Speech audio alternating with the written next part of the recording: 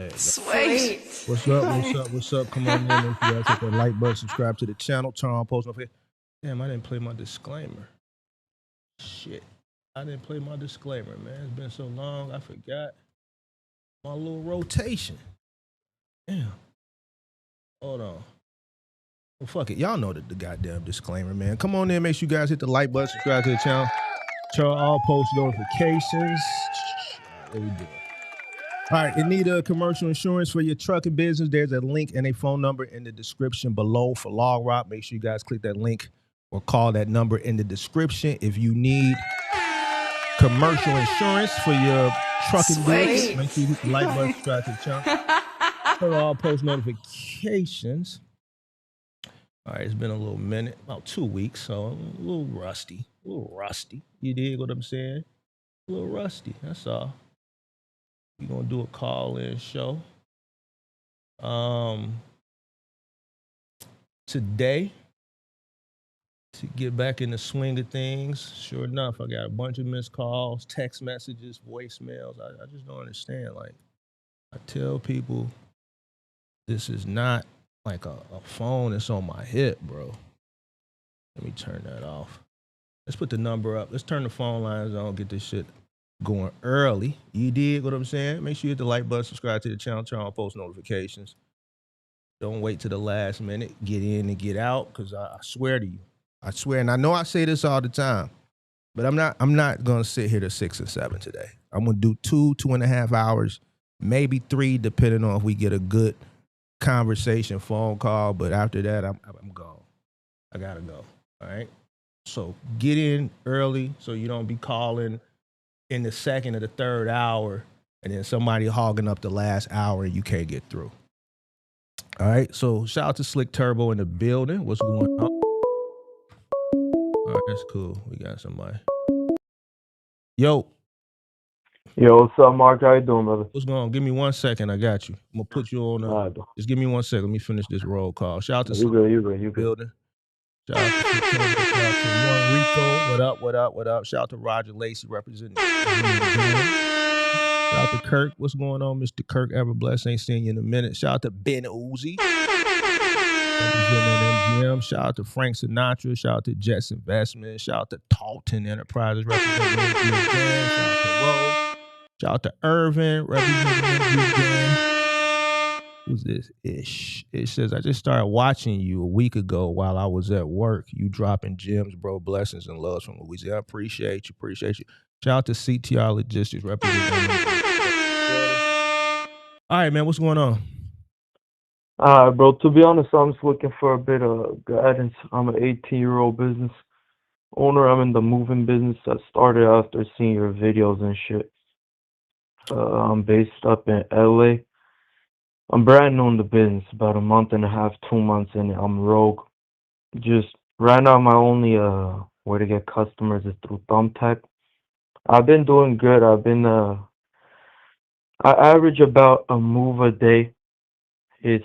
I got me and an employee. We work hard, but I'm just trying to see how I could take it to the next level. Keep getting customers and get more customers. I have a 16-foot box truck. I also have one of those, the electric vans that you see the FedEx drivers and shit driving nowadays. You said you got a box truck and a van? Yes, sir. So I was lucky enough that my pops, he had those already. So he just kind of giving them to me. I don't have to pay insurance or nothing. So what do you mean you a big insurance? Like he's covering it for me. Oh, okay. So all I do, I pay him $50 every time I take a truck out. So I don't have much expenses. It's pretty much just my advertisement, those trucks, the $50 every time, and the employee, which I pay $20 an hour. Mm-hmm. So you got a 16-footer in a van. You renting a van for $50 a day, pretty much, because you say you got to move at least every day on average, right? Yes, sir. And the truck as well, $50 a day. So you said you want to know how to book more jobs? Yes, sir. Just want to take it to the next level. How are you booking jobs now? Thumbtack. That's it. What are you charging an hour? My rate is $85 an hour for a 2-hour minimum, and then $100 truck fee. And what type of jobs are you doing?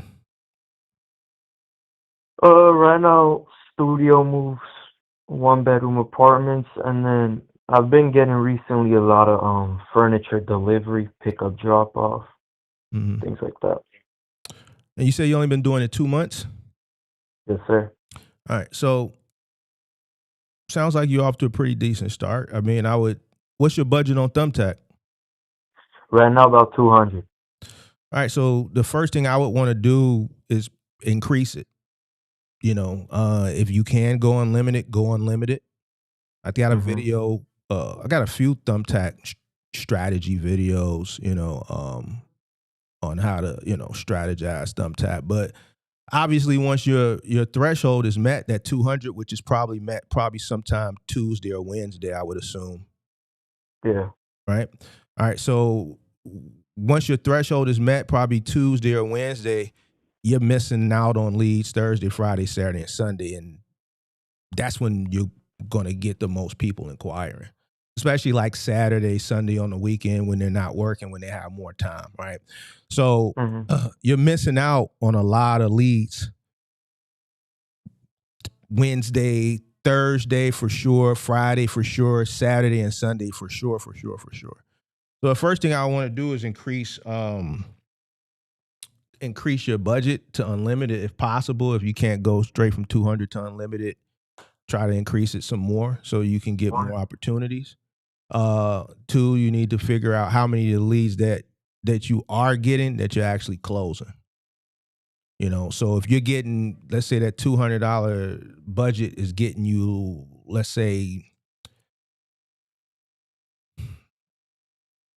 I don't know what the average is out there in California because every market is different. What are you paying for, let's say, on the average one bedroom for a lead? It's about from like $20 All average, right. 22. So about $20, right? So let's say you getting, for every 5 leads, you spending $100. So let's say you're getting 10 leads for $200. How many of those 10 leads do you think you closing? Out of the 10, let's say 4. All right. That's not bad, 40%, you know what I'm saying? So, you do your customer acquisition on that. If you can increase it to 50%, then obviously that would be better. 60%, obviously that's Mhm. going to be better. So that would be step 2. So try to close more leads would be the first thing, right? 2 would be Mhm. increasing your budget. 3, more boots on the ground marketing, right? So not so much flyer distribution hand to hand, but going to the storage facilities, introducing yourself to the property managers at the storage facility, giving them some type of incentive to prioritize your company over everybody else's that puts their little card or their little flyer on the board when people are moving in and out of storage and they say, hey, do you guys know any movers? So instead of them just saying, yeah, there's some people on that board over there that you can call, they'll say, instead of them directing them to that board, they'll say, yeah, we got someone, call this guy, right? So, and because you're incentivizing them to do so, and then you kick them back $50 or $75 for every lead, right? Mhm. Obviously a storage facility, that's a customer that's moving, right? So you're not wasting, material on, you don't have to print that many, you're just printing enough for, the storage facilities in your market. So whether it be a business card or like a flyer, that's going to a consumer that's specifically looking to move, not in the near future, not next year, not 2 years from now. Like they're there either moving in or moving out, In the present, right, yeah. in the present, right? So that would be the third thing that I would do. Obviously, you're just getting started. This is a word of mouth business. You know what I'm saying? A lot of your leads over a period of time, you're going to start to see if you're in the industry long enough and you do good work, it's going to be word of mouth, right?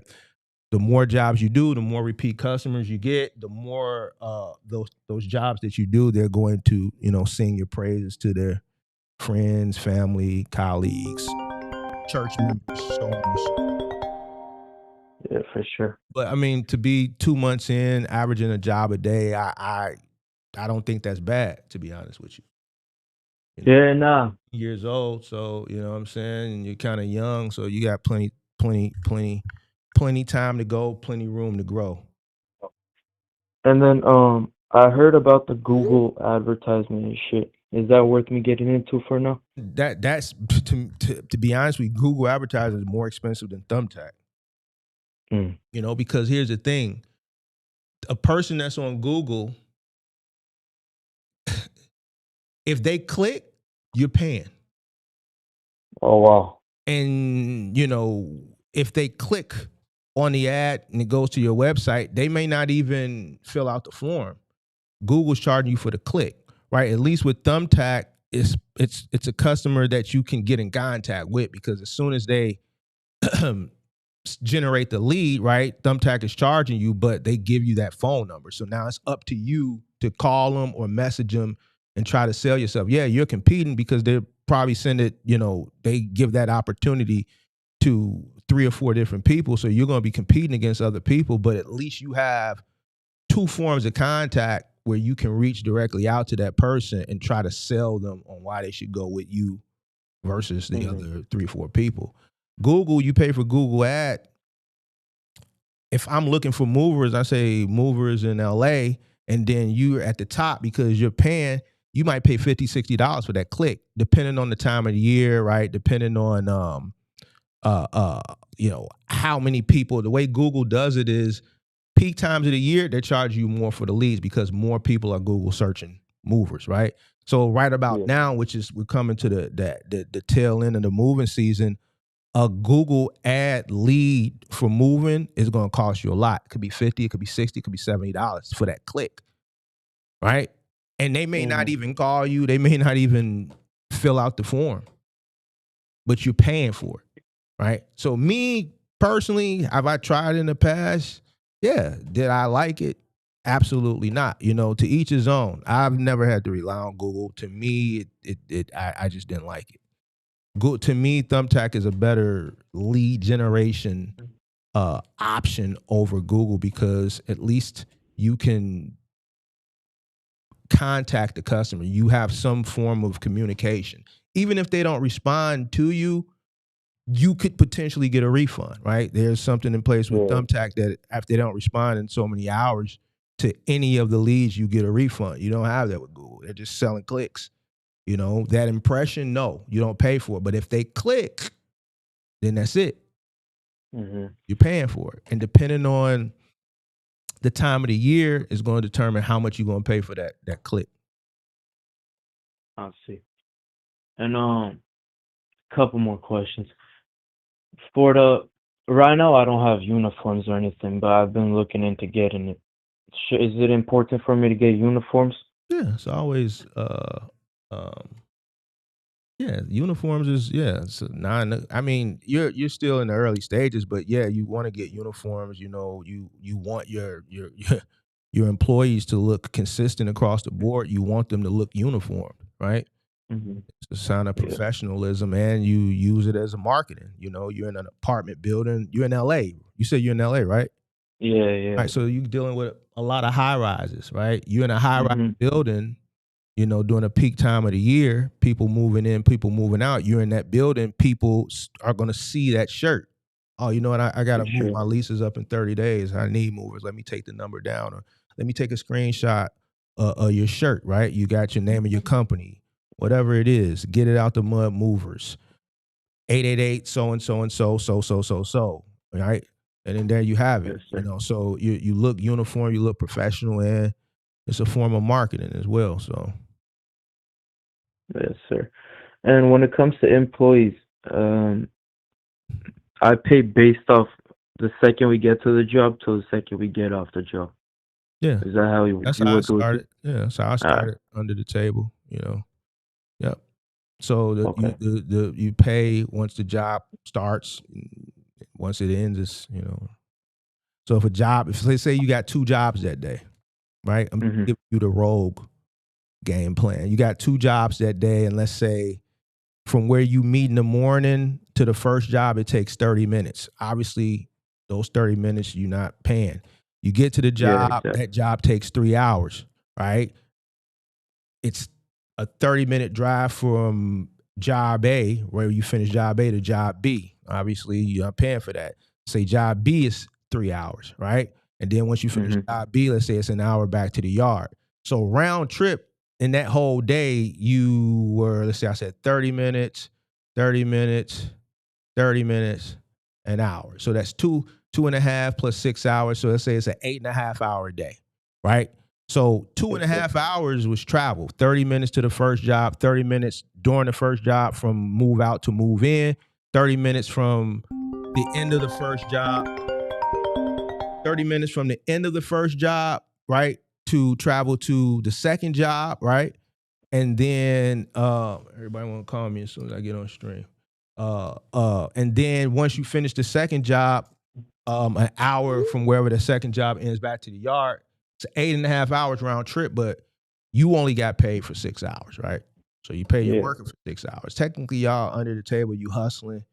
There's no laws or nothing that are, that you got to stand on, like labor laws or nothing like that, because technically you're under the table, you hustling. So yeah, that's how I did it when I was first. All right, brother. And as for social medias and shit, I should start that up too, right? Yeah, I mean, you can. I mean, I'm gonna be honest with you. That's I'm older, so it wasn't. This shit didn't exist when I got started. But yeah. But here's the thing: with you being rogue, and you in LA, like I don't know what the regulatory agency is out there. I'm pretty sure there is one. So you do have to be mindful that the more you do put yourself out there, right, the more opportunity get caught up in a sting. So I'm pretty sure LA is a big city. I'm pretty sure they have state, a state regulatory agency that governs and regulates household goods moving, right? Yeah. So, if they catch you, you know what I'm saying? The fine, shit's trash. They can take the truck. They can take the truck in the middle. If you're in the middle of a job, they don't say, okay, well, move the shit back in and then we take the truck. No, they take the truck with everything. When they catch you, they catch you. So it's policed way different than the guys that do like over the road, like general freight, right? It's policed way harsher because you're dealing with people's personal possessions, right? So they don't play. So, is it something that you need to do, start a business in today's times? Yes, but my honest opinion, when you are, trying to build this business and you're under the table, you kind of want to be mindful of putting yourself out there too much because you don't want to get caught, right? So okay. All right, brother. Well, thank you, man. Give me some great tips, bro. I'll be keeping in touch with you on the other streams and shit, bro. All right, what's your name again? Also on the Discord. The name's Hovo, Hovo, brother. All right, you in the Discord? Yes, sir. I'm in the I just got that first tier as of now. Yeah. But I'm So yeah, the first tier is cool, so you can read, but like not the live streams, but like the general like chats when we're talking in the chat, you won't have access to those. But you're fine. Yeah, what's the questions you got? You can ask them, but you won't have access to like the chats. What's the best That's tier like to get like the best access? tier. Second tier. All right, bro. All right. All right, brother. Appreciate it again, man. All right, be safe. We'll see you too, bro. All right. Call in show 312-772-5483. 312-772-5483. So that was the first call. He got straight to it. I like when people get straight to it. I didn't even have to do a monologue. All right, let's see what we got going on while we're waiting for the next call. It says that MOB vid really woke me up, bro. I needed that. I'm 27 with folk. God damn. Hey, I ain't laughing at you, bro, but you said you 27 with 4 kids. I got this with job. Now I'm trying to run me up about 2,500 and grab me a cargo van off of Facebook Marketplace. How do I, bro? You got to call the show, bro. See all that typing you doing? You could have been done called in, pimp. You dig what I'm saying? You did what I'm saying?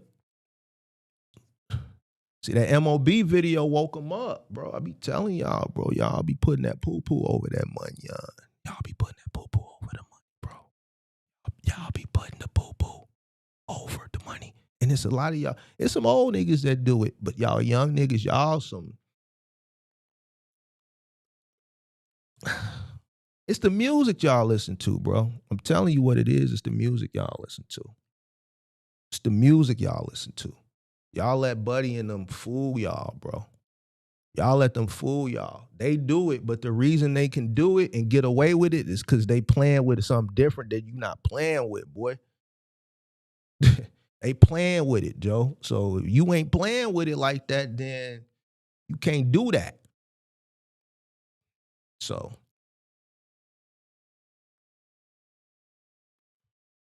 But man, the line open, pimp.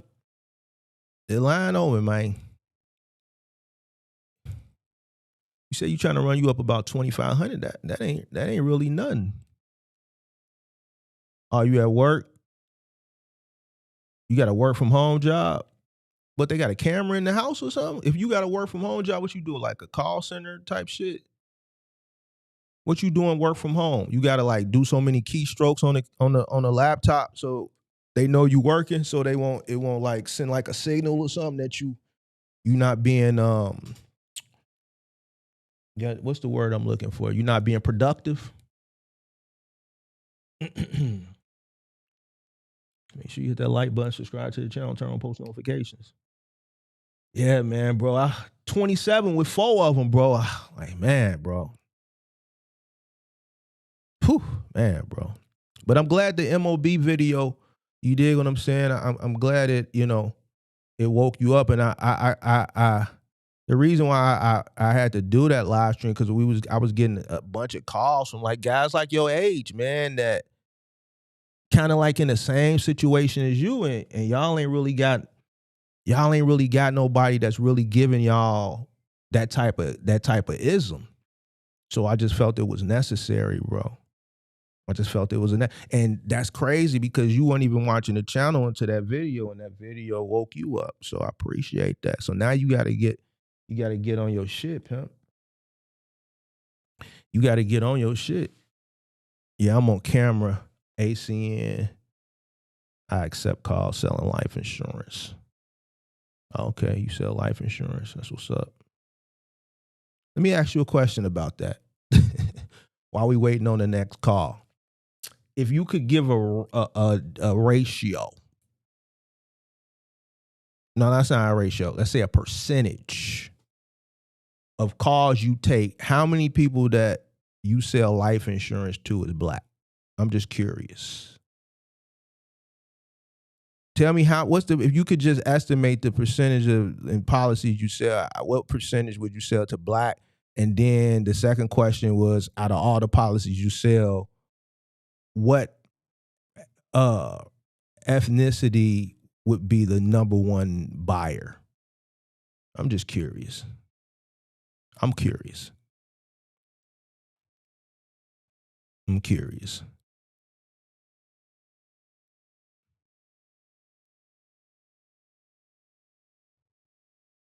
312-Sham-Sham-254-83. Phone line is open. Make sure you hit the like button, subscribe to the channel. Turn on all post notifications. We are winding down the summer. The summer has come and it has gone. School has started back. So we got about another. Hello? What up? What up? Yo, it's Kirk. Is who? It's Kirk. Your name is Kirk? Ever blessed. Oh, what's going on? I'm here, man. Give you a shout out, check in on you. Oh, man, I'm blessed, man. I can't complain, man. That's what's up. Yeah. Let's say give you a call and check in on the family, you know? Oh, man, I'm doing well, man. I can't complain. What about you? Yes. I can't complain, but I'm giving thanks, you know? I'm alive. I'm still here, but But what? still not free. You said you're not free. What you? Yeah, I'm not free. I'm here, but I'm not free. Oh yeah, because of the Yeah, the whole situation. Man. the ice baby, too cold, right? Yeah, gotta drink a cocktail. You know what I mean? You know what you got to do, man. You got. Yeah, been doing that. Been doing that, but they have me on the visions. You know, You said they got you what? they got me on the vision, On the supervision, vision, supervision. supervision, Yep, like an ankle bracelet. yep. Well, shit. If I'm coming your side, I gotta let them know. Well, if you come to the, like if you want to travel. Yep. Uh, Yeah, they limit a lot of things on me right now. So it works, right? I know that's what I say. I'm free, but I'm not. So what you got to do to be to be straight? There's a lot. And then Mr. Man in office is changing up a lot of things. So So let me ask you this, because we keep it a G ball. We we keep it a G ball now. I don't If you would have did what you were supposed to do initially, would you be in this situation? know. 5 years ago, yeah, When you first came here, and what year did you come here? 2018. 2018. And how long was you on a work visa or No, travel? no, none of that, none of that. What Just was you visit, on? Just a visit. regular passport or Yeah, whatever? So regular visa, man. so with the regular visa, how long do you got over here before you got to leave? They give you like 6 months. So you was over here 6 months and you just never went back. Never went back because of certain circumstances. What you mean? Certain circumstances, I can't stay over the year. Oh. But you knew when you was here, you knew it was you was Yeah, I know what's going to right. happen. So As I say, you know, so what you got to do? I'm doing it right now. Oh, okay. So it just sounds like it's just a money thing. And I say they kind of have me on a thing there, on a leash. You say they got you on a leash. Yeah, meaning the ankle bracelet thing, and then there's a lot of rules and regulations that I have to follow. I can't do much. But they didn't send you back though, right? No, I'm here. All right, well you Gucci then. Right? I'm here, man. Yeah, you Gucci then. You just gotta, you gotta what I don't know what you gotta do, but whatever it is you gotta do. I'm just helping out. I'm just helping out family friends, to just eat. So what you gotta do so that they got you on the ankle monitor, like how long is that for? Like is it like a 10 Right now, I have no idea how long it's gonna be, but my next court date is all the way in 2028. 2028? Yeah. So they just got you gonna have you on the ankle monitor to 2028? Yep. You can work or no? No, I can't. So how do you live then? How do you survive? I'm just helping out a family friend. No. So I'm asking you, they caught you, they locked you up, but they didn't Yeah, deport you. they They didn't. They they released me okay, but why didn't they deport you? because I came here. What do you call it now? I did a check in. So basically, they verified me. So I came here on the plane. You know what I'm saying? Okay. Yeah. So when you came here on the plane, you have a better chance than person that come across the border Oh. because you were I forgot the word that they call it. Um, I don't remember, but you're in a better position than a person that come across the border. Okay. Yeah, and the thing is that I don't have no criminal record here while I was here. So they So so they said, all right, you could stay, but we gotta keep an eye on you. So they put a ankle monitor on you. yeah, because this on their record, I travel to too much state. Okay. Yeah, So You living with But family? I'm assuming. they limit me. So you live with family? Yeah, I live with my wife. Oh, you ended up getting married. Yep. Oh, okay. Wait, is this the same person? This was the same Kirk. And that basically I was in the But thing there, I thought Discord. I thought that you was single and it didn't work out or something. I'm team there. I'm married when I came out. Oh, you When I got married came out, when my you came girlfriend. out. Yeah, when I came out, my wife married me immediately. All right, so if she married you, ain't you like a citizen or some shit like that now? No, not yet. You gotta do some paperwork, and that can take a little tedious for that process. But you go, man. So So hey, so now that you married an American person, yeah, you gotta put in a lot of paperwork. Just, oh, hmm, yeah, you gotta put in all of that. You know. But like I say, and I'm keeping up. And for people to call me, I was calling to check in on you and checking on the MGM family. appreciate that. Appreciate that. So, we talk on Discord. All right, bet. Be safe. All right, bro. All right. 312-772-5483.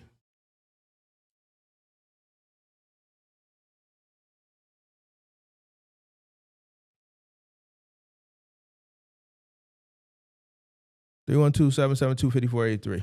All right. Where did I leave off at? You said out of 75 calls I'll make about 25 sales out of those 25.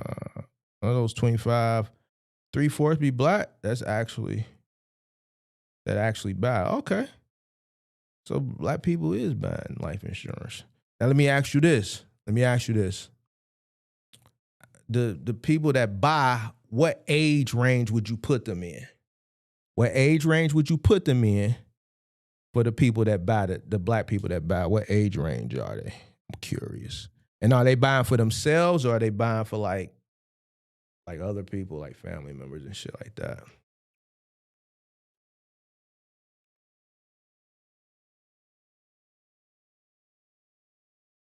Curious.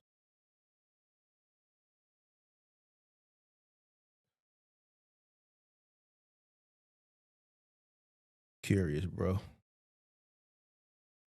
312-772-5483. All right, so what was I saying? Yeah, so summer is over. School has started back. What else is going on while we're waiting on another call? I think I seen some video, people complaining about something, the rates or some shit, diesel and then what else have I seen just in passing? That's popped up in my thingamajig. What do you call it? The what's the lady, bro? The lady y'all keep asking me about. What's it? The dispatch lady? The lady, I think she worked out of a truck dealership.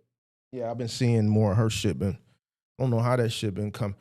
I know how it's been coming across my timeline because every time that shit pop up, I actually like take the time to watch it shit because that shit be like low key. That shit crazy to me because I seen a lady tell Buddy ass. She told Buddy like, look, man, y'all listen, bro. If somebody listen, Buddy ass handed her 50,000. So she was like, let me get the camera out. Let's get the camera out. Let's get this right. Boom. You gave me this money, but I'm gonna give it right back to you. I'm like, how you gonna give Buddy his money back? Listen, you gave me this, but this is how it works. You gave it to me today, and in 6 months, I'm gonna give it right back to you. I'm like, how's she gonna give him his money back, gang? How's she gonna give him his money back? Dude that's just standing there looking like, lady, what the fuck is you talking about? Listen, she said like 4 times. She said, look, you're giving me this today, and in 6 months, I'm gonna give it back to you. You're gonna give me this, and in 6 months, I'm gonna give it back to you. I'm like, all right. All right, if you say so. Yeah, that lady kind of funny, bro. She be talking to them crazy.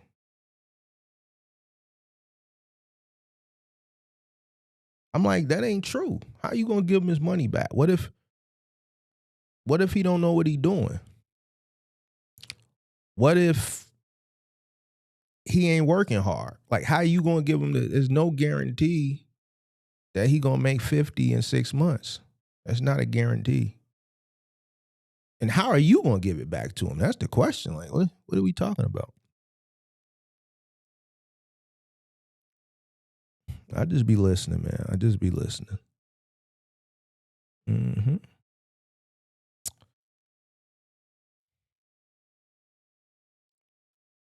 All right. We still waiting on some more callers to call in. 312-772-5483. What else have I seen out here?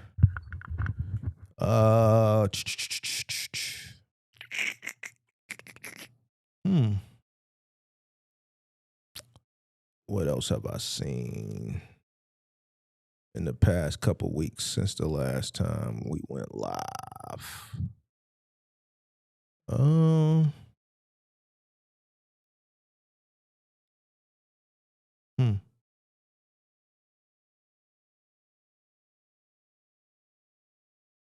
Not much.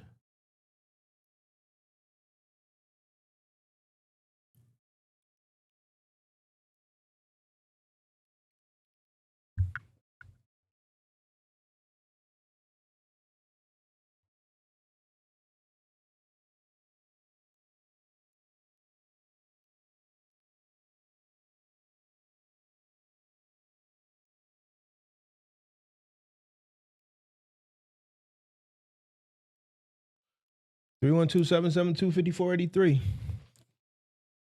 Waiting on some more calls, man. Let's see how many missed calls we got over the last 2 weeks since the last time I went live.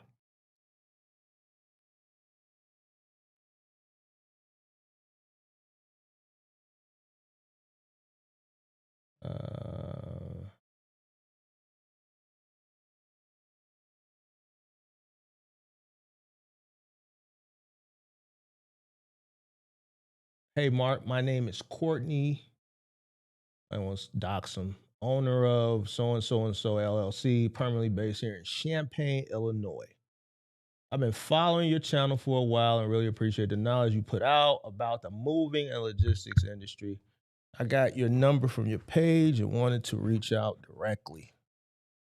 I currently operate a moving business and have already built up steady customer base, website equipment, business presence. I am now getting ready to apply for my Illinois ICC Household Goods Authority, and I'm trying to figure out the best way to transition into being fully licensed without losing the momentum and income I've already built while the application is being processed. I have some questions about the ICC process, what I can and can't do while my application is pending, and whether there is a legitimate ways to keep my trucks and businesses producing revenue during the period. I want to see if you have experience with the ICC and whether this is something you could help guide me or consult with me. Whenever you get a chance, I appreciate hearing from you. Thanks, Mark. All right, this guy sent this text message August 15th. All right, let's give him a call, man. Let's give him a call. Fuck it. Since ain't nobody calling, I just call him. Call. But claiming Dipset.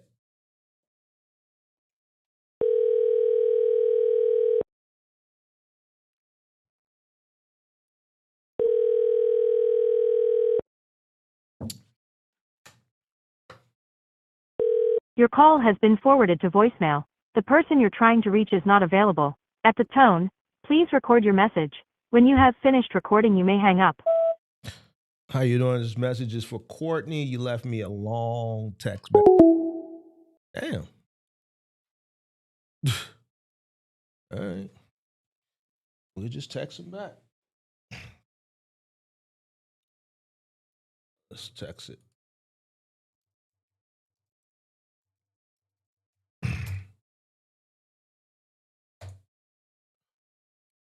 We'll just text them back. Let's see what else we missed.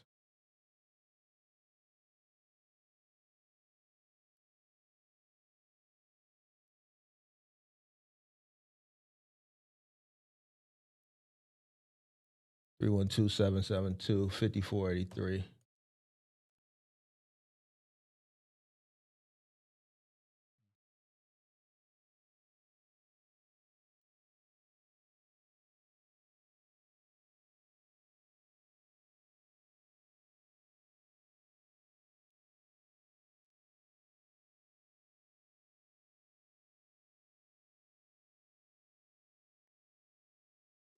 What's up, bro?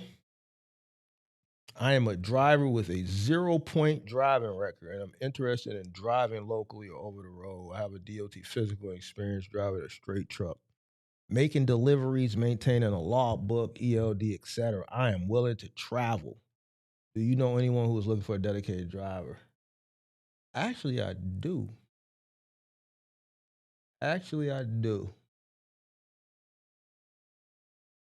Hmm.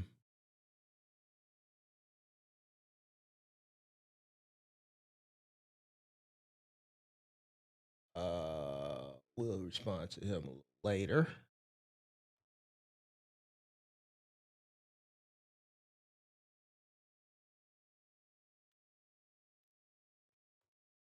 Three 772-5483.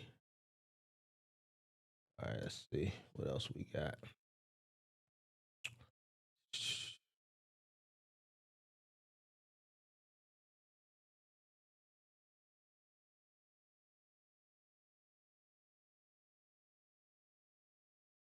Oh, here we go. I do have an open gun case, but that will be beat bogus. Other than that, DOT is good, and I'm good to go. I can still travel without permission, and I'm not under any crazy restrictions that would interfere with my employment. Ah, bro. Well, thank you for being honest, but like, oh, like the person I was going to refer you to, I ain't gonna do that now. Shit. Oh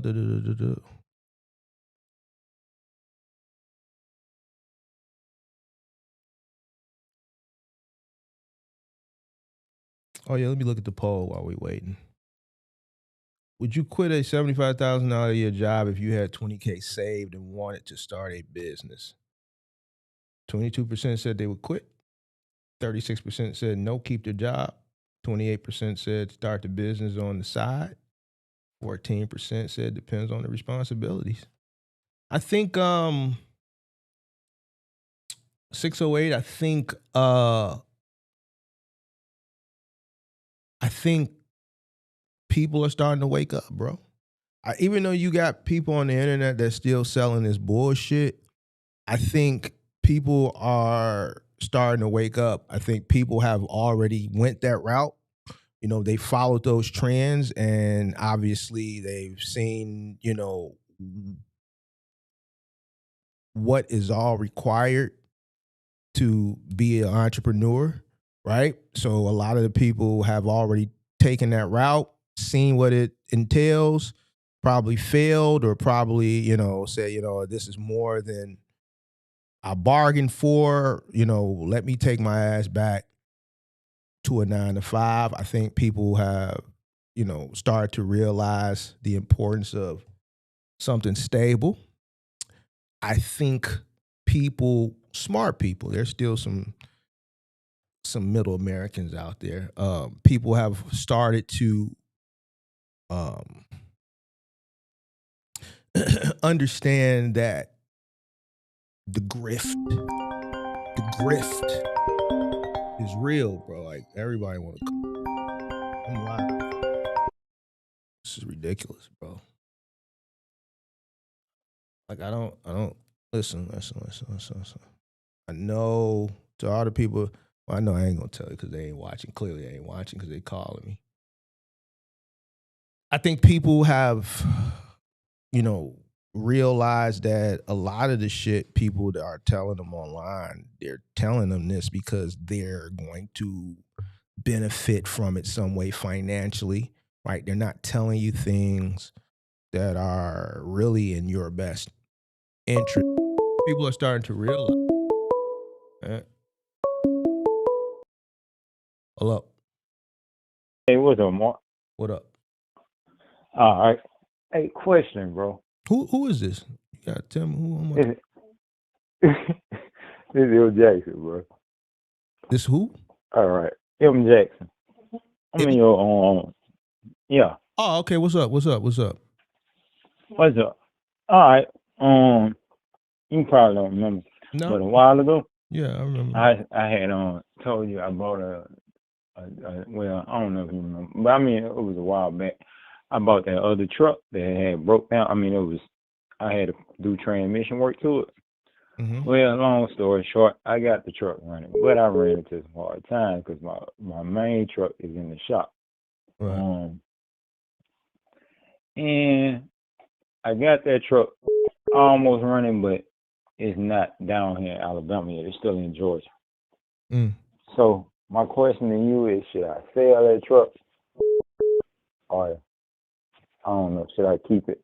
Because I was trying to keep it, but I'm really like going through it now for both of my trucks. I made some mistakes. I ain't gonna lie. But both on like in the shops. Well, both of them in shops, but one of them paid for the one in Georgia paid for the one in Alabama. I'm still paying on it. They gave me a real high repair bill, and that other truck in Georgia is the only thing I got. So you ain't driving no more? Nope. The last person I drove for, which they was kind of pricks in a way, but that lady, like, she keeping me on payroll. She really misclassifying me as a 1099 contractor when I'm not really a contractor, because I use her truck. They pay for the gas. They pay for all the repairs, but they want to say that I was a contractor. And so she holding me a slave to a job when I ain't worked in like 3-4 weeks. How's she holding you if you ain't worked? She still got me. She's still saying I'm on, technically contracted under her. And she on my you can walk away Amazon whenever you want to walk away. Oh no, yeah, I done walked. Look, it ain't like it ain't like against my. I mean, when I'm arrested or I can't go nowhere else. But I'm just saying she got me tied into it. How? And she holding on, cause she still got me employed, or so she say I'm employed, but they ain't working me. And the only reason she doing it because she know I can go to the folks and tell her that she misclassified me. What I'm saying, I ain't gonna do she that. holding you hostage, bro. You saying she holding you hostage? I'm trying to figure out how. Nah, I guess that's okay. That could be the wrong word. Do you want to work there anymore? Do you still want to work there? No. Right, so I'm done with that. You don't want to work there? No. All right, so you don't work there. No, I mean, I just fixed it for you. Yeah. You don't work there no more. It's a wrap. No, I know that. Yeah. And then now I'm gonna take care of it. Just tell her to call me. You good? She already know, bro. I got you. Don't worry about it. You didn't. All right. She already know that, bro. Like I know too. She's saying I'm employed for her safety, but that's what I should have said. But anyway, I'm trying to figure out, should I sell that other truck or not? Because I'm kind of going. The one that's in Alabama? No, it's in Georgia. I got one in Georgia. So you done with the business or what? No. So you got 2 trucks, but why you driving for somebody else then? Cause both of them was in the shop. Like that other truck in Georgia, I had to get it fixed. All right, and so my truck been in the shop in Georgia. That truck was in the shop the last time, about 2 weeks. I got it out, and it's done now, but I ain't been able to go and get it because they want me to have insurance. It's a money thing? Yeah, pretty much. Like, I'm strapped. So now the truck that's in Alabama, you still own that, and that's in the shop. Yep.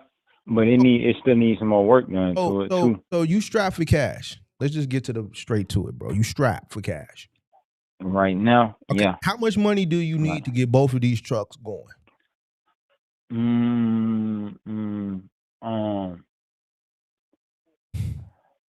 The one in Alabama, bro.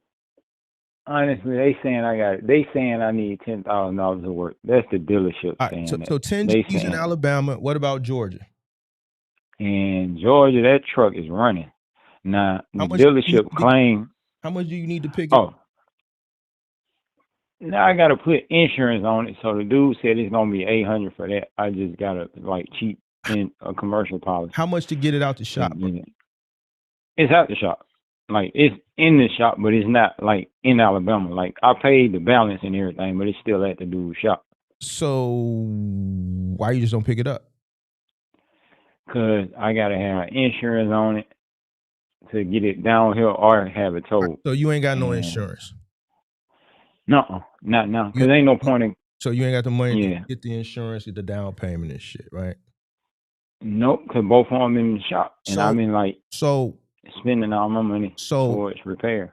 So, and then the lady that you working for ain't working you for whatever reason. Yeah, she ain't. I ain't working with her. She ain't got shit. She ain't got no motion. Well, she doing Amazon, but that Come on. I mean, so like I said, she don't have no motion. That's a real same thing. She ain't got no motion. You know what I'm saying? Like, you right. You right. Because there's more stuff out there. I did. So what you gonna it's do? definitely I mean, what you want? I could tell you what. Shit, you need to go get you some money. You got to go to work. So if she ain't going, then you got to go get it from somewhere.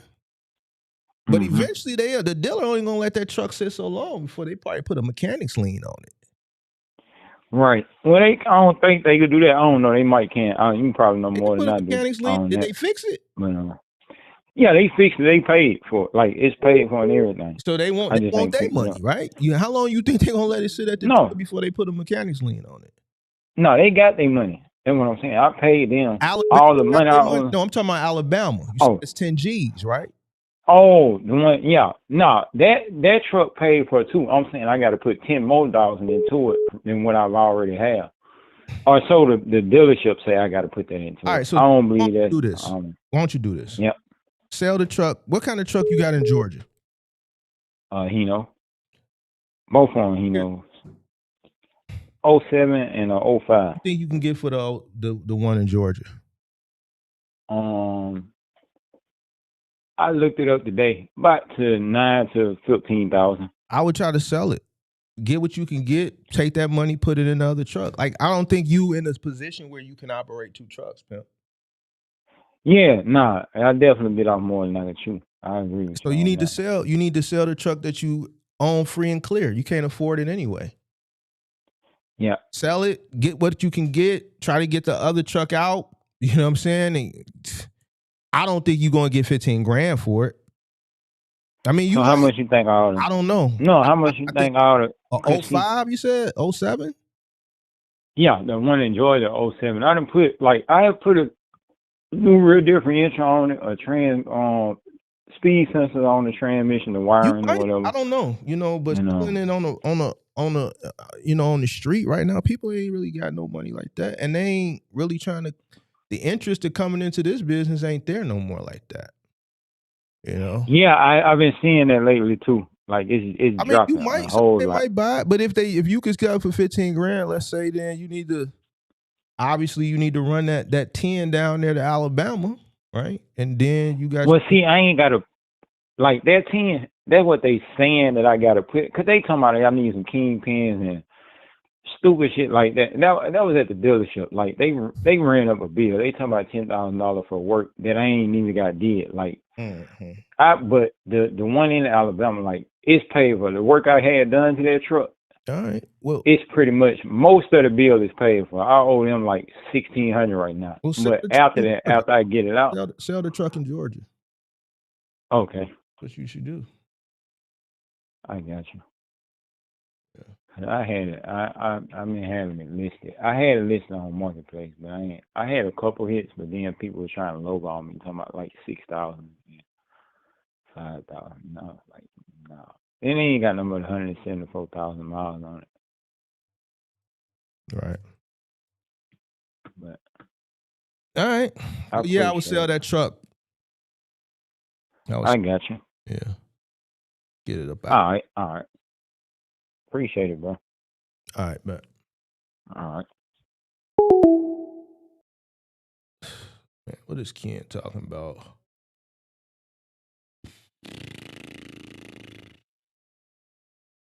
Hey, bro. Well, you tell. Well, then start a channel and tell people how to do it success. Because everybody I see doing it ain't doing it. You deal with what I'm saying? Like the only people that's doing it is the people on the internet that's saying they doing it. Everybody that I know that's trying to do it ain't doing it. If that makes any sense, they doing it, but they ain't doing it.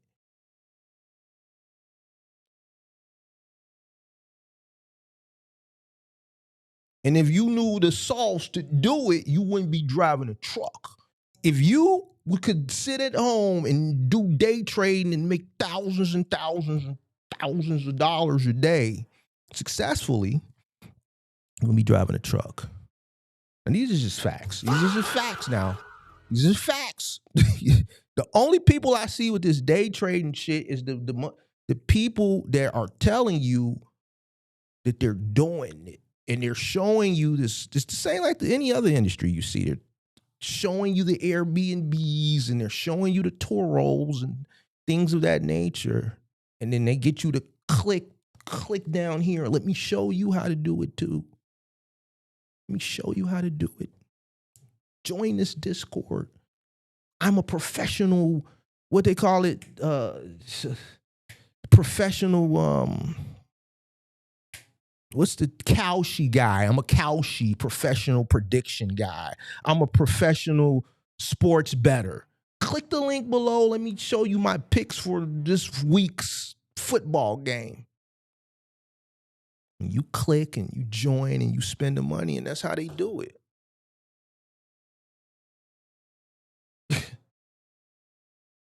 Every time Ken is one of them types of guys, he pays for everything.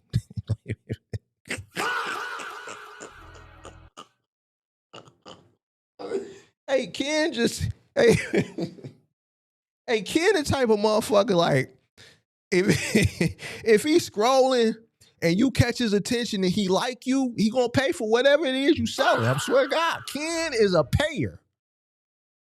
He's a payer. He gets mad at me for always telling him the truth. Paying for it. Like, real. Yo. Is a payer. Hello? Yo, who this? Yo. Oh, I'm looking for Mark. What up? This Mark? Yeah.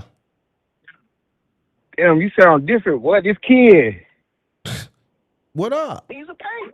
Man, you put me in the background, man. Turn me off and listen to me for real. Hold on. So you ain't got to listen to that. You can listen to me. You dig? So now you talking about I'm a payer. No, you just got to. Hey, hey, listen. Hey, one thing about me, I'm willing to pay to learn shit. Like, that's just plain and simple. That's not dumb. Ain't nothing wrong with that. I never said it was. I don't buy anything. Never said you were dumb. Everything I done bought, I done actually learned from it and made money from it. I done told you this hundreds of times. Your problem is, why you got such a problem against people who sell information? I don't got a problem with people who sell information. Is it? Hold on, let me ask you a question. Let me ask you a question. Is it just? Go ahead, bro. Go ahead. Is it just people in the box truck space, or you be talking about everybody when you talk about like? So the majority of people that do it are doing it maliciously. They're doing it with ill intentions. They're not doing it genuine. Like they have no interest on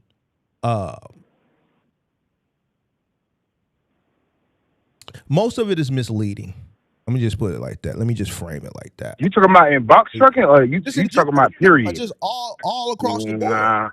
And I don't have a problem with nobody, right? It's just most of the people that do it are misleading, and it puts a bad stigma on it, and just in general, bro. I'm pretty sure there are people out there that are, have a product and they're genuine and they're going to be honest with you. If you came to them, like people come to me, you've been watching me for a long time, and I don't, based on their situation, I tell them, the truth on what I would do. I'm not gonna tell them something because I have something for them to sell. So I'm not gonna mislead them, because if I tell them what they really need to hear, they're not gonna want to continue to listen and buy whatever it is I'm trying to sell. Right? I don't do that, right? Because karma is a motherfucker, bro. If you come to me and I know your situation, you tell me your situation, yo, this ain't for you right now. You ain't got enough money, bro. You probably need to stay at your job, whatever the case may be. This is why I could never be successful I can't be successful online like some of these guys, because I'm just too honest. I can't do it. Well, I don't know who you that's why I say, because the people, like I say, everything that I done spent my money on to learn something, I didn't get scammed, and I either made money from it or I learned something. Yeah. I said you're a payer. And you are a payer. Yeah, you're admitting you're a payer right now. So I didn't say anything to malicious to harm you. Yeah, but you don't tell you believe in going to college. Payer. Huh? You believe, but you said it like in a facetious way, like you said it like you a payer.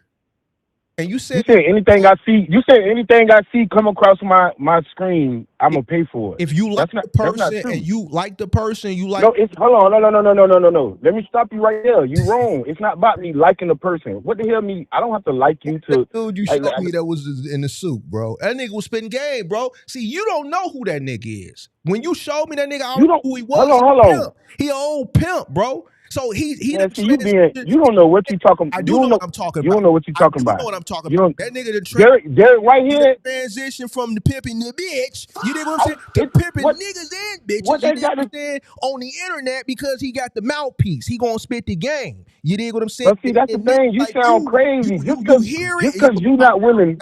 Because he got a mouthpiece, man. No, that ain't got nothing to do with it, bro. Yeah, what are you talking about? Man, you showed me, buddy. We was sitting up there watching. So what that got to do? Just because I showed, what that mean? What you mean? How did I get pimped? What you talking about? The nigga sat up there, bro. The man is pimping, bro. He's a pimp, nigga. That's what you sound. Come on, you smart. Hey, listen, you don't smart. Hey, listen, I ain't gonna lie to you, Mark. When you talk like that, don't get upset. You don't sound intelligent. No, I do sound intelligent, because you don't know. You don't know a pimp when you see one. You don't know this man is pimping? You talk pimping what? Pimping everybody. Anybody that buys he's selling you a dream. He's selling you an experience, and you buying it. Bro, you sound ignorant, Mark. I ain't gonna lie to you. Because here's the thing, bro. If you never met the man, you don't even know him. I need to meet the man, bro. I don't need to meet him. Only thing I need to do is go, because, nigga, I have common sense. Once I'm consuming some shit, I know what it is. I'm not a middle American, Ken. I'm not a middle American. What you? Ken, I'm not either. You not a middle American, but you now keep it. Now, I'm gonna be honest with you. I know you finna get upset because I know you. You a little naive, You a little naive. Yeah, you sound stupid. You sound stupid. I ain't gonna lie to you. You sound stupid. Right, well, you don't know, Mark. You don't know everything. I don't know that man older than you. You. Admitted to him. Say, I'm not. Hey, you know where I'm from? Nigga, down you know where I'm from? Nigga, Minister Seymour. You know where I'm from? There's a lot of niggas out here that's doing that. That's older than me, but I can look and I can listen. Bruh, know what that shit is. You have something against it. That's it. But you got a mentorship, it, bro. Like, if a nigga pimping, he pimping. Nigga, just because you can't see he a pimp, that's your problem. Bro, you from Illinois, bro. I'm from down south. Like, more pimp, what are you talking and about? that's what I'm saying. That's why I know. What you mean? I'm not naive. And see, I didn't want to say it, and that's why I didn't want to say it. I'm from Miami, Florida. What you talking about? And exactly. So that's why when you said, "Man, you act like I'm a middle American," I said, "No, I know you're not a middle American, but you're a little naive." I'm not naive. So if I'm naive, why every time? Why I never got scammed? Say it, but you're right. I went from where I'm from, so I can probably see that a little bit better than you. Just like it's some shit that's down there in Florida that I don't know shit about, and I would be completely oblivious and naive because that's a part of y'all culture down there. Nigga, I don't know about crunk fritters, nigga. I don't know what the fuck that is. You're gonna know more about that than me, nigga. What the fuck is a crunk fritter, nigga? Hey, you gotta understand that when I see a nigga, the pimp shit don't mean you pimping a bitch, nigga. It's pimps is pimping niggas now. selling you a So whole hold motherfucking hold on. Let me it tell up, you. Let nigga. me explain to you. Nigga, a Let whole me explain to you why you sound ignorant. Because pimp. you seen somebody talking and you seen them No, dressed with a suit on, no, they pimping not people. about the Hold on, suit. It's hold on now. go Can I? ahead, King. Okay, can I? Go ahead, Can I? King. Can I? Can I Go, tell you? go The ahead. reason why you sound ignorant. The reason Go why you ahead. sound ignorant because you basing Mm-hmm. off what somebody the Jerry curl. Oh, that's an old pimp. I knew an old pimp. Can't. Bro, listen. I'm Hold on. middle Let American. me No. explain. I'm gonna interject. I'm not no middle American, so I'm not going off no superficial shit.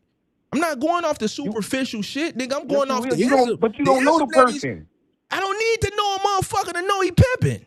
I don't need to know a motherfucker the motherfucker talking that shit to know he not a So pimp. What the fuck are you so talking why about, is bro? so how is it? I So need to, how is it? do I need to know the bitch selling pussy if she ain't offered it to me? If I see the bitch walking down the stroll, motherfucker, with her ass is showing, and you walking down. Man, that's two different. That's two different. No, That's two what I'm different saying, things, bro. You no, it's sound crazy, different bro. things. It's not two different things. It's the same shit. If you know, you know. Bro, If you know, you know. If you you just know, you against know. If you you just know, you against people. know. Like it's No, I'm not against the nobody. thing with me. I'm not against nobody. It's just, man, Hey, you at the end of the day, you get mentorship mad. is mentors learning from people. I'm not getting mad. I'm not getting mad. Boy. Mentorship, learning from people is a shortcut. Nigga, Wait, why you think? Hold on, let me ask you a question though. it is. So It is so Michael when you Jordan, it is Michael when you Jordan got the paid right his person trainer. Why people pay trainers? to get better. All right then. So what? You sound crazy when you always talk about everybody. No, Most people, like buying the coach is crazy, I didn't say and buy there's a something coach is wrong with. crazy. I said you a payer. Bro, you done told me Called that in. before. And you called in. And you You done admitted told that me that you a before. payer. I didn't say nothing bad about you, Ken. I said, Ken, you a payer. No, And you and look, said, but look, here's the payer. thing. I said, But that's all I just you said. just said the man was pimping everybody at the seminar I went to. Listen, Ken, How when there's send people there me showing the nigga. he sell Send me the the link man sells. and the nigga's Hold pimping. on. Do you know what a shelf corp is? Do you know it's plenty of people that was there that done did business Man, with this what man buddy and that? that Bro, hold on. I'm gonna find buddy. bro, no, Give because me a you no, don't make no sense. You're not making no sense when you're talking. no. You be getting mad, Ken. Bro, come on, you know I'm not getting Hey, mad, bro. you I'm just upset. talking with you. I know you Why upset. would I get upset about that? No, but listen, the reason why the reason why I say you wrong about the trading thing, you don't. Sometimes Mark's okay to not speak on stuff that you don't really know Nigga, about. I don't So, fuck with it. I said I don't do the trading thing. I but you do said people that do it Go ahead. they have to sit in front of their screen all day and have the charts in the bathroom. See, That's not true. that's where you got offended at. See, when I see, here's where you No, I it's didn't get fucked up. You offended. take it personal. So when I said, man, them motherfuckers got sit, they got screens everywhere, they got them all in their house, all No, I'm just saying I didn't take it. I true, said you but wrong. That's all. I did like put a little bit of extra sauce on it, right? Because that's what they do. They ain't necessarily got screens in the bathroom, but if you day trade it, you do need to be abreast most of the day of what's going on because you're day trading, bro. You cannot quit. Listen. I You can can't. promise you. I hear what you saying. I know where you finna go, Ken. I know where you finna go, but you take shit personal. I said I Bro, don't I'm not do taking it. it personal, bro. I'm just talking to you, bro. I'm kicking it with you. Go ahead. No, because you call in, you be super hype. What is this? Yeah, because I like fucking with you. You ain't fucking with me, bro. I'm glad you Hey, when I see you say, go because bro, come on, you know every time we talk, we get the shit get like, come on, I'm not mad, bro. I'm back, man. I'm back to I'm fuck glad with you you. See, back. I took a little break. I know. I I took a know. little break, but I know. I ain't finna let you be just saying shit. And Nigga, you what the fuck you talking about? Nigga, if you was a Hey, no, great, but look, you check this out. great Check this trader. out. All jokes aside, check this out. So look, I'm in a group. I'm in a community right now for trading, right? I know. I know you are. So look, check this out. Oh, I don't, and you know, I sometimes I be driving too. So, but when I got into it, I wasn't driving that much. So I wasn't driving that much. So, but anyways, the people that I'm learning from, like and this part of the reason why I got into shit. I done seen this lady make $10,000 between 9:30 and freaking 11 o'clock, and put and close the computer. Like I done seen it with my own eyes. I done made money. I done made $500 in 30 minutes, or you know what I'm saying. So That's all I'm saying. Like you don't you was I don't know if you said you was over exaggerating, but you be meaning what you be saying, even though you would probably put a little bit on it. What part? Like so, I'm just saying. What part did I mean? What part did I mean? No, you said you think, but look, you like you say the people who you say maybe the people who you see ain't doing it for real, but the people who I'm learning from really doing it. Word. You know, so I don't know who you see like, and you still got that. You just got that old, bro. Like, Go ahead and say what you finna say. Don't say it, nigga. Don't. no, bro. You know you an old head, bro. No, I'm not. So you really against like Hell like I said. That's why I asked you. Is you talking about just the box truck community, bro? Because it's the reason why. You know how much money Michael Jordan was paying his mentor, his coach. I mean his trainer, so he wouldn't train with nobody else. dude, that's a trainer, bro. A trainer is not. It's a coach. It's a coach. No, a coach is Yes, a coach. it's a coach. A trainer is a trainer, dude. Okay, well, if we gonna say but listen, like people are willing to pay if it could save me a little bit of time and it save me a little bit of going through the now you still gonna go through them battles, you still could lose, I done had days where I lost, but I done learned a lot, and I also made money. The money that I paid for the dang on course, I done made it back just in learning the stuff that I learned on trading and by trading. So like I say, you just got a weird thing against people who willing to pay money to learn something instead of going through the you still gonna go through the ups and downs like I said, but like I don't know, you got something weird against you, like you against that for some reason. Word. Like you say, I get it. Some people probably do be scamming people, but that's why you gotta do your due diligence. I never got scammed by nobody. Word. Type shit. You know what I'm saying? Type shit.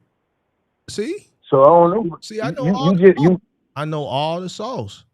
Stop putting that shit. What sauce? That label on me, boy. Nah, but and Derek Whitehead ain't no you. Hey, you said he pimped me. You know what it is? You know what it is? Y'all look for too many shortcuts. It's not about looking for a shortcut, bro. It is. It's a shortcut, nigga. Bro, it's not a shortcut. Listen, check it out. Check it out. And then you get upset when I give you the truth of this shit, and then you be like, "Oh, you're not giving me no truth." Old head, nigga. It's not a. Just like the. It's. Bro, it's not that I don't look for shortcuts. That's not even my personality. I don't look for shortcuts. I just said I'm willing to pay money to learn from somebody who's doing what I want to do. Never said nothing bad about that. But that's not looking for a shortcut. Take it personal every time I J down. No, I'm not taking it personal. I'm asking you, how is that a shortcut? Because I'm willing to pay money to learn from somebody that's cool. You just pay everybody. So how is that? You just pay everybody. Huh? You pay a lot of people. How is that a short? Why you pay many people, Ken? Since you want to talk, who I paid? Many. So okay, tell me who I paid. Since you know, tell me who I paid. Tell me who I paid, Mark. Since you know it all. People, bro. I'm finna tell you. I'm finna name you. Hold on. I'm finna tell you. Dude, you be traveling. You be going. Oh yeah, I go to seminars to get around. Listen. I go to seminars. I go to seminars and webinars. That's when I was doing. That's like to learn stuff from people that's already doing it in the industry. I get around the people and to get around like-minded people that want to learn the same stuff I learn and network. What's wrong? Isn't that wrong with that? So what you learned, bro? Because I've been knowing you like 3-4 years now. I'm trying to see what you learned. You been to what I've been doing. That was when you see me at that seminar with Buddy. That was me. You learned, Ken. What have you learned? Oh, so as far as the new thing I'm doing, the trading thing, yeah. I don't learn how to watch the indicators. I don't learn. Okay, huh? I said, So the trade I use is the opening range breakout. I know because before when I first told you I was learning trading, and you kept trying to say, I don't know. I think you should just buy and hold first. Like I'm like, bro, I already know about buy and holding. Like, well, you ain't saying nothing new to me. And I ain't really know much when you was asking me because I said I'm just learning. Y'all was trying to clown me because I said I was learning this shit. No. It was you. It was you. Somebody your whole your whole entourage in the chat. I don't know what you're talking about. But anyway, you said you. That's easy work. A call, come on, bro. A call and put. That's the simplest thing. A call is you thinking it's gonna go up. The put is thinking you think it's gonna go down. Type I use the opening range breakout, which is the first 15, the 15-minute candles, and if it break out above, like what you laughing? I'm listening, bro. I'm just listening, bro. Go ahead. I ain't got No, nothing. go You ahead. said I just told you. I'm listening. No, I'm just saying. I'm just telling you what I base. Tell me about the I'm just telling you what I base what I make my trades off of, and if I don't see that setup, then I don't take it. That. But that's pretty much it. I watched the 9 EMA, the 21 EMA, and the 200 SMA, like, and that's what I use. Right. So, but anyways, you in the truck right now? Huh? You in the truck? You driving? Yeah, I just got back on the road. I just came back from Florida. Cool. But yeah, you got something against like I don't know what. Like I say, people pay for coaches. Day trade. I got a problem. You said, listen, I don't have to like day trade. You buying hoes. Yeah, and I've done it, and I've Yeah, done I it know. on the channel successfully. So No, that's fine. Ain't nothing. You know, I don't like it. I don't do it. To me, it's like gambling. I've never day traded, bro. Because it don't. No, I'm not. It's like all right. gambling. No, I know that. It's not really like gambling because you use it. It is. If you don't, that's my opinion. Just like you got yours, I got mine. See, but the difference between me and you is I've showcased my talents. I haven't seen yours. Of course, we haven't talked. What you mean? People have followed me and made hundreds of thousands of dollars in a short period of time. How you gonna see mine when we haven't talked in months? So when you sitting up here trying to tell me, nigga, I don't day trade. I don't fuck with it, bro. I don't like. No, I'm just making a. It's my opinion, and I can say whatever I want to say. No, you can. I just said when you come in my talking crazy and shit. I said you was wrong. You don't have to sit in front of the computer all day. Fuck with you back. See, you ain't know fucking I'm with me. With you back. So you got mad because I'm like, these motherfuckers sitting in the bathroom with screens all over. You don't even know when I'm fucking with you. Said you gotta look. This shit, you wrote long ass scriptures in my chat. I'm just fucking with you, bro. I'm fucking with you. I wrote one thing. I said I watched your video. I don't. Everybody that watches me know I don't fuck with day trade.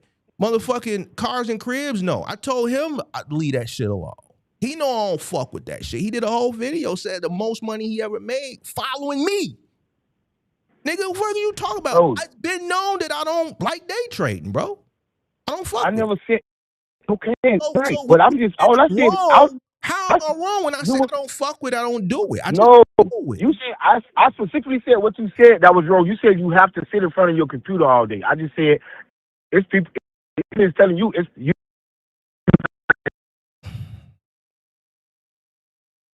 Hey, Ken, man, go get you some service, bro, and call me back, bro. Go get you some service and call me back. I'm going to be an old head, though. I'm going to continue to be this old head. All right? Get you some service and then call the old head back. Okay? The old head is straight, though. You can't hear me. Oh, you back? You back? All right, back. All right. I was finna hang up on you because your service. You out on the road right now, right? Ken. Carolina. Ken. Hey, Ken.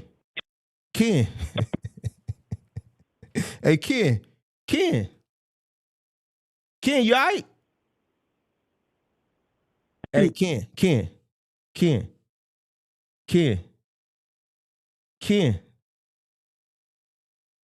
Hey, Ken. All right. Ken got to get him. Hey, Ken, do me a favor. Ken, when you get this, when you when you watch the replay, do me a favor. Take you some of your day trading money and get you Starlink. Go get you Starlink, Ken. You just making all this money on the day trade. If you making all this money on the day trade, go get you Starlink. I don't want to hear it. Don't come over here trying to troll. You never gonna be able to do it with me, bro. Go take some of your day trading money and go get you Starlink. Stop doing the Wi-Fi. Stop with the Wi-Fi, Ken.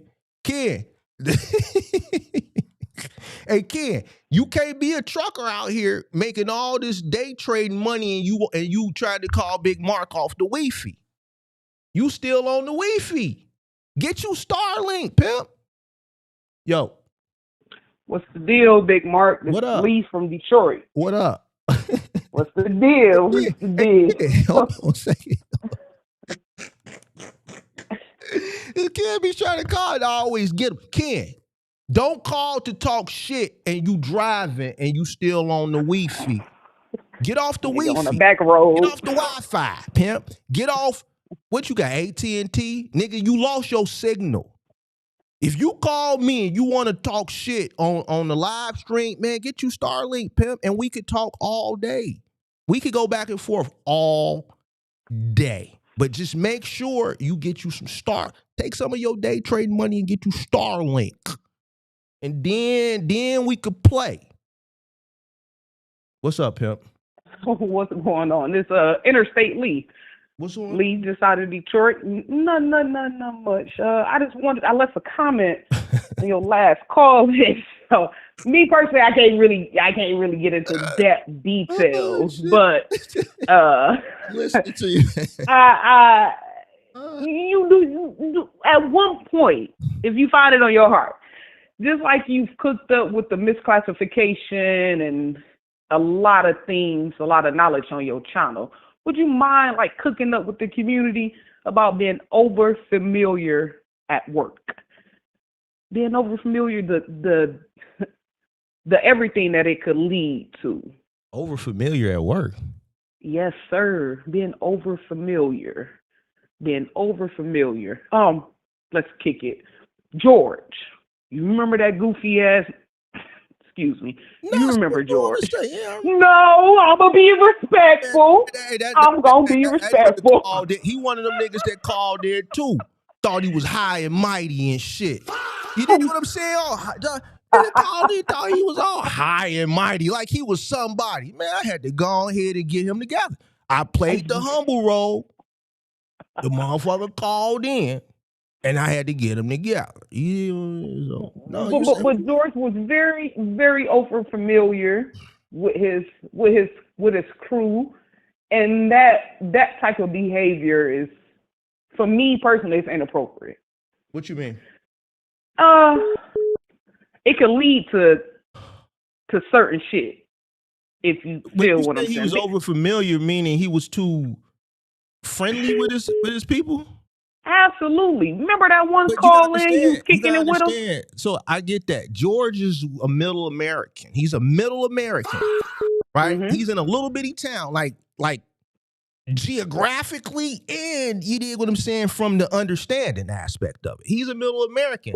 So if you remember the first time he called in his mind, as long as he's making some money, he's okay. He's not understanding 7 years in one vehicle. We looking at that like, nigga, what is you doing? Like, nigga, we looking at what you doing. You not doing it. You ain't wrapping people's furniture. You took a grandfather clock. You didn't wrap it. You took a grandfather clock. You didn't take the bells out. So you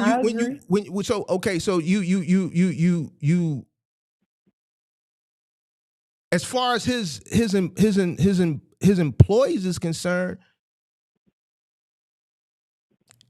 what do you expect out of them if they've had no proper training? We've seen him in action. He don't know what he doing. So if he don't know what he doing, what can we expect from them? Yeah, that's why I'm calling in. Maybe you could do a stream on things like that, because I understand middle American. No, I'm not. I'm not doing it. You know why I'm not going to do it? Because I realize that people just don't get it. And that's why I don't do it, right? There's a small percentage do, but most people, they going to look at it like you hating. Right? It's going to be some naive people that catch it and they'll be like, look at this hating ass nigga, right? Because they ain't never watched nothing prior, right? to understand what's going on right now. They're gonna see that one little thing, and then they're gonna come in. Then I got to get them together. I'm just tired of getting niggas together. You see what I'm saying? So nah. Because you know what? It's gonna always be some ignorant ass nigga. And you never gonna escape the ignorance. So I'm not gonna keep repeating the same shit. What's known don't need to be explained. I got that. You got a line. It's us and it's them, right? Oh yeah, for sure. All right, so let them niggas stay on that side of the line. I've done enough streams and talked to enough people, right, to realize that whatever it is that I thought in my head that I could fix or could change, I realize this is just not good. It's just not possible. So if I continue to do it, then I have to look at myself. Yo, I'm wasting my time. So I don't look at it like that, because that small percentage you are reaching. You may not reach 100 of us, but if you can reach 3 of us out of 100, then you have been successful. It's not your job to reach everybody, but you reaching the people that you should reach. Yeah, you are appreciated, though. You feel me? You are appreciated. I appreciate you, but I don't have to do it. Yeah, I feel you. I get that. Right, so it's just I get that. I'm not gonna do no more. I get that. I see it. I've witnessed it. It's kind of like the 1099 session, that stream that you have done. But you look at these people, they have been in situations where they have been misclassified. So when they start up their journey to entrepreneurship, hey, X, Y, and Z misclassify me as a company driver. So when I start up my whatever, I'm going to misclassify you as well. But it's wrong. So since you brought that up, remember when I did that? Motherfucker came over here arguing with me about that. I do remember that. So I gotta argue with people on shit that I'm telling, because, you know, maybe it's just me. You know, my mama always told me, white is right and black don't know nothing. But that only pertains when you telling that to another black motherfucker. You see what I'm saying? Yeah. So I'm sitting up here telling motherfucker about misclassification, but then these motherfucker want to tell me, well, so-and-so that I work for, they got me like this, so Mark, you not right. All right, well, fuck it. If I'm not right, just go ahead and do the research yourself to determine if they right or if Mark is right. You won't even take the time to go sit and do the research on your own to determine if the employer that's misclassifying your punk ass is right or wrong. You just gonna accept it. But when Mark say, yo, this is a misclassification, no, Mark, because my employer doing this to me. So if they doing it, then it's gotta be right. Well, why are you accepting what they doing that's wrong and not challenging it or not going behind? But when the big Mark say it's wrong, oh, I'm just wrong. I'm wrong. When you could literally go do the research yourself to determine if I'm right or if they right. I agree. I agree. I agree. Well, I respect your standpoint, because the information is there, especially within the content. All you have to do is sit and listen to it and dissect it and actually understand what you're saying. So I was wondering, I respect your standpoint, because at some point it becomes repetitive. Right. So, but you are reaching a certain community that you're supposed to be reaching. So, you know, I'll leave and keep tuning into the show on this. Black people, brown people, whatever. Don't be over familiar with your employees. Don't be over with your employees. Over familiar. They're not your friend. They're employer and employee for a reason. But see, you know, a cat like George, he ain't got that in him where he can put those boundaries up. Exactly. You see what I'm saying? He the type of motherfucker that just, and this is not me, because we watch it in the content. Yeah. You know, he's not the type of person that he's going to accept anything because he don't want to do this shit himself. See, me, man, get your ass off my truck, go home. But now, since I kicked that motherfucker off the truck for whatever reason, I know now that the only person that can get and take that place is me. See, he not willing to do that. Mm-hmm. So he gonna be friendly. He gonna, nah. He Walk not, a fine line. That's he like not really a leader. when he tried to flex on you that one stream. I think him and his employees was Playing poker. playing poker or some shit in the background, and they ha-ha and he-hen, and it's just like you said. I'm from the inner city of Detroit. You was born and raised, or wherever you was born, but you was raised in Chicago, another inner city, urban inner city. Is there certain shit you don't do, and that's one of them. That's one of them. Yeah, but see, he would never make it in a Detroit or Chicago. Oh hell no! Because listen, you could send a jack nigga. This is my boss. I know he got a bad. Yeah. I know he. Yeah, I'm like, yeah. We sitting up in this real quick. It always happens. But just the way he operated, we see him operate on camera. He would have never thought about that. No, what I'm saying is that level of respect, you got to earn it. Yeah. The shit that you got to put down, like they not respecting that shit, bro. They ain't respecting it because he not doing the work. You complaining on the truck, man, this shit heavy. Every job they doing, this shit heavy. Duh, motherfucker, you a mover. That's why they hired your goofy ass. You see what I'm saying? So it's things that he complaining about, but he, in his mind, he don't realize how goofy you sound like you're a fucking mover. Of course this shit is heavy. That's why. That's why they hired you. Because they don't want to move it. Because they don't want it. They could have went right down to U-Haul and did this shit. Enterprise, anything. Right. Yeah, exactly. But they didn't. Everything is going to be heavy. And more tired you get, the heavier the shit going to feel. Right? So if you're the owner and you're still in the field and you're talking to your employees, complaining about the customers to the employees, complaining about the jobs, complaining about how heavy this shit is, you're lowering the morale in your own company. You're setting the tone right there. So now to a middle American, they gonna look at it like there's nothing wrong. He's surrounded by a bunch of middle Americans. A middle American person who watches that content, they're going to consume it and they might side with him. To a motherfucker who got some common sense, they gonna say like, nigga, you a mover. That shit's supposed to be heavy. That's why you making what you making. That's why you're doing, like, it's moving. And then too, why are you sitting there having these types of conversations as the owner of the business with employees? You're lowering the morale. So what you expect out of them?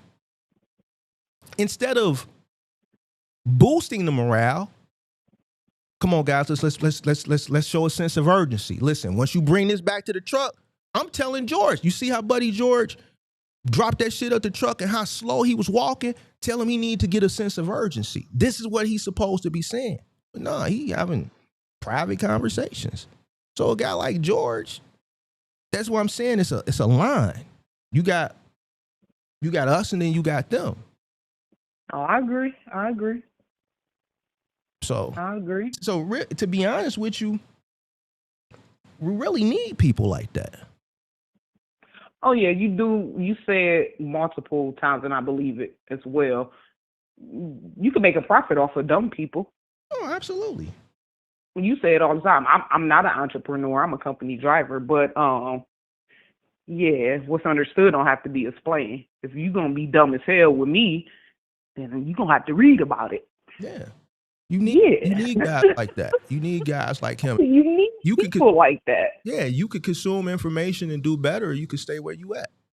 Yeah, for sure. For sure. I agree. All right. Well, shoot. Well, it don't hurt to ask. I respect your standpoint because you have this information is already within your catalog. Yeah. But it don't hurt to ask again. Yeah, but I certain just topics I'm just not gonna revisit. You know what I'm saying? I get that. I respect that. It's just like I don't see and just keeping it a G, like as time goes on, for some reason people just ain't they're just not getting brighter. So when you saying shit and you know motherfucker ain't really comprehending absorbing it. Like, it's just like, yeah. It ain't even absorbing, just comprehending. Yeah. So George couldn't comprehend shit that was being said. Well, it goes back to what you said earlier.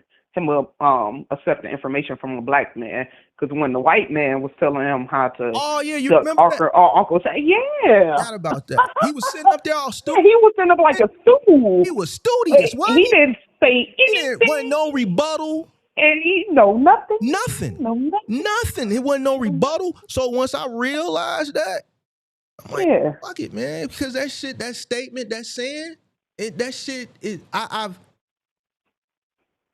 I've seen it more so since doing content than I haven't really been in a situation where I could see or experience that until I started doing it. It's like my mama would say it and shit like that. I've heard other people say it, but like I've really experienced it doing this, right?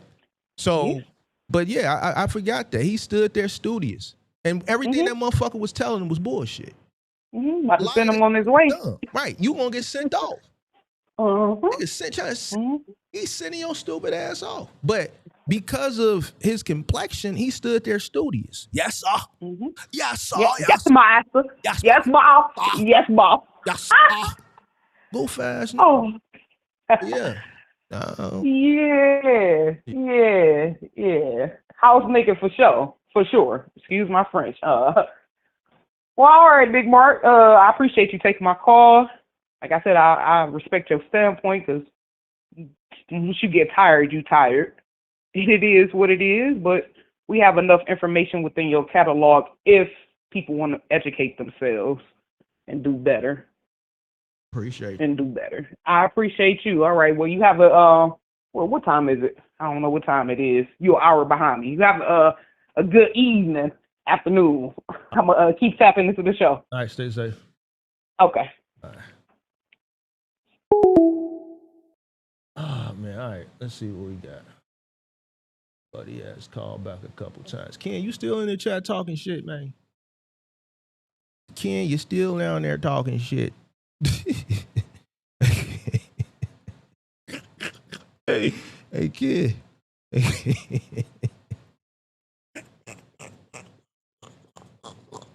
Hey, Ken, call up here trying to talk some shit and ain't got Starlink. Come on, Ken, big dog. Don't give me a chance to get you, pimp, because you know I'm gonna get you. Let me call Buddy ass back. You're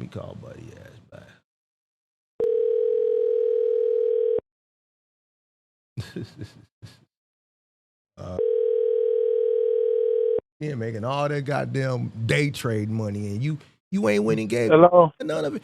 What's up, man? It's Mark. What's up, man? How you doing? I'm good. What about you? I'm good, man. Glad to finally get a hold of you. Yeah, man. I know you're a busy guy, man. But yeah, I was just trying to see about I'm trying to get I got a moving company. I'm based in Illinois, and I was just trying to go through the process of getting my ICC license and just running steps that I was just hearing like they be really on it, part of checking you out once you applying for license, and trying to see like how did you go about that with still operating your company, while applying for the license. Just apply. Yeah, I mean, where you at? You said Champaign? Yeah. So where most of your moves at? Champaign? Yeah. So you just doing like what? University of Illinois type shit? No, I'm doing most of the Springfield and shit like that. Yeah, all this area. Yep. How long you been doing it? This is my 5th year. All right. So you said you want to get your license. What you mean? I'm trying to figure out when you asked like the. No, I just heard like they be like on you like far as like because I had got a letter a while ago about like ceasing advertising, like advertising and stuff. Basically, what happened? They know you exist.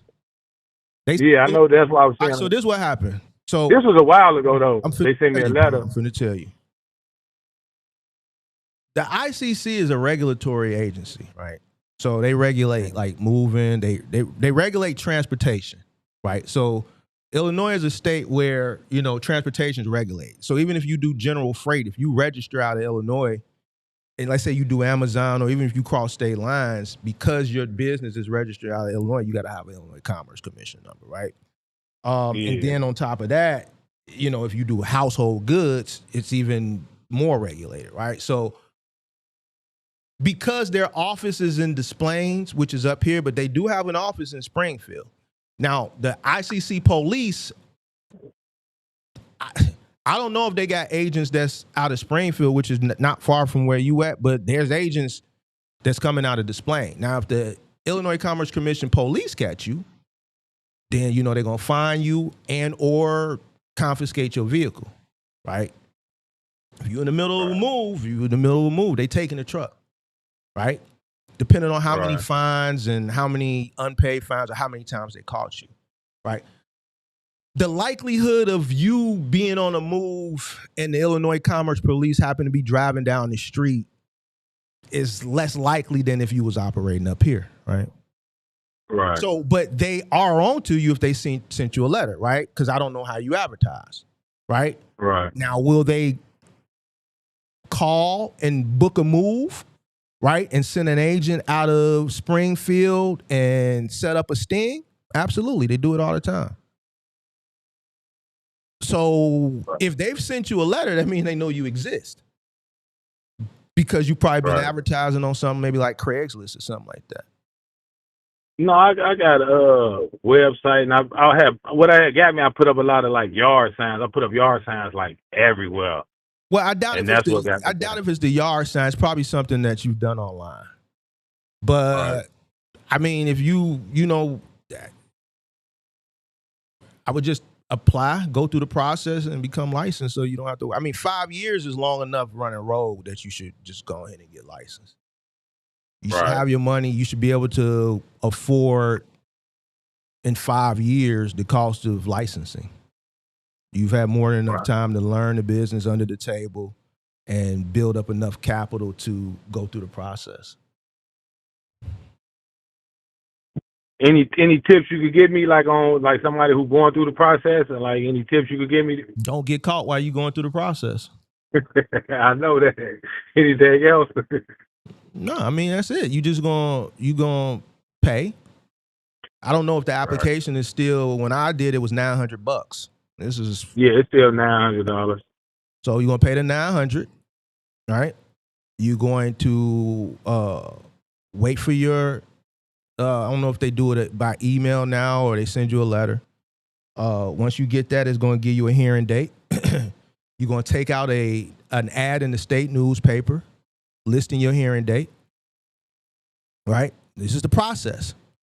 You're going to take out you're going to take out an ad in the state newspaper listing your hearing date. You're going to go to your hearing date, preferably with a transportation lawyer. Judge is going to see if you're willing, able, fit, and capable of running a licensed moving company. So they'll grant you a permit for a year. Within that year, you have to operate to the letter of the law. So within a year, you got to go back, and they're going to see if you got any infractions. It could be anything. You held somebody's shit hostage, whatever.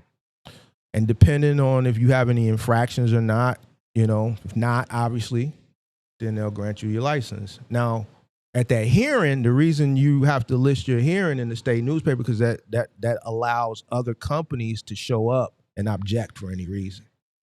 The likelihood of somebody showing up and objecting, not likely, but it can happen. Somebody could show up and say, "Hey, we got enough licensed companies. We don't need another one."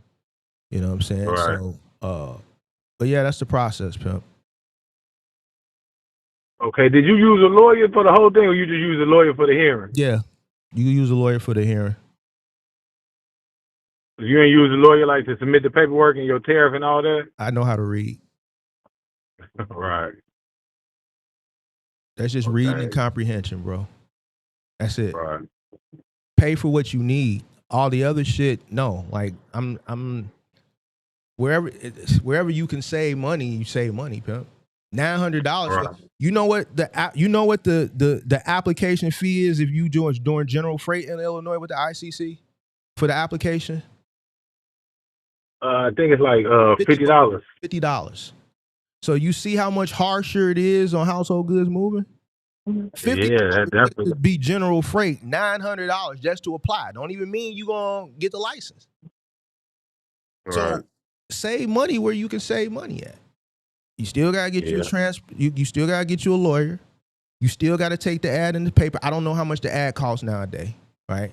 So you have to spend money every step of the way, right? So filling out an application is something you can do on your own, bro. Right. Putting VIN numbers, your address, you know what I'm saying, the VIN number and all. You own the truck or no? Yeah, I own the truck. All right, so yeah. So all that shit you could do yourself, pimp. Okay, all right. If I Appreciate would it. you do it, I would do it over the wintertime. Do it over the winter time. Yeah. Yeah, because that's why I'm getting stuff in order now. You know what I'm saying? So I can go on and submit the application. Because how long did it take you for the whole process? It's a year for the whole process. You should get your hearing date within about 30 days, 30, 45. Hearing day within 35 days. Okay. You list your hearing date, then you go to the hearing, deal with the judge, get the permit, then the permit process is a year. Then you go back in a year. Okay. That's what I'm saying. If you're gonna do it, you pretty much made it through this season. Maybe September, October. Go ahead and go through the process, or you can start the process now because we're going into the end of the the season, and then over the winter time, you probably be complete by October, November, right? And Yeah, then that's what I'm trying to go and get you it run going. less risk of getting caught because once you do go through the process, then you know they looking into you at this point. So when they sent you that letter in the mail, if you look at that letter, they assigned you an ICC number. So whenever you get caught, the way they track you going forward, they automatically assign you a ICC number, just not active. Right. So if you look at that letter, they've registered your company and they've given you, if you go back and look at that letter, you're going to see a 6-digit number. And then when you apply, they're going to cross-reference it. Whatever systems they got to cross-reference, probably going to be the name of your company, your address, your name, because they probably looked up the company and tried to do some back tracing, whatever. That same number is going to become your number, right? But once you apply, they're going to go through the process, right? Have you gotten caught? Okay. Nah, no. Hold on. I'm asking you, but I'm not asking you. They're going to see, okay, how you got caught. If you got caught, did you pay the fine? Right? Because I went through it, right? Before I got licensed, I got caught, right? So boom, the first fine was $750, right? So when I got licensed, they went through all that. Okay, he don't got to open fine. That same number when I got caught became my actual number when I got licensed. So just make sure, as long as you ain't got you could be honest. I'm just letting you know, if you've gotten caught by them and you've gotten fined, you need to make sure that all your debt is clear. Okay. So. All right. Any other tips you could give me on like more? When they sent you a letter, was it a cease letter or was it a cease with a fine? It was a cease letter. It didn't have no fine. It was for my yard signs though, because I had put up yard signs like everywhere, and like out here it's a little bit different than like that's where the Illinois Commerce Commission's main office is. No, it was in Champaign, well, and Springfield is I right think next door to Champaign, ain't it? It's like an hour and a half away. Oh, like an hour 20 minutes. But I know it was for my yard signs though, because I had some other people put them up, and they put them up like everywhere, and then that's some real middle American shit right there, Pill. Man, it worked it for me though, man. That got me really going. Well, now you is down like in middle Illinois, you do middle Illinois. Yeah. So yeah, man, just make sure if you don't got no debts with them, man, read that letter. Make sure you ain't got no fines, because you don't want to spend $900 and then find out that you got some fines that's open. If you got fines, just pay them. They want you to be like, nah. You know what I'm saying? So yeah, I ain't got no fines. They didn't give me no fines. I was just wondering about because I do got other things I was like concerned about, like as far as like background and stuff like that. What you Do they mean? take Your any of that into background? consideration? Yeah, Do pimp? What you do? man, Because I got in some that goes trouble, into the man. part. That goes into the part when you go and see the judge. Fit Yeah, I age, definitely all been that in some shit. trouble Because you before, but going it been a while though. now it's some. You ain't never did a kick though. Now you ever held Nah, somebody kidnapped? You held them. You held them. Did you nah, steal I any? ain't did nothing like. Nah, I ain't do no stealing or no You tied a kidnapping. motherfucker up in they basement. You ran through they shit. You did none of that. Nah, I ain't did none of You a that, man. Champagne nigga, so you probably move some of that. Yeah, you move some of the. What you done did? Man, just a little bit of something, See, man, not nothing major. I thought you was a player. Is you a player? We gonna kick it. We gonna kick it. You got to keep it a G ball with me now. I had a little dope case. I already said it was you was moving something. Yeah. Yeah, but Why you get quiet for? Nah, I thought I was just waiting to see what you was finna say. I thought you were finna say something else. Well, I don't know. I ain't heard about nobody that so I don't know. Got denied. Not because of that, but see, here's the thing. I don't know many people that I know that did what I did up here, bro. So most of the motherfuckers that is up here that own moving companies is white, right. Polish, Russian, but mostly white guys. You know what I'm saying? They ain't got no dope cases. So I don't there's not like a network of black guys. Like the black moving companies that was around when I first came in, they was starting to go out, like Cooper's and Big O and shit like that. They was on their exit journey. You know what I'm saying? So I didn't have a network of black not even mentors, but owners. The people to talk to, get a little advice from. Right, because that generation, that shit was coming to an end, right? So Yeah. I don't it's just white guys. So I've never met anybody up here that have had cases that own a moving company. I don't know nobody. So I don't know, to be honest with you. I can't even answer that. That's something that you probably want to look into. Because they do look into you, so. All right, okay. It's treated totally different than general freight, pimp. Yeah, I see now. Yeah, because you're going into people's homes, bro. Yeah. You're spending a long time in the person's home. People be leaving all type of shit, bro. People I done flipped over mattresses, there's money under the mattresses, guns and shit like that, bro. So you never know what you may come across that a person forgot that they had stashed somewhere when they was packing, and you come across it. You know what I'm saying? Right, yeah, because I done came across stuff in people's house. I never took nothing because, this is my business, this is my life. So I carry this with the utmost prestige, respect for other people's stuff. It might not be you. See, that's the thing. It could be somebody that worked for you. So, but it's that, it's holding people's shit hostage. Motherfuckers do that shit every day up here. Bait and switch. So I mean, motherfuckers, the ICC open cases with the Illinois Commerce Commission that they investigating people shit being held hostage. That's the main thing right there. That's what they really be trying to avoid. So.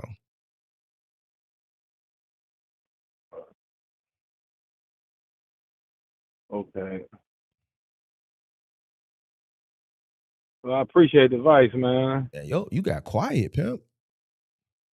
Why you so quiet? Nah, cause I'm driving down the street just thinking. What you thinking about?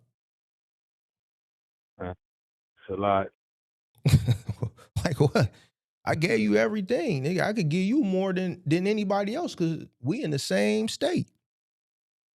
Now I know I'm definitely okay about like marketing and stuff. How you like do your marketing? When I first started, I was using Craigslist, but shit, I started using around 2016. I started going to Thumbtack. I've used Yelp. I was in business when Yelp first got started. Yelp. most of my business was word of mouth. After like that third, fourth year, 40-50% of my business was word of mouth. So, Word of mouth. yeah. And who was like for the insurance? Like I know Progressive and stuff for like the general freight, but I mean like searching for like got started was Grange.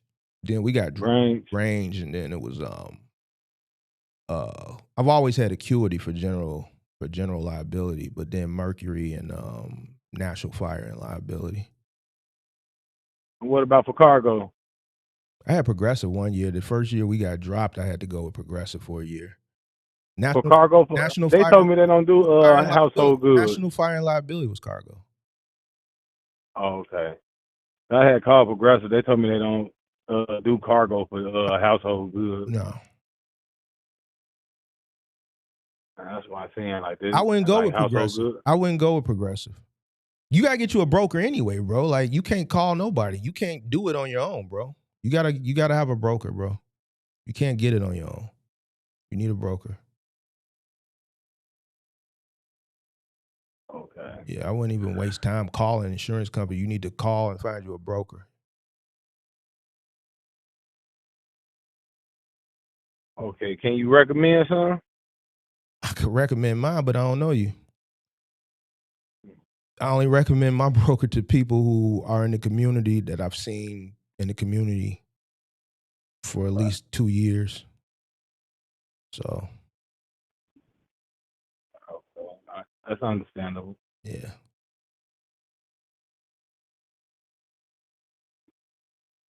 I think that's all the questions I had. I just mainly was concerned about the ICC. That was my main concern. Yeah, it seemed like it took the wind out of you. But I'm gonna be honest with you, pimp. 5 years, you might as well just go ahead and get the license, man. Oh yeah, that's why I'm at with it now, cause I got to now, cause I'm trying to, my company been growing, and it's time for me to just take on big opportunities, and so I know I got to get licensed to get all my stuff handled. Yeah. Go ahead and get the license, man. What? I can't hear what you said. I said, yeah, man. 5 years, man. Go ahead and get that shit taken care of. Oh yeah, I'm on top of it now. I just getting all my little. I got the application filled out. It's just getting all the little paperwork and stuff I need to turn in with it. And I was just thinking, because I was watching your show about starting a moving company from scratch, and I remember you was talking about the ICC and stuff. So let me ask you a couple questions. But I do watch the channel, even though I don't subscribe, but I do watch your channel, and I do support like the videos and all that. I definitely enjoy the topic. Appreciate you. Enjoy the Yes, sir. Yes, sir. Yes, sir. It's a lot of money down there in Champaign. Man, it's a lot of money down here. The university, it's getting big, man. They got the biggest college in Illinois, and they real big on like foreign students and stuff. You advised the biggest college in Illinois? Yeah. You sure? I believe it is. I thought it was University of Chicago or Northwestern or some shit like that. Let's find out. Well, I know they got like the most foreign students and stuff like that. The biggest college in Illinois by student enrollment is the University of Illinois Urbana-Champaign. You're right. Yeah. With over 59,000 students. I thought it was the University of Chicago. Let's see what number 2 is. Okay, U of I. Down there, and then UIC up here. Wow. Northwestern is 5. University of Chicago is 8. So it's yeah, and you get a lot of students, because most of the people come from the college come from Chicago. So I do a lot of jobs back and forth to there. Up here? Yeah. Oh yeah, they'll catch you up here, boy. They'll catch you up here, boy. Especially like if you coming up here, you probably be up in the areas they be. Lincoln Park. Yeah, because I was all downtown. Downtown, Lincoln Park, West Loop, South Loop, Rogers Park, all up and down Clark Street. Huh? We just mainly come up there for dropping off though, like unloading, like we load somebody up here and drop them off there. Bro, the ICC stopped one of my trucks one time. Now, this is another area they frequent. They frequent like Thorndale Road, like out there with all the logistics company. They stopped one of my trucks just to do a weigh-in. Now, at this point, I'm licensed. This is one of my... What size truck was you in?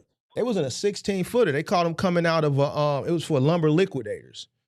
I had a contract with lumber liquidators, and the truck picked up this big ass rock. Don't you know, like some people in their driveway, when you turn it into their driveway, they'll put like a big stone on each side of the front of their driveway to kind of, or they'll put it like in front of like their mailbox if they have like one of the mailboxes on the curb to prevent motherfucker from knocking it over some shit or prevent you from driving onto it. So they put one of them big decorative stones right there in their driveway. The truck pick it up. So they was waiting. Just any truck, because they know everything coming out of there is heavy. As soon as the truck pulled out, the ICC stopped it and weighed it right there. Now, City of Chicago got a truck division now too. Yep, City of Chicago Consumer and Business Affairs, they have a truck division too that they will stop you and weigh you. Yep, City of Chicago in on it too now. Yep. Yeah, everybody's Chicago trying to get their dollars. They didn't have a division. I don't know. This must be new because I've just seen it, and then I seen it online, and something recently went viral where they stopped a FedEx truck and weighed it here, and I'm like, damn, when did Chicago get the Business Consumer Affairs start truck division? But shit, they want in on that money too. So you got the city. You got the Illinois Commerce Commission, and the state troopers can do it too. Yeah. Especially if you're traveling from like down there up here. Now, when you get up here, state troopers doing too many car chases, man. The state troopers up here is occupied now. CPD is occupied. They not doing it, but City of Chicago Business Consumer Affairs, which I don't think they have a big division. It's probably just one vehicle, right? But the ICC police, they got they have, last I heard, is about 10 officers. So then they target certain areas, so, highly frequented areas for trucks. Right, so. Okay. Yeah, so, yeah. Let me think of something else. Think of any more questions I got. I can't think of any more questions right now, man. I'll be live for about another hour, bro. Call back. I was just on the live too, because I think I had meant to call him. Like, damn, he live, man. Yeah, I'm live now. You live. Think of it. I know I was just watching it, then you called me, so I'm like, now I'm gonna tune back in. Mm-hmm. But I definitely appreciate you for the call and for the advice, man. All right, boy. All right. All right, be safe.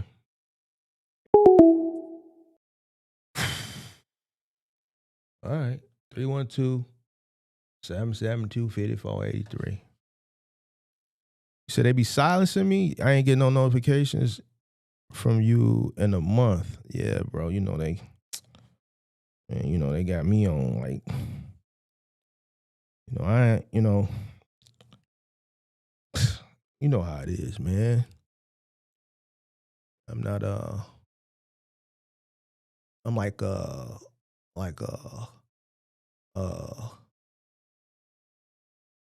got they don't like the shit that be coming out my mouth. They don't like the shit that be coming out my mouth, bro. You got to sell dreams out here to people, bro. That's what they want. They want you to sell dreams, bro. So my voice is not liked by the algorithm, clearly. I usually get them, but not for this one. Yeah, man, They mad at me. All right, 312-772-5483.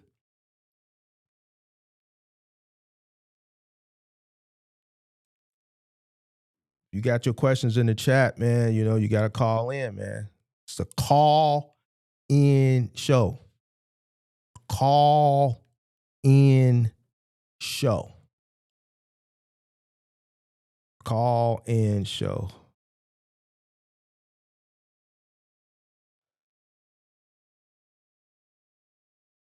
Rich, you told him to jump in the Discord. He hey man, listen. Ken ain't coming in the Discord. Ken don't fuck with me.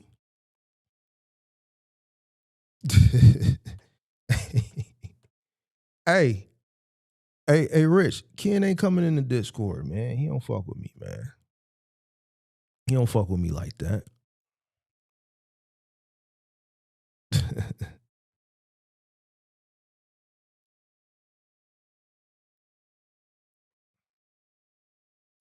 312-772-5483.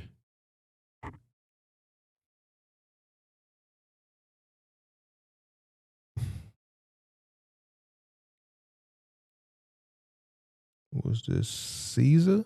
Just became a member. Appreciate you.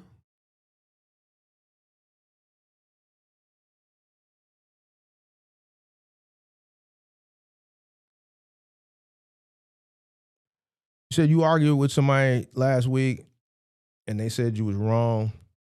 A lot of people being misclassified and ignorant to it. Yeah. Like that's just something like you've seen me go back and forth with people for years on misclassification, and I'm just not finna continue to do that shit, bro. Let people be ignorant. The same people that when I tell them, yo, you being misclassified, don't be the same people that around tax time, they come to you complaining that, oh man, they say I owe. Yeah, because you've been misclassified. You've been paid as a contractor and you have no write-offs. You didn't pay no taxes. You have nothing to write off. But you just argued with me fucking 6 months ago and told me I was wrong. So,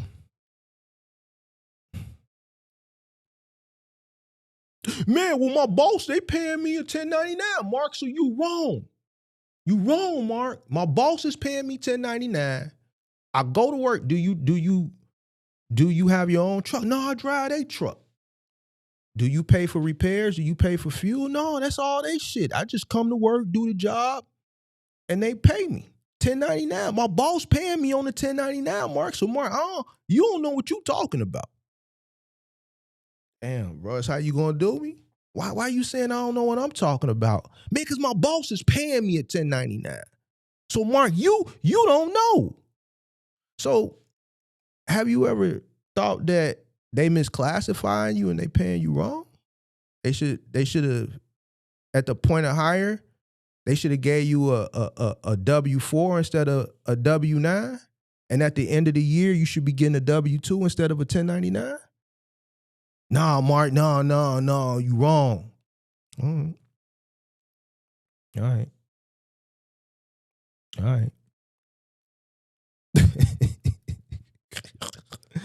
I just, man, fuck it. I don't know, bro.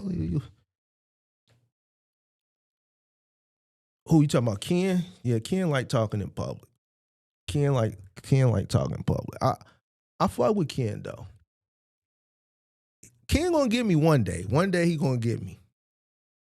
He gonna get me one day. I believe Ken gonna get me one day. I just don't know when, but he gonna eventually catch. He gonna catch me one day. I got faith in Ken. He gonna get me one day. He gonna get me one day. They was finessing me, taking the money out my. Now see, M. Jackson, that's why I gotta push back on you, because you've been watching the channel for a long time, pimp. So if you got 2 trucks and you working for this lady, that means you start working for this lady after you've been watching my channel. So she didn't finesse you because you know better. You know better, M. Jackson. I can't accept this. Can't accept this. Taking the money out my check for any incident, I cause to the truck or breakdown, etc. She was paying you a 1099. So when you went there, I know that you knew better. I know you knew better because you watched the channel. I know you knew better because you watched the channel. You say, yep, see, yep, I just let it go, bro. I didn't care. So then there you have it. There you have it. The moment she gave you a 1099, you should have been like, no. I mean, gave you a W-9, you should be like, no, I need a W-4. And then if she would have rebutted or she would have pushed back, now you got a choice of the choice. Do you want to go on through with it, or you want to go find you a job that's going to pay you correctly?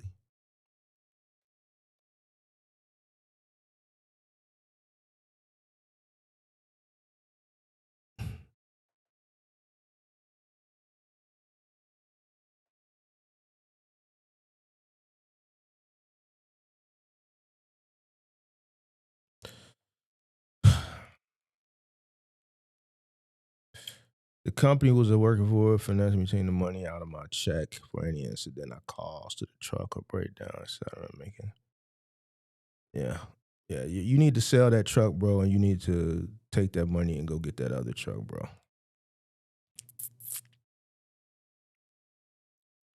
All right, 312-772-5483. Maybe take another call or two, and then we'll call it one for the day.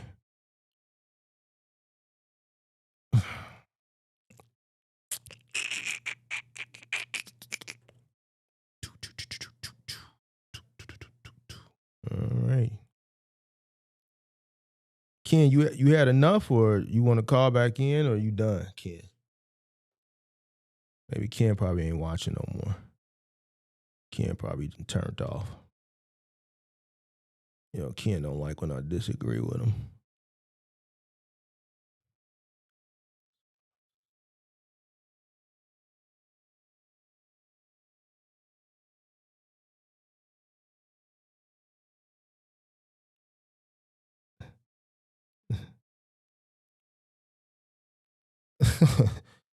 Ken, you said I never heard of him until I seen him in the picture with you?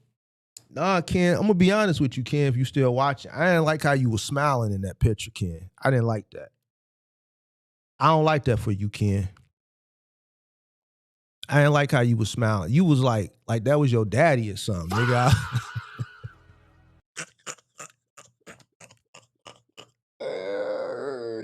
Hey, Ken didn't want to let that nigga hand go.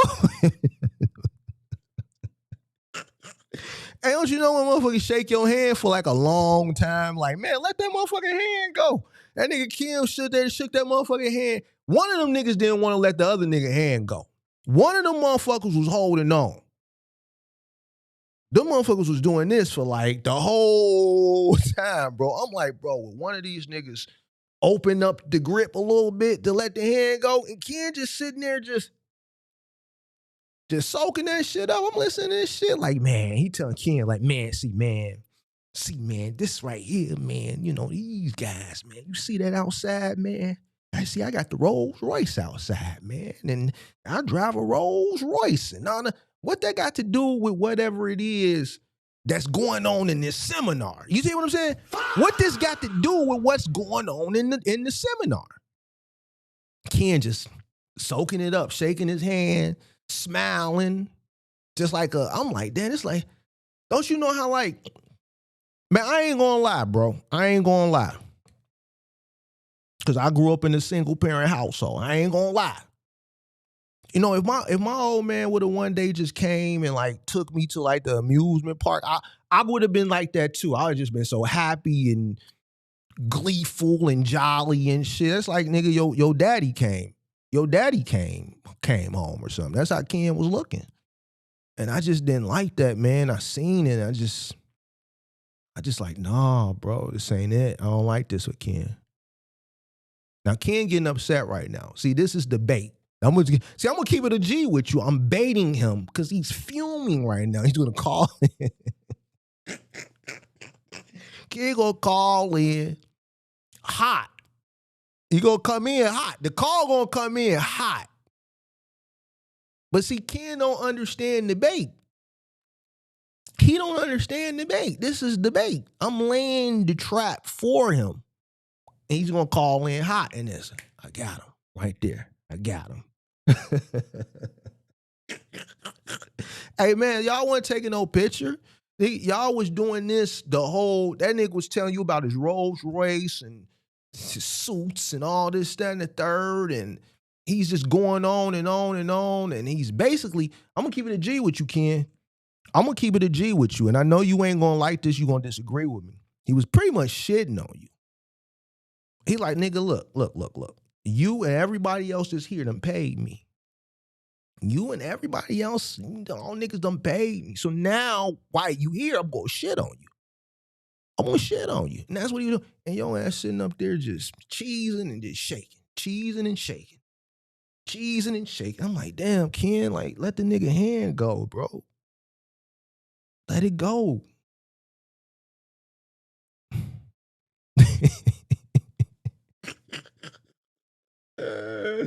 How I don't know the context of the conversation. We could hear the conversation. He was mic'd up, Ken. He was mic'd up. Remember this, you directed me to this. You posted this.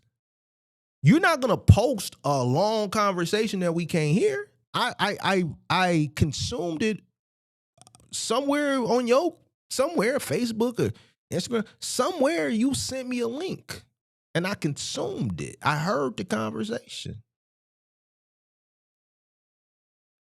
The video came from your phone. You handed somebody your phone and said, man, get this.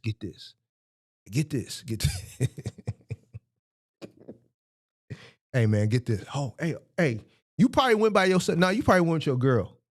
Hey, babe, hold on, no, it's a video. Hold it, get this. I'm finna go shake his hand. Get it here.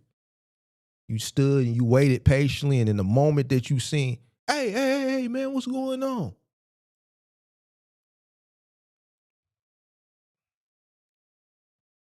That's what that was, Kenneth. Oh,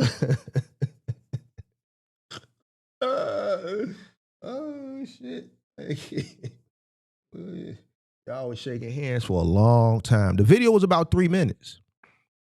It was like a 3-minute reel, and y'all shook hands the whole 3 minutes. Yeah. 312-772-5483. 312-772-5483.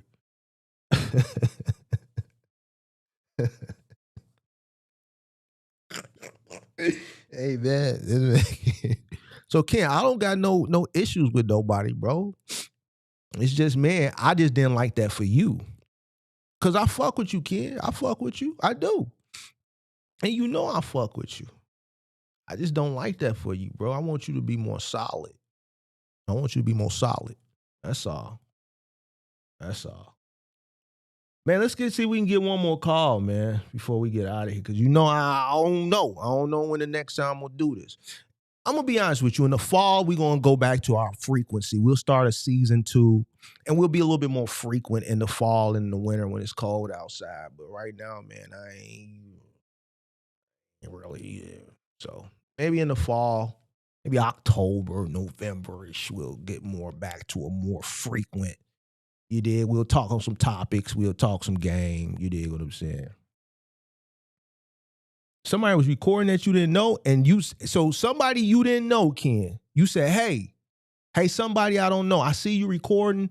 Do you mind airdropping that to me, or can I send you my email, or can you follow me on Instagram, and can you tag me in this or something? Like, Ken, it was on your shit. It was on your shit. So, come on, Tim, what are we talking about? What are we talking about right now? Who's this call? Hello? Wow, why you sitting up there lying, You bro? got another number? You got 2 numbers? Yeah, I got 2 phones, bro. I'm a businessman. Come on, bro. I'm not lying. I saw it. Bro. I saw it with my own 2 eyes. Hey, Bro, hey, bro, I'm over here dying laughing listening to this, bro. What's wrong with you, bro? None. Why you be lying? Why you be Kid, lying? I swear on everything I love. I'm not lying. I saw it with my own 2 eyes. So you wasn't Yo, shaking that nigga hand? bro, we shook hands for a picture. That was a still frame. So how we was But shaking hands for a was minute? it for an extended? Because Ken, when I watched it, I Bro, it was a told you why standstill. What y'all you talking about? shaking hands so long for. I told you that then when you showed it to me. Bro, all right, so look, go to the video. You could go to the video on my Instagram, brothers. What you talking about? Shaking hands that long? Well, I seen it. Bro, you trolling, bro. I'm not. Bro, you trolling, bro. Talking about I don't know what I'm talking about. And then when I came back at you, you didn't like it.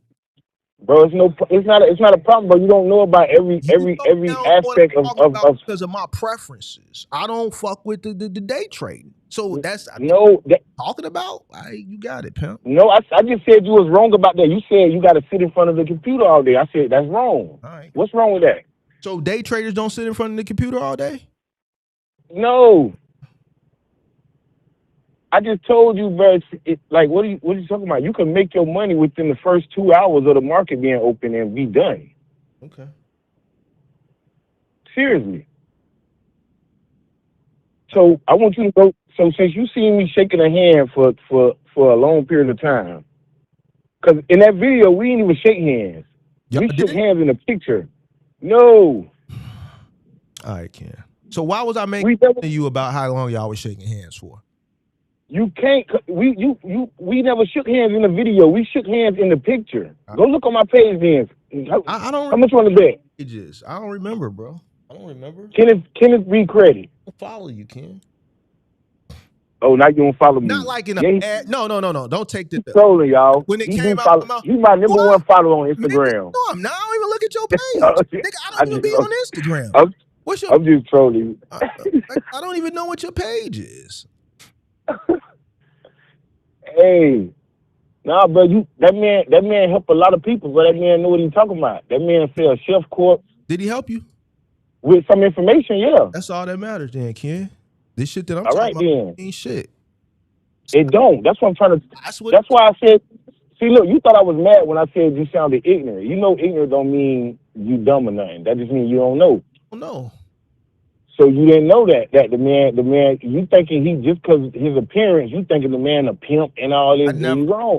No, Ken, it didn't have nothing to do with his appearance. I said everything that he was coming out his mouth. He was spitting that shit. He was selling you, boy. No, what he like I said, Ken, the nigga. Bro, you didn't. Go ahead, Ken. You got it. I forgot, bro. Hold you on. Florida. You from bro, Miami guy, bro. Go ahead. I'm listening. Bro, listen. Check it. You ain't know the contents of the conversation. That was the bits and pieces of the conversation. What he was saying is, even though he brought his life up and he did this and did that, he still get when he in a grocery store somewhere, people still look, because he's black, people still look at him a certain kind of way. They don't know that because he don't dress flashy. That's what he was saying. They don't know that I got a Rolls. Huh? You said he said he didn't dress flashy? No, that was the context of the other thing. He hadn't already went on stage and talking about. He was just overlay saying for the underlay. Don't you know how motherfucker bring something up so they could tell you what it is? They just don't want to be just straightforward with it. Bro, see, you don't want to listen. You don't want to listen, bro. I know, Ken. No, I'm listening. You trolling, bro. I'm not. No, in this aspect, I'm not trolling. No, not right here. I'm not. But that right there, like that's some shit that to kind of.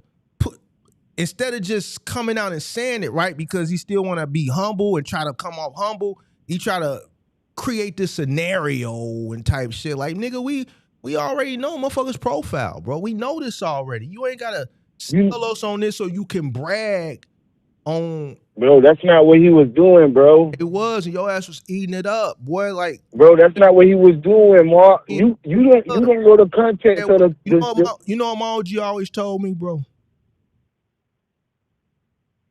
What? You ain't gotta sell it. Just let a motherfucker see you with it. He wasn't trying to sell nothing, bro. He was. He was trying to sell you on all the material shit. Bro, no, he wasn't, bro. No, listen to me, Ken. Listen to me. Because in your mind, you gonna consume it because technically that's what everybody want, and you gonna buy into whatever it is. I'm not one of them. Things too. No, I'm not one of them, bro. I'm not one of them. I make money. I've been making money. I don't. Never said you didn't, Ken. We never. Okay, but I'm not. Okay, but that's what I'm trying to tell you. People don't. I don't buy into people question stuff off of material things. Off of no, I know that's what you're trying to say. That's not what I do. I never did that. You missing the point of the marketing. The marketing. Bro, you have to market that, bro. What are you talking about? You Mark, just accept the fact that you wasn't there, so you don't know what the context of it. I'm only reacting to the 3-minute reel. This is all pertaining to the 3-minute reel, sir.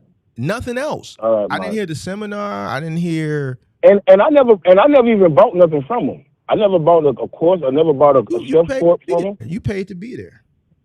What, a couple $100? What the fuck is that? Sure. Yeah, and I would do it again, you know, because it ain't about what that. Like, I'm just saying, bro. Like, that's what I'm saying. Like, so you wouldn't, if you look, you the type of person. So you wouldn't, if you trying to do something, because I already asked you this question before in the past, so I already know your answer. Yeah. If you trying to do something, learn something new. Yes. Like, see, the thing I don't understand about you is you would promote somebody going to college and going in 100 and something, going to all this debt in college. Absolutely. Absolutely. Bro, so you, but you despise a person paying a couple $100 or a couple $1,000 for a mentor to learn something, a skill. Most people get misled, bro. That's sick, bro. Most people leave out of college and can't even get a job. It's just like the bit. Damn, excuse me. It's just like the chick. What's the chick name, bro? Bro, most people get out. Most people go to college. No. And can't even get a job. The thing with listen. The difference between a college person, you're dealing with a professor, right? They have credentials. Bro, most of them they have credentials to teach. Right? What's the chick, man, on the internet right now, bro? Who? The doctor chick. What's her name, bro? See, what's the doctor chick? What's her name, bro? I don't know. The chick went to the Jeezy concert with her ass out, but she's supposed to be the relationship person. But she went to Jeezy because she knew she was going to be in that front row. She had that ass out. You talking about the lady who be who got the app for like you talking about the lady who be like trying to connect people? She was supposed to be a doctor, but they found out she wasn't really no doctor. Oh, I don't know. I don't pay attention to all that shit. I don't know. I don't know who you talking about, bro. What they got to do with what we talking about? Brian, I'm proving my point. She sold and did all this shit from the pandemic all these years, posing as a fucking doctor. Do you know how detrimental it could be for a motherfucker to take, like sit down with you for an hour and you ain't even a real, what if she was supposed to be a psychiatrist or some shit like that? You could mistreat somebody because you don't have the credentials. Bro, that's totally different. But this is the point. No, this is the point that I'm trying to make, sir.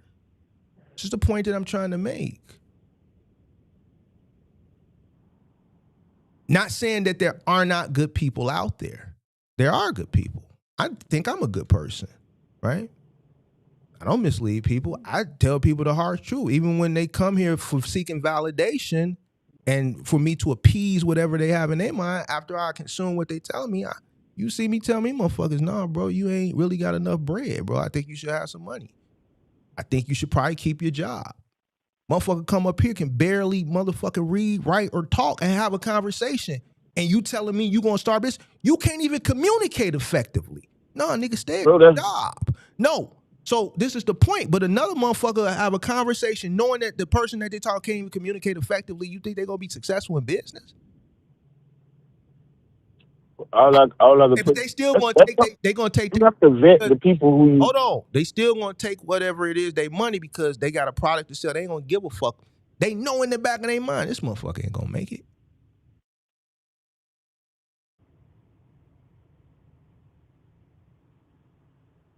Bro, listen. At the end of the day, is Walmart gonna turn you around because you don't know that you don't need the product you end up trying to buy? And they're gonna say, "Oh nah." What is that? You ain't, like talking about? because it's not. You saying that the people, you saying the purpose, Good, bro. Walmart you, is selling well, listen, goods, okay, bro. listen, it don't matter. You trying to say the people who selling their product should turn people around. Now, it's people that do that, which I get what you're saying. I understand completely. But, and that's another part of it. A lot of people buy these things, this stuff, and they don't do the work. So that's a big portion of it too. That's true. That's a huge portion of it. They don't even do the work, and then they'll come back to you and say it was a when scam. You see motherfuckers like the doctor chick, she bogus for that. You could misdiagnose. So of course, you playing with people's lives to be doing that shit. Well, you can't compare that to selling a course of mentorship. You can't compare that. Come on. You can, because bro, we saw many motherfuckers during the pandemic. You're not gonna die. You're not gonna die if somebody. Listen. We saw many more. You're not gonna die if you don't get what's the information in the course. You could die if this lady diagnose you and give you medicine and do all this stuff. Like a relationship, motherfucker, psychiatrist. You ain't gonna die, but you might make the wrong. Decision. I didn't know what I heard you say doctor. One of them type of motherfucker. About like, yeah, she's like a psychiatrist or some shit like that. But still, you could misdiagnose a motherfucker. They come in there and buying something with you, thinking you sitting on the couch with you, telling you all that shit, and then you don't have the credentials to properly diagnose, the situation. You could mislead them and tell them the wrong shit. Right? All I'm saying is, like I said, the people that you said, oh, you buy, why you buy so much? Why you spend so much? Like you asked me that earlier, and that's why I asked you, okay, what do you know that I like, I done told you the exact courses or whatever I done spent money on, like, so, and like I said, I've never, because the thing is, I follow a certain group of people. Right. So if I see them interview somebody or they talking to somebody, they and then, like, let's just say, like, if I see somebody doing a interview or talking to what the guy is, Eric Thomas. You know, everybody for the most part know that Eric Thomas, you know, he was a pretty good dude. You know, he real dude. So if I see Eric Thomas, what's his name? Eric Thomas. You know who ET is, the motivational speaker or whatever? Who he is? I'm looking him up now. Eric Thomas, you said? Yeah, ET. I'm just using him as the example. Preacher? Yeah. What he talk about? I never seen this guy before a day in my life. Oh, that's crazy. Yeah, nah, listen, see, you know all these motherfuckers. I'm not on the internet. My algorithm ain't a bunch of inspirational type of seller guys, bro, because I have this. Oh, bro. now it's seller. Oh, see, seller. I don't see how you know all these niggas. I'm like, who the fuck is this? I look them up. You know all these guys, bro. I'm not on the internet. My algorithm ain't like the seller guys, the guys. It's not about being. Listen, it's not about. It's not about being sales. Like that's. So nigga, you know what I do? I go. Bro, what's wrong with you? I use this, Ken. I can't see you. What you go use? You can't see me. I use my brain, Ken. I use my brain, bro. I think. I'm a thinker. Bro, I'm a thinker. What are you talking about? Think it. No, you just an old head that think that you can't learn nothing from nobody. No, I learn from everybody. I swear to God, I was having this conversation yesterday with someone. I learn from people all the time. All the time. Every day. I'm going to find something that I'm going to learn from, bro. Every day. All right. What you say now? Every day I consume some shit I'm gonna learn. I learn shit all the time, Ken. What are you talking about? I just was here having this conversation with somebody yesterday. No, but you talking about seller. I never bought nothing from ET. I seen him one day. He had a story. But you said my algorithm is a bunch of sellers. I said, no, you know all these guys. I said, I never heard of none of these guys. These are the same type of guys. I'm like, man, I can't know all these guys, bro. No, I don't even listen to ET no more. Really, what do you talk about when you want to succeed as bad as you want? So what it basically is, you watch a bunch of people that tell you, yo, if you can see, that man got it type shit. Like, man, I'm gonna create me a see it, you can achieve it. I'm gonna start doing that, bro. I see, bro. Listen, do it. I'm just going to just talk to you and bro, motivation in the morning and shit. You don't know. That's not what it's about. This Listen, shit come out every day, nigga. Just see, Mark, you're not really from the streets like that. So what, nigga? when you come from a certain thing, All right, when you come from a certain, here we when you go. come, Ken, I'm more no, on the streets no, than you, Ken. no, I'm just talking to you. No. Bro, you from Illinois, bro. Like you from Illinois. Like you from Peoria. You No, from Peoria. Listen, when I'm you from really from the Peoria. streets, bro, I'm from and Peoria. you change your life Oh, and you stop. change your Now life you around, trolling, Ken. Now you you like trolling. to, Now you bro. You trolling. like to listen Now to. you You like trolling. to listen No, to. no. Let's bring You it like back. to Let's listen bring. to. No, Ken. You see, because what happens when a nigga start losing, they start lying, bro. Bro, what you talking lying, about? bro. I'm not from Peoria, nigga. You can check my credentials, nigga.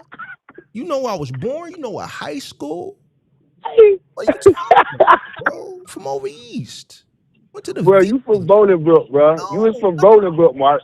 I already looked. I already No, you checked. ain't look nothing, bro. You can check my credentials. Bro, I've you told from you Bolingbrook, where I'm from. where the Russian. Know where You I'm from from. People, Bolingbrook, where all the Russian companies I'm at. not from bowling nothing.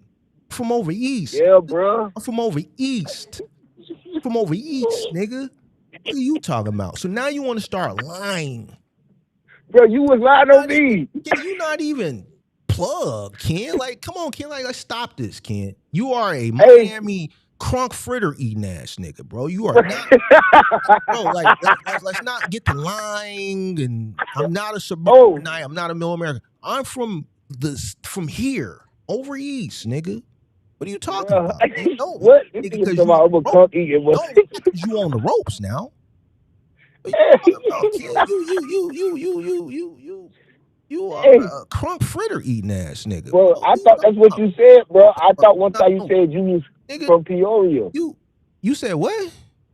That's what I had thought, bro. You can't. You bad. ain't no motherfucker from no goddamn Peoria. You can't. Nah, but check it out. Nah, for real. Hey, wait, you talking about on Walpole Street? Nah, bro.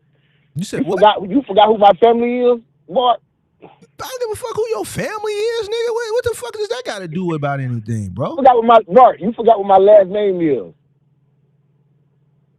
I forgot your last name. What's your last name? Huh? I forgot your last name. My nickname, Mark. What's your last name? Brown, boy. Brown. Kenneth Brown?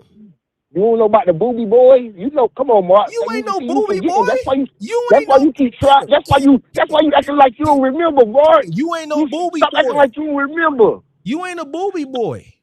Stop trying to act like you don't remember, Mark. So like I was saying. You ain't so listen, Mark. Boys. So listen, Mark. Yeah. Like I said, when you come from a certain lifestyle, Mark, you try to Ken. Hey, you want to keep it G? Because Ken, we could keep it a G. Ken, you know what you did. You ain't a street nigga like that. You a hood nigga. Shit. You a hood nigga. All right? You are a what? You are a hood nigga. You not no street nigga. You a hood nigga. You crazy? Ken, we know what you did, bro. We know what you did. What I did? Man, you played with the cards. You was a card getting. You a white collar ass nigga, man. You playing with the cards, nigga. You was a card cracker, nigga. You was a white collar type of guy, pimp. Like, nigga, come on, let's stop. You talking about, that's the smarter game, You know what university you went to? Hey, listen, just because you yamming don't mean this nigga you cracking the guards. You was a white collar guy. You wasn't out here. You wasn't doing no shit Dirk was doing. You wasn't putting tickets on no niggas taco around this motherfucker. You wasn't doing none of that. You wasn't around here pushing that. You see where he at? That cocaine. Who was it? Hey, who was it? How much? Hey, who was it? Nigga, that's one thing you don't know now. Selling numbers. You was selling numbers, nigga. Fuck out of here, Ken. Hey. Any but listen, check this out. Hellcat to me is I already know what you want. I'm not no middle. I ain't got a Hellcat. It's a Scat Pack. Nigga, fuck you talking about. Hey. The first time I met punk ass nigga, I knew what you was about. I said, oh, he one of them. He one of them type. No, I gotta hey man, keep your wallet close when this nigga come around, pimp. Fuck is you talking about, nigga? Put your cars in some foil around this nigga, man. Keep this foil. And don't leave. Hey, this nigga here funny as hell, dog. Hey, Nigga got an nah, but ID reader. Nigga, I know what type of nigga hey, the first time I talked to your ass. Nigga, any nigga nah, but and they super want to talk about credit, I'm gonna give y'all the game to all the middle Americans just watching, bro. Anytime you meet a nigga and they just super credit it out, they want to talk about is credit, and they got all the credit sauce. They a scammer, bro. Just so I ain't give out no sauce. be careful. So I ain't give out no sauce. No, you ain't give me no sauce, nigga, because the shit that Ah, Mark, so you be putting on, bro. I ain't putting on for nothing, Ken. You was getting into it with, I think, Isaiah and somebody else, nigga. I wouldn't listen to you. When I listened to you talk, when y'all was going back and forth with that credit shit, I already knew. I said, Ken done scammed in the past. They didn't know. No, but listen. Okay, but that's cool and dandy. But guess what? When everything I was saying about credit and fixing your credit, it was true. I sold receipts. Of people credit I done fixed, of business credit cards I done got, of personal credit cards. Like I showed receipts. You remember that day I got pissed off and went to show it, flushing that shit inside the Discord, all my receipts. So it's nothing wrong with credit. Yeah, that's what I switch my focus on instead of the other shit. But nah, I mean, like I say, I'm gonna always be willing. But that's why I say me and you think different, because you won't. I done asked you before. Even if you wanted, you saying like you can. I like to use my mind. I think I don't just buy stuff and just go with what they say. I think I use my mind. I research all that. Read books. Like I done posted out a bunch of books that I got in the Discord before. But I'm also willing to pay somebody to learn what they know. All right. Because you not willing to do that though, because you think everything is YouTube. I need to pay. I don't watch YouTube to learn from nobody. I don't go looking for it. Like when I pick shit up, I pick shit up in passing, bro. Like I get it, bro. You like 33 or some shit, bro. Like I understand it, bro. So you gotta understand, bro. I'm 46 years old. Like I'm not looking for what you looking for. Bro, I was 32. I was 32 freaking 3 years ago when I first got on here, when I first met you. I get what it is with you, bro. Like, and guys like you, bro. Y'all like the dream to be sold. I get it. I understand. Bro, see, here you go. See, every time you throw that little dream thing in there. Ken, I get what's going on out here in these streets. Bro, every time you throw that little, you like to be sold the dream, bro. That sound crazy, bro. That's not the truth though. I don't want to be sold a dream. When you get up in the morning, you don't go to YouTube and try to find a good video to watch, a good little reel that's gonna say, listen, and they got the voice. No. I don't listen. I listen to guys like I already the Denzel voice. I'm like, damn, when Denzel say all this shit, man? I never. Where's this Denzel audio book at? Because I keep hearing these Denzel clips, this motivation. No, I don't listen to none of that. I don't listen. No.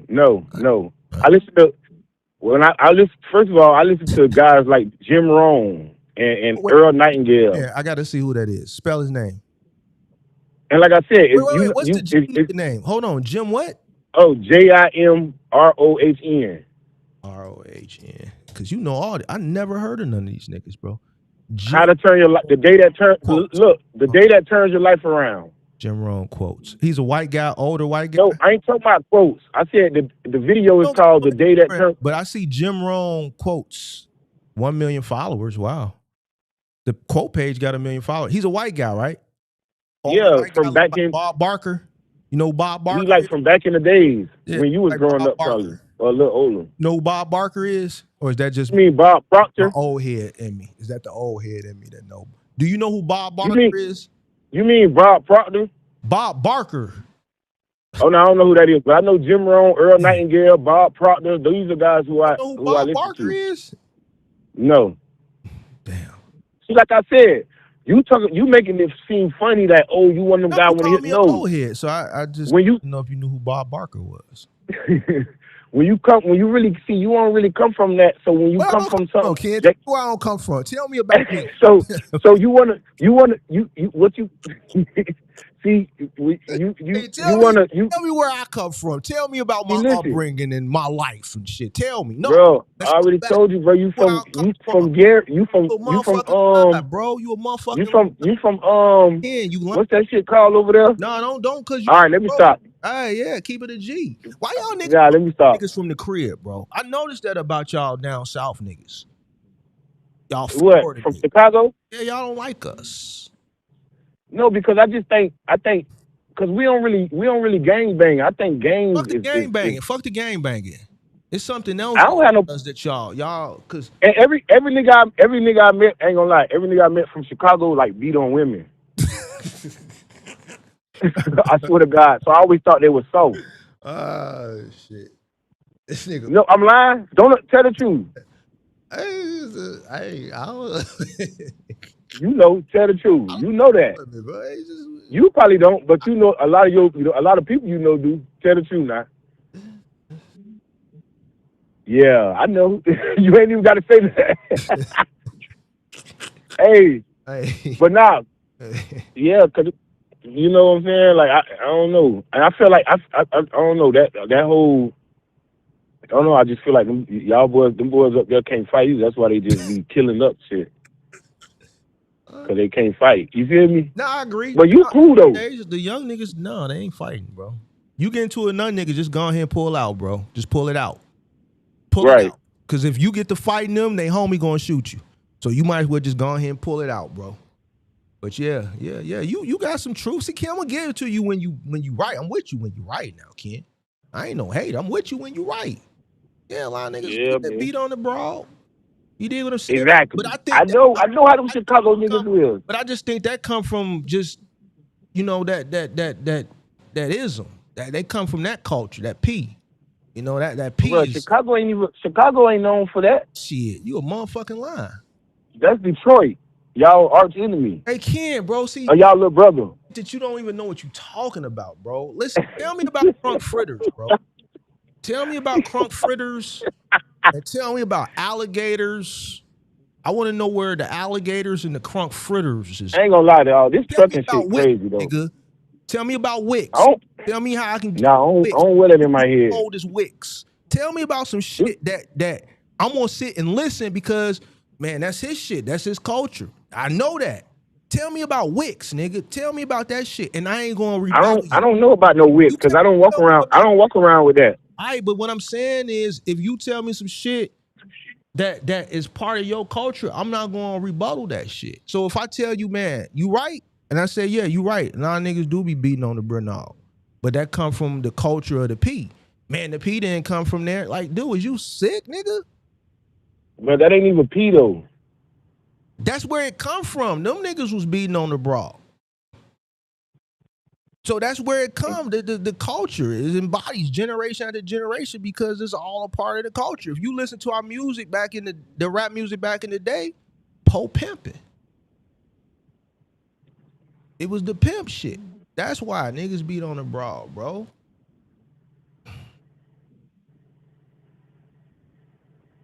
Your rebuttal is oh man, Detroit. No, bro. Detroit come to the Players Ball. We don't go to Detroit for the Players Ball. Detroit come to Chicago to go to the Players Ball. Oh, the Players Ball in Chicago? Players Ball every year up until last year is hosted in Chicago. See what I'm saying? Can you just be talking, bro? And I don't just be talking. I let you talk, but when I'm with you when you right. But like a lot of the time, you just don't be right. Now, don't say a lot. Don't say a lot of the times. Look, I seen what the poll question was, right? What's the poll question, bro?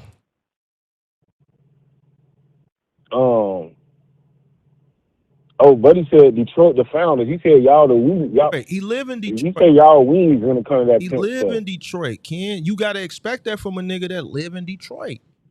Listen, you know what Detroit? Nah, I feel like Detroit dudes be trying to be like this in Chicago. I'm gonna tell you what Detroit known for. They known for Pelly Pellies and Maury Gators. We give Detroit that. When it comes to the Mauries, So we giving them the Mauries. We giving them Pellies. They got that. That's them. They got hold that. on right. That's them. You see what I'm saying? We gonna get that to them. So, but when they know when that ball come around, they know they riding west on I-94. You dig? They what? They riding west on I-94. When they coming down that I-94, they going west. Oh, they going west. Yeah. What's west? Chicago. When they come from Detroit. In December, when they come to the ball, they drive west. They got to drive 4 hours to get to it. Oh, they got it. Don't they got it? Oh, yeah, they do drive west on 94. Yeah, 94. And they got to pass through Indiana and all that first. Yeah, they got to come through Indiana. They got to come to Chicago. That's what he told me from at first. I thought Gary or something. Bro, they got to come west, bro. Nah, but check this out though. I like food. Oh, buddy say y'all got them buffs from them though. They got buffs. We don't do buffs. That's their That's thing. ugly as hell, dog. Don't That's be their proud of thing. them. That's their thing. That's This their shit is low key ugly. That's their thing, bro. That's not our thing. That's their thing. No, but as far as the whole working shit, I agree with you on that. Like, but I'm gonna just say, like, we living in a different era now, bro. Like, people don't want. I mean, like I said, if you got a good job, but I think it was $75K you put in the thing. Bro, nobody not trying. Like, most people, and everybody can't do it. So, but most people, like, some people just willing to take that risk, and like you said, we all know everybody got different risk levels. If you got kids and all that, it makes a difference. But like, just try to, like, the whole thing, the American dream that you was raised on. Like, people like, nobody don't want to really go 40. I'm just telling you the reality of it, bro. Like, 40 years. I raised on, bro. Oh, work your job for 40 years, retire, buy a home, all that stupid, all that minutia. I wasn't raised on that dream. Oh, I witnessed that. Oh, but no, I'm just saying, like. But I times change. You don't really have to do that these days. Like, it's so technology and it's so like times it's done changed so much to where, look at everybody can't do it, but you got people that's literally, you got people now. Everybody can do certain things on their phone. Everybody can use technology. You got people making money off streaming and YouTube, and it's just a lot. It's easier. It's never been a time in America where it's been easier to like be successful as far as It is. Nobody negated it. Nobody's negated. Huh? You're right. It is. It's never been. But the thing is, it seems hard because time's moving so fast with technology. No. It seems hard. Because things change so fast. Listen. All those things is still considered entrepreneurship. No, for sure. Entrepreneurship is hard. These opportunities are more, and it's easier ways to become successful or rich. But a lot of these ways are a form of entrepreneurship. Entrepreneurship is what's difficult. Yeah, that's what's difficult. You need agreement. There's not going to be a bunch of Kais and speeds. Nah, they early adapters. But every year you get a new up and coming person that put in that work, that catch that break, right? But how many? Yeah, people think it's. But how many of those do we hear about every year? A few, right? It's not. It doesn't. It's a few, but there's many people trying to get in. When Kai went on those locations, Atlanta, New York, wherever he went, it's tons of people. They had to shut the one down. Yeah, but that's also too due to the fact that everybody wants it. But just like when you were talking to what's the dude name? Everybody can't be it. They can't do it because they're not willing to put the work in. You know what we know, kid? Even if they put the work in, they might not be entertaining. They might not have certain shit that people looking to see. But you know what we do need? We need electricians. Nah, for sure. Need linemen, bro. Gary, Indiana still ain't got no power, I don't think. Why? Because they ain't got enough linemen. Yeah, we need You know those what I'm saying? trade, that trade work. We need more plumbers. Yeah, I know trade somebody work. that needed a compressor for their refrigerator had to wait 2 weeks just recently to get their refrigerator compressor put in because we ain't got enough HVAC people. We ain't got enough technicians because motherfuckers ain't going to school to learn this shit. Nah, for But real. But that's so, trade so, school. so all these people that try to do all these things that all these people on the internet telling them they can do, the reality is only this amount of people are going to be able to do it. But this amount of people ain't. This amount of people, more opportunities are available in some of those things that I just talked about.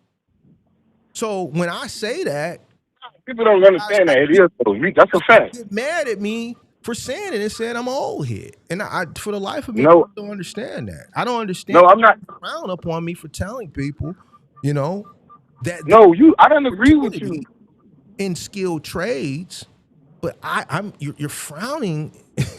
You're frowning No, I'm not. for saying I that. agree with you on that. We done had this conversation about that part, and I always agree with you on that. We need more plumbers. We need more. I'm saying like, and the reality of it too is when it comes to that stuff, even in those things, you said college. You said you rather tell somebody to go to college than to learn a skill from a mentor or something. Like college and trade school is kind of two different things though. Like trade school, yeah, I agree with trade school, but a lot of times college is a freaking waste of time, bro. It is, I agree, but college also teaches you a lot more than just a higher. There's things Yeah, people college is skills and stuff like that. discipline Yeah, too. all that.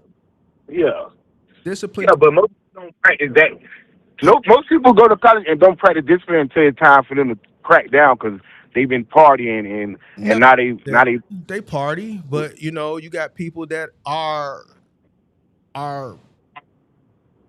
are focusing in the books. You got people that understand their parents are paying for this, right? They got a legacy that, you know, family business, but they got to go through the level of education so that they can start working for the family business, right? This is a step to get to that.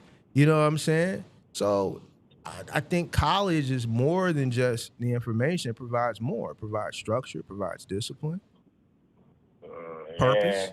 You know what I'm saying? So I think although trade school is the way because people don't realize even with trade school, like you said, those careers, plumbing and stuff, trade school is the way you too for a person who don't want to, you know, or may not be seeking a job where they have to have the credentials or degree, right, to get that job. You know what I'm saying? So if their interest isn't something maybe like in finance or maybe healthcare, something that requires a degree, then I think the next best option would be a skilled trade.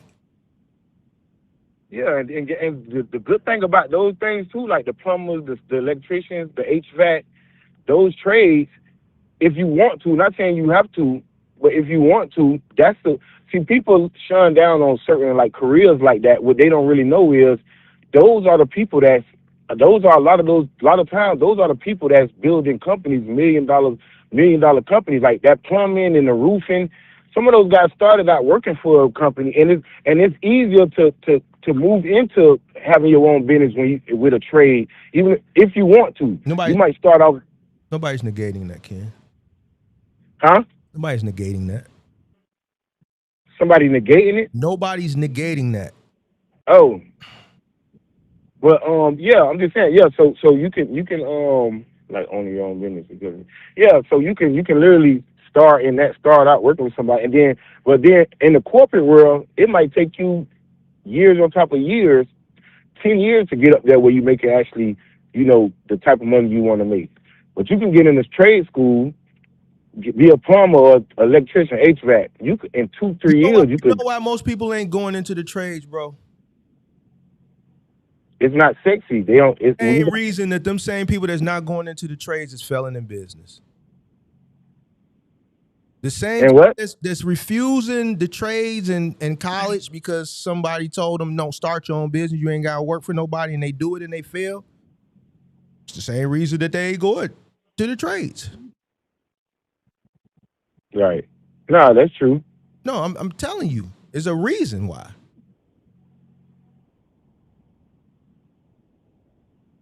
Yeah, man. Work ethic and discipline. Right. You got to have it. Same guy that come into a box truck business and fail in 3 months or 60 days. The reason why they failed was the same reason that they don't want to go to the trade. See, they don't want to go to the trade school because they say, oh, it'll take 4 years. Then you got to go be a journeyman or an apprentice or apprentice and journeyman. Yeah, it takes time. Fuck it, go. Right? And it takes time, right? Everybody want this shit now. So boom, I'm going to start a box truck business. I'm going to start this business. I'm going to start renting cars. So I'm going to get money today. But then the work and the shit that has to go into it to ultimately be successful, they don't want to do. Motherfucker, 4 years. I don't even have to ask motherfucker what's their cost per mile. I stopped even doing that type of shit. You see, I don't talk to them guys no more. No, I see that. You see what I'm saying? Why? Because still, after all those years, not one motherfucker knew. It got to the point where they like, man, Mark, I know you finna get me, man. I don't know why I don't do it. The shit that you need to do to be successful, you're not doing it. You don't want, yeah, it's work. So there we have it. So when you asked me what you asked me earlier, what? A lot of these guys that on what I asked you. Well, whatever you said, the statement that you said, or whatever the fuck that shit was earlier, majority of these guys, they not looking at it the way that I look at it. Even if they do look at it like that, they don't have their moral compass. They're not genuine. They're doing it because there's something that's attached to their page or whatever that they selling. It's something below that they selling. And if they tell you what they really know you should hear, is going to deter you from clicking that link and buying whatever it is that they're selling. Right. Well, I think that's why I don't have an issue with it, right? Because I tell you like this, it's a sucker born every day. But the people that watch me and come to me, I'm gonna teach them also how to think for themselves. Yes, consume, but just don't take what a motherfucker tell you at face value. Take the information and go do your due diligence. Still think for yourself. You saying consume, consume, and I'm gonna buy. I'm telling you, cool, but still go behind that shit and check it. Of course, that's why I haven't been scammed yet. So no, I'm gonna always stand 10 toes down on how I'm coming with it. So that's what I'm trying to tell you. That's why I haven't been, because I do my own research, and I'm not looking for. That's just like the trading thing I'm in. A lot of people come in there and they want to just because the person that I'm learning from, they do live trading where they show you that they trade, they sell, and they showing you what trades, they telling you what trades they putting in. So all you got to do is pretty much follow along. But they also tell you, hey, I suggest before you get in here and try to live trade, you go to the classroom and learn. Shit again, bro. Come on. Huh? Go ahead. No, I'm just giving you an example, bro. That's all. I hear you, bro. But come on with the live. So anything I do, every year is something with you, bro. Like every year. 1 year is this, 1 year is that. Now it's you a goddamn lie. You are a great example. You jump from one thing to the next. You can't even focus on nothing. Oh my God, last bro! year was something. The year before was that. I can't even remember. You did so much shit. The year before was credit. I got the credit business. Hold on, Mark. Let me slow you down right there. What is it? Hello, let me slow you down. What is it? What is it that you do? What do you want to do, bro? Mark, let me slow you down, fam. You trolling, bro. Every year you come back with something new. Hey, listen. Jesus let me tell you Christ. Something. Bro, listen. Ever since I've been, you, for one, I always did credit. Well, not always, but when I met you, I was doing. We ain't fucking with you on the credit, Ken. We not fucking with you. Hey, do not get this. Bro, I don't get. Hey, listen. No, bro. Hey, bro, I'm not finna ask for nobody's social security. Yeah. If you do, it's on you.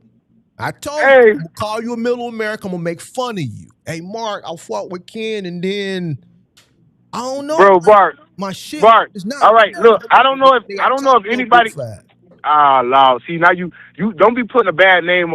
Mark, come on, don't do that, bro. I ain't putting no You bad name, nigga. You did it. Listen, you putting a bad name because I don't. You can go on my page and see the results I done got. Like I'm not scamming. It's nothing. Like I'm not. I And hate I'm you. trying. And you probably is a good person now, but I'm just gonna keep it a G with you. I'm gonna keep it a G with you. I'm not never finna get no. Listen, in order to first of all, the credit bureau said this nigga it's illegal to do credit repair. They said that shit is illegal. For one, two. I'm not never giving my social security number to no motherfucker, bro. Are you crazy? Are you crazy? Are there some people out here that do this shit and motherfucker and they keep it a G? Yeah, but the most motherfucker, nah. They might not hit you today, man. They hit you 3-4 years now. Why? Because they got a portfolio of goofy motherfuckers.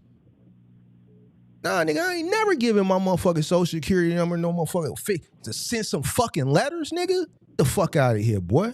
Bro. Hey, bro, boy, bro. listen. You that's because you, Mark. You don't. I'm You telling an old head, bro. I you call get me it. old head. I accept it, nigga. Fuck it. I'm just You an old head, bro. You know why? Because you know why I'm old head. I'm gonna sit down. I'm gonna go do this shit myself, nigga. I'm gonna send these letters, and nigga, if my credit gets to the point, nigga, I'm gonna send these letters, nigga. Fuck the money, even if you charge them, nigga. Fuck that. I'm more concerned about me handling you over these motherfucking numbers. Bro, what's the I don't most I know can you. do? Now, a lot, Bro, nigga. A lot. Nigga, you know what you mean? What's the most you can do, Ken? You know, nigga. You know. What you talking about? The most you can do, nigga. You know. Hey. Hey, motherfucker, build your shit up to stain you. Nigga, I know motherfuckers that do that shit. They will build your shit up and stain you. Bro. What are you talking about? But look, back to what we were saying. I'm not all over the place, but you making my face look bad now. Nah, I'm just keeping when it. I was doing, you know, since you know me, I only talk about two things. I talked about credit repair, business funding, and trucking. That's what I was doing. I was doing the credit repair stuff before I even really got in the truck, and then I got, and now I'm like, okay, I want to, grow my money a little bit. So I want to learn. I'm just always gonna learn stuff. Right? Trading is a skill that even if I don't have to do it, I never said I'm gonna become a professional day trader. But I want to make me a couple $100, a couple thousands in the market. Right. On the day when I ain't doing that, it's good to be able to have a skill to be able to do that. All right, do it then. That's what I'm saying. It's not like I'm just I don't stick in nothing long enough to try. I've been doing trucking since 2021. The majority of the people that do that, majority, and when I say the majority, it's not even close, get wrecked. Yeah. How would I champion something when I know people I have influence? That's the same thing in business too. So this is where the old head thinking comes in. Why would I champion something when I know I have influence that I know majority people get wrecked? Why would I do that? You influence, but listen. Why would I do that? Don't you got a box truck channel? Don't you got a box truck channel? No. You no. Why would I do most businesses fail, period. They ain't just trading. No. So that's not, I don't really consider that a business. I think that's like a investment hustle. Right. It's not a hustle. I think it is, Ken. I think it's gambling.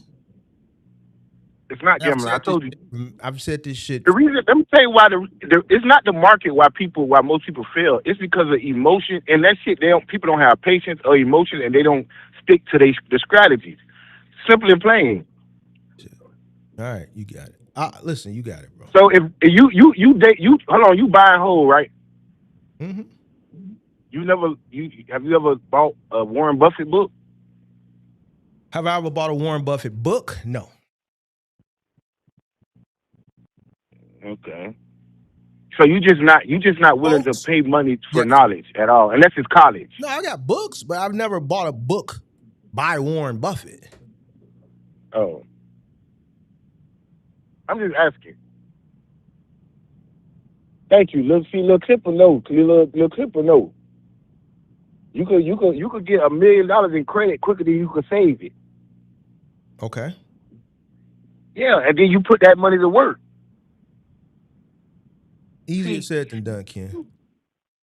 Yeah, everything is easier said than done. But this is all I be saying. Like, You know, everything is. when I was doing the shit, like the box truck shit, I was telling people to use cash. A lot of the favorite content creators was telling them to use credit.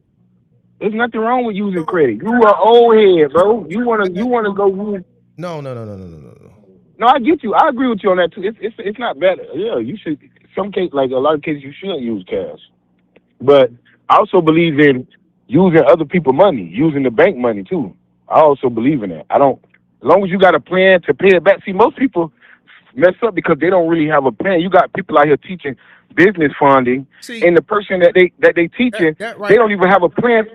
They don't even have a plan for the money, so they get the money. Man, Ken, but see that let you be listening to. I'm gonna be honest with you, and some people gonna get mad or disagree, but they not gonna understand it. When you listen to guys like that, like your Grants and your Buffetts and shit like that, they playing a different game than you even playing right now. And this is no knock. It's no knock.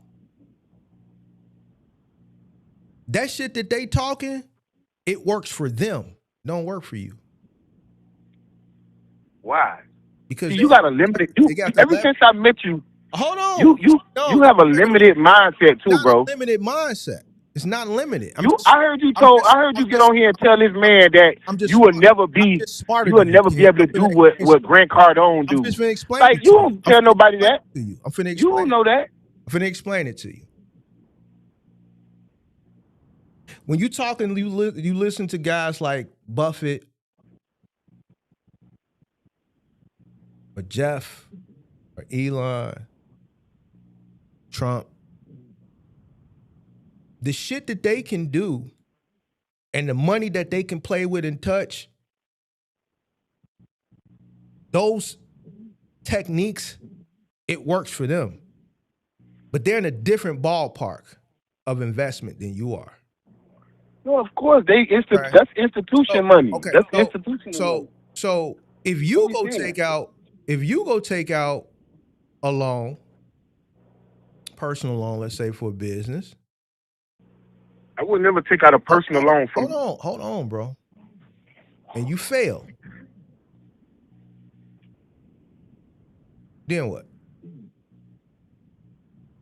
If I go what? Take out a loan. Let's say $500,000. You get $500,000. And you fail. Then what? First of all, I'm gonna know what I'm. I just asked you a question, Ken. Take out. If I fail and what? And I owe the money? Is that what happens? You owe the money? Yeah, I'm a file bankruptcy, and I'm gonna start over from scratch. Whatever. What you mean? The same thing they gonna do. Who says they're gonna do it? Who says that that's what they do? Who says that that's what they always do? Trump, how many bankruptcies Trump had? A lot. All right then. So that's what you mean. But you just proved. How many bankruptcies has he had? And I don't know. I'm asking you. In the last 20 years. I don't know exactly how many he had in the last 20 years. Okay. I can't tell you Let me ask you this. Going back to some of Trump's businesses that failed, I'm a little bit older than you, so I'm gonna give you some businesses. Do you remember Trump casinos? Hold on, let me put my headphones in. You weren't old enough. I played. What is it called? Trump Casino. No, I'm not old enough. You weren't old enough. I used to shoot dice at the Trump. I used to shoot dice at the Trump. What about? Oh, now you shoot dice. Yeah, I used to shoot dice. I'll just fuck with you, bro. Go ahead. I remember, according to you, but. What about, you know you a dog, bro. If I come down to Miami, if you got some money, I'll break you.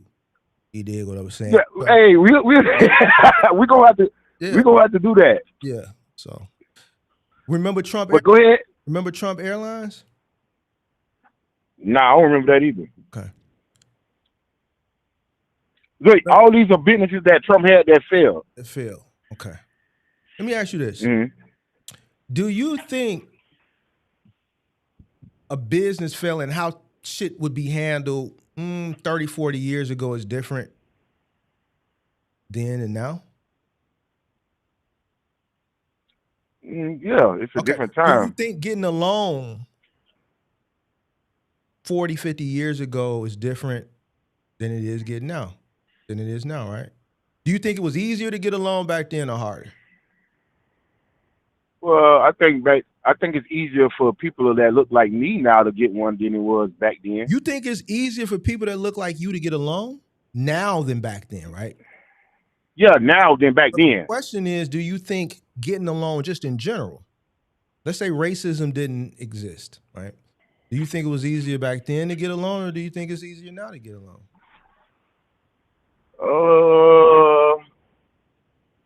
I would say back then it was easier. Okay.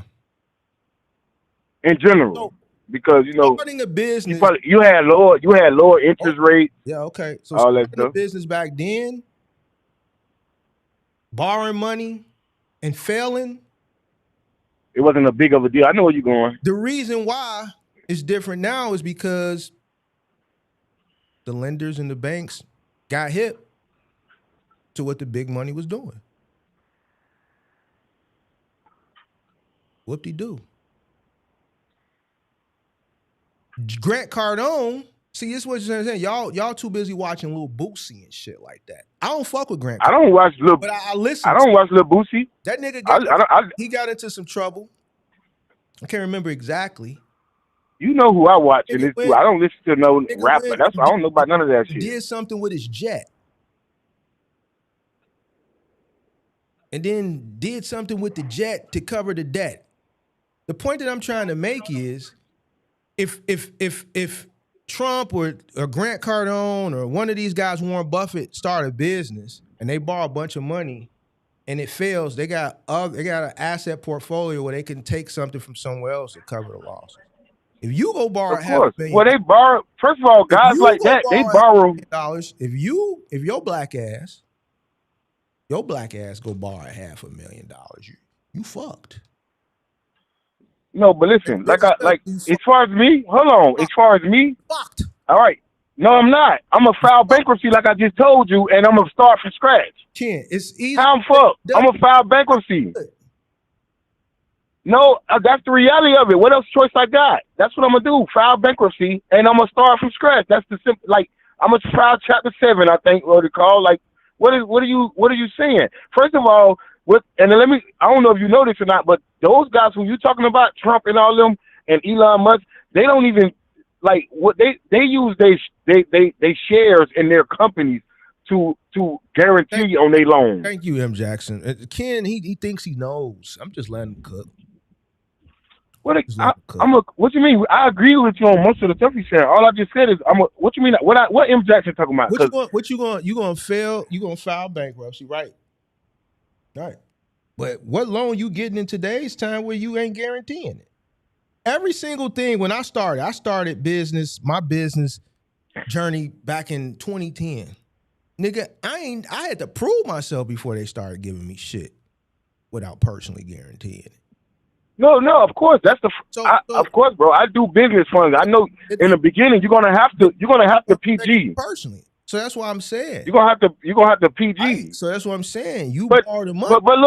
But listen, the thing about it, Mark, I'm not saying, and people like M. Jackson, they always gonna agree with you. Go bankrupt, cool. Okay. Now you all right. Whoop-de years. What you mean whoop-de? Okay, whoop-de-doo. I'm gonna start over. I'm gonna build it up and do something again. Like you ain't gonna. It's what you gonna do for 7 years.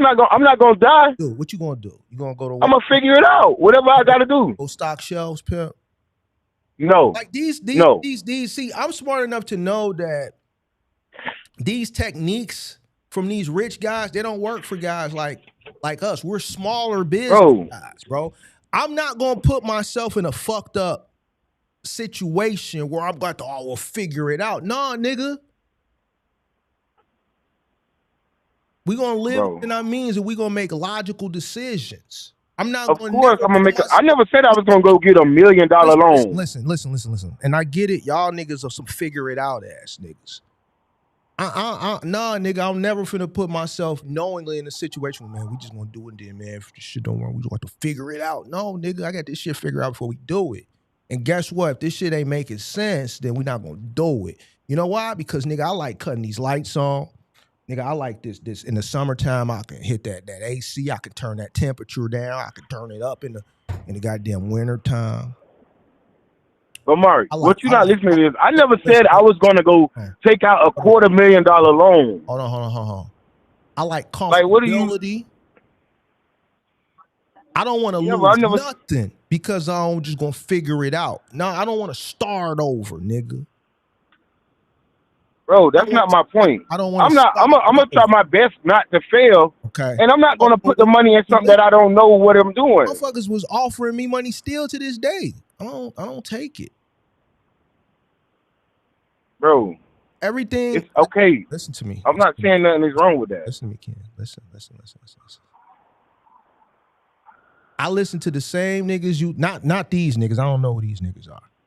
But like Warren Buffett, like I get some good takes from Warren Buffett. Like I've learned a lot from just different people. But I pick and choose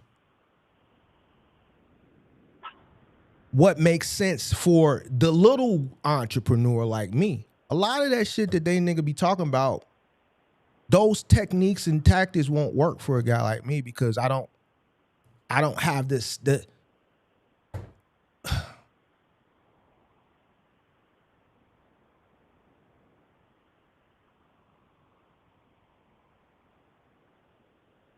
Hello?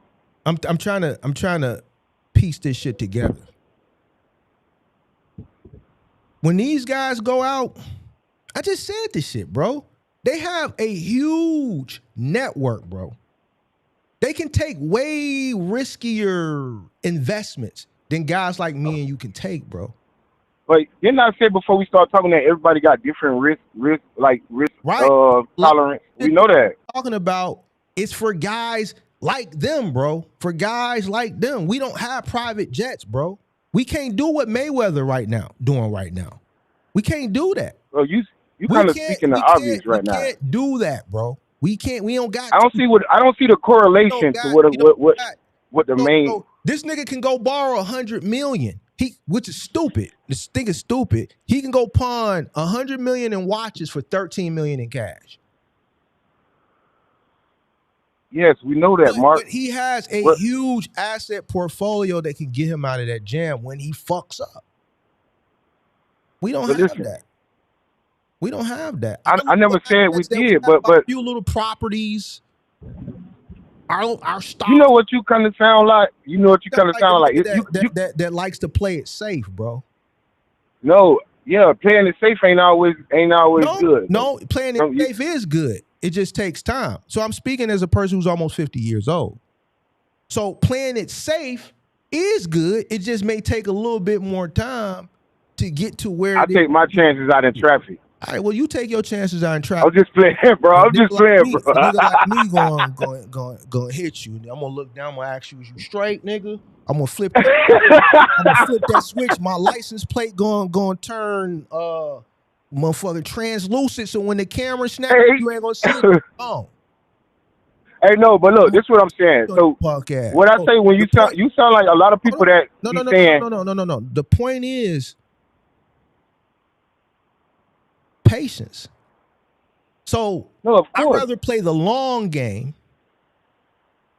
than take higher risk for the short game and have to start over. See, I don't think you understand. Like, I don't know. I take a big risk, and this could be detrimental to my whole portfolio. But see, I don't have a network of people who have a 7-figure asset portfolio. If I get in a jam, I can go, yo, I'm good for it, man. I need to borrow this so I can, man, this deal went bad, man. I'm finna have to do this, man. Can you front me this and give me Mark? Like, we don't have that, bro. I get it.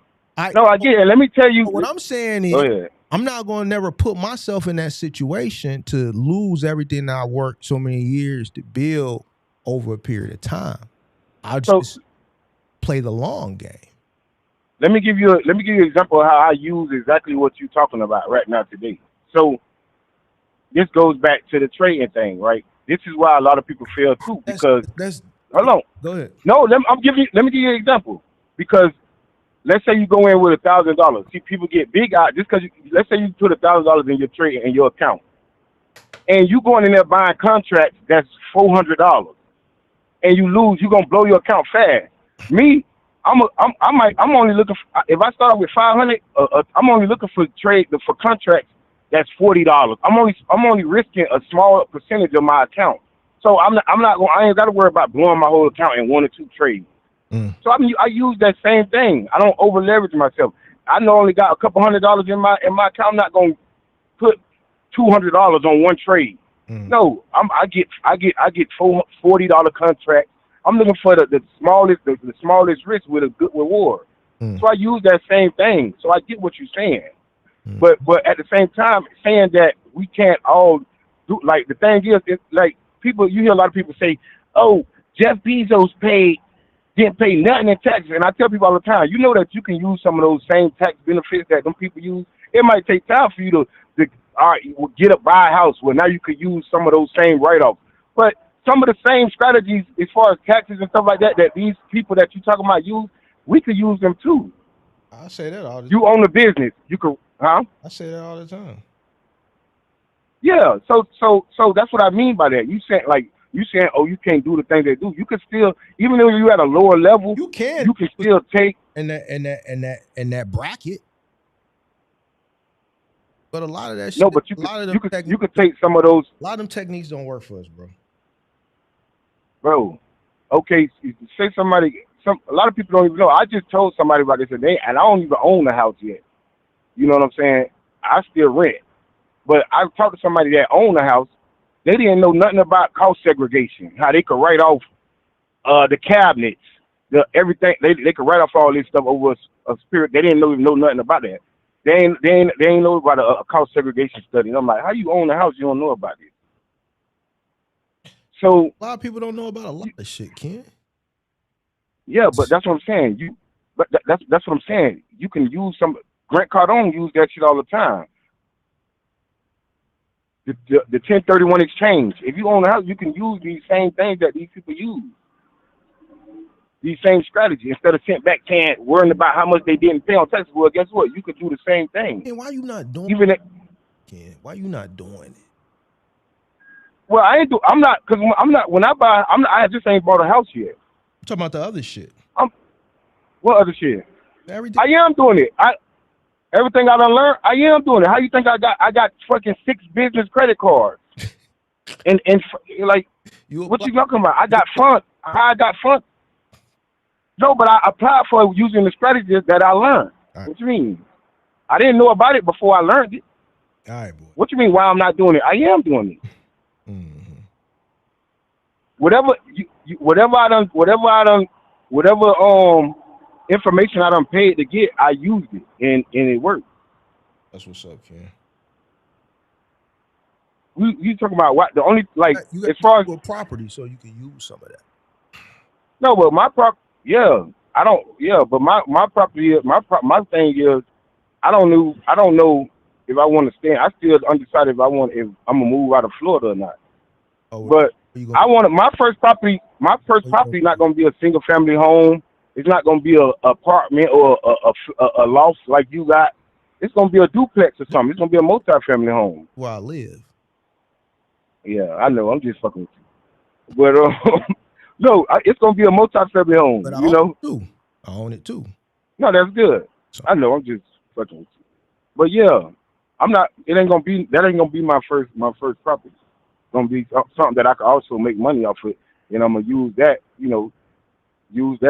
After that, then I get another property, and then later down the line, that I get my main home. So, most of the stuff, like I say, I don't really talk about real estate that much. I just know these things from doing a little research, because I'm not doing real estate right now. But everything else that I talk about, I'm actually doing. But we could do it. I don't think it's right for you to tell. I heard you tell a young black brother. Well, I tell him. You can't. You listening to Grant Cardone. You not gonna be up. That's not gonna work for you, bro. That's not true. You shouldn't tell nobody that. Old head, bro. That's the old head in me. You shouldn't tell nobody that, bro. Don't tell me what I could tell people. Nah, bro. Tell me. And That's the old head. Yeah, and if you feel so well about it, I could be in Chicago in 2 days. No, but be here. What you gonna do when you get here? You gonna fall in line just like every other nigga. What you talking about? You heard what Kirk said? Watch out for Mark. Yeah, because when Kirk came, he saw. So you gonna fall in line just like every other motherfucker. Hey, who you talking? Yo, where you at? And I'm gonna pop out. Hey, nah, you my nigga though, bro. I'm outside. This man funny, dog. This man said, how many of them cards is off other people's SSNs? Brother, don't do that. Don't let Mark fool you, bro. That's in the past. I got business. That's off me learning. That's fine. That's cool. I'm glad you changed. But nigga, I'm not never giving my social security number to nobody, especially a nigga that said that they did that. You might relapse. I ain't never tell you that. You might relapse. You said that. You might relapse. Nah, bro. You might, nigga, listen. See, this is what, Ken, listen, sell that shit to some middle American, nigga. I know better. Nigga, I don't know what the fuck going on, nigga. You might get desperate. You might, hard times call for tough times. What the saying is, hard times call for desperate times call for desperate measures. Nigga, you might be fucked up. Man, Joe, I fixed this nigga credit, man. Let me just go on here. Nah, I wouldn't do that, bro. Let me tell you something about me. The way I am now, I can see a motherfucker, bro. I done did this before. If you walk in front of me, bro, like my mindset done changed so much. If you walking in front of me and you drop your wallet and it got a stack of bread in there, but I would chase you down and give you your wallet. You gonna give it back, Ken? Yeah, bro. I wouldn't steal a piece of gum, bro. Karma fuck. Like for real. Let's be honest. Just say karma done caught up with you. Nah, I wouldn't even say that. I decided to change my life. That's good. Around. You got baptized? Nah, I didn't get baptized. Right. When you come to Chicago, man, I'm gonna take you to church with me. You go to church? Yeah.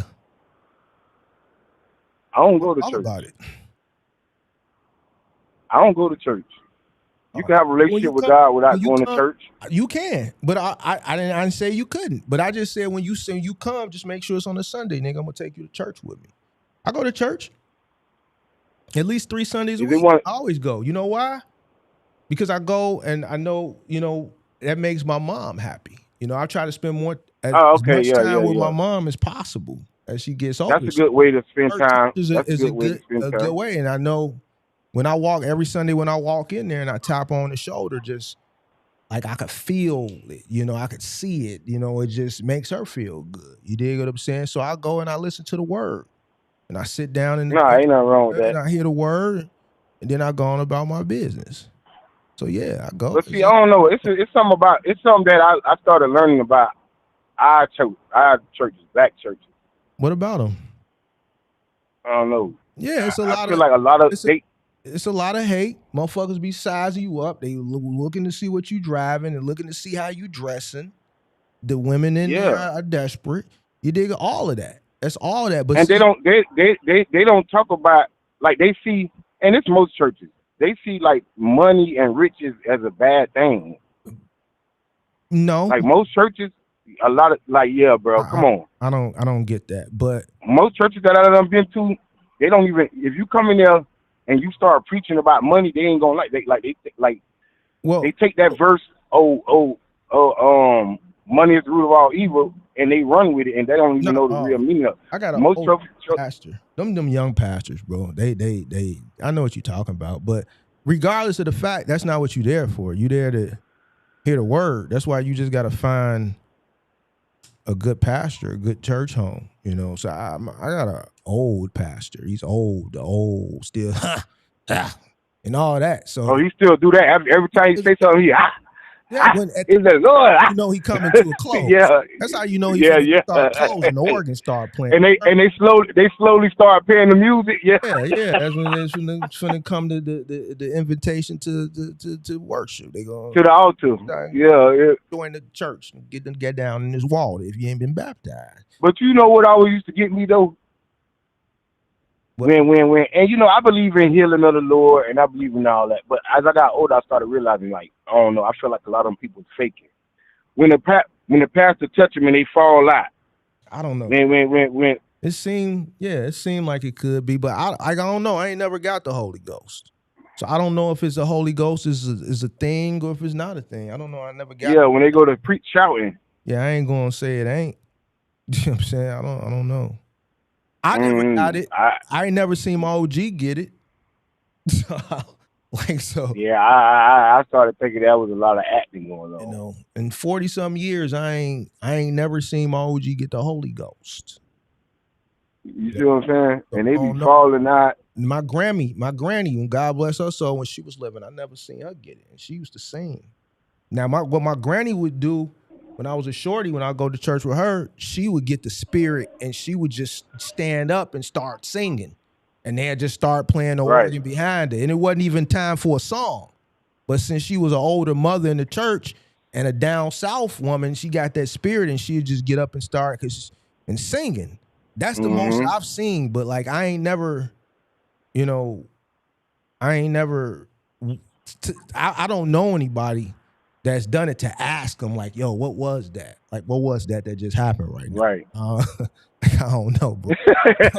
What was that? What was that the shit that you just did, man? Because everybody was. Speaking of songs, though, yeah, I always felt like it was an attention grab. I could be wrong, but I hope. I always, they fall down and they put the little cover on them. And they be laying there, and I ain't seen that in years. They get up in the wig and their wigs be all crooked. They get up act like they dog. I done seen some crazy stuff. Yeah, I ain't seen. But hey, speaking of music or singing, man, who put together that little song you used to play? I don't think I ever got to tell you, but that was a nice little song you put together there. Which one? Nigga, I've been streaming. The mental show. hey. Yeah, that was I used Suno when that shit was popping. Man, welcome to the bar. Hey, but that shit was there, man. I ain't gonna lie to you. Oh yeah, appreciate it. I still had to prompt it and shit and get to it sounding like that. But yeah, that shit was the intro when it first started coming on. I said, hell no. I wasn't on the internet for a little minute, but I got back on. I'm like, hell no, look what Mark done put together. Yeah. I say Mark knew a little bit about music. When I heard the little black choir in the background. I mean, like, nigga, I got rhythm. I'm black, nigga. Yeah. I got soul, nigga. Like, what are you talking? Yeah. Them guys over there, you know what I'm saying? They ain't got no rhythm, nigga. These niggas clapping all off, doing the honky tonk, nigga. Yeah, come on now. I got a rhythm. That song. And I'm a connoisseur. I'm a connoisseur too of the music. I'm a connoisseur of the music. I'm one of them niggas that motherfuckers call when they having a debate. They call me like, man, hey Mark, who the best? If you had to name the best 5 or the best 10 or who the lyricists, and I'm that guy. So yeah. Yeah. I feel y'all. I mean, y'all don't really got no lyricists in Chicago, but yeah, we do. Common. Who? Common. Oh, Common from Chicago. Okay, yeah. Common. On the Common Chicago. Yeah, go. You all had right? That's Juice cool. back in the day. J.U. Ice, Juice. Maybe I'm thinking about the drill rap. You too young, bro. You too young. I don't even know why you want to even. Nah, I know about Kanye. Yeah, you too young, bro. I ain't know Common was from Chicago though. Common's from Chicago, bro. Okay. Common from 87th Street, bro. Oh, he ain't from 63rd? No, from 87th. Memories on corners with the foes and the moles. By the foes, I was told either focus or fold.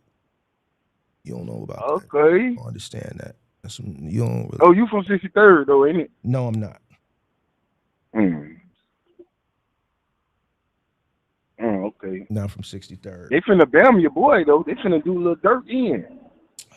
We have to wait and see. I'm not from 64th either. You gonna be sad about it if they do that? If dirt gets life? What they got to do with me, bro? I'm not part of. I'm not from right there, bro. So. Hey. Oh man, you heard that new Rick Ross album though? Absolutely not. Oh, you sweet. I haven't listened to a Rick Ross album since that last song he did with Kanye. And what album was that? Mastermind. It's the last Rick Ross album I paid attention to. So that had to be like 2014. Yeah, Rick Ross just need to just focus on wing stops and rallies and checkers and other shit. Nah, you sleep. Go listen to that. Listen to that Ring Around the Rose with him and Lucci. I'm gonna listen to it when I go. You might like that one today. I just ain't really checking for Rick like that. I'm checking for like Gunna. Like Gunna is probably like the best shit out, other than like Drake. But like, nah, you ain't lying. Yeah, so like I ain't really checking for Rick. That era of Rick, yeah, I've been heavy on that Gunna too. It's over with. Like Rick era over with. That feel is not there no more. So like, to be honest with you, I ain't really listening to no music. Like if I'm working out, I'm listening to like podcast, or if I am listening to music, I'm listening to more old school music. Ain't really no new music out that's worth my attention. I'm listening to old school, some Dusties or some shit like that. You don't listen to you don't watch Myron Golden no more? Nah, bro. Myron, I watched him. I ain't watching. I was listening to him probably like 2023 for a little while. He had some good information on like when I was starting the channel, first year in the channel, I was listening to him, like his content, lectures and shit. But like a lot of the other shit, I ain't checking for that shit. I don't like. I probably listen to him the most. I don't like the way he. No, I don't. No, I say I do. Yeah, I know. You told me that before. Yeah, you told me that before. Yeah, I don't listen to like. You say you don't like what? I don't listen to the inspirational guys like that, bro.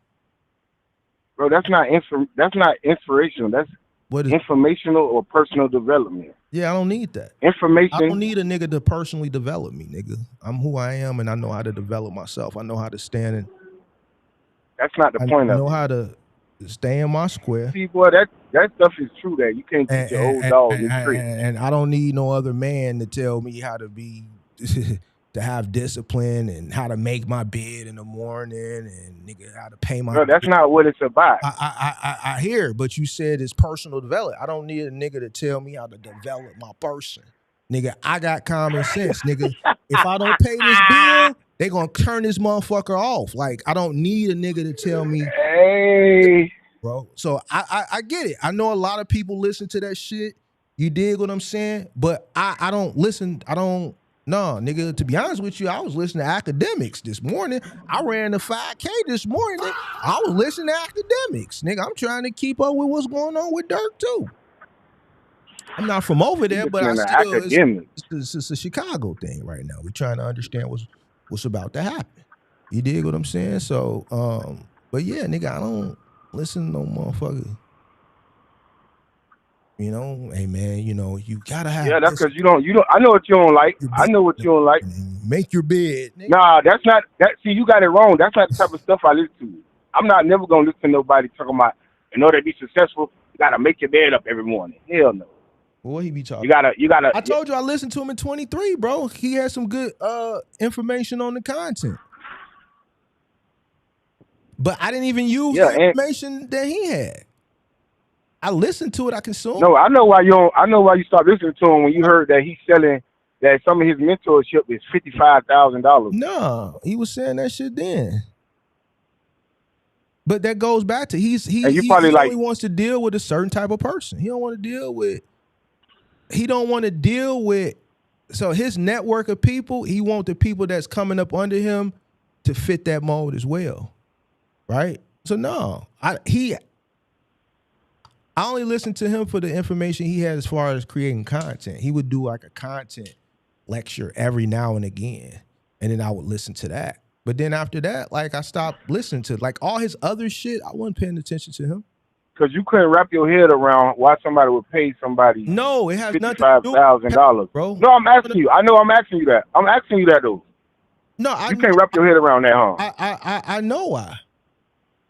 You why? are a person that when you get to that type of investment, you're paying to be in that network. It's not really about you've already proven that you're successful in some way, shape, form, or fashion. So that type of investment is to be in a circle. It's to be in a. You would never do that though. It depends on what I'm doing, what I'm trying to get. You told me no. I asked you that before. No. You said no. No. If I was to open some type of brick and mortar business here in Chicago, and I know, okay, boom, one, in order to get approved, all right, let's say a nightclub. I would never do it because a nightclub in the city of Chicago has a 6 to 12 month life expectancy. I know that within 6 to 12 months, especially if I do an urban audience, right, somebody's going to get shot. Like, not being negative, I just been living here for 46 years, all my life, and I know the life expectancy of a nightclub because I frequented nightclubs and I've lived here. All right, but let's say I do some goofy shit. I'm open a nightclub. I got to get a liquor license. I got to get approved, state, blah, blah, blah. So I got to get the alderman's approval. Do you think the alderman just going to approve me to open up a liquor license after I go through the zoning and all that shit? You think the alderman going to approve me to open up a nightclub just off GP just because I applied? And I know you don't understand big city politics and corruption. What you mean? Shit like that. But just what you mean? I don't understand that. Okay, so do you think if I went to apply to open a nightclub, I know y'all don't got alderman, but alderman is like a ward boss. So here in Chicago, we got what's called alderman. It's like a boss of the ward, right? So we got 50 of them. The boss of the what? The ward. We got alderman here. Ward, W-A-R-D. Oh. All right, so do you think the alderman is just going to say, all right, I'm going to let you open up a nightclub on this street? Nah, probably not. Okay, what do you think what do you think is going to take for me to, one, just get the approval of the alderman? Fuck City Hall, fuck the state, fuck the liquor board and all that shit. I got to go through all that shit too. But the first thing I got to do, I got to get approval from the alderman.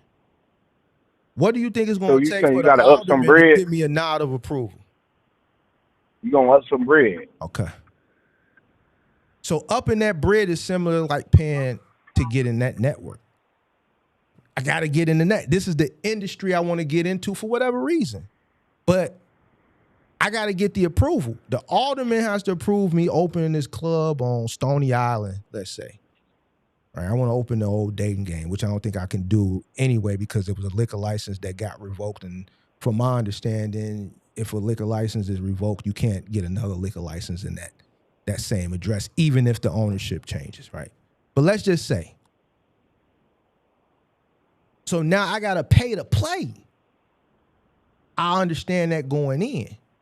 It's the same situation here. This ain't no little dog shit. This is big dog shit. So if a person's spending 40, 50, they paying more so to be in a circle of people because it's people in that circle that we could do business with and make more money. I just got to get in that network. Same thing here. I don't want necessarily just to get in the network. You actually listen. It's about being in the learning network. Something. Once you get in the network, it's more people in the network that you can make money with and get information from, because clearly I got something too. Most motherfuckers don't have 50,000. The average motherfucker don't have $50,000 laying around just to give it to you for information. That's the overlay that's the overlay for the underlay, bro. It's the overlay for the underlay. These little $5,000 shits, bro, that you see in trucking, box trucking and shit, it's different. The average motherfucker, not saying they don't have 50, they don't have 50 to just give it to a motherfucker for some information. No, of course. That's to be in a circle of like-minded individuals or people that have already achieved some type of success, right? Like you have, if you got 50,000 to buy into that club. He does a studio audience. The people that are there, it's like 5, 6 people, 10 people. Most people are creating ideas. That's a network. That's a group of people. And it's like a private club. But this is the entry fee to get into this club. Yeah, You paying to play. Same thing like getting, like I just gave you this example. Like you want to play, you want to make money right here. All right, you got to pay to play. How do I pay to play? Well, and that's you get put this much. I need this much. I'm gonna send a man around there. I need this number, man. I need it in my war chest. Donate it to, Michael Jackson campaign fund. Paying to play. Yeah, but that's why you think you clown me for getting in? You clown me for doing for I ain't clowning you for nothing. Paying for mentorship. You always be clowning me for that shit. You asked about Myron Golden. Now you talking about I clowned you for doing mentorship. All I said earlier was you a payer. And that's what I told came you. up here and said I you was get a into payer. it's about getting in. I didn't lie. It's about getting into networks. Okay. What did you get from Buddy? Have you networked with Buddy since then? Because here's the thing. Who that? The difference between Buddy and Myron, one thing I can say about Myron is that number is limiting you being in that network so that y'all can do business together. What Buddy does is he charges you a little bit of money, $100, which is going to get a bunch of people, and he travels all over the world. You're not in a secret society membership of people of a certain stature for $100, bro. You're just not. Who charged that? Who are you talking about? Buddy. The Buddy from earlier. The guy you was Whitehead? for 30 minutes. Whatever his name is, I guess so. The player dude. The player. What you mean he charged $100? What did you pay to go to that, bro? Damn, bro. Like, come on. He wasn't even running the event. It was another dude. Bro? What did you pay, bro? I paid $300 to go to that webinar. That seminar, I mean. Enough to get you in a network of secret society people that's upper echelon that you can fucking conjugate and fellowship and do business with. It's just not enough. No, but what I'm telling you is he was just one of the speakers at the place.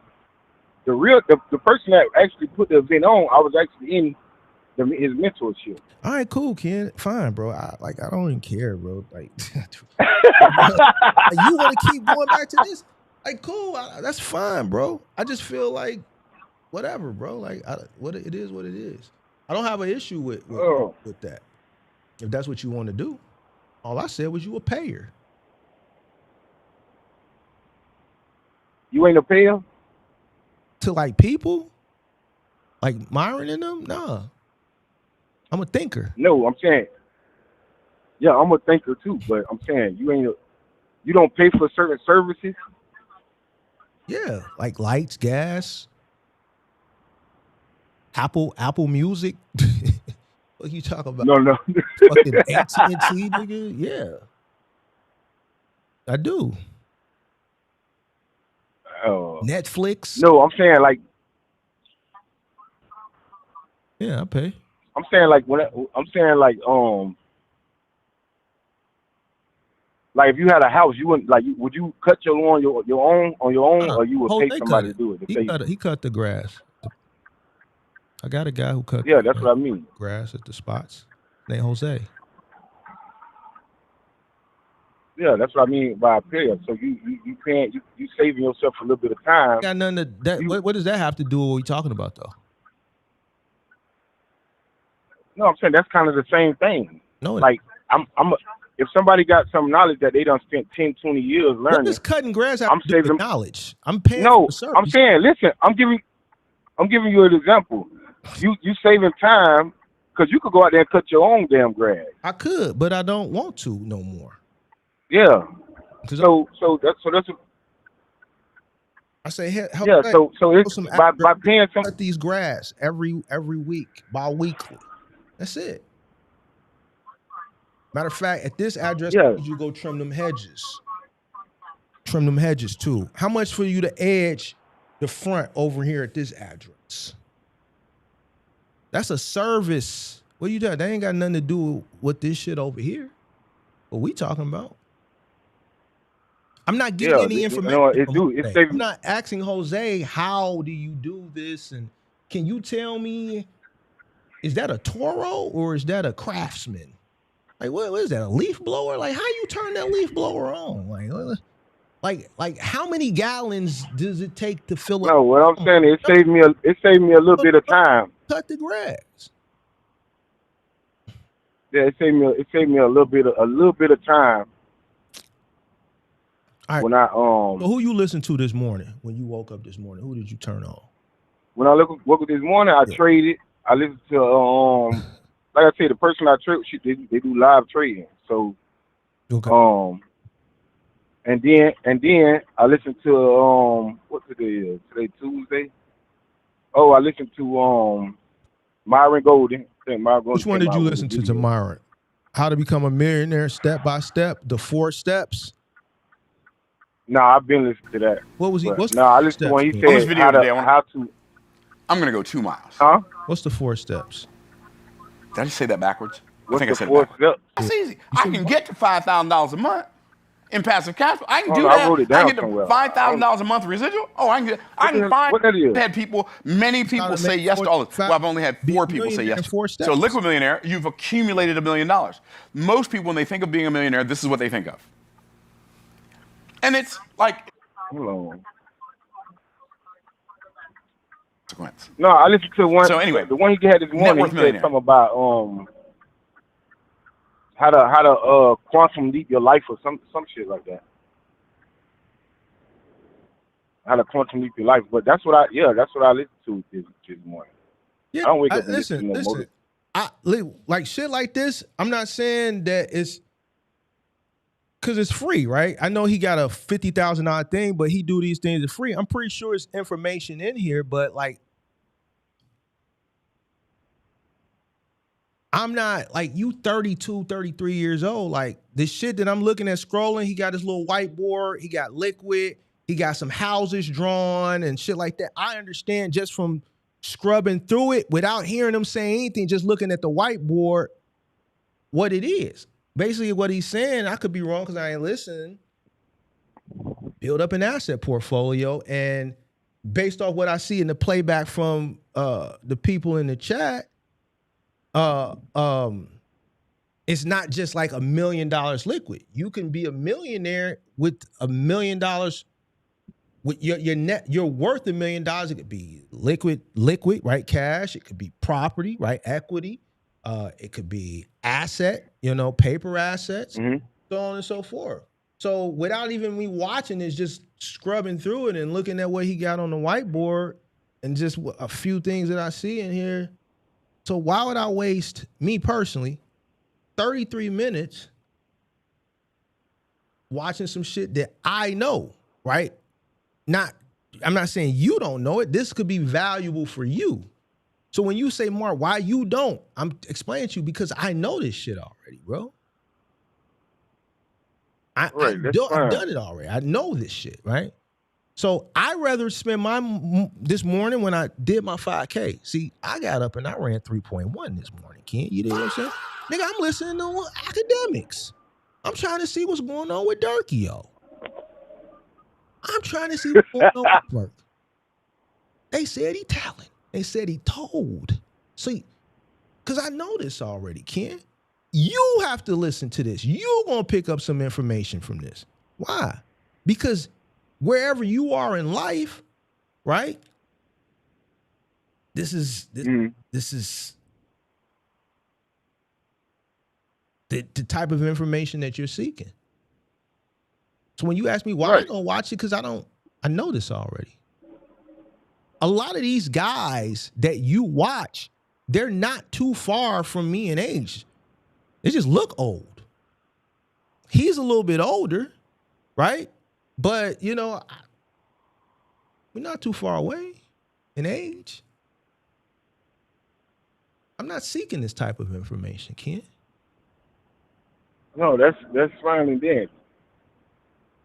And it is what it is. Yeah, I listen to it because I'm constantly learning. I'm always be learning something. How to download the mind of Christ. Now, I'm not going to click on that, Ken. Like, I'm just going to keep it a G with you. You asked me, no, I'm not clicking on that. How to download the mind of Christ? I don't want to. What? Bro, obviously, the man just like, he's still a YouTuber at the end of, like, not a YouTuber, I guess you could call him that. You still have to, you know what it is. The clickbait. Bro, I To don't get play people with to God click. like that, boy. I'm not, you see what I'm saying? You I'm not how that playing with God having the mind of the Christ? mind of What you talking Christ. Like, about? what does that look like? Let's think about this. What does that look like, Ken? The mind of Christ? Well, you go to church. When you go to church, you learning the mind of Christ. What you mean? And I'm Right or wrong? worship God, bro. Yeah, but you at the end of the day, we all trying. If you Right. I'm believe in still God, trying you to wanna figure you out try, what does that look like? How to download the mind of Christ. I'm trying to wrap my mind around what does that mean? How to download the mind of Christ. Let me read the damn description. Setting it to go a certain speed, and if it slows down at speed. The way you think determines the way you live. Okay. We just said that 10 minutes, 20 minutes. In this powerful message, Myron explores what it means to have the mind of Christ and how believers can transform their thoughts, attitudes, decisions, and actions by aligning themselves with the way Jesus thought. The core idea is simple but transformational. When you renew, bro. Who the hell is Marafi? Marafi don't know what the hell they talking about. what Let it me get really out means the to have the chat. mind of Christ, how Jesus approached challenges, You opportunities, don't know what I'm doing with my how life. transforming your thinking to essential to transforming your life. Oh, just be How to talking. replace. So is he preaching? Do he be preaching sometimes in the morning? Yeah, he pretty much. On Thursdays, Is he ordained? he comes from a pastor. Is he ordained? Yeah. He's an ordained minister. Mm-hmm. You sure? Yes, bro. He graduated from Bible college. What's Bible college? So he went to theology school. Yeah. Okay. All right. Yeah. At the end of the day, he was a pastor. How to become the best communicator in your field. That's something that I think a person who's new into entrepreneurship might want to click on. A person who's going into the work field, they want to know how to communicate. That's something that you hear me talk about on the channel. You heard me say, yo, you got to learn how to communicate more effectively, right? Mm-hmm. How not to quit when life feels hard. Nigga, that's the type of stuff that I listen to. Yeah, that's cool. See, I don't need to watch that. You know why? Because if I quit, then niggas fucked up out here in these streets. Nigga, we gonna be fucked up out here in these streets. See, that's enough for me to know. I don't need a nigga to tell me when things happen, yo, don't give up because no. If you quit and you give up, that means it's gonna be fucked up out here in these streets. See, I know this already.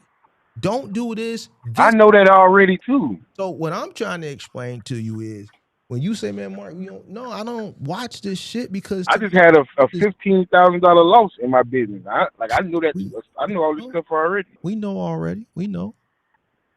I'm saying besides the one you know about. How to make your dreams come true without working harder. Oh Lord, what's this one? On this video, I want to talk to you about this subject: desires. Hold on, I just want to read it. Most people spend their lives focused on their needs, but extraordinary results often come from pursuing meaningful desires.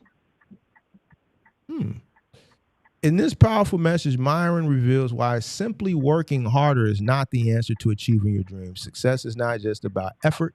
It's about alignment, clarity, and understanding the difference between surviving and thriving. Core idea is simple but transformative.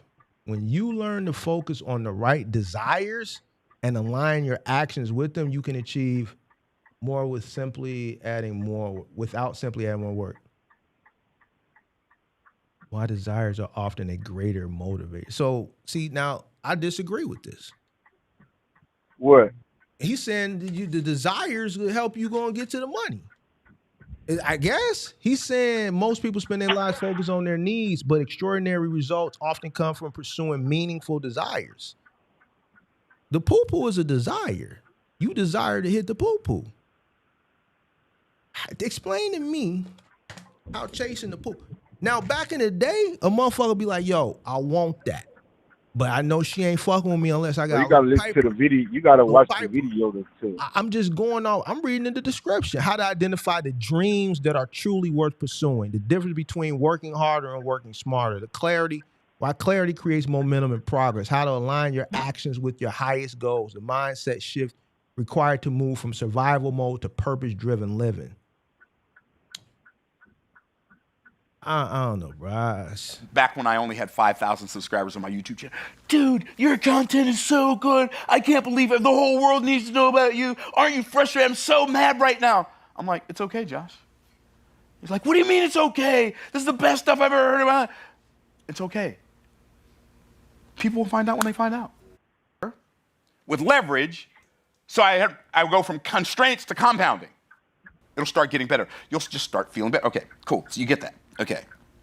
Instead of the needs and scarcity, and there was I watched some of his shit, Ken. But like this shit, like it's just not for me, bro, at this point in my life. It's for you. You at the age where this type of shit is for you. You feel what I'm saying? No, I feel you. Yeah. Yeah, I be forgetting your age. I know I look young, bro, but you know, I don't need no nigga to tell me, nigga, pay your. But that don't mean you. That don't mean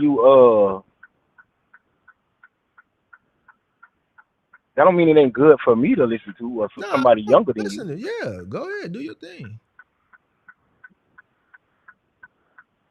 You know, that don't mean I'm getting pimped, like you like to say. You getting I didn't pimped. say he was a pimp. I didn't call him one. Nigga, I just gonna call it like I see it. I don't think he pimping people. I think he giving information. He's giving you information, right? He's making money from it. And he has a network that is a high ticket. And if you pay that high ticket, you become of that network. And you're gonna be in that little membership and you're gonna trade secrets, you're gonna do business together, and everybody's gonna pull each other up.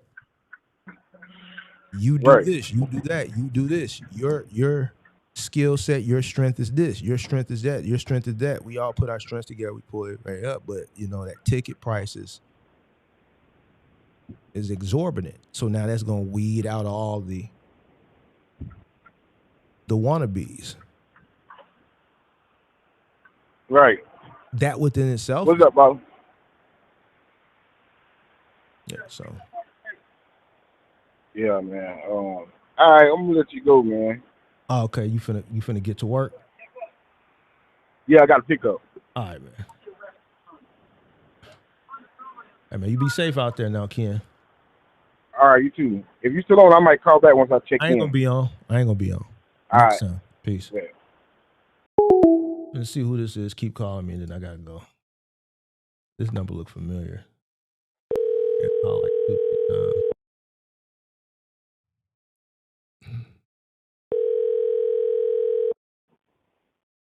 Hello. Yeah, what up? What's up, Mark? Oh man, I knew this number looked. I'm like, damn. Do I want to call this number back? You already know nigga sold $1 million, baby. Yeah, I'm like, this number look familiar, bro. Oh Lord, we on live, man. Like I was trying to hit you up, but that was on dude was talking crazy. Like he was talking weird. I don't even know what he talking about. But I got some real shit to ask you about. Go ahead. All right. So we talk about so we gonna keep it on topic though. You said the topic was you giving out advice today, right? I mean, the people that call, yeah, as far as the information that we was looking for, yeah. Yeah. Well, no, I'm calling now, so I'm looking for a little bit of advice, not a whole lot, but you know, what I mean, I'm trying to, you know, I just want to put it out there, see what somebody else has to say. I know me and you know what I mean, we be going head button, so you know, I like to hear, you know, a different perspective of what, you know, man, I got going on. So you might have something to add to it, or you might back what I want. You might back what I'm trying to do. What you got? But anyway, you know, I'm in the sports game, or whatever like that. You know, my son, he you know, he's doing pretty well in sports. Got a few Division I offers, and you know, nowadays they dealing with the NIL, and you know, they getting paid. Right. So all the little money I done put up for my son for like college, you know what I mean? My parents done put up for him, and you know how your parents do for your kids, grandbabies and whatever like that. Right. Yeah, I won't be needing none of that money because when my son going to school, he gonna have he gonna get a check and he gonna have a car, housing, all that's gonna be paid for. You know what I'm saying? Yeah. So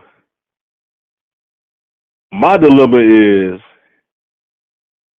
when my son was, trying to coming up in the game, I was selling cars or whatever like that. And we started getting a little bit more talent. Of course, I graduated from college with it, like, so I could go get into a school and teach and make 60, 70K a year just to hang around the school and be the coaches and what I'm saying. It's this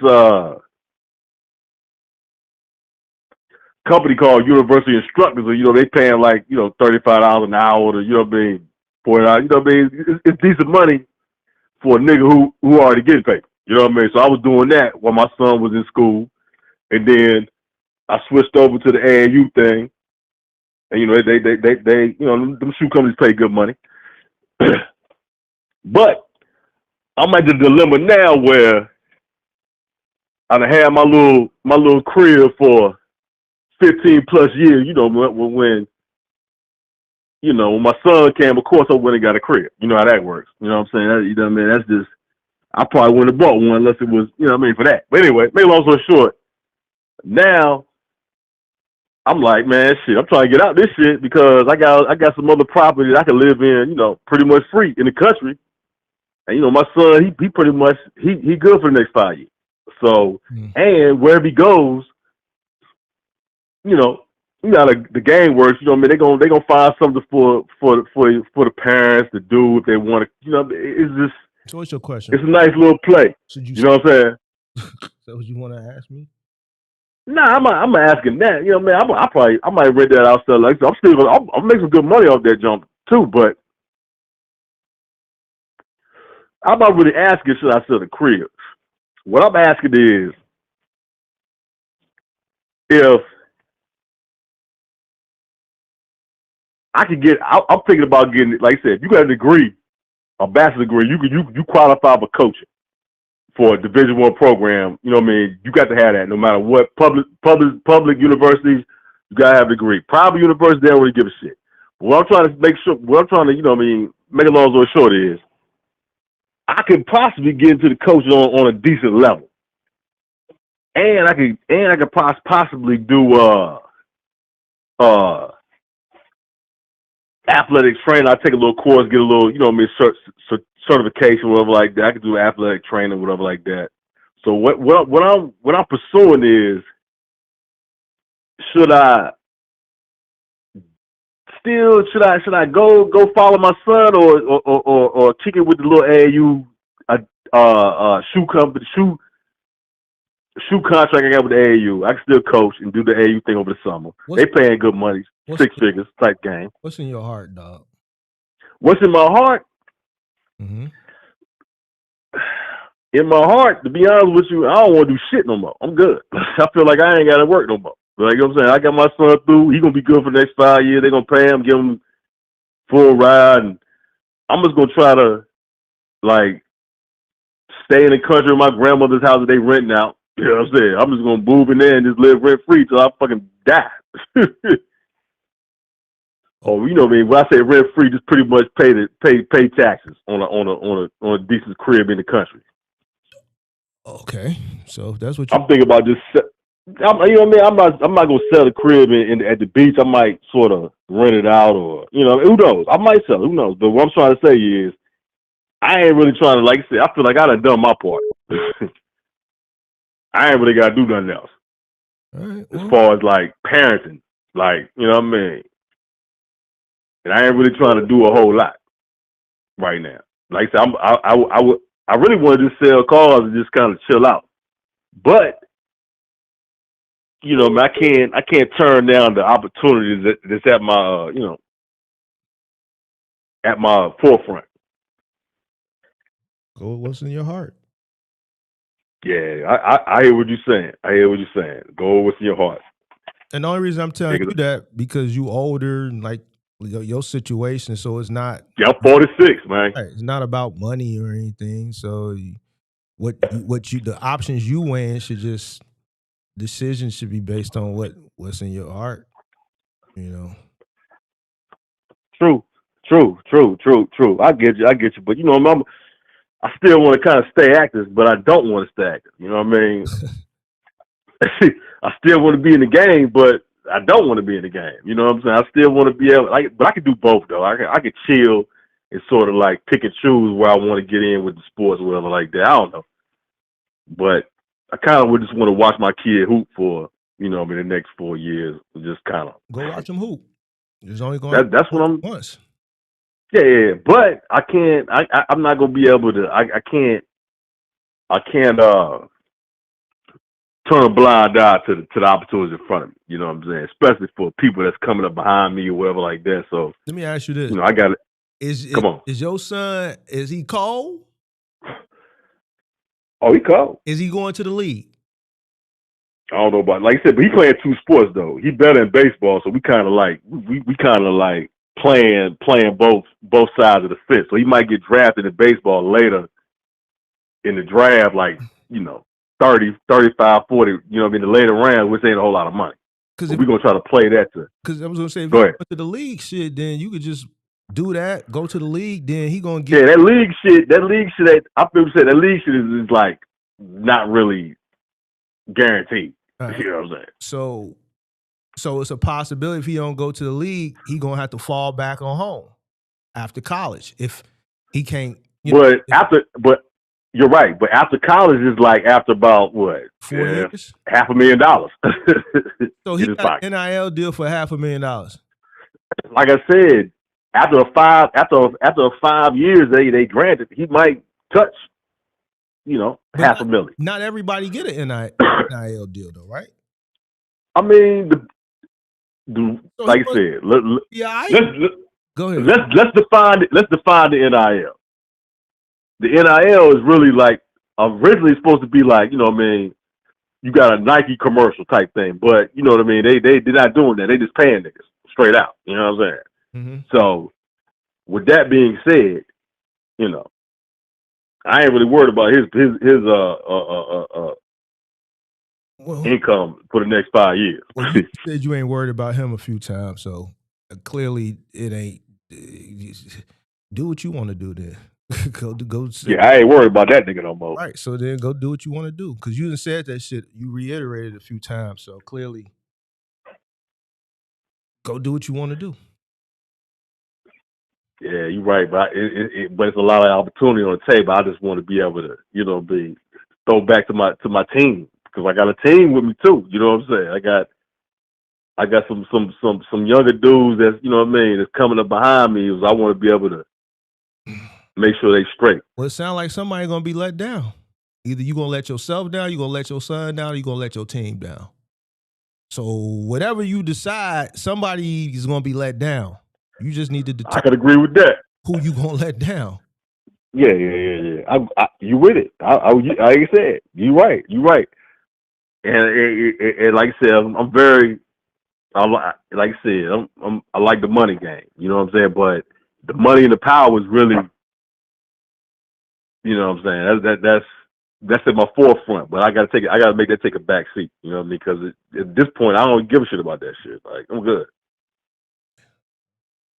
But at the same time, man, you know what I'm saying? I got people with me, man. I want to make sure they get to the levels that they supposed to get to. You know what I'm saying? So it's kind of weird, but you're right, though. I got to do for me at the end of the day. Do what's best. End of the day, I gotta do what's best for me, man. I gotta do what's best for me, man. But yeah, this sports NIL thing is really, really complicated, so to speak. But but I kind of, like I said, but I know, like I'm only, like I said, I'm 46. I feel like, you know what I mean? Shit, I could be America's next big coach. Well, go for it. I know. I feel like I don't feel like I'm done for real. Like I don't know. Like I said, I'm gonna. But I appreciate you. Your look though. You know what I mean. Do what you want to do. Type of, that's probably the best advice to give somebody. Do what you want to do. I mean, for your age, bro. Like when I talk, I feel you. Your situation is different. A young motherfucker, I'm gonna gauge it different. But you, like you said, you got a home. Your kid is grown, college. If you not really concerned about going and watching him play, he a junior, so we know. Right. He a junior. We'll start. Yeah, but you're right. You know what I'm saying. In the future, I'm good. Right. So, dude, as far as taking care of him. Right. So now it's time. That's the main thing. You feel me? For me. Right. So, do what you want to do now. Yeah. Come on now. Like I said. Yeah. Like I said, as I expressed to you, I've done. Like I said, I've done what I had to do. In my book, what do you think? Do you think I've done the? I mean, you raise your kid. He's playing college ball. The only thing now is do you want to still be there with him every step of the way? But it sounds like that's not that. I'm not saying it's not important to you, but it sounds like that's not. You have other things at a higher priority than watching him throughout his journey in college. You feel like he can do that on his own, and you can watch that and kind of guide that from afar while you doing something else. And exactly. If that's what, because I got, like I said, I got you're saying, with me being in the system, me be dealing with a lot of kids, I got a lot of kids that need, you know what I mean, some guidance dealing with the NIL situation, things like that. So I've been trying to, you know what I mean, I was like, damn, I could, you know what I mean, it's like, you know what I mean, I was looking up some things and talking to some. Hey, what happened? He hung up. Lost him. All right. I gotta pee. Somebody called. We got 2 missed callers, and one of them, I would not take it, but I'm curious to see what this person is calling me for. Y'all take a guess on who this missed call number is. I'm gonna pee. I'll be right back.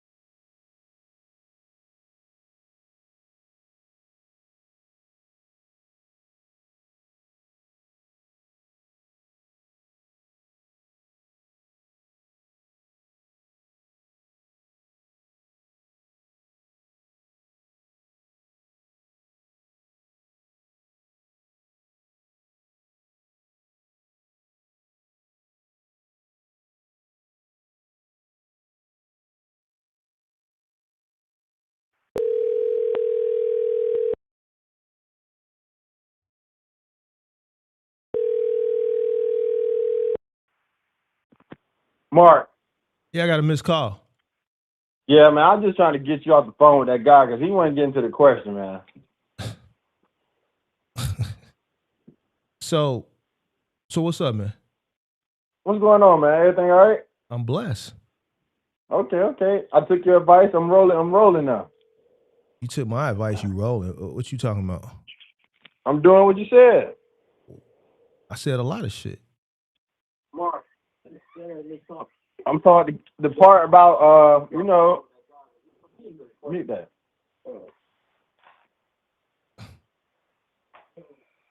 Nah, but everything good. It's moving season. I've been implementing what you said. What, nigga? You ain't saying nothing.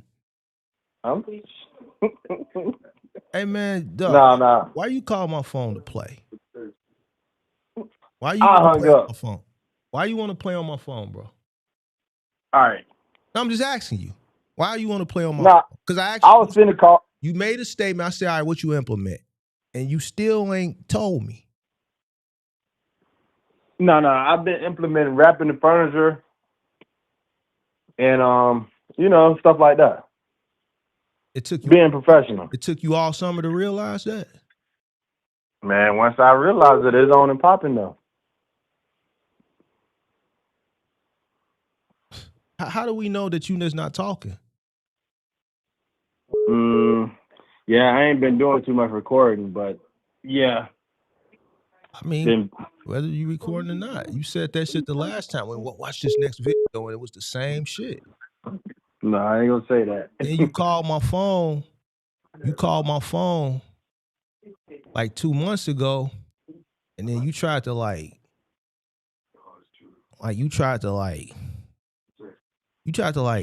sun me or something, like you was cold or something. And then hung up on me. Yeah, you don't remember that? No. I remember we was going back and forth about something. I don't know what we were going back and forth with. You was feeling good because you made a little $600-700 that day, and you was like, man, I'm finna play poker with my employees, and you did all this. You was high capping, and then you just like ended the call like you was cold or something. I probably was busy, man, because I'd be on the phone with you. You wasn't busy. You said you was finna play poker with your employees. You called me to high cap, and then say, no, I'm finna play poker with my employee. And then you hung up like you was cold, like you made this exit, like he shitted on Mark. Remember that? You don't remember that? Yeah, no. And then I stopped just reacting to your shit. And then that's when you start recording shit. Cause I realized I was clouting you up. Not for good reasons, though. Like that. You was getting the clout, but it wasn't for the good things. You dig what I'm saying? And I said, I bet. I'm gonna stop reacting to it. Cause remember I was supposed to do a part 2 the next day, but I didn't. And then that's when you stopped recording. Why you ain't been doing content? I've been doing content. You just said it right now. I ain't really been recording. Not like that. Exactly. Come on now, man. We heard what you said, man. Yeah. I never told you nothing wrong. Everything I told you was to help you. Oh, look, who this George? Big Money George. Oh, this George. Oh, I need to start me a channel like this. All these people. You got a channel. You can't listen. You can't start no channel like this. You know we're supposed to start the podcast. You know why you can't start no channel like this? Huh? Why? Because you ain't like this. Hey, look, what are they talking about? You are who you are, and I am who I am. You are you. You can't do something. You are who you are. You George. Be George.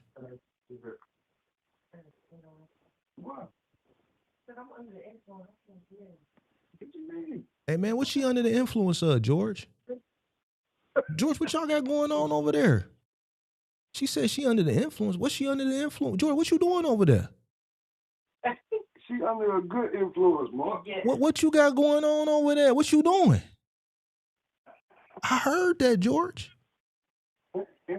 George, you over there smoking this? You over there? Y'all over there getting high? You over there getting high? What y'all over here, George? Y'all over here on the?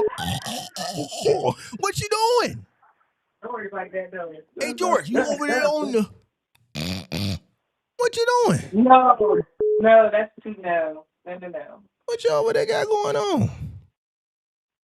We high on God, man. Nah. Wait a minute. Hold on. It's 6 o'clock. It's 7 o'clock over there. What y'all got going on? What y'all? Oh no, we chilling. We watching your show, man. George, We waiting. you indulge? Nah, man, we Not chilling. George, not Mr. Holier than thou. Not George. You over there getting high, George? No, man. But yeah, everything been good. I'm gonna check in with you on Don't hang up now. Let's talk. do it turn up on a Tuesday, man. Let's Is talk. the internet? Nigga. I definitely can be. No. I'm gonna sit. I'm gonna wait. I'm gonna spend some more time. See, I got time. I said I was getting off, but guess what? When you really got time, you do what you want to do. I'm gonna go to the gym. I got a job. I got a moving job. It's 7 o'clock your time, 6 o'clock my time. Nigga, you ain't got no job. I want to understand what's going on over there, though. What y'all doing over there? You know, we in the country, man. We ain't got much to do out here, so we Plenty to do. It's Taco Tuesday. So you get high? No. We just what y'all drinking and smoking? What y'all got going on? See how God worked for me? See how God worked for me, man? See, when you call play, God gonna always give me. Like, I don't listen. Y'all be thinking God always gonna take care of me. See how he just handed me that? Just like the last motherfucker he handed me his wife. You hear what I'm saying? God just be handing it to me because I don't be doing people wrong. I don't be fucking with nobody. When motherfucker come over here try to fuck with me, I'm just gonna go ahead and do what I gotta do. So now I want to know, what is y'all got going on over there at 7 o'clock on a Tuesday night? That was Bible study, man. Communion. What under the influence is, so y'all over there getting high? Bible study is Wednesday night. Bible class is on Wednesday night. That's a universal thing, big dog. The church Bible study, do I go to church, pimp? It's Wednesday night. It's Tuesday night. So what is y'all got going on? George, I'm not like you, George. I'm not a middle American. You can't just tell me something I don't know what it is. You can't just tell me we doing Bible study. I know Bible class is Wednesdays. Choir rehearsal is on Tuesday. God damn it. What is y'all over there doing?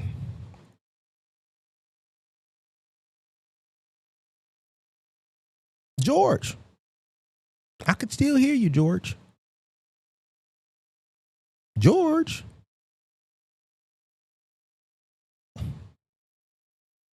See, George, see what happened, y'all? See what happened?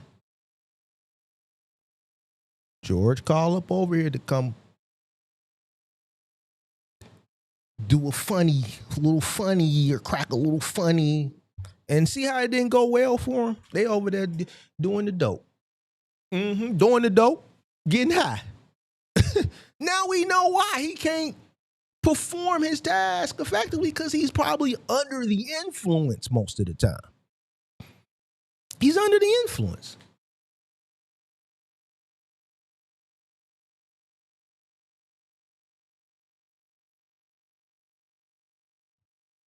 George done called up over here to start some mess, and we done found out that he over there getting high.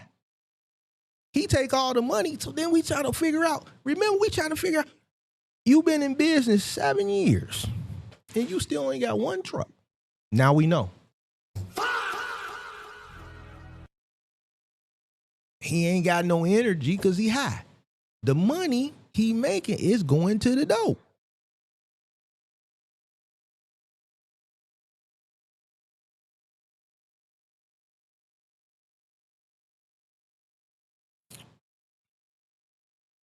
George, you still on the phone, George? I'm gonna hang up on George. I don't got time to talk to you. We're gonna hang up on George. Who is this that called me? I don't want to talk to you. Let me see. Who is this that called twice?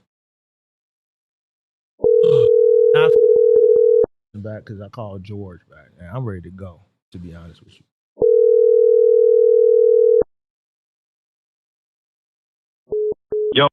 Yo, what up? Yo, Mark. What's up? Yo, I want to get, bro, one of the things I really got to say, bro, the way Ken was talking to you about day trading, remember how he told you, he was like, but Mark, you don't know nothing about day trading. It ain't like that. He's talking to you. He's talking to Mark, the guy who's, how old is Mark? His experience, his wisdom, everything. You're going to tell him that's crazy. But you know, you gotta understand nowadays, man, people just don't listen to us. And I'm not even glazing, bro. I'm not glazing. You just gotta realize Mark actually did it. He actually did it. I did it. They don't understand, bro. He didn't. No, Hey, who the fuck's doing it? They understand. It's just, you know, it's what it is. And then so, but he talking about day trading, and then but they gotta trust him. But they trust him when King taking out a car payment, a loan with a truck, right? A loan with a truck. What does Mark say? It ain't easy to start a yeah. Yo, what does Mark say? Every fucking day he says, it ain't easy to start a fucking business because you need what? You need cash. You need fucking cash. You need to save fucking money. Save money. You know how long it takes? It takes years. You remember Perco? Oh, you been bro, I'm saying. Yeah, you remember Perco. God damn. I'm saying, bro, like on everything, like Mark literally tells everybody, y'all don't get it. It ain't no shortcuts, bro. It's hard as fuck. You have to put your head down. You have to make your own food. You have to cook your own food. You can't buy shit. Save all your money and then buy cash. And you gotta hope to God you could fucking do it. And even then, it's hard, bro. Like, oh, these dudes think they're gonna take a car payment out, and oh yeah, I'm gonna take a car payment out, make enough, and then everything's good is gonna happen, bro. You owe the bank. You ain't done yet. You running the business 3 years, but you ain't gone nowhere because you still owe the bank. You can't even save money. Ken know it's hard. I've been knowing Ken maybe about 2.5, 3 years now. Ken done been through enough trials and tribulations. He done had enough ebbs and flows. At least the ones that I know of to know that it's tough. I think Ken's thing is he's impressionable. He's impressionable. Right. And I think Ken does have I think one day Ken gonna snap out of it and he gonna start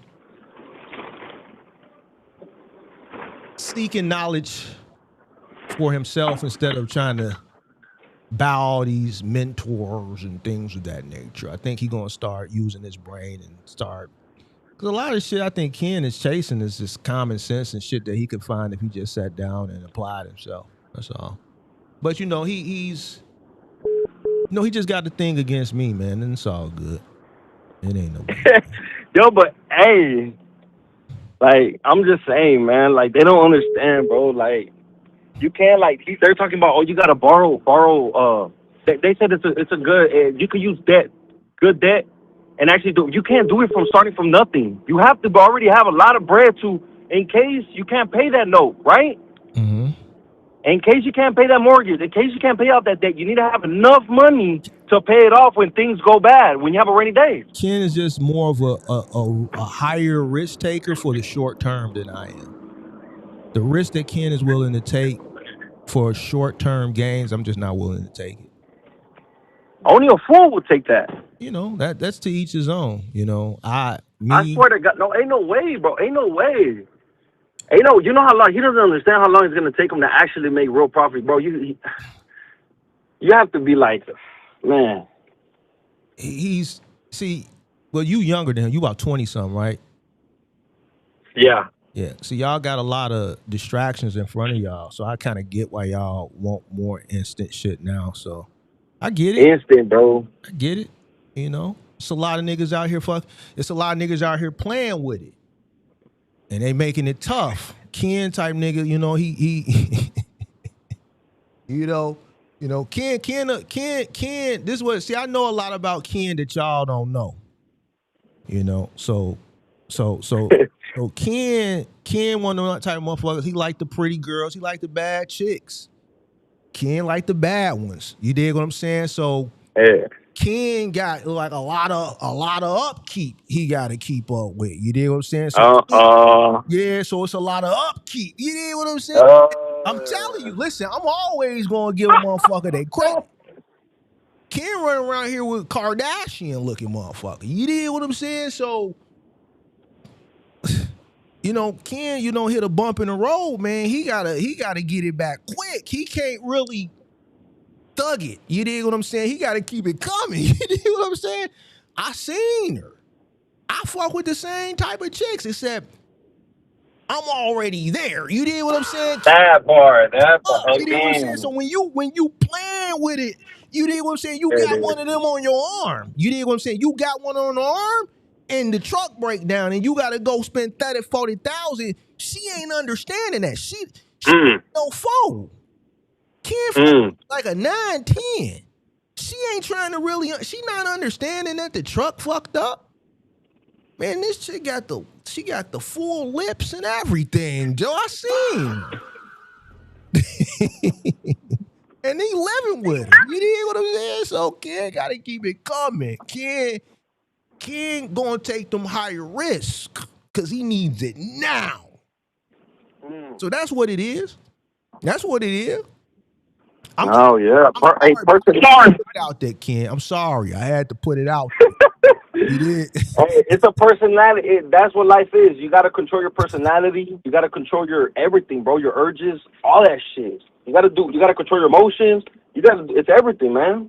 Yeah. Or you ain't never going to get there, bro. Like, it's hard, man. It's hard to stay down and go and stay home every day. You know what I'm saying? It's hard, bro. Not really. I think it's well, it's hard for some people. Yeah. But it's hard for some people. Yeah, I think it's hard for some people. Yeah. It's hard for younger people. Like when you get to my age, the rah-rah that y'all chasing and just being in the streets, running the streets. I mean, we've been there. When you get to my age, you just want peace. So I like peace. You dig what I'm saying? Y'all ain't at that point yet. So I kind of get why, it could be a little bit difficult, but I think Ken, you know what I'm saying, to each his own. Ken he's more of an instant gratification type of guy. But what did he say earlier? Did he say I'm just gonna file bankruptcy like it ain't nothing? Did I hear that right? Yeah, you heard that, but he. What YouTube videos is this dude watching, bro? That's wild, man. See, people don't understand. He thinks it's that simple, but then okay, you filed bankruptcy. Okay, so for 7 years, you fucked up out here in these streets. Everybody looking at you like a dick kid. You can't do shit for 7 years. For 7 years, it's gonna be tough on you. Why put yourself through that? Why put yourself through that? You don't understand stress. The stress is a real thing, bro. Like you fucking all them banks that you owe, like that shit ain't easy, bro. Like that shit ain't easy on your mental at all. Real thing. He went through something last year with the truck, and he was stressed out. In the Discord, we was trying to coach him through it. He know it. Did he have enough cash to pay it? He did, but he talked about it on the channel. So, but it kind of put him in a rut. So Ken knows, I've seen him go through different challenges, but he's the type of person, he takes big risk and he figures the shit out as he goes. I'm just not willing to take those types of risks at this point in my life. Yo, Jackson, risk doesn't equal hustling. Are you okay? You said risk? He said, what? I remember if I'm not no hustler, because we're talking about risk tolerance. Who are you talking about? He said, I remember if I'm not no hustler, and you can tell. What you mean I ain't not no hustler? I save my money. You in Dallas, right? Yeah, I'm in Dallas, the number 2 city. You put number 2 city. Yeah. I gotta make it. I have to make it. Especially the way Mark says. In short, in a couple words, is cash is king for a reason. He says that shit all the time. If you do it the cash way, then you got a big chance to make it. See what you did. You listened to a lot of my shit and then you applied it and it worked. Ken ain't really like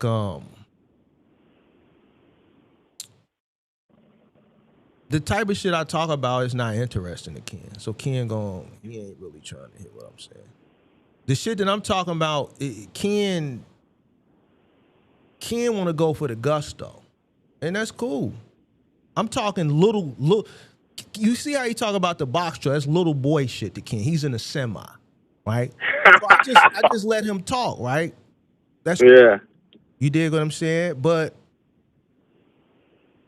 I got guys that's that's doing what Ken doing in household goods moving that's checking it. You did. Oh yeah, that's another game. Hey. Right, it's another game. But then Ken will come back and say something like, man, but they doing a lot of hard work. But I'm like, all right, so you do what you doing for 10 years, they do what they doing. Who gonna come out ahead in 10 years? Yo, watch this, Mark. What's harder? Saving 30 racks or more than 30 racks? Saving 40 racks, spending 30, right, on the truck, or getting a CDL license and signing your name on the paper to borrow money for a truck. What's harder? I think the harder for most people will be saving the 30, 40 racks. Thank you. And usually in life, 9 times out of 10, the harder thing gives the more reward, right? Mm-hmm. That's why I'm cash flowing 2,850 without working on the weekends. If I work on the weekends, it's 3,000 and up in my pocket. I don't pay no fucking. I don't even got a car note. I all my vehicles are cash. I got 2 vehicles cash. I ain't paid nothing. All that shit's in my pocket. So I'm gonna save to 40 racks. I'm saving the 40 racks quick. You know what I'm saying? I'm gonna save the 40 racks to invest that shit quick. So I don't know, bro. It's just they don't understand cash is king, bro. They don't understand cash flow is everything, bro. Bro, we'll be here all day, bro. You know? Yeah, that's true. Hey, but I'm go ahead. I'm about to drop off these papers. Hold on. I can't talk for a couple. Go and do your thing. I'm gonna take another call. I bet. All right. Who is this, man? 828. Who is this?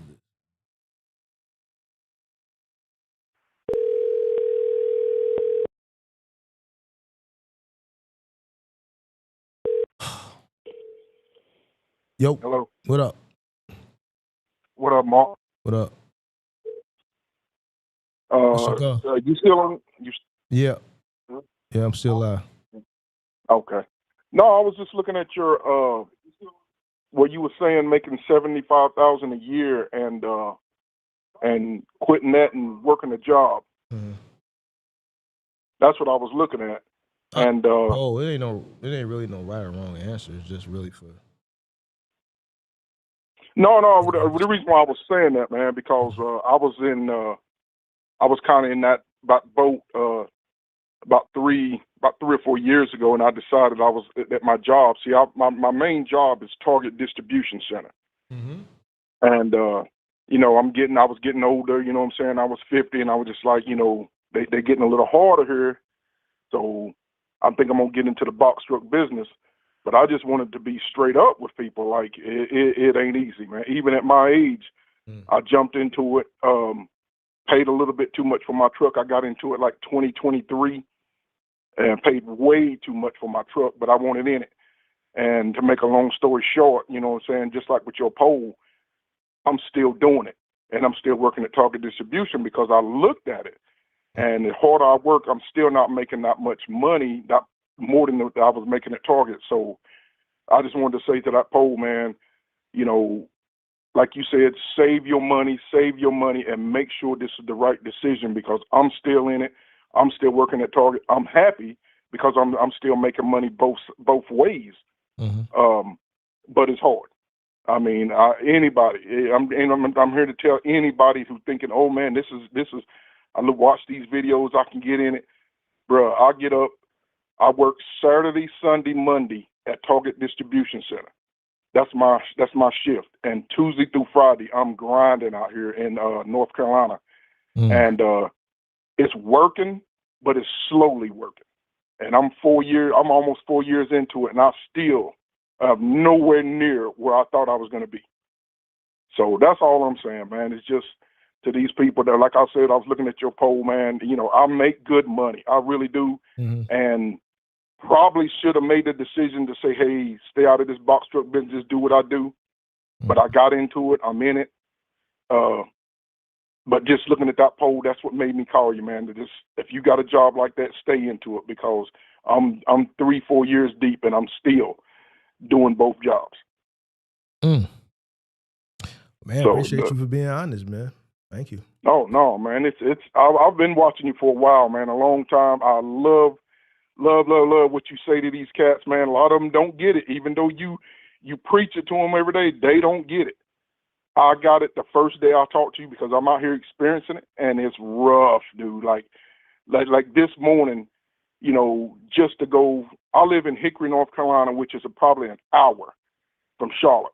Mm-hmm. And my main thing is what I do is I try to get a route going to Charlotte. And if I get in Charlotte, then I'll sit there at a Waffle House or something, get some breakfast, and then I'll just book loads. And I got a printer in my truck. I'll print out the Raycon if I need to. I'll just stay there and run Charlotte all day long and then make it back to the house, But that's just me doing local. That's me running all day long trying to get something, and it ain't easy, bro. Like I said, I come home, I get my check from Target. I'm like, damn, is this really fucking worth doing? But, I like it. I like the driving. I love the driving, man. And a lot of people get tired of it. I love the driving. That's why I'm still doing it. Yeah. I keep the truck. I got a company, a diesel company that maintains my truck. I ain't trying to do none of that shit myself because I'm not trying to mess nothing up. Mm-hmm. But yeah, I let a diesel company manage my truck when it has problems with it. Mm-hmm. I just try to do everything the right way to keep me on the road because that's the only way you're gonna make money. Mm-hmm. But yeah, I'm not gonna keep you up, man. Say what now? No, I appreciate it, man. You're a little bit older. I think you said you're 50, right? No, I'm 50. I'm 54. I think I got into it. I got into it with 2023, mm-hmm. and yeah, I'm a little bit older. I even tried the moving game. The funny thing about that, and this could be a learning lesson to somebody who's older, thinking they can get into this. I tried the moving game. It was working at first. Mm-hmm. Hired a couple of my nephews, and you know how that is. The younger nephews, mm-hmm. They got out there running their mouth trying to get a move. I jumped in. I started doing the moves, helping them pick up the bigger stuff. Mm-hmm. Pulled my sciatic nerve, had me out of work for 3 months. Yeah. So, and I'm at that age where I just hurt my target distribution money now because I was out for 3 months trying to get back on that. So you really, really, really got to think. Really, really, really got to sit down and think about what you're doing before you get into this. It ain't easy. All these people out here, oh, you can make 5,000, you make 6,000, you can do it. You can't. I mean, you can. I'm not saying you can't, but you're gonna be on the road. Yeah. You're gonna be on the road. There ain't no coming home. And I just do local. And I'll make a run to Charlotte, back to Hickory, to Gastonia, back to just around there making. I make, like, I could do a run from Hickory to Charlotte for 300. All right, I'm in Charlotte. So now in Charlotte, they'll do a Charlotte to Charlotte for 250, 300. And a lot of people, man, that ain't money. Yeah, it is, because I'm right there in Charlotte running 12, 13, maybe 20 miles, and I'm not killing my truck. I'm not putting a bunch of miles on my truck, but I'll run 2 loads like that in Charlotte, and then I'll get it back to the house. Mm. And I'm older. My insurance, and believe it or not, my insurance is nothing but like $700 a month. Mm. So I got a good driving record. I'm older, so I don't pay that much for insurance. So, I mean, that's why I'm still in it, because I don't have these high, payments like people do for their insurance. I've heard people, oh, my insurance every month, $1,500 to $2,000. Nah, bro, I never would have got into it if it was that. Yeah. That's crazy. No. Yeah. But yeah, that's what it was, man. I just seen your poll, and that just struck me because I make good money a year. It's just I got to the point where I was thinking, Target is beating me down, and I got to get out of this. But then, I'm still going to Target every weekend, still running the truck, so ain't shit changed. I got more money, but it still ain't shit changed. Yeah. Appreciate. So that's all I wanted to say, bro. Appreciate you, man. Stay safe out there. Hey, appreciate it, man. All right, later. Y'all still going at it in the chat, man. Let me return this one last call, because he called a few times too. Y'all. Hey, Ken. Ken. Hello? Hello? Yeah, I missed your call. Oh, how you doing, Mark? How you doing? Who's this? You still on live? My name is Fantasia, but most people call me Fanny P. How you doing, sir? What's going on? I was calling. I I've been watching your page for a long time, so I was always like kind of nervous to call, but Why was you you nervous? inspired me to, because everyone got so much experience on who call you and stuff, and They do. I'm really yeah yeah like everybody. You sure? You Everybody. said you've been watching for a long time. You sure you've been Yeah, watching? well, sometimes you would get on certain people cases about like why you're not working hard and how you doing DoorDash to take care of your family, stuff like that. So, Who I got on about doing DoorDash to take care of their Oh, you talking about the Venezuelan? You talking about the yeah, Venezuelan dude? Man, because he yeah, was over here playing with me. He was over here he was playing in the with me. hotel. Yeah, but his wife was DMing me. We got him up out the way. For 8 months, his wife was in the DM. Yeah. What? Yeah, you didn't know? Yeah, that shit played out online. Niggas thought I was lying, too. I'm like, well, I ain't never lied to y'all not one time. Yeah, whole time you over here trolling. I'm letting them troll because his wife in the DM.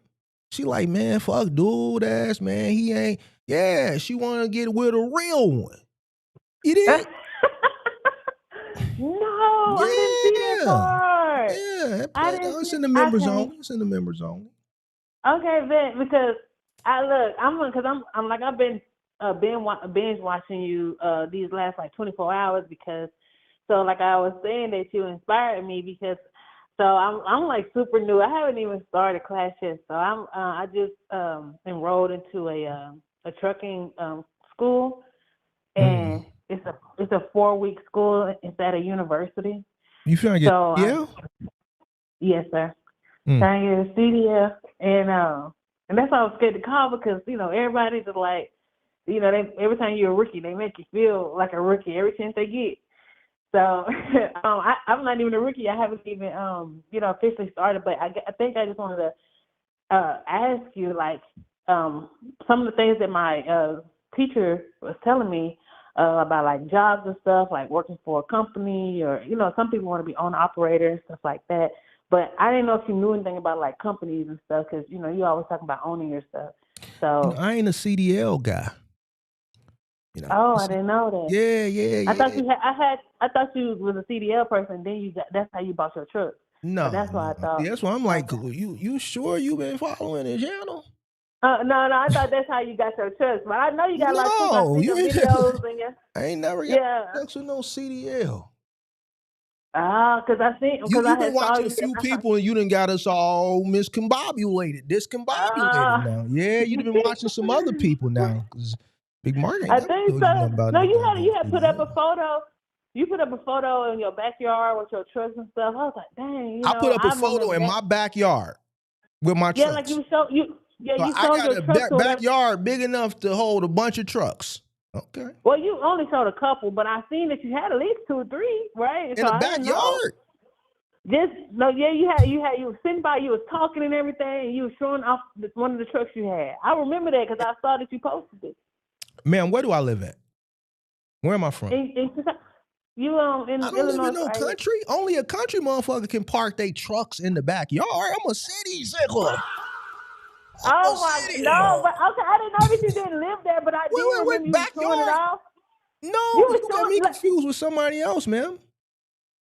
Mark, I swear I saw you. I literally saw you like you was showing off your. I don't know what you was doing, but you was showing off your trucks. It was like I was filling up my trucks in the backyard. Yeah, okay. In a backyard. I don't know if it was your house. I thought that was your house.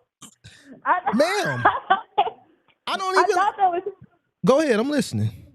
I thought that was your house, but I do know you like to ride the bike around the city. I be seeing that too. I talk about that. I ride my bike. Yeah, and but I think you ain't never seen me fill up no trucks in no backyard. Not fill up. I seen you with your trucks, and then you were showing up and giving an example about something. Okay. But that was like months ago. Oh my God! I guess like I have been watching that long. To but I know that people call and they have experience, so everyone talks about just the whole process. But I didn't know you didn't have a CDL. I didn't know you just did. I never needed no CDL. Oh wow! Like Ken got a CDL, I never needed one. No, Ken, you got one. I ain't. Yeah. Was that the guy who was on the phone who was smoking? Yeah. No, not the dude who was smoking the dope. That was a different guy. Oh, that was George. That was You talking about the George. one That was George. Yeah. The one who was just on the phone. Yeah, we know why the he one fucked up now. Now that shit told the whole tale. We know what's going on with him. They over there in the crack den. So you know what I'm saying? They in the crack den. You gotta do. But oh man. no, Ken was Okay. the one that was earlier. We was talking about we was talking about a lot of stuff, investments and day trade and stuff like that. But I ain't never did no CDL. Okay, I didn't know. Now I'm gonna keep CDL watching guys it up. call into the channel though. A lot of CDL guys call into the channel, and I be asking like, why y'all watch me? It's plenty of CDL creators, but they like watching me. I don't know. They be calling. But that's that's why I was calling, because I was like, okay, he giving a lot of good advice, and he gonna keep it straight with you, and you don't hold your tongue or whatever. So I was like, okay, cool. Like I want to make, because I want to hear different perspectives, because my dad do like concrete, so he does that and stuff like that. But I don't think he never went regional or over the road or anything like that. How old are you? So I'm 29. Where you live at? I'm in Nashville, Tennessee. You in Tennessee? You in Nashville? Yeah, in Nashville. I'm in there. Yeah. So then one of the schools in Clarksville, Tennessee, they offer the trucking class. So okay. But so you gonna be you gonna get your CDL because you want to go work for a company, right? You want to be a company driver, right? Mm-hmm. Yeah, I do. Okay. I'm really not trying to start a business or anything like that, because I don't think I'm built for it personally. I mean, I got it in me. I got the hustle in me, but like I'm not trying. I'm just at a point where I just need the consistent paycheck for real, and then making sure I get more education. I appreciate that honesty. Some people, they just don't know how to just be honest with themselves. You hear what I'm saying? Just be honest with yourself. You know what I'm saying?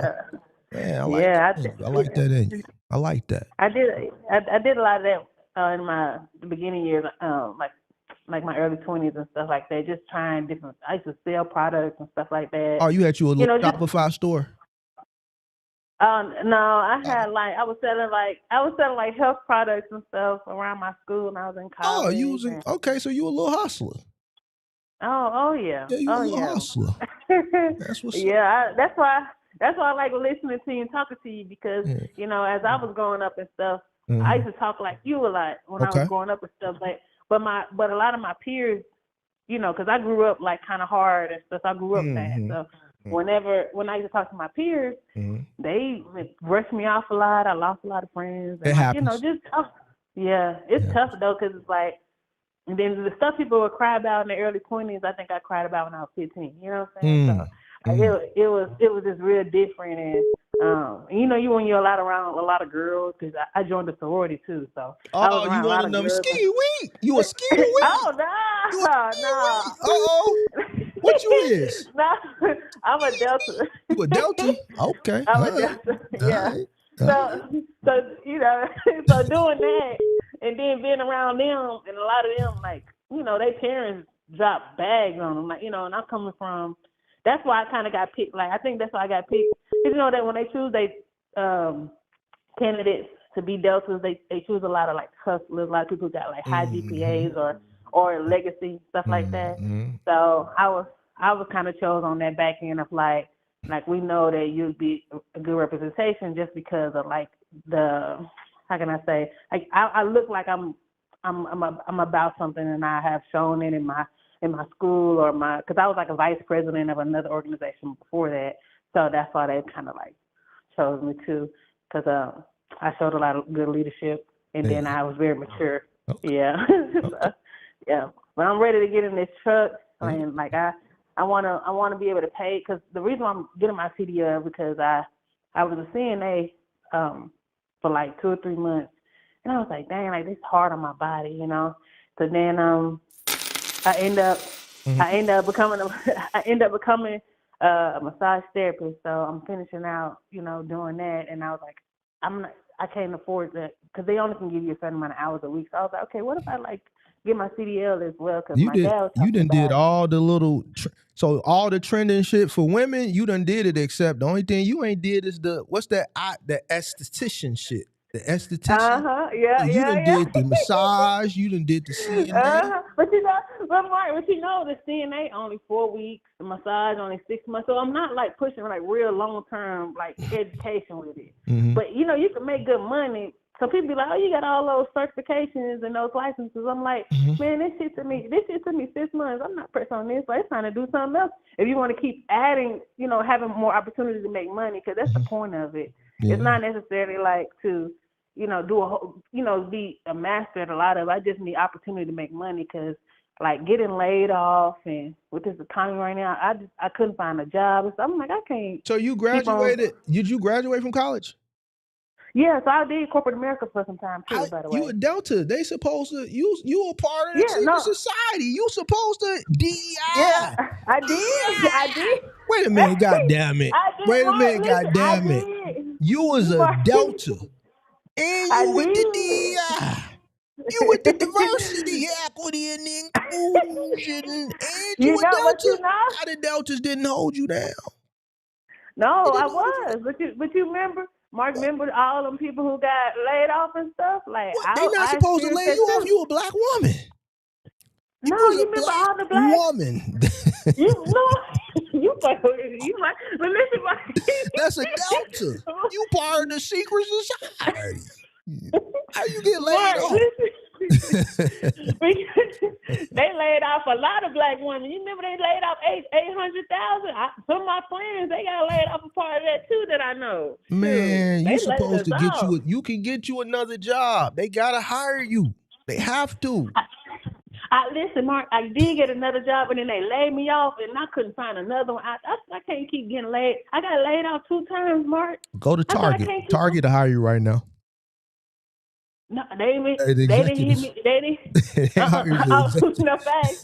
But see, I was like, okay, man, getting laid off from 2 times, Mark, that shit kind of scarred me a little bit because I couldn't find a job. I did my bills and stuff. I was like, I need something where I know I can make money and I know they need me. Because, you know, when you're working in corporate America and you're working in an office, they kind of treat you like you're very disposable sometimes. You know, it ain't very impactful work sometimes because it's like a lot of administrative work.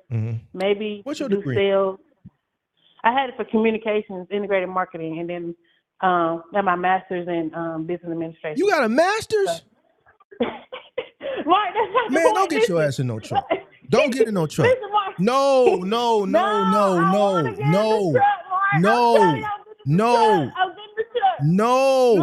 Do not get in the truck. You're going to waste your time, bro. And then you ain't going to like it. You know why? I'll be honest with you. Because you a thinker. Why? You a thinker. Okay. You ain't. Do what you want to do.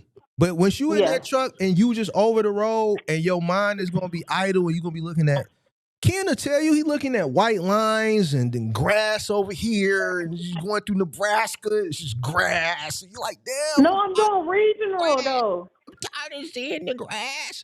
And you are a thinker. You a thinker. Listen. Just having those 2 degrees as a thinker, that's normal. People got because degrees. I know what it takes to do that. I hear what you saying, but see, you not using your superpower. You got a superpower right now and you don't know it. You ain't got no your parents still living. Yeah. What do they do for a living? See, I want to get off. Now I gotta talk to you. See, this is God be working me. God be working me. Listen, no, Mark. What do your parents do for a living? What do your parents do? My mom is a housekeeper for a hospital. All right, what's your dad do? What's your dad? He drive a dump truck now, but he used to drive concrete. All right, so look. You don't know you got a superpower. And you don't know it. I don't think trucking is going to be for you. You got too much time and you a thinker. Yeah. I was going to just do regional. You trying to find yourself, but you're not using your superpower. Okay. I You got did a like lot of okay. things working for you where you could be making a shit ton of money. In what way though? You got a 4-year degree. You got a master's degree. You are a fucking Delta. You know, the purpose of joining these fraternities and sororities is for opportunity.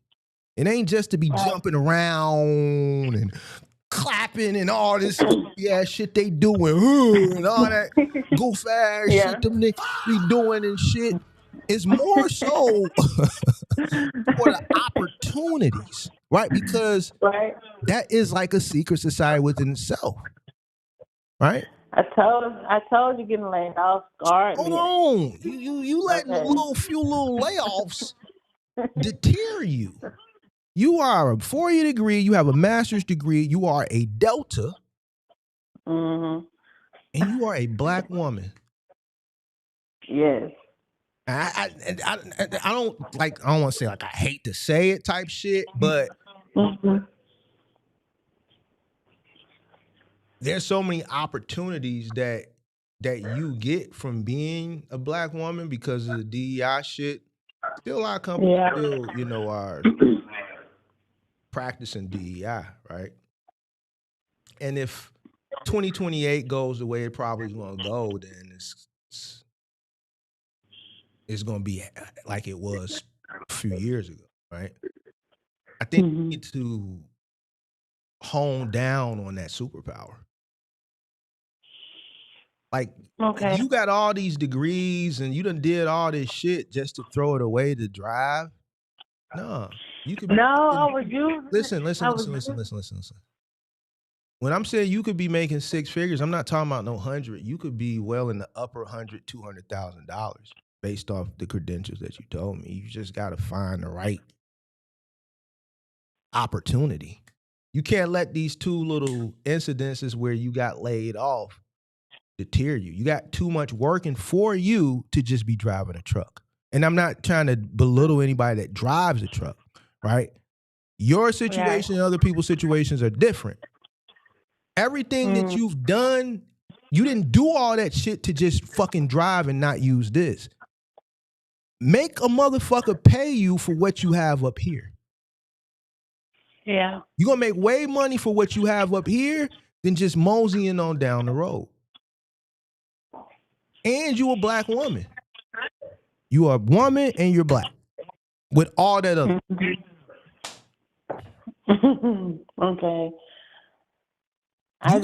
You got all that shit working in your favor. And you say, I think because listen, Mark, my auntie drives trucks too. I just wanted to tell you, but I know it don't matter at this point because of the advice. We don't care about your auntie. No offense, but we not caring right now about your auntie. Your auntie ain't on the phone. Huh? I know. No, I was agreeing with you. I was also gonna say, like, you know, I was getting CEL to get me better in financial situations. Because I mean, I have those jobs and stuff. Well, I don't have one of those jobs just yet, but I was just I was tired of getting laid off, and it kind of affected me where it's like I was losing things. So I thought if I had something where, I almost lost my housing because of your housing. What you mean? Because when I had got laid off, I couldn't pay my rent, so that stuff kind of scared me. Your parents parents still together?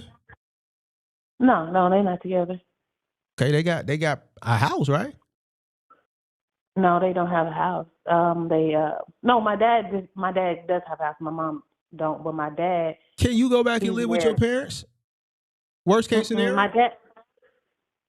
No, because I remember I told you I grew up hard. My parents ain't what you think they are. No, that's why I asked you what they did for a living. When you told me what they did, I didn't brush it off, but I was asking you to see where they were at career-wise. So, because I'm just wondering why this what I'm telling you they haven't told you. That's why I wanted to get a little bit of understanding of your background.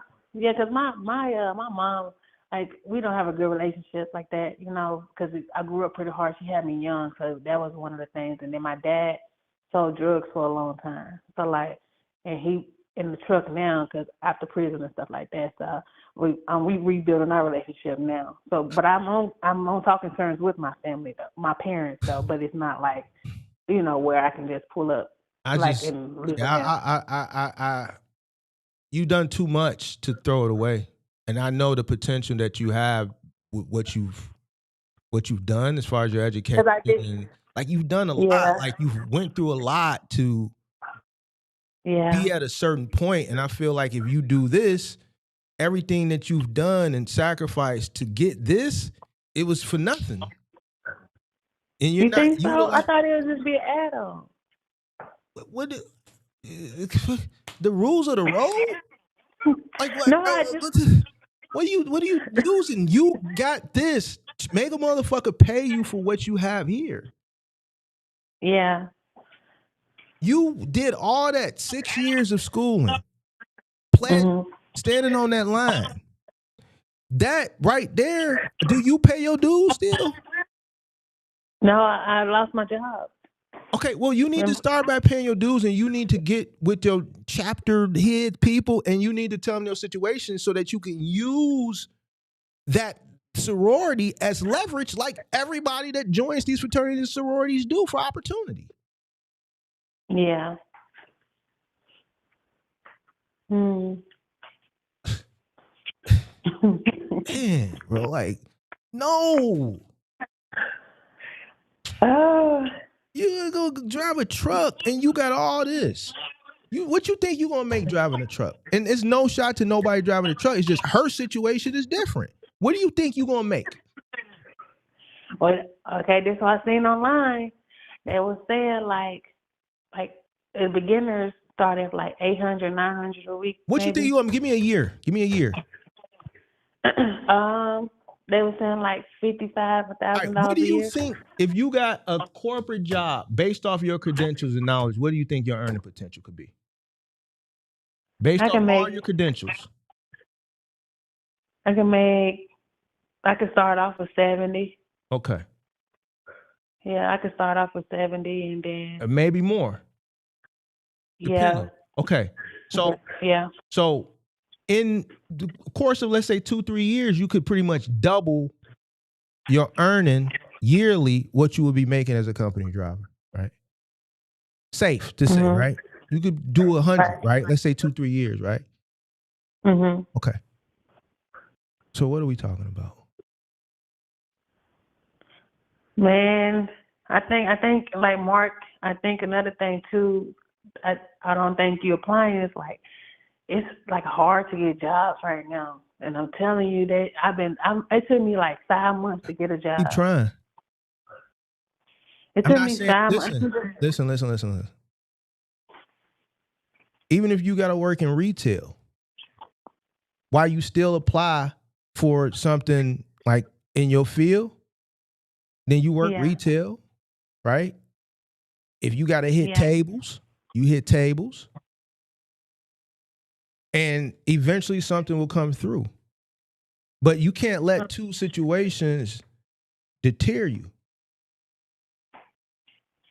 And then you just, you give up and you go, man, fuck it, I'm just going to get behind the wheel of a truck.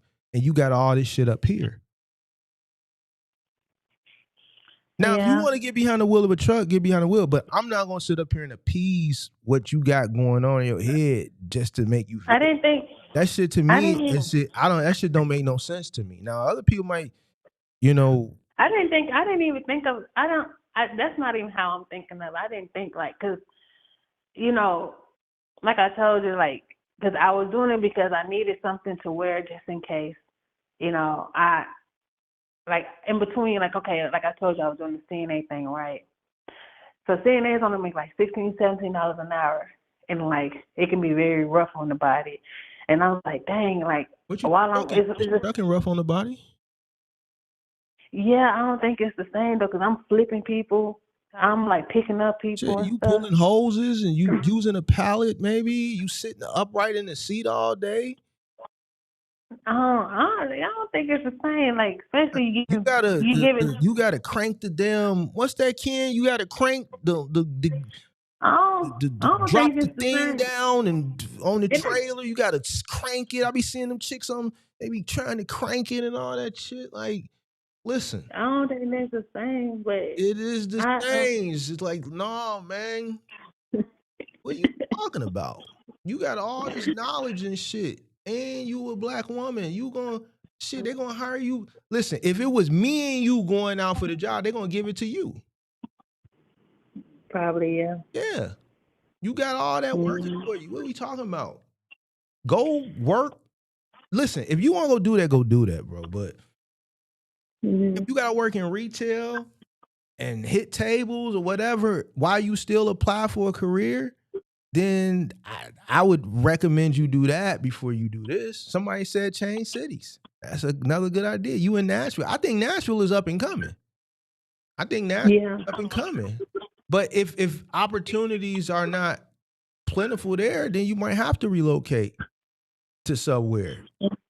You know, no, you're right. There's more opportunities. But I just think what you've sacrificed to get up here, you're gonna make way more than what you got up here based on what you've done to get this than you would driving a truck. Everything ain't for everybody. I don't think trucking is for you. You don't think so? No. Why would you do all that shit to just sit there and look at fucking grass all day? I don't think of like that. It could be an in-between thing. Listen. Why it gotta be that long time? Listen.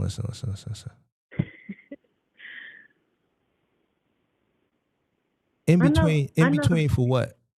You can understand, once you get out there on the road, then it consumes you. The lifestyle, there's a lifestyle that's associated with that. You driving 10 hours. Yeah, I know. Listen. Driving is strenuous. You think I was just driving? Get out there and drive 10 hours. And then let me know how you feel every day after just sitting there driving 10 hours. Yeah. I thought, because I was like, okay, I understand what you're going to be doing as a truck. So, I work out and stuff like that. So, I know that I can do it. Well, then the workout's going to be cut short, or they're going to be limited, or they're going to be altered to what you're doing now. You may not have equipment. You might be in the middle of nowhere. So now your walkout may be just on the truck, walking around the truck. Maybe putting a mat, doing some sit-ups. Whatever. So the lifestyle is going to start to consume you.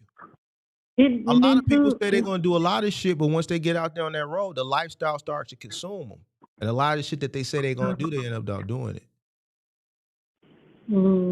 Because, I know some other women who had degrees too, and they changed into trucking, and they said it was like, a good experience. So, and I looked at the ups and downs.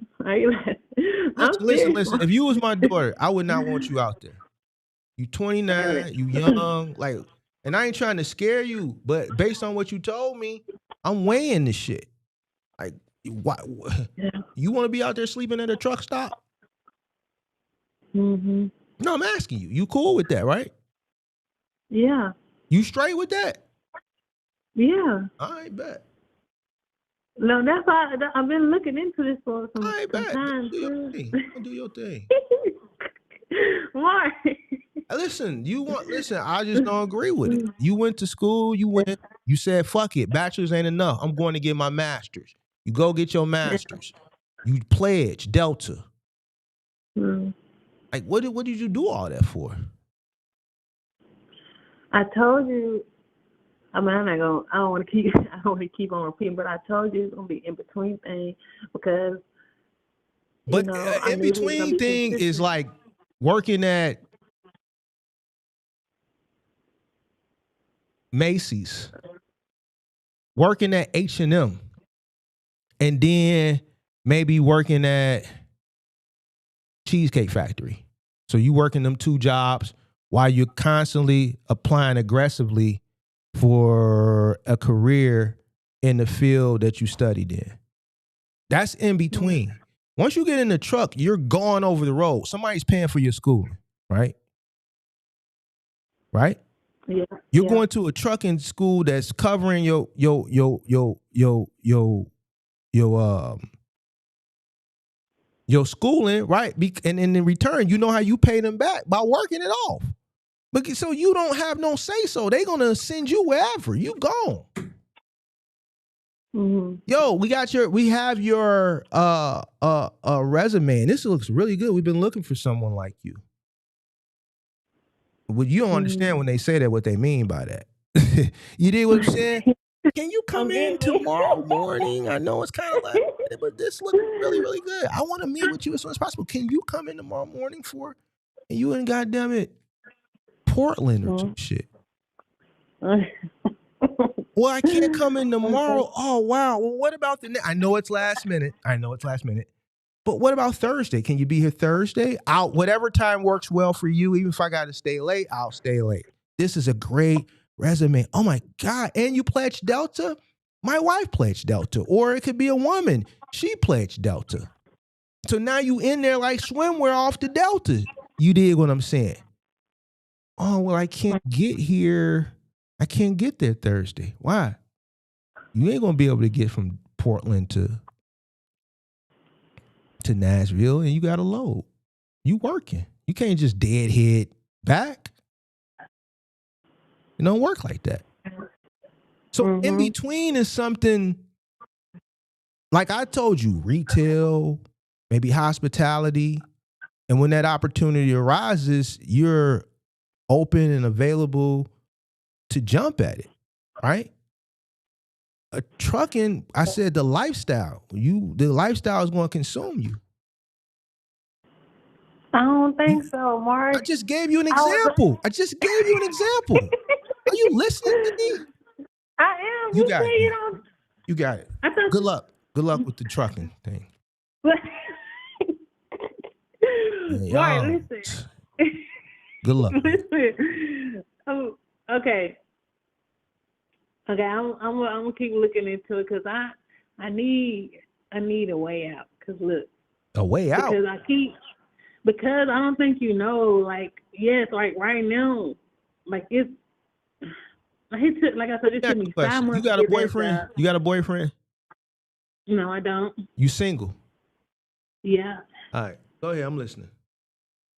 Oh yeah, I don't have a boyfriend. I'm listening. So. And it took me 9 months. I mean, it took me 5 months to get a job. Boom, got laid off in 4 months. Like I'm telling you, like in this economy in the corporate America world right now, it's really bad. And I need something to where I need to stop getting laid off so I can be able to keep on. What company did you work for that first laid you off? What was the name of it? Oh, don't tell me the name of it. Why did they lay you off? What was the reason? What reason did they give you? So I worked for a marketing agency, and then I worked for a accounting software company, and then the first one is because we lost a client. So when we lost the client, they had no more work for us, so they had to lay us off, and it was a salary job plus commission. And then I had another job for the accounting software job where. I was a business development representative, and I worked with account executives. And what we did was, so they laid me out because we couldn't hit quota, and we couldn't sell the software that was needed. What your degree is in communications? Your undergrad is in what? Communications, and then your master's is in business administration. All right. So yeah. I wish I would have known you. I would have told you not to get a degree in business administration, right? Right. But I want, yeah. You wanted what? I was about to say that went well with that. Well, it went well with what I was already doing. So what can you do with the communications degree? What fields can you go into? You can go into marketing, you can go into sales, you can go into that's another good one. Those are the two main ones I've been through so far. Anything with consulting, that's pretty much it. Or if you want to change over some of your skills and use them in any other area. So basically, I'm just using. Deloitte? Do they have a Deloitte office in Nashville? Yeah. There's a Deloitte in Nashville. Mm-hmm. Have you applied with Deloitte? Not. No, Why not? I didn't. Why not? I'm just not sure. I just probably didn't see a job listing at the time when I was trying. Let me see. The Lord is that's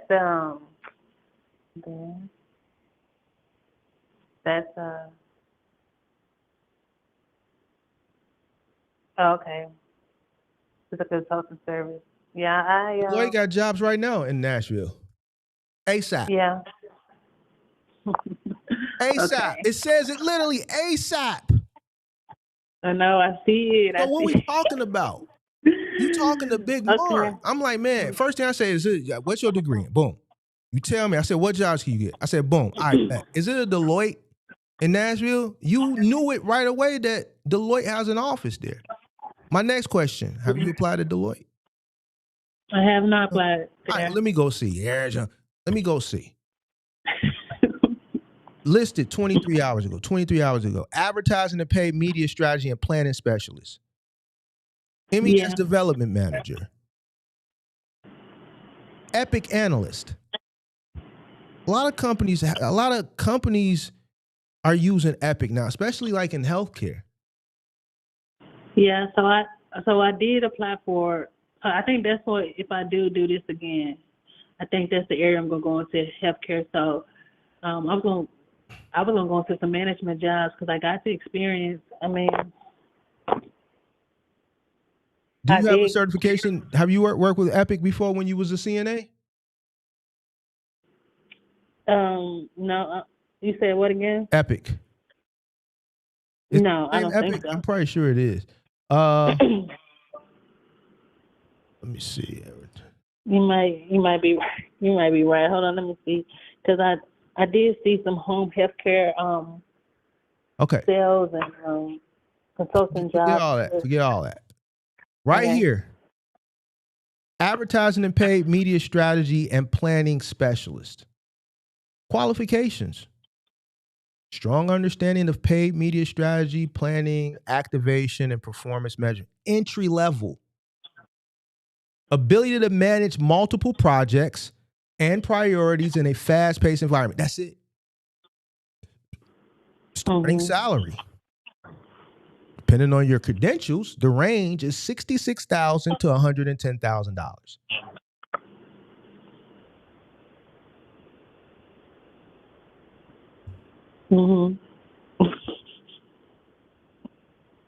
What are we talking like? Why are we like? What are we doing here?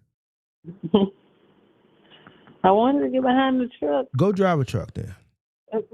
Go drive a truck when you could be making 66 to 110. Go ahead and drive a truck.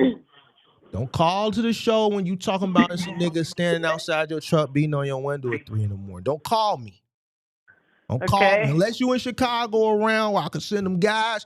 Don't call me complaining, talking about the trucking.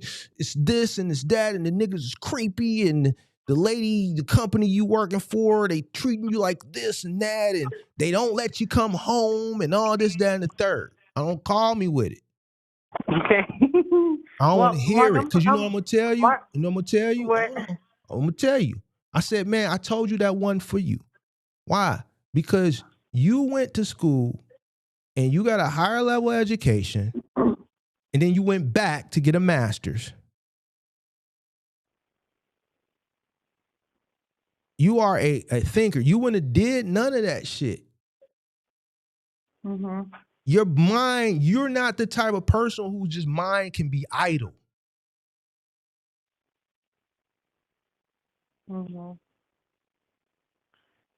I'm gonna talk to my dad about it too. Well, why you didn't talk to me before you called me?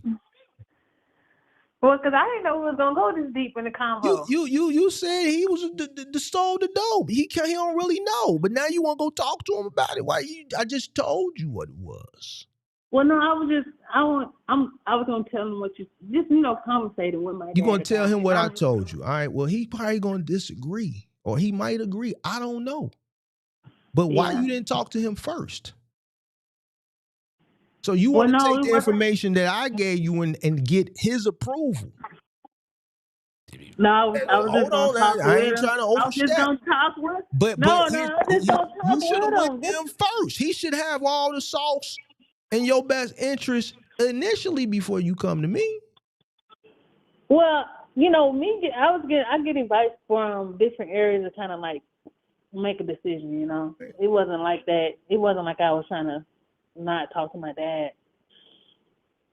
You could probably do this shit from home. Like, this some home shit. They gonna send you a laptop. You make 110 at the crib. Being a goddamn what's that shit they call it now? Goddamn it. Project manager. Mm-hmm. Like, come on, man. What we talking about? Like, do you want to get to the money, or you just like, what we talking about? I don't know. I've been trying, and I was. All right, well, drive the truck then. Drive the truck. I was trying. Drive the truck then. Go ahead and drive it. Drive it. Somebody said in the chat, it take a lot to make this 3K. Go ahead and drive the truck. Mm-hmm. This is crazy, bro. This is crazy. This don't even make no sense. Go ahead and drive it. Don't let me talk. Don't let me talk. Don't let me talk good sense. Wait. Don't let me talk good sense. Wait, Mark, listen. No. Don't let me talk good sense. Go ahead and do what you want to do. Drive the truck. Okay, man. Oh, man. Okay. What you gonna do when you get out one of them sundown towns? Now I'm finna scare you. I gotta scare some sense into you. See, what you gonna do when you get in one of them sundown towns? You did what I'm saying? I don't want you to go to one of them sundown towns. No. I don't know what you look like. You sound petite. You sound a little petite. No. You ain't petite? Well, no, I'm 5'10". Are you tall? How much you weigh? Yeah. Oh, no, you shouldn't ask no person. I'm sorry. Okay, it's okay. Lord have mercy. God forgive me.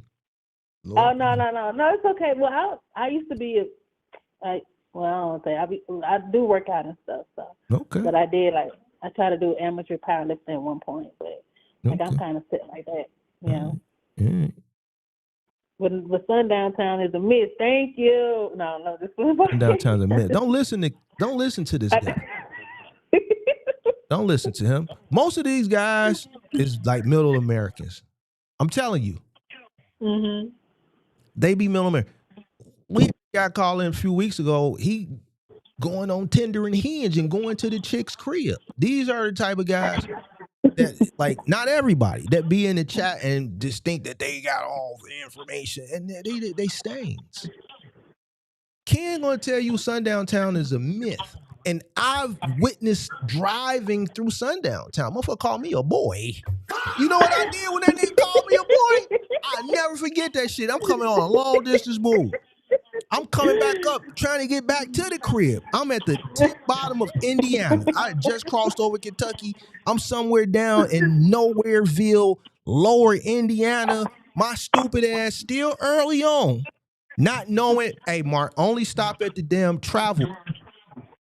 If it ain't no goddamn it, Flying J, Love, don't see the next gas, and then when you get off, you got to drive 0.7 miles into this fucking town. No, only stop at the big plaza. My goofy ass, I need some diesel. My goofy ass get off, and not knowing what I know now, 0.7 miles. I get off, I'm driving 0.7 miles. This little fucking Shell or whatever the fuck it was. And it's a line. Now, as soon as I walk in this goddamn station, I just felt it. I ain't supposed to be here. Mm-hmm. Motherfucker turn around. I'm in line. Motherfucker short motherfucker. Cowboy hat, cowboy boots, belt. He in a truck too. He in a semi-truck. Mm-hmm. He turn around. Which way you headed, boy? My motherfucking chest got tight around that motherfucker. Right? Because I'm angry now. I'm like, God, what the fuck? In my mind, I ain't saying it out loud, but in my mind, what the fuck you just called me? But I'm smart though. I'm smart. I ain't no middle American. I ain't gonna let my emotions fuck me up out here in these streets, and then you wouldn't be talking to me right now. Body still probably wouldn't have been found. You know what my black ass told that motherfucker? Up to Chicago, headed north up to Chicago. Up to Chicago. Nigga, I ain't in my element. I'm a long way from the crib still. I can't do nothing. If I make a call, it's gonna take them 3-4 hours to get to me. I tell this nigga, man, shit. Yeah, up to Chicago. That motherfucker turn around. But you know you can do local too. Oh, that motherfucker turned around and said, all right, boy, here's a storm coming up that way. Boy, you be careful now. I said, yes, sir. Motherfucker, I pumped that diesel and I got in that truck and I got the fuck out the way. What the kid talking about ain't no sundown town? And I done drove 0.7 miles. I can't even remember where it was now, but I know, the situation. I don't know where the fuck I was at. It was somewhere in Indiana. And it wasn't no travel plaza. Ken just talking. Guess where the Klan started at? Guess where the Klan originated from? Indiana. Indiana. See, it's an ignorant person like Ken that will send you off. Ain't no sundown town. Yes, the fuck it is. What they gonna do? A sundown town is anywhere it ain't motherfucker look like you. And they don't like you. And it's dark. And they could do something with your ass and never find you. Listen, what is this guy talking about? Ken stop at the travel stations. He stop at Love's. He sleep at Love's at night. Ken ain't stopping in the middle of nowhere. You know why? For the same reason I'm telling you. Yeah. Ken the type of nigga, he take the seatbelt. Let me tell you what this nigga Ken do. He take the seatbelt. He wrap it through the, don't you know the door handle where you pop the lock and you grab the handle and you push it out to get out the truck? Ken take the seatbelt before he goes in there. Ken take the seatbelt and strap it through the door handle and then lock it in, nigga. So on both sides. Yeah. Talking about it ain't no sundown town. Is that what he do for real? Yeah, that's what he do. Don't listen to it. Motherfucker laying in his cot in the back of the truck. Don't you know the tire thing that you hit the tires with? The little tire beater thing that you hit the tires with? Ken lay on his back in his cot in the back of the truck and he sleep with the tire kicker thing like this on his chest and he sleep like this. That nigga scared to the motherfucker. Don't listen to Ken. Don't listen to Ken. Ken know how you fucked up out here. Yeah. Okay. I'm glad I called you. Yeah. I'm just trying to figure it out. I ain't gonna steal it. It's just, but I'm telling you, that's all. I'm just like, I need a license where I can't keep messing up my financial, because, I was in Man, what you school doing? and Let's really have a conversation. Where's the money going when you getting paid? What you doing with it?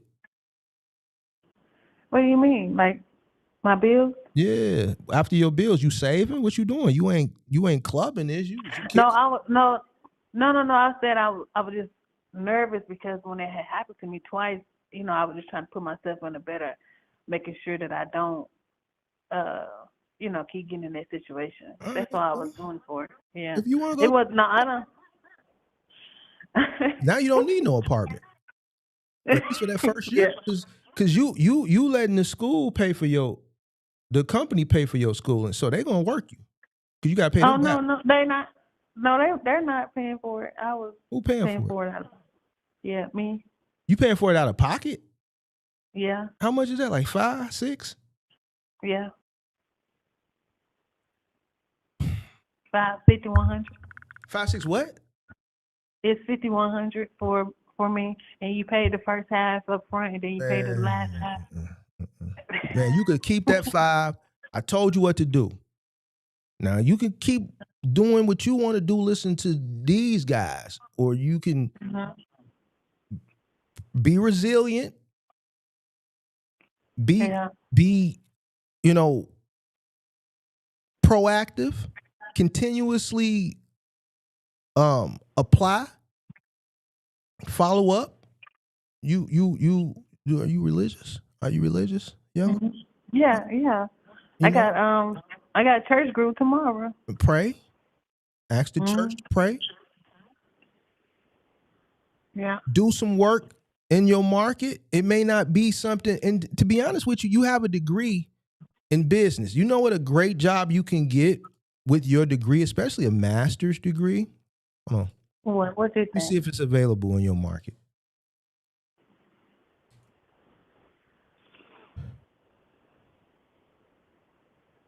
You know what retail company pays really, really well for management? Sam's Club and Walmart. And the entry level as far as the qualifications, as far as education, is a degree, a bachelor's degree in business. There's some Sam's Club, Walmart managers, not all, making up to $600 a year. It's a lot of work managing a Sam's Club and a Walmart. Yeah. But, you know, it's an easy, well, not an easy because you're going to work, but it's a 6-figure salary with great benefits. Why don't you go work in retail while you're searching for something? You might like it. You might like being in management there. Yeah. I just don't think driving a truck is for you based off what all that you've done. Okay. Okay. Cause I'm gonna try again. I'm gonna try to go out for these jobs again. Did you pay the $5,100 already? No, I have not. Well, if that's what you want to do, do it. Don't let me deter you. But if you were like my daughter or like my little sister or something like that, this is what I would tell them. What would you tell? I just told you. Oh, okay. Yeah. Well, okay. Well, thank you so much. I mean, I think I'm gonna try again and see, but that's the thing. You keep trying. Yeah. You know, you keep trying. You don't like one or two little missed opportunities deter you. But if that's what you want to do, do it now. You know. Yeah, and then they was like, "Oh, we got local opportunities," so that really made me think last time. I might can't, but It might be, but you know, Nashville ain't Chicago. So how much local opportunities is it? And then are you going to get those local opportunities right away? right? Because they said you might have to have 6 months experience. They might want you to have over the road experience before you can get local opportunities. The local opportunities may come with 6 months experience or more. Or more, yeah. Oh man. So I just, I don't know, man. You done made my head hurt. Okay. You done cost me, my gym time. I'm gonna get to the gym really late. And, That's fine. and it's fucked up. Like I'm tweaking. You tweaking, Joe. I ain't finna. You tweaking. I ain't hit that button in a long time. Yeah. Okay. All right. Yeah, Thank you y'all so gotta much. stop like y'all, like you and your little class of age people, 28, 33, and like y'all be just giving up and it's like hopeless and shit, bro. Like, man, it's just, it ain't. You be having to have like 4 interviews just to get a job. That's what getting a job mean. That's what it is. No, I'm talking about 4 interviews for one job. I know. You're competing. You're not the only applicant. You're competing for an opportunity. Here's a $100,000 opportunity. Here's a $90,000 opportunity. You may have some leverage because you're a Delta and maybe the person who's hiring is a Delta. You may have some leverage because you're a black woman and they're not telling you, but they have to fill a DEI slot. Right? But you're still competing as far as, your background, your education, and how well you interview. Right? We're not just going to hand $90,000 No, you're competing. We got 10 people, and may the best man or woman win. Some people are going to be bumped up because of DI. Some people may be bumped up because of leverage like sororities and fraternities. That's going to give you an edge. But then everything else is how well you interview. Okay, so I did get another opportunity that they reached out. It was to be a broker. I tried it one time, but I thought, but it was just, I didn't think I was just a good fit for it. Why? But well, at that company, they were just like, because I came from like doing sales with an account executive, but you gotta like hustle your own, right? Whenever you're being a broker with the helping like dispatch, not dispatching, it's like with the freight and everything. And I only was there for like a couple of weeks, but they were just like, you're not aggressive enough. You gotta do like 500 calls a day. It's just like they was just like, I'm just not built for it. Fuck all that. Yeah. Fuck all that. You got like use your communications business. Go do and apply what I told you. All right. Like Thank you, Mark. What you trying to do? Like, you like. I got you on here for an hour. I'm so sorry. Like, you letting the internet send you. I'll be letting these people on the internet be sending y'all off, bro. Why y'all do that to y'all self, bro? Straight up. Yeah. Why y'all be letting them send y'all off like that? I don't know. You got all this up here, and you gonna go fucking be moseying and shit, looking at grass and lines and shit, asphalt. I ain't think it's gonna be that bad, Mark. Clearly, you ain't never been on a road trip before. I mean, I understand it. I've seen it, but when you do it consistently, that works for some people. I don't think it'll work for a person like you. All right. I could be wrong though. If you want to make $5,000 a year, go ahead. Okay. I thought it was a good skill to have and stuff in the life. What, driving a truck? Yeah. I'm gonna be honest with you. Yeah. If you could talk to most truck drivers, if they could do something else, they would. Okay. There's some guys that really love it, but most guys that do it and they do it consistently is because they have to, for one reason or another. Not a desirable job like that. It's not.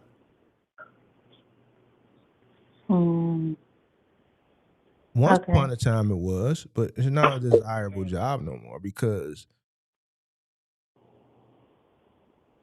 what comes with it, the pay isn't.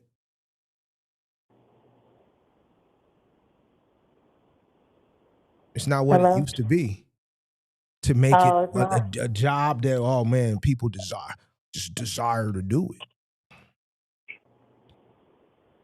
We're talking about like now there are some people that are really successful. Like I got homies that are CDL local truckers. Right. In this market, make great money. My best homie, he makes a lot of money, $2,500 to $3,000 a week, company driver. Now, granted, I'm in a hot market where you can do that type of work. I'm in a freight capital. So there's plenty of opportunity here to stay local, right? If you have the credentials and you have the tenure. This motherfucker don't want to do this shit. He's doing it because the money is there, but if he can figure something out, we talk about all the time, man, I got to get out this truck. I got to get out this truck. I got to get out this truck.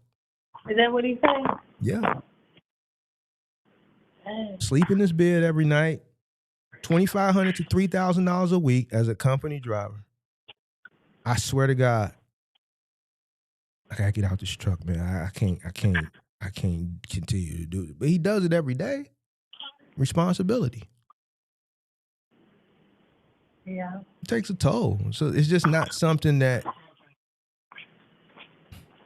So I'm not telling you that to just being honest with you. No, I'm going to consider, I got to consider all these things, and I'm going to just sleep on it. Because I don't know, I'm going to sleep on it. And I'll call you back when I tell you what I'm going to do. You go. Whenever you get I already know what you're going to do. No, I don't know yet. I don't know yet. You know why? Because I already hear it in you. You gave up. I heard it when the moment you said, man, they laid me off, and you gave up. So this right here, what it does is it just gives you, it delegates. Yo, get in this truck. We're going to tell you where to go. And all we need you to do is drive. And we're going to give you a little stability as long as you stay within your means. You ain't going to be able to go do this. You ain't going to be able to do that because we only going to give you this.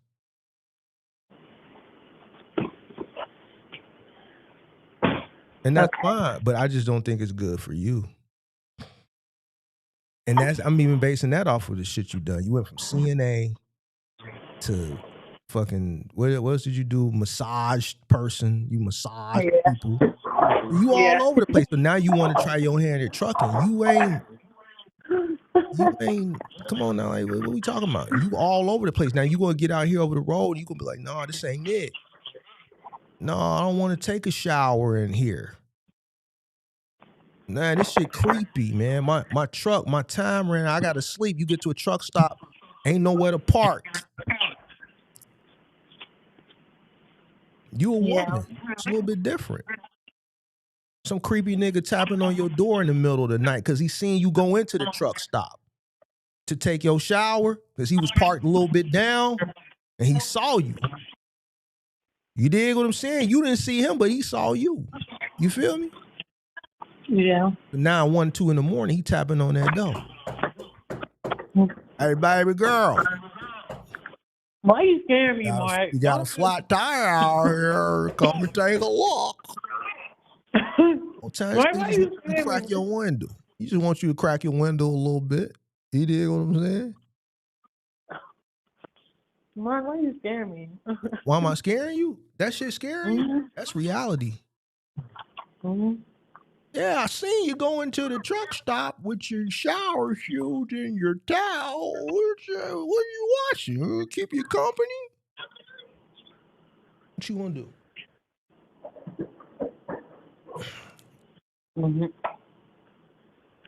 You gonna be like, man, these niggas out here creepy. And they is. They creepy out here. These niggas over the road. Listen, these niggas is over the road. These are the real truckers of America. These niggas over the road. They lonely. They lonely. Yeah. They listen. They lonely. So when I had found you. Now they see you. You dig what I'm saying? They gonna shoot they shot. Yeah, I had found out what a lot lizard was. I was like, right. Oh, okay. We had one call in a few months ago. Oh, wow. You know what I'm saying? So at the end of the day, check it out. It's a lot that this shit, just.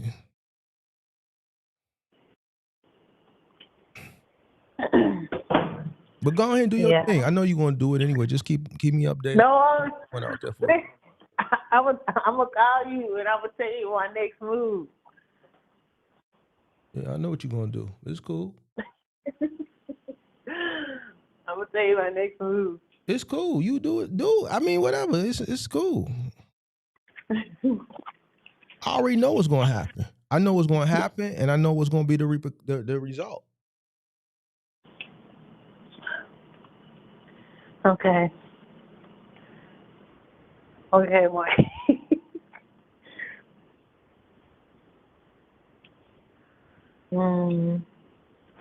Okay, Mark. I ain't gonna keep holding you up. It's all. That's it. That's Thank you so much. Yeah, that's all I got. All right. Thank you. All right. Be safe out there now. Thank you. Be safe.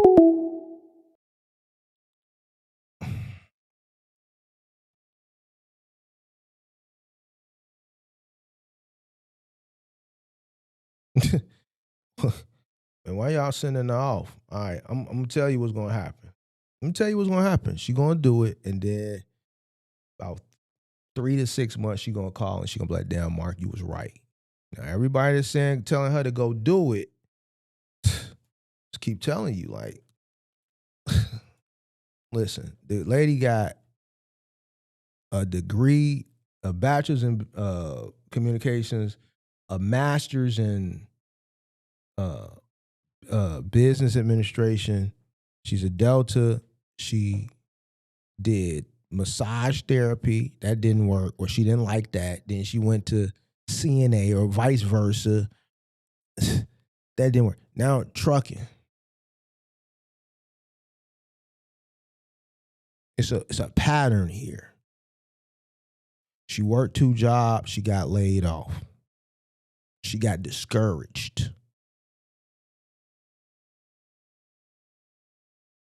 What do you think is going to change when she get into trucking?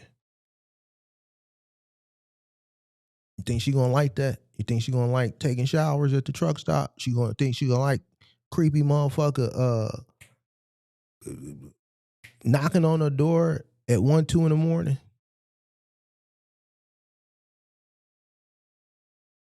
She gonna try it. She gonna spend a nickel, and based on what she's told us in the past,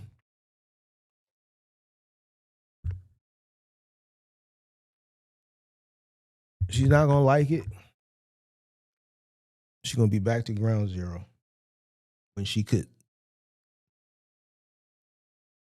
go get a job or 2, continue to apply, and eventually something will come around.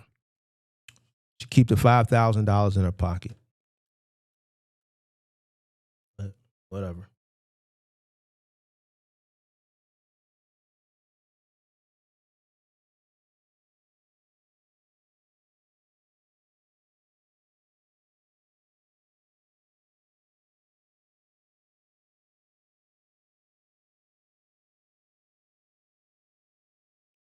You said she probably lied about her degree?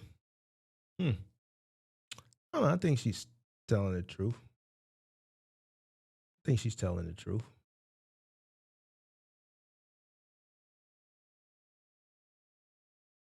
Yeah, people think I'm joking when I talk. I know a lot of time people be thinking I be joking and all that shit, but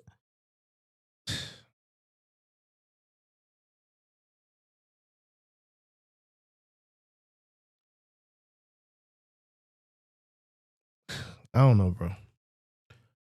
I don't know, man. But she did it for me. I was home free. I was home free, and then she did it. She gave me the headache. She watched Coco's journey and got inspired. Wow.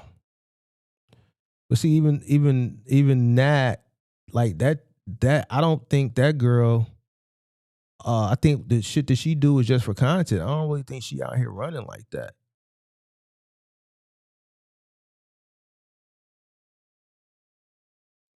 Ken says chase your dreams, and she never said that was her dreams, Ken. See, Ken, that's why I'm here and you where you at. This is why I'm on this side of the camera and you on that side of the camera, because you ain't developed the wisdom that I have, Ken. See, you ain't gonna tell people what they need to hear. You gonna tell them what they want to hear because that shit kind of resonate with where you at right now from a wisdom perspective. And to be honest with you, Ken, I wouldn't be able to sit here and talk 15 years ago at the level I'm able to talk at now because I didn't have the wisdom. You ain't had enough life experiences yet.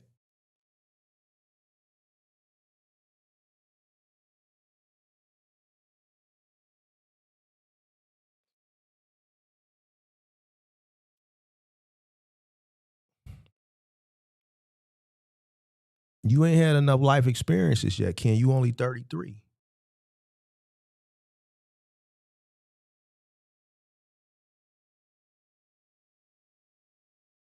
Just simply telling the motherfucker, man, just chase your dreams. Yeah, that could work for some people. Just like the older guy called earlier. Like my conversation with him is different than my conversation with her versus it's different with my conversation with you. See, he could follow his passion and dream because he done made all the sacrifices already. And he got stability.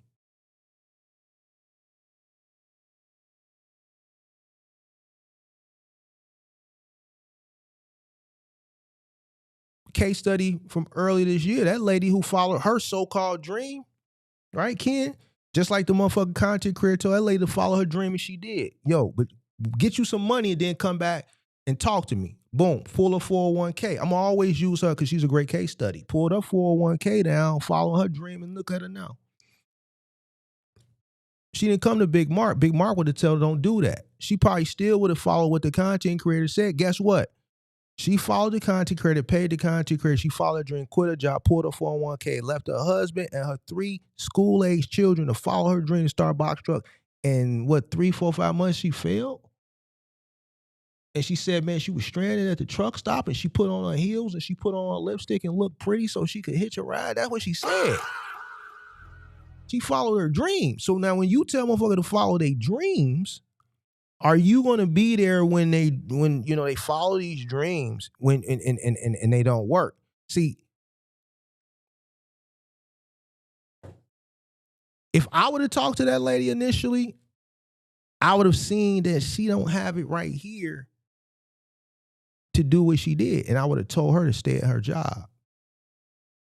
Because what happened, I would have seen it just off one conversation with her. And even when she tap in from time to talk, she still ain't got it up here. See, Ken, it's something that I got that you haven't developed yet. And you're going to get it one day, but it's going to come with time and age. It's going to come with time and age. So.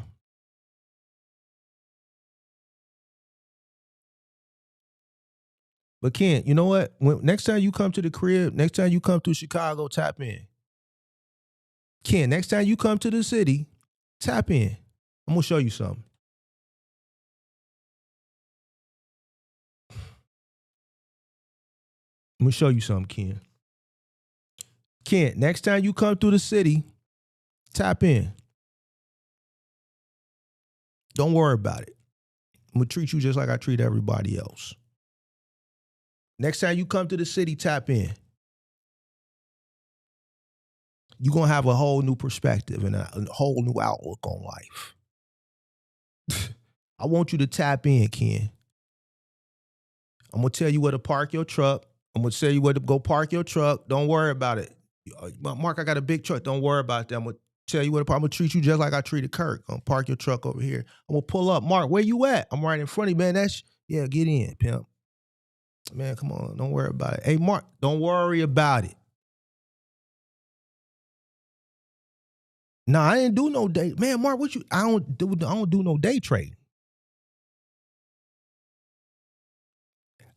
You ain't going. Ken, I ain't a cheap nigga. Just know when you come into Chicago, man, pack. I know you got your little over the road bag. Just this time when they sending you to Chicago, whatever, you pick a load, come to Chicago. Just make sure when you pack that bag, man, you put your best threads in that motherfucking bag, pimp.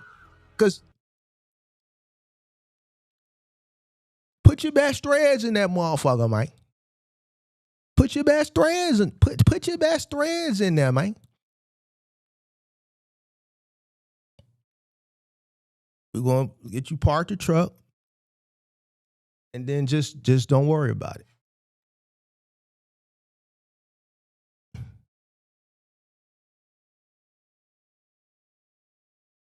Bring you right. Leave them farm boots. Leave them farm boots down in Florida. Bring your best. Bring you a nice pair of shoes, and you a nice fit.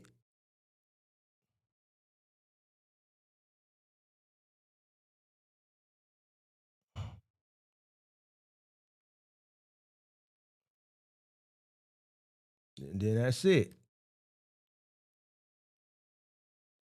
No, I know he ain't ready. I know he ain't ready. We're gonna get him together. We're gonna give him some understanding. We're gonna get Ken some understanding. No, it's not about impressing. I'm not trying to impress you. I'm gonna kick it with you. I'm gonna show you a good time. That's all I'm gonna do.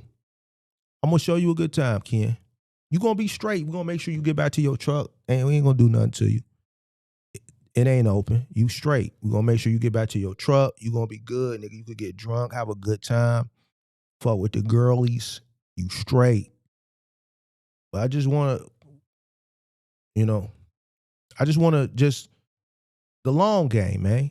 Ain't nothing wrong with playing the long game. It ain't about, see, you making it about, I said, I just want to show you a good time. I didn't say, man, we gonna pull out the toys and nigga, I didn't say none of that. I just said I want to show you a good time. I told you to bring you a nice outfit.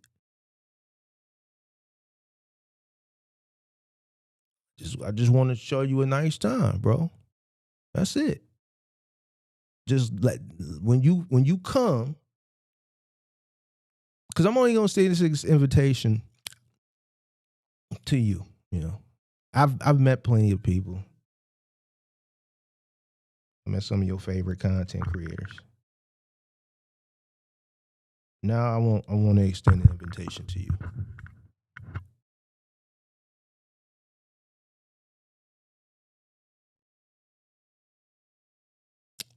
Yeah, I want to extend it to you, Ken.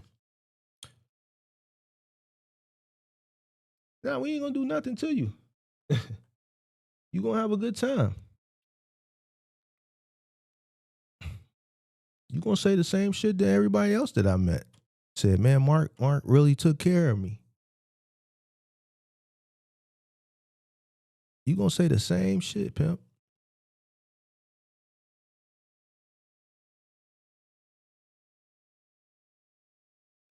You gonna come back on here. What's gonna happen is you gonna come back on here and you gonna be cheesing. You gonna be cheesing. Remember how you was cheesing when you was shaking Buddy hand? You gonna call back into the show, but I'm gonna drop the link for you. Just like you gonna be like, yeah, you gonna be cheesing. And I'm gonna tell you, I'm gonna be like, yeah, Ken, this is just years of hard work, man. Just been working, man. Just working and grinding. So let me know when you come, pimp. When you coming to Miami, I probably ain't coming to Miami. Ain't shit for me to do in Miami. I don't really even like Miami, Ken. I don't even like Miami. Last time I was in Miami, I really didn't enjoy it. I think Miami is for like the young bucks. They kind of enjoy Miami because they ain't got passports and shit like that, and they go on South Beach and shit, nigga. Nah, I ain't no big fan of Miami, pimp. I ain't probably no time soon. No, it ain't about being scared. Just nothing in Miami for me. If I wanna go tropical, like my getaway, like how some people Miami is like their little getaway. Mine is like Cancun. I'll go to Cancun for 2 days. You dig what I'm saying? Chill on the strip. My favorite spot is La Vaquita. I like going to La Vaquita. I party at La Vaquita. Go down there and then I come back. So Cancun is like most people's Miami. They want to just go to Miami for a quick weekend. I'd rather go to Cancun. I don't really like Miami, Ken. Nothing against you or Miami people. It's just, I just don't, it's more of a younger type of thing. I don't really like it like that. It ain't really, I'm not really impressed. Nah, Ken, when you come up here, niggas, I got you. Don't worry about it. Just, man, bring you some nice clothes and shit. Bring you some good clothes, man. So when we step out, man, I don't want you to, I don't want you to feel out of place, man, and say I didn't warn you, man. Bring you some nice clothes, man. I know you got you some shit, man. Bring you some shit, bro. All right? And then we gonna kick it, man. I'm gonna bring you around some of the guys, man. We gonna hang out. We gonna have a good time, man.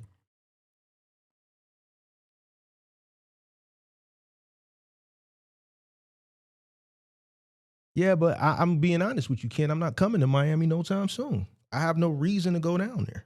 There's nothing there for me. I'm not interested in coming back to Miami anytime soon.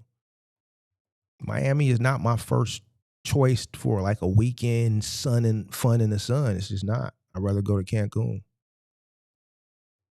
That's my quick little fun in the sun. I'd rather go there than go to Miami. I'd rather go to San Juan than go before I go to Miami. I'll go to San Juan before I go to Miami.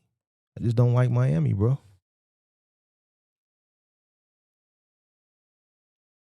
Yeah, I got some clothes for you if you can fit them. But see, if I let you borrow them, I'll let you have them. Because once I let you put them on, I'm not gonna put them on no more. So if I give you something to wear, then nigga, it's yours.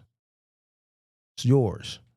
I got shit that I haven't worn. I got shit that I wore once. That shit, if you can fit it, nigga, you can have it. It's yours. So you just let me know when you get here, Ken. You dig? Whatever you want. The P's, the B's, you dig what I'm saying? Whatever it is, you dig what I'm saying? If you need it and you can fit it, then I'll let you wear it. Just don't give it back, because once you put it on, I don't want it back.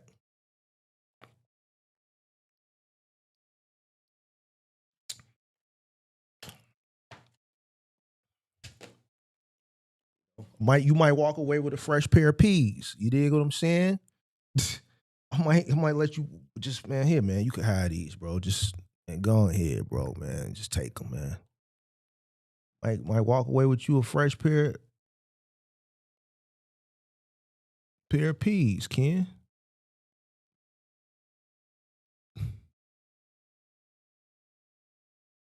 Ken ain't gonna pull up. The last time Ken was in Chicago, he hit me up and said, "It was Chicago." I said, "Where you at?" Nigga told me, man, he ain't got time.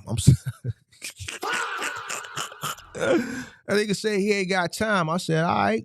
Ken actually did come before he told me. And I'm like, man, where you at, man? I'm gonna link up. And he was like, man, I ain't got time. I'm like, all right. So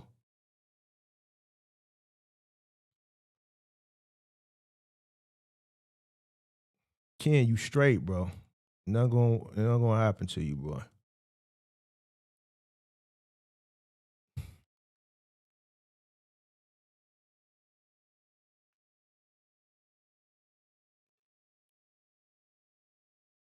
No, I ain't taking him shopping now. Now, if he come and we kick it and I see him, and he's just like, man, Ken, you kind of look a little dusty a little bit.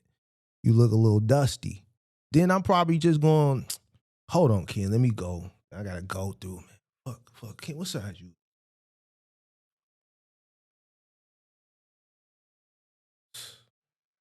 Yeah, man, take this, man. Shit. What size is you? What size shoe you wear, Ken? Okay. Yeah, you lucky, man. We wear the same size. Shit. Here. Hey, man, try them on.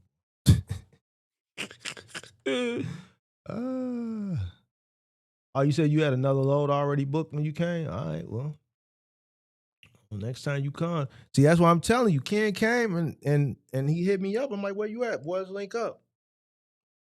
Nigga was like, no, man. I'm like, damn. So you can't say I. Right when he told me, I'm like, all right, where you at? Let's meet up for lunch. Right then and there, I was on it. Let's meet up for lunch. Ken was like, oh, man. Like, damn, Ken.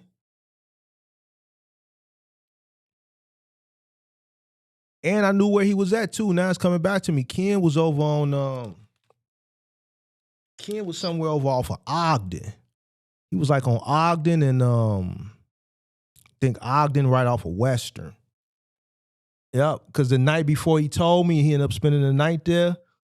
And it was kind of sketchy because he on the west side and they was definitely shooting. Because he came in the Discord and like, man, they shooting. I'm like, shit, what you want me to do about it? So he got through the night, and then the next day, I think I hit him like, man, Ken, where you at? Boy, let's go ahead and go to lunch. You know what I'm saying? He was like, no, man, I gotta go. I know, Ken, because I'm a real nigga. I know I definitely did, nigga. I'm a real nigga. Shut up. Told you next time you came, when you said you was here, I'm like, where you at? I sent for you.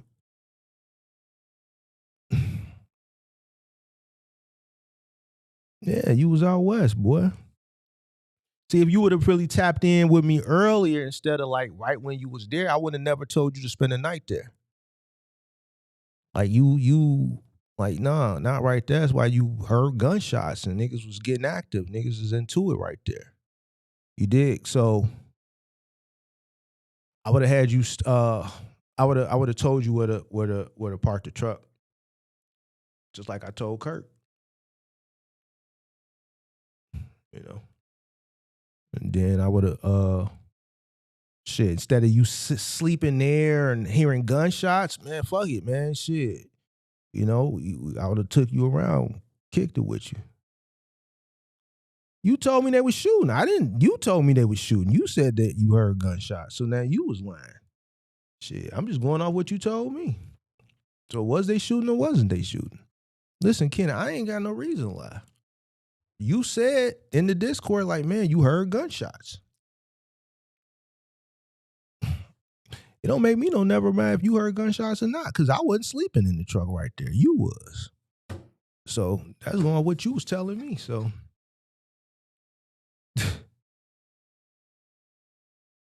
they ain't gonna get his hair done, man.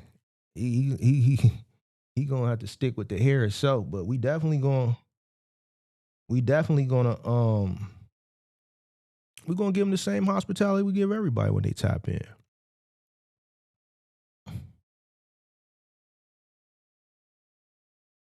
We're gonna give him the same hospitality.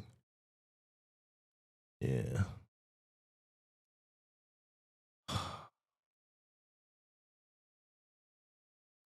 Who is this? What's up, Marcus Anthony? I quit OTR. Puerto Rican guy didn't pay me for 2 weeks of work, over $10,000. Wait, is this the who is this? I remember something about a Puerto Rican guy. Somebody was driving for a Puerto Rican guy for over $1,000. Got hit by a semi. He says I might have to pay. Who is this? Who is this Puerto Rican? Who is this? I remember this story. Who is you? Who is you? Who is you?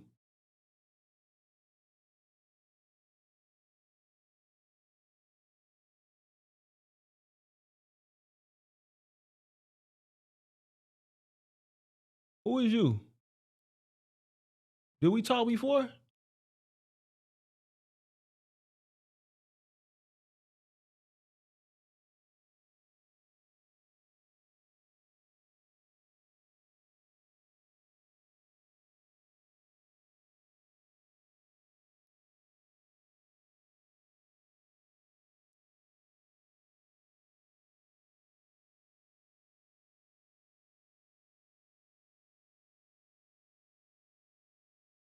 Puerto Rican guy.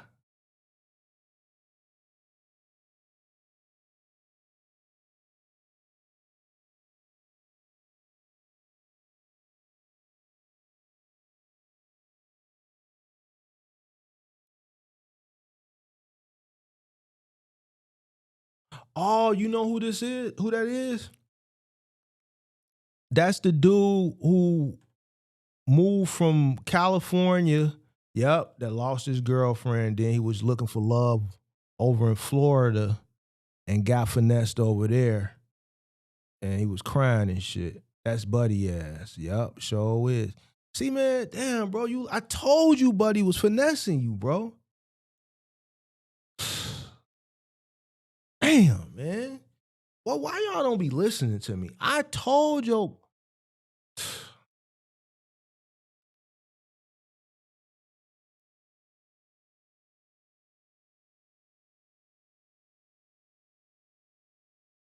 Man, I kind of want to call Buddy ass too, because he left me some voicemail. I think I got Buddy ass number. Fuck it, man. Let's call. Damn, bro. Y'all ain't gonna never let me get up off of this motherfucker, man. I gotta find out what happened with this shit.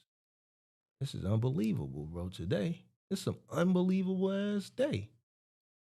This is an unbelievable ass day. Hey, man, answer the phone, bro. I think this your number. It might not be. I'm live. What's up? What? This Buddy ass? Is you Buddy? This is Anthony. Yeah. Man, what? Bro, didn't I tell you Buddy ass was finessing you, boy? Yeah. Yeah, he was. Man, why, bro? Why you didn't listen to me, family? I know. I was working my last week with him, and I was driving through Georgia to Alabama to drop off my last load, and I got hit by a semi truck. He cut me off. I was in the fast lane. He cut me off. Wait. You got in another accident because you said you got into an accident before and you was running from the police. Is this they followed. No, this is a different accident. On the first one they followed me into the warehouse because they said that I left the scene of an accident, and they arrested me and they got me on resisting. I'm going to court tomorrow for that. I'm actually here in Arkansas right now. Wait, but I got another one. So after the call we had, you got into another accident. Yeah, I was driving out of nowhere. A semi truck came speeding up, dude. He was doing 80 and a 65, and he cut me off in the fast lane and sideswiped the van. And I got it on camera, and I told my boss about it. I said, get the footage. I called the police. I got the guy's information because I followed him, and I got his license plate and everything. I gave it to the police.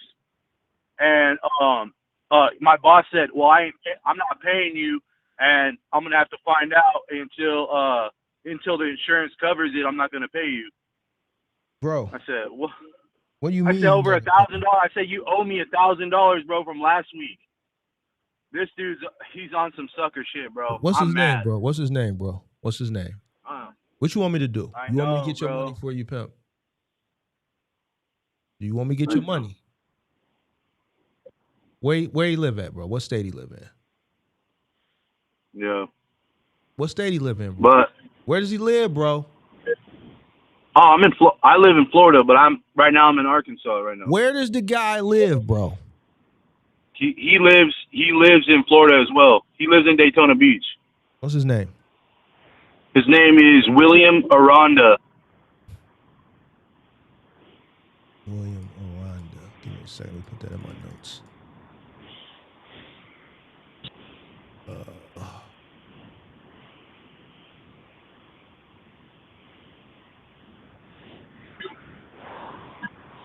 Yeah, his LLC is under AAA Remodeling. AAA Remodeling. Oh yeah, I see. Hold on, I just. What is it? Granite Incorporated. No, it's an LLC. It's AAA Remodeling. I know. I see. I just did a quick little. He's in Port Orange, right? Port Orange, yeah. William Aranda. I got him. Don't worry about it. That dude. He's some kind of scam artist, bro. He ain't even on no OTR. He's not even a good he's not even a good owner operator, dude. He's got 10 vans. He's running some shady shit. Yeah, no. I told you that before, and I said he saw what I saw in you, and he was capitalizing on it, for him, but he was taking advantage of you, and I told you that. Yeah. And I told you stop working for him, but you kept. But I don't understand why you get in so many accidents, bro. Like, it's always somebody sideswiped you, bro. Like, I'm gonna be honest with you. Based on the conversation that we had, right? Yeah. And just how, what we talked about, I think when you be driving, bro.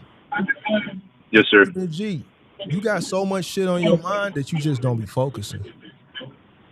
Yeah. I slammed on my brakes, and guess what? This dude wouldn't even pay to fix the brakes. I told him that the brakes were out for 2 weeks, bro. 2 weeks. I slammed on the brakes and nothing, dude. There was no brakes, and I couldn't even stop in time for the semi not to hit me, bro. So what you doing? He literally cut me off with this trailer. I'm in Arkansas in my own personal vehicle on my way to the courthouse tomorrow morning. Wait, so you drove your personal vehicle from Florida to Arkansas? Yes, sir. I also drove my mom drove my car all the way from Florida to Alabama because he left me in the middle of nowhere in Alabama and told me leave the Ford at the dealership. I left it at the dealership. They called the police. They said, we don't trust your boss. There ain't no bus stop out here. There ain't no way for you to get home out here. Why would your boss leave you here? We don't trust you. Take this shit out of here. And he left me there, and my mom had to come pick me up, drive 8 hours just to come and get me. Dude, and then I had to drive all the way back. Leave that dude alone. I told you a month ago to leave that dude alone. Yep. I said, bro, he getting. I was wrong. He's not going. I told everything that's happening minus him leaving you. I said, bro, he's staining you, bro. Yep. No, dude, I'm on fire now. I'm over this. You I'm ready for the next. I'm ready for the next level, bro. This just ain't right. I'm not even worried about him. I should have listened to you, man. Oh, Lord have mercy. Why? I know. It's not looking good for me right now, but like, you know, I'll bounce back, man. When I was 17 years old, I'd been in trouble before, but it took me some time to get back on my feet, and I feel that now. But like, You 21 now? I'm 30. I'm 32 now. 32. But it's too late for me to be going through this shit, man. I You got gotta to be listen on to my the path. wisdom, man. It's guys like these guys like in my chat named Ken and other guys. Dude, whenever someone's got wisdom, you just gotta listen to what they telling you, bro. Because this Yeah, shit could have been prevented, bro. absolutely. Now you driving for Nah. because technically he should be paying. Yeah, he ain't that kind of boss, man. He And really why not. did you drop the truck off in Alabama? He told me to drop it off. Fuck him. It was out of brakes. Listen, oh, it was out of brakes? Yeah. The brake pads fell off that motherfucker. And I told him, dude, all that shit could have been prevented if I would have just left when you said, man. But And you didn't have done no money. put myself. You didn't have no money to get home.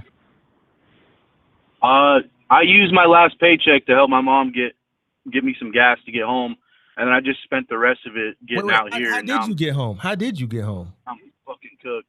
She came and picked me up, and then she drove 8 hours to come in, or 14 hours, or wait. Wait. Did you dropped the She van drove. off in Alabama? You said? Yeah, Alabama, like in the middle of Alabama, and then she drove 8 hours to come and get me, and then I drove the rest, and then I drove back. So from where y'all live in Florida to Alabama was 8 hours? Yes, sir. So what did you do in Alabama while you was waiting? Did you have money to get like a hotel? Nah. I was just sitting at the grocery store drinking water and making sandwiches and stuff, you know. Well, what? So did they close or was it overnight or what? Like what? Just Nah, she picked me up around 11 p.m. So I'm assuming this all started to take place like earlier in the day? Like earlier in the day. And I took the van to the Ford dealership, and they refused the van. They said, "We don't trust you." They said, okay, at first they said, "We don't trust you." Then I had my boss call them on the phone, and they said, "Okay, we'll get the parts you need for such and such, for the mirror and the brakes." And then they said, and then they came out after they told me to park the vehicle in the lot. They came back out as I was getting my shit to get ready to leave.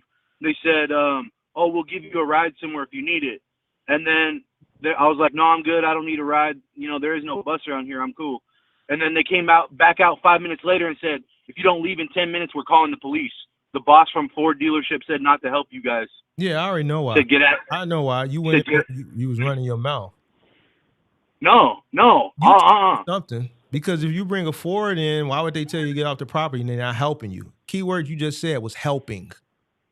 They not helping you doing it, providing a service. So you can say what you want, bro, but I know when you went into that Ford dealership, you said some shit that raised some flags, and that's why they, you know. I did. I didn't want to help my boss, dude. I told him. I said he's really sketchy, dude. He's gonna leave me out here in the middle of nowhere. Right. So they said, "Fuck this shit." That's why I'm telling you. Yeah, I know. I get it. No, I respect the game, but they didn't have to threaten me with the police. I told them straight up. I said, "Yeah, he's kind of sketchy for leaving me out here." Yeah. But I didn't make no scene or nothing like he said I did, because that's why he said, "Oh, that's why they called the cops on you because you made a scene." No, dude. I did not make a scene, 100%, bro. All I told him was, yes, my boss is sketchy, to be honest with you, sir. And the guy said, okay, call him. Let me talk to him on the phone. And I did. And then he said, okay, we'll help you. And then after that, he said, nope, kick rocks. And then they blamed it on me. Like, dude, I don't give a fuck. It's his van. You know what I mean? He wasn't going to pay me anyways, because that was right after the accident happened. That same day. I was 3 hours from the drop when the accident happened. It was a 14-hour drive, and I was 3 hours from Alabama, and boom, get hit by a semi-truck in Georgia. And I'm chasing this motherfucker down the road because he wouldn't pull over, and I had to get his information. The state troopers had to fucking catch up to us. Now I'm fucking pissed because he won't fucking pay me for 2 weeks worth of work. You know how much fucking hours and fucking nights and days that I fucking stayed awake for that motherfucker to drive? And he can't even fucking pay me over a fucking mirror? Dude, he's messing with the wrong dude, man. He's lucky that I got my Bible right here, man. I'm serious. Well, if you didn't have your Bible, you weren't gonna do nothing. I'm talking like that. You weren't gonna do nothing if you didn't have your Bible, you weren't gonna do nothing. Let's not go there. Bro, it's my money, dude. I gotta stand on the word, bro. You though, but we gotta keep it a G though. We over here. We gotta keep it a G. If the Bible was not there, you weren't gonna do nothing. You ain't one of them type of guys. Because if but still, he's in the situation to begin with, he would have known not to play with you and your money, and then you wouldn't have been driving from here to there chasing after the engine, looking for love and paying for it and stuff. You wouldn't have did these things. All right, but he's still messing. G now. We going. I'm listening, but we got to keep it a G. All right. All right. He's still messing with my money though. You ain't gonna see that money, pimp. Now I'm going to see what I can do. I'm gonna see what I can do. There's only so much I can do because I'm not there, and I'm not going there because I don't know you like that. You dig what I'm saying? No, I know. So yeah, I just wanted to catch up with you. So, you know, if he don't play ball after, a little pressure, you know what I'm saying, then it's a likelihood that you're probably not gonna see that money. Yeah. You're gonna have to let that go.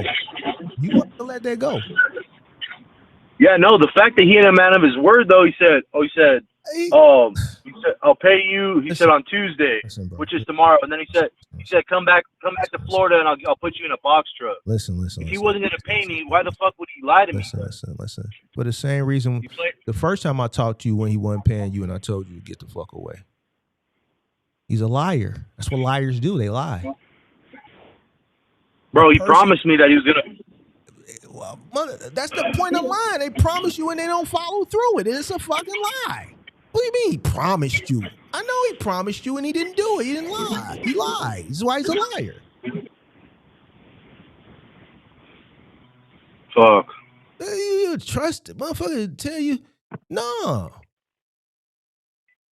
Jesus Christ, bro.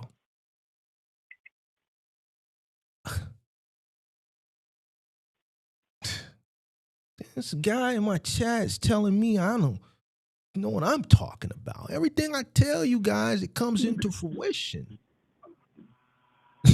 Jesus Christ, bro. Could have all been prevented. So you in Alabama now finna go to court, and then Arkansas. For the first case, and then you got to drive all the way back to Florida. All the way back to Florida, yes, sir. And your mom or somebody that gave you some money to do this, pay for fuel. No, it's all out of pocket, dude. And I'm cooked. I'm on my last hunting. Right now. So on your last hunting, well, how you gonna make it back home? I calculated the fuel. I mean, I filled up three times to get here. Each time I put in $35. I got a really fuel efficient car, man. So it's pretty good. What kind of car are you driving? Like a newer Nissan Altima. So you mean tell me you gonna make it from Arkansas to Florida on $100? Heck yeah. Wait, how long is the drive? How long is the drive? This car gets like 500 miles per gallon. It's an 8-hour drive. No, it's a 14-hour drive. Right, Arkansas. Yeah, 14 hours. Nigga, you got to go through Arkansas. You got to go through maybe a piece of Illinois, Tennessee, Indiana. No. Memphis. Which way are you going? I go through Memphis. Going through Memphis. I said Tennessee. I didn't say the sea. I said Tennessee. Yeah, that one. So you got to go through Tennessee. Yep. You might, I don't know, depending on which way you coming, you might have to hit a piece of Illinois, may not. So Tennessee, Maybe a piece of Indiana. I don't know which way you going. What else? Tennessee. You come through Alabama? Alabama, yeah. Okay. And then maybe a piece of Georgia and then Florida? Yep. All right. $100. $100, bro. My last hunting. Bro, that's too rich. And that's it. Why you out here like I that? gotta get my job. Why you? I have to go to court. This is my trial, dude. It's my second appearance. Damn, bro. This is the second time I've been out here. You tell him your situation tomorrow, bro, and tell him you indigent. Tell him you indigent. Hey, he don't care. I've been blowing his phone up for the last 4 days. I'm not talking about that motherfucker, bro. I'm not talking about dude ass. I'm talking about the court. Oh. When you go to the court, tell him you're indigent. What's that? I haven't been in trouble in years, man. It's been 10 years since I've been to jail. This is why I can't. Don't ever come on my channel in my chat and tell me anything, Ken. This is why I'm on this side of the camera, Ken, and that's Ken. That's why you on your side of the camera. Because the shit that I tell, it might not make sense to you right then and there, but it don't mean it's not right. Time will prevail. Because when I take calls like this, it's like...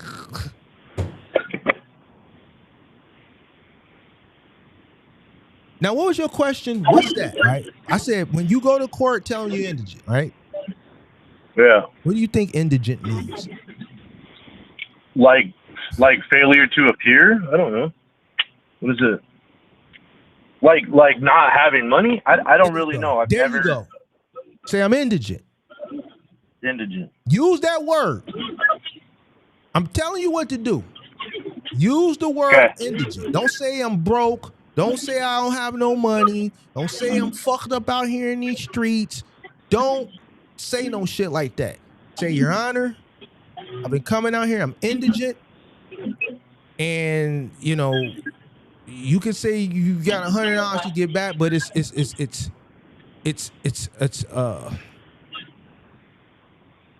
you're already in some type of financial burden, and you don't really have the money to be traveling back and forth. Like, we need to, like, don't say we need to, but just when you think about what you're gonna say when you go in there, but make sure you use the word indigent. All right. All right. So practice it. Formulate it in a sentence when you present it to the judge, and it's basic. Just to let him know that you can't really afford to be traveling back and forth out here. You don't have any money. You don't have a job. You know, you lost your job. You don't have to go into details, but you lost your job. You're indigent. It's basically like you're like destitute, like without saying you're destitute, which you are. You are destitute. Yeah. You know what I'm saying? But it's like more of a professional word for the court. Right. Explaining it. Not like. So that's what I'm saying. Right. You indigent. It's capturing everything. That word is capturing everything that you do. All right. All right.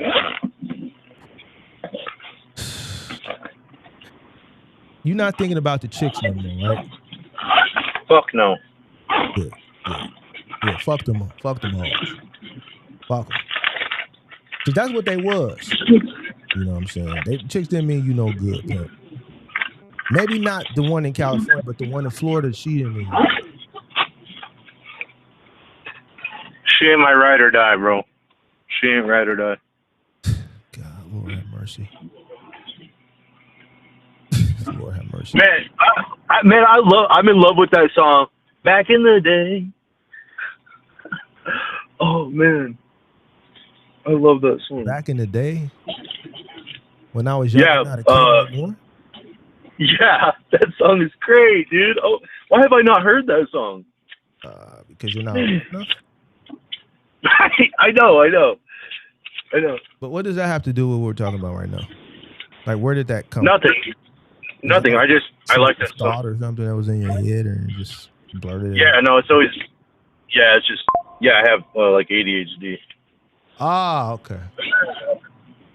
Like I get distracted. Like I'm thinking of other shit. Indigent. I'm writing it down right now. Yeah, write that down. You indigent. Yes, yes, sir. Why is Ty calling Indigent. in the Discord? Like Ty's literally calling me right now, and I don't understand why. All right. You wanna go? I ain't gonna answer him because I don't want to talk to him right now. I'm talking to you. I'm Okay. gonna get a late workout in the gym, pimp. All right. Yeah, that's what I'm doing right now. I just got done with my workout. So, was you gonna sleep in your car tonight or what?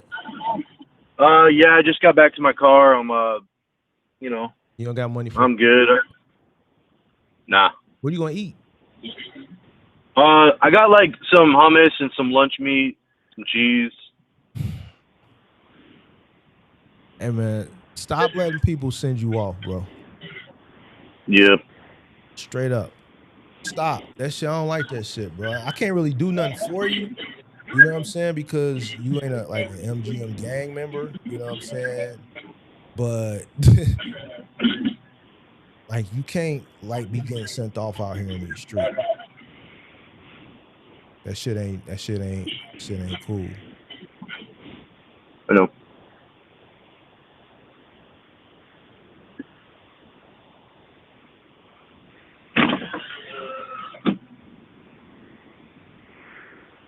You need any like words of wisdom or something for me before we end this call or anything, bro? Like how can I? So I'm pleading not guilty to what is it? What are my charges? Let me see. Failing to obey a lawful order and leaving the scene of an accident. And so the police officer grabbed my arm, another officer grabbed my arm, pulled me in different directions, and said that I was resisting. They didn't charge me with bond, right? What do you? How'd you get out? Yeah, you I bond. Well, I'm probably don't call it I bond. I bailed myself out. Cash or no? Cash, yeah. So it's a possibility it could lock your ass up. Yeah, especially if I plead not guilty, because the judge could say you're guilty. Obviously. So this is a trial. This is a trial. Yes. So failure to obey a lawful order. They did not read me my Miranda rights. I'm requesting a discovery from their body cameras, and I don't know how to plead not guilty to leaving the scene of an accident. Yeah. I mean, you can't say that ain't a lawyer, bro. I ain't finna sit up. There ain't no way to fucking. There ain't no way to plead not guilty. YouTube lawyer type motherfuckers that try to. A situation like this, I would. What they giving you a what you call it, right? What? Public defender, right? Yeah. Public defender. All right. Well, they won't be there till the public defender doesn't get in until 12 o'clock. So they're pushing the trial till 1 o'clock. So usually it's 9 o'clock in the morning. Yeah. But they're pushing it till 1 o'clock in the afternoon till the public defender gets there. Your stuff on Mark. back in the day. Hold on a second, bro. What up, man? What's up, man? I need help with a decision. What? This lady calling me. She talking about she got a eviction. She on the phone right now talking, but I'm telling her I can't do it. But I don't want the bad review. So what should I do? She can't give you a review because you don't want to do her move. Take it to a storage unit. But like she is, three people canceled on her and now. Bro, this happened after. As soon as I heard it, I'm like, no, I don't handle evictions. That's what I told her. You not be on the phone giving. You could just be like, yo, I'm booked. We're closed for the day. Fuck out there. No, she wanted tomorrow. She told me that. She didn't tell me that before the move. We're booked, bro. She didn't. Huh? We're booked. No sheriff coming. The only people that will be moving. Wait, why are you so concerned, bro? I already told her that. Okay, I'm gonna just tell her I can't do it. Like, why are you like nervous and like finicky about it, bro? You can't do it. What do you mean she's gonna give you a bad review? I'm about to talk. I'm talk to her right now. I'm gonna talk to her Barry, right now. she does. Like, what the fuck? You don't want to do the move.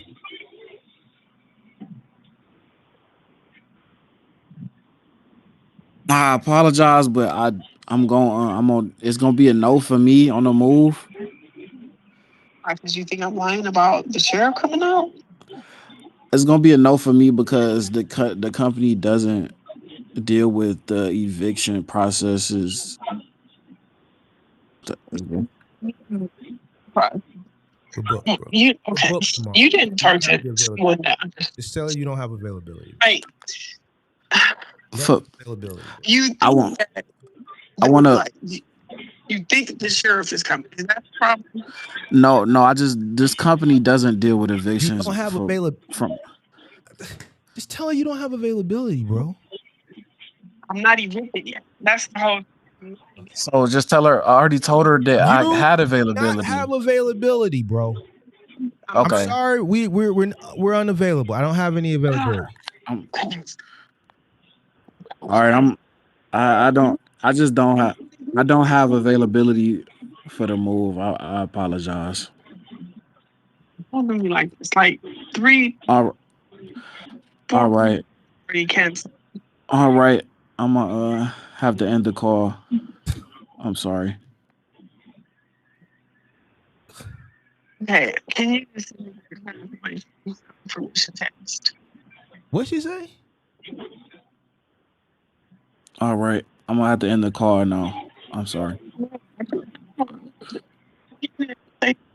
Oh my. All right. I hung. I had to hang up on her, bro. She wasn't gonna stop talking. Hey, if she's not evicted, bro, yeah, she still has 4. Huh? That means she still has 4 days to get her shit out of there. Who is it? Bro, you got to deal with trial tomorrow, bro. Let me handle this. All right. You can't tell nobody nothing. You stay where you stay on the phone. Let me handle this over here. Mm-hmm. You can't. What are you talking about? You got a situation. Listen, bro. Listen. I know. Listen to me, Ty. Yeah. Steady calling. I'm like, why is this nigga keep? What is up with today? Like, I ain't went live in 2 weeks. Let's see, this is what happened. When you y'all need Big Mark. It's like, when I come live, they come. How you gonna go missing though, nigga? It's moving season. Bro, I We in can't the even peak, get up. niggas I can't busy. even get up off the live. 2 weeks. These niggas like, yes, he's here. He's here. Listen, bro, what I told you about communication, bro. I literally told you the last time we talked. I think it was live. See how nervous and shit you is and shit. You jittering. Man, I don't give a fuck what you got going on. Let me tell you something. You have. But I'm gonna get a bad review fuck for all this that shit shit. you talking about, Ty. Listen to me. I don't want to hear shit you gotta say because I know more than you. All that shit, her begging and all that shit, that's desperation, nigga. That's desperation. She's in a fucked up situation right now.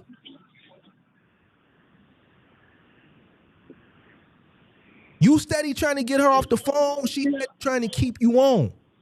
That's desperation. Are you in a position to work 4 or 5 hours, 6, 7, 8 hours and not get paid? No. All right. So fuck what she talking about. The reason why she keep calling, see me, I would have been hung up. Unfortunately, we have no availability. Goodbye. Like you mumbling and you fumbling and you stuttering and shit.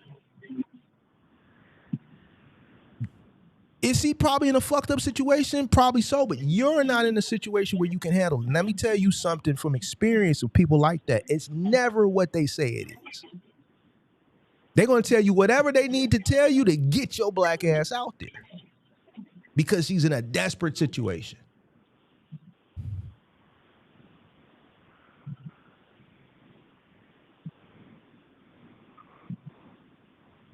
You don't say we don't handle evictions.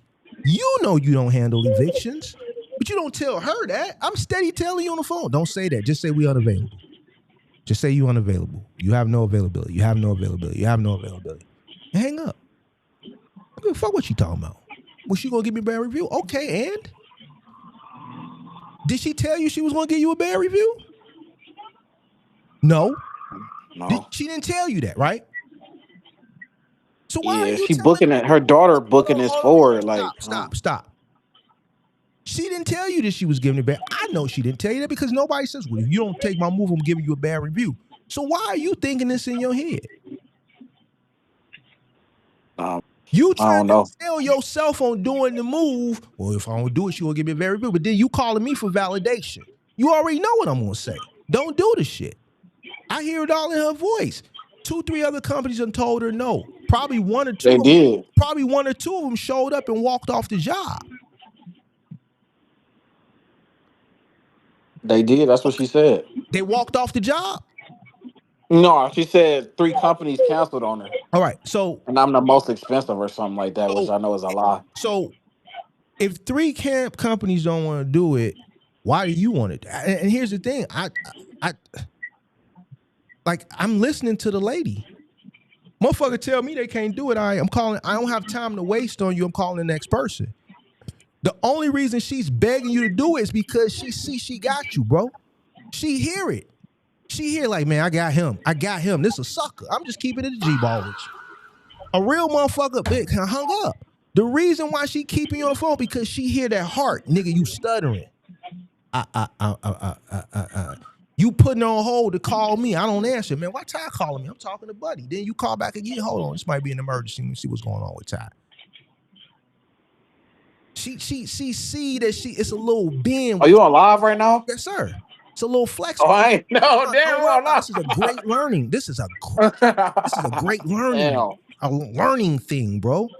I didn't even get the notification. Man, bro, check it out. The reason why she leaning on you, because she hears she got a little flex with you. She gonna lean on you, but man, she using all that. She hear that little softness in you. And if you wouldn't have called me, you know what would have happened? You would have took that shit, and tomorrow you would have been calling in the Discord like, man, Mark, I'm fucked up right now, bro. I don't know what to do.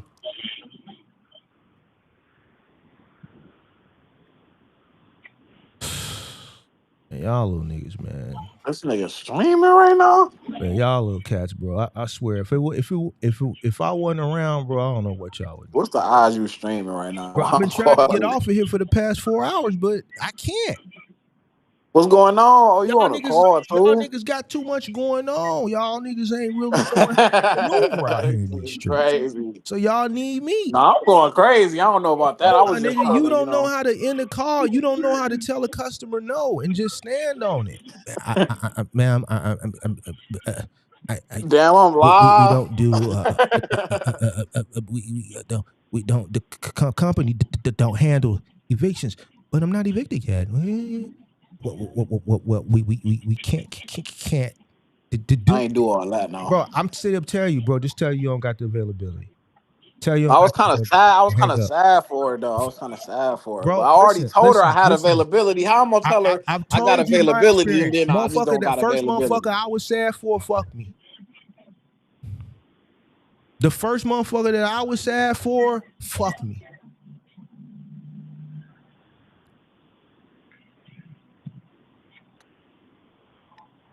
Use me.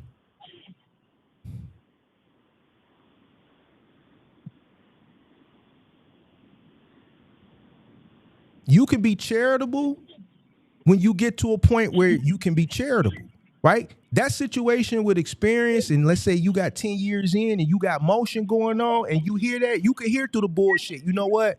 This is a risky job. It's a possibility that, she may not pay, but I'm going to send a truck over there and possibly see if I can help out. She pays, she don't. If not, we just write it off, take it as a loss, and God will bless me for it. You going to one day get in that position and be able to read the room like you're not able to do now, and also be in a position where you're able to read the room and know you're going into that as a potential loss, but be able to, cover it. You're not in that position right now. Either way, you clearly can't read the room, and you don't have you're not in a position financially where you get in there and you can cover that loss if she don't pay you.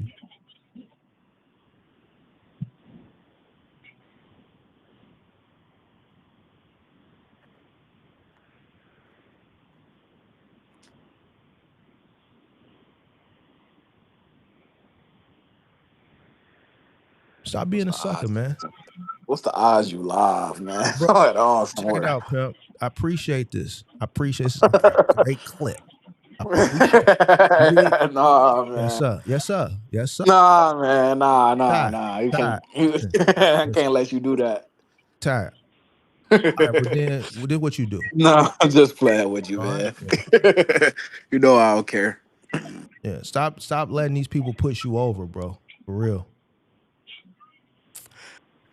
All right. Yes, sir. All right, man. You can get back to your call, man. Get back to this other guy, man. Then all right, man. Yeah. Hey, bro, check this. Yo, Little Clipper, what do you mean? That's why she left. You can see that's why she left me. What does the girl have anything to do with this? Hold on, bro. Check this out. You ain't in no position. Why are your comments be like? Hold on. Don't get tough now. Now you want to get you some. You done grew you some nuts in the past month. You done trying to let your nuts hang a little bit. You ain't in the position to let your nuts hang. Look, little Clipper. Look, little Clipper. Hold on, buddy. Hold on, little buddy. Listen, buddy. When you hear me talking to this guy, you ain't in no situation, no position where you can give any advice. You're not in that. We're not going to listen to you. All right. Okay. Because you sounded, she's not evicted. I don't give a goddamn if she evicted, she not evicted. He ain't doing the goddamn move, goddamn it. Right. But I know, I was just reading the clues. All that shit don't mean nothing to me. I'm listening to the desperation of her voice. He's not doing the move. I don't want him to do it. Yeah, little Clipper, tell me something I don't know. Now, back to you, bro. Back to you. See that right there? You worried about all the wrong shit. Well, here, your number 2 fan is talking smack. You're worried. Listen, bro. Listen. You ain't in a position where you can smack talk back. A lot of people gonna say shit to you because you put yourself in a position where motherfuckers can talk. All right. And you not one of them type of guys where you can talk shit back and come out the victor. All right. So sometimes you just gotta let shit roll off your shoulder. And all right, I'll let it slide now. It ain't about letting it slide, it's about ignoring it. All right.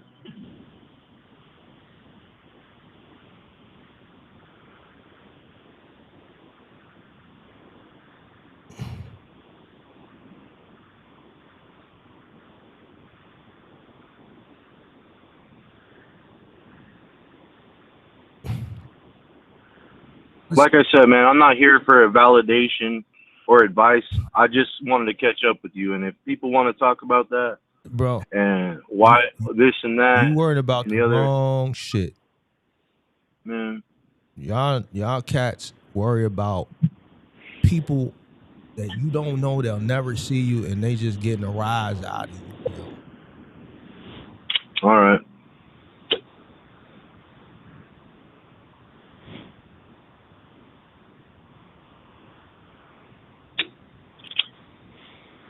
I'll be victorious. Have mercy, bro. I don't know, bro. God. Bro, do me a favor. Oh, I'm going to get through this. I've been through worse. You definitely going to get through this. And I've been through worse without a girl.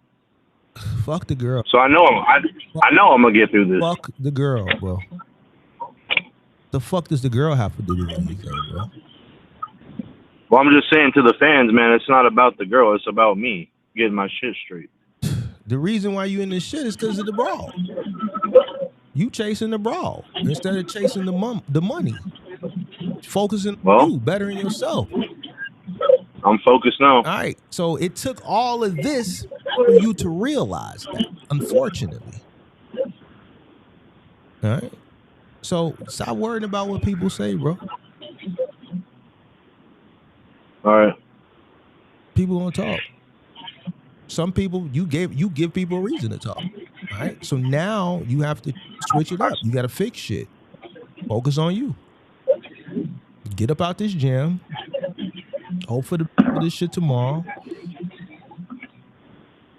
get back to Florida. Go find you a job. Right? Right. Go find. Don't do no more business, bro. Don't do no more business. Go get you a job. All right? All right.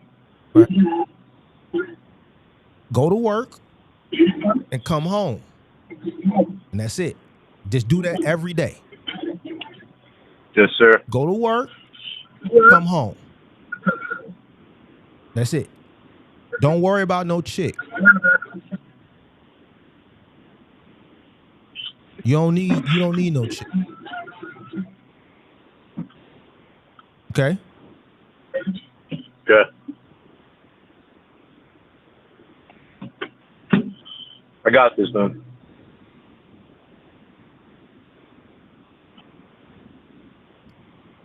Buddy, if he don't pay you, leave that shit alone. All right. You're gonna have to take that as an L. Okay.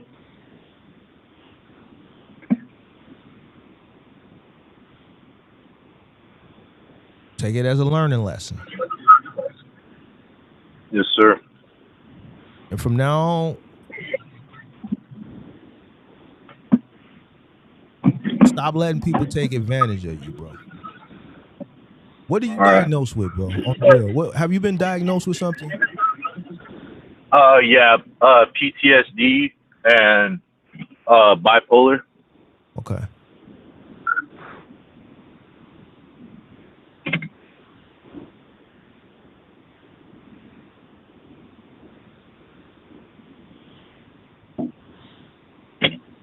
Yeah. When I was 12 years old, I cleaned up my brother's suicide.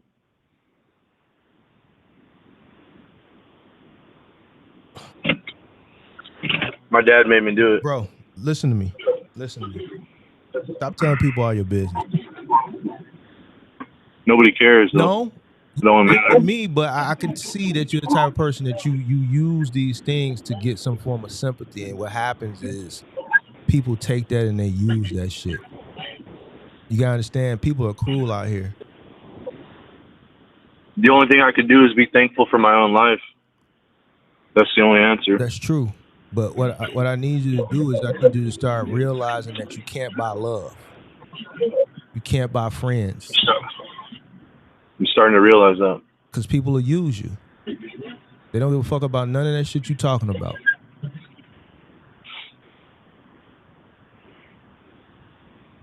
Stop telling people all your business. Stop confiding in these chicks, thinking that they gonna, you know what I'm saying, that they gonna, you know, feel sorry for you and all this shit. Nah, niggas, the game done changed. That's right. Nobody.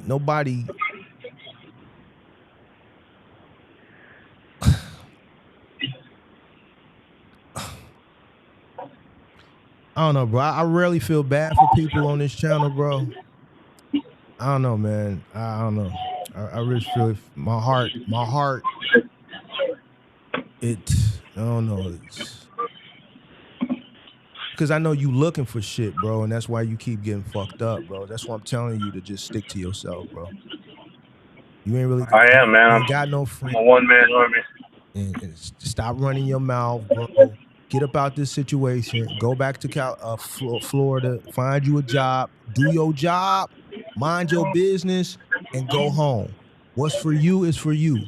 If you find friendship, it will happen organically, bro. If you find love, it will happen organically. Stop trying to force it. Stop trying to buy it. Stop trying to use your hardships in life and use that to thinking you're gaining, you know, people are going to, or women are going to look at your hardships in life and feel sorry for you and they're just going to like love you and things like that, bro. That shit don't work like that, bro. That's where you getting fucked up at. That's true. So. Because they still want the same thing I want. What's that? Money and happiness. They just want money, bro. Just want money. They'll take your money and be happy with another motherfucker. Right.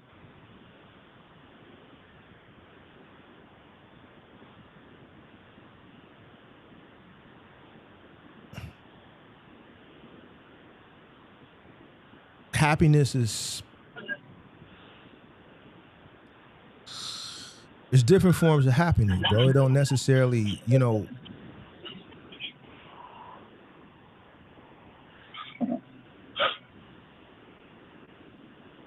when the time is right, God will send you somebody, bro. But he gonna send you the right person. Yeah. And you'll know. Right? Because that person, they're gonna love you for who you are. And they're not gonna take advantage of you, bro. Like how everybody taking advantage of you now, they not gonna take advantage of you.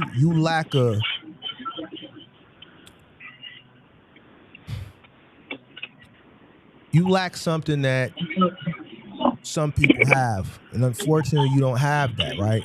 So you need genuine people around you that aren't gonna take advantage of you for where shit that you lack. Right? I understand. So stop trying to find shit, bro. Just let it come to you organically, and stick to yourself, pimp.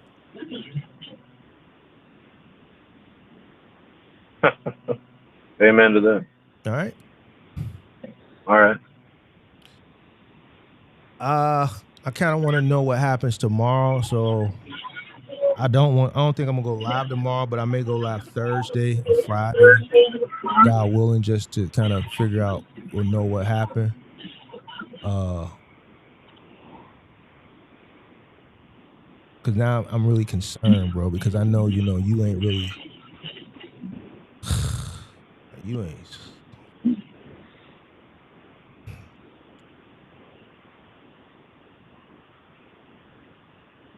If you see me go live the rest one day this week, man, just make sure you call in, man, and keep me updated. If not, I got your number. All right. I'll call you. Okay. And be safe out there, man. Thank you. Remember what I told you about tomorrow, too. Okay. All right, man. Bye.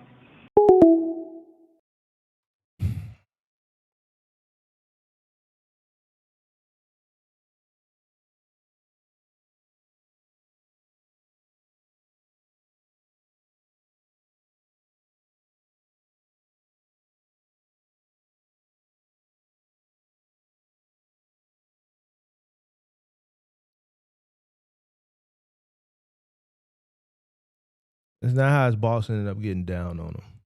His boss ended up getting down on him because he's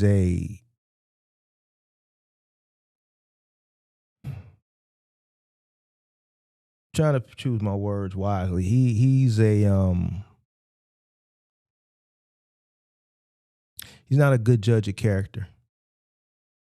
Right? I don't know if you saw the last time when he called up, but it was a boss thing. There was a woman thing and a boss thing, and I told him about the boss. I told him the boss was playing. I told him he should have walked away. Then he wouldn't be in this situation now. People aren't just good judges of character. They give people too many opportunities. I'm not going to give you too many opportunities. I'm going to give you one opportunity, and if you show me who you are, I'm just going to take that at face value. So if you screw me once, especially when it comes to this money, I'm not going to give you an opportunity to do it again. Right? I'm not going to give you an opportunity to put me in a situation where I'm jeopardizing my freedom because I might respond a certain type of way. Right? I'm going to take it at face value the first time. Right? Some people are just very, very forgiving. Some people are just not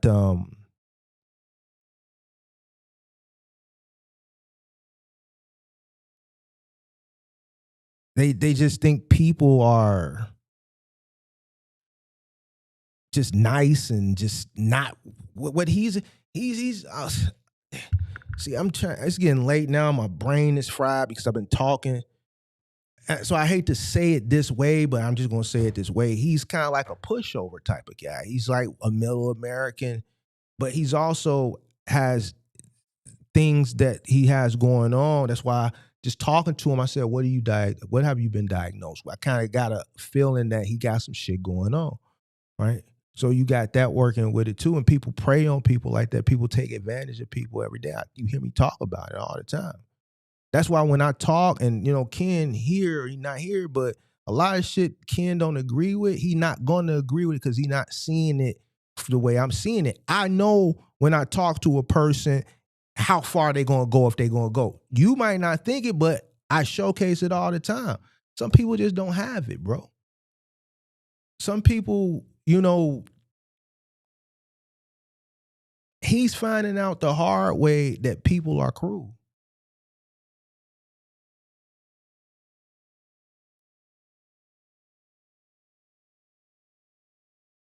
Ty. I'm working with Ty. Y'all see me working with Ty, but I keep telling Ty, and y'all heard it here, communication. He has a hard time communicating. I don't know why the fuck. He's nervous, he's jittery, he's stuttering. Just tell the lady no and hang the phone up. Fuck her. I know that shit sound cruel, but it just is what it is. That shit ain't my problem. That's her problem. She has to deal with. Heart goes out to her, but man, I got my own fucking problems. I'm not in a position where I can be philanthropic to someone who's getting evicted and there's a 50% chance that they might not pay me.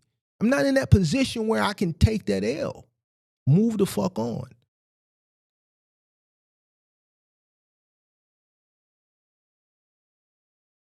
He don't call me. I don't stand on it right here. He does the move. We have another problem tomorrow that he's in the Discord calling me about that I got to fucking figure out.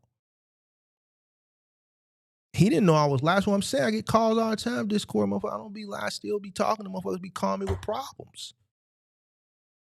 So even going back to Ken, when you say this, that, and the third, you know why I say half the shit I say, Ken, if you watching, is because what they charge you for, I do it for free.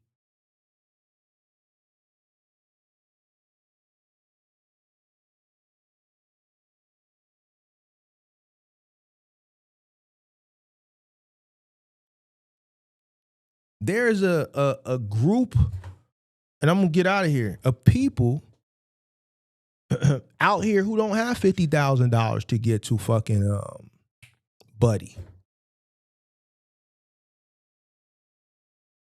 People still out here that need help and advice. It's a lot of people out here, bro. Clearly.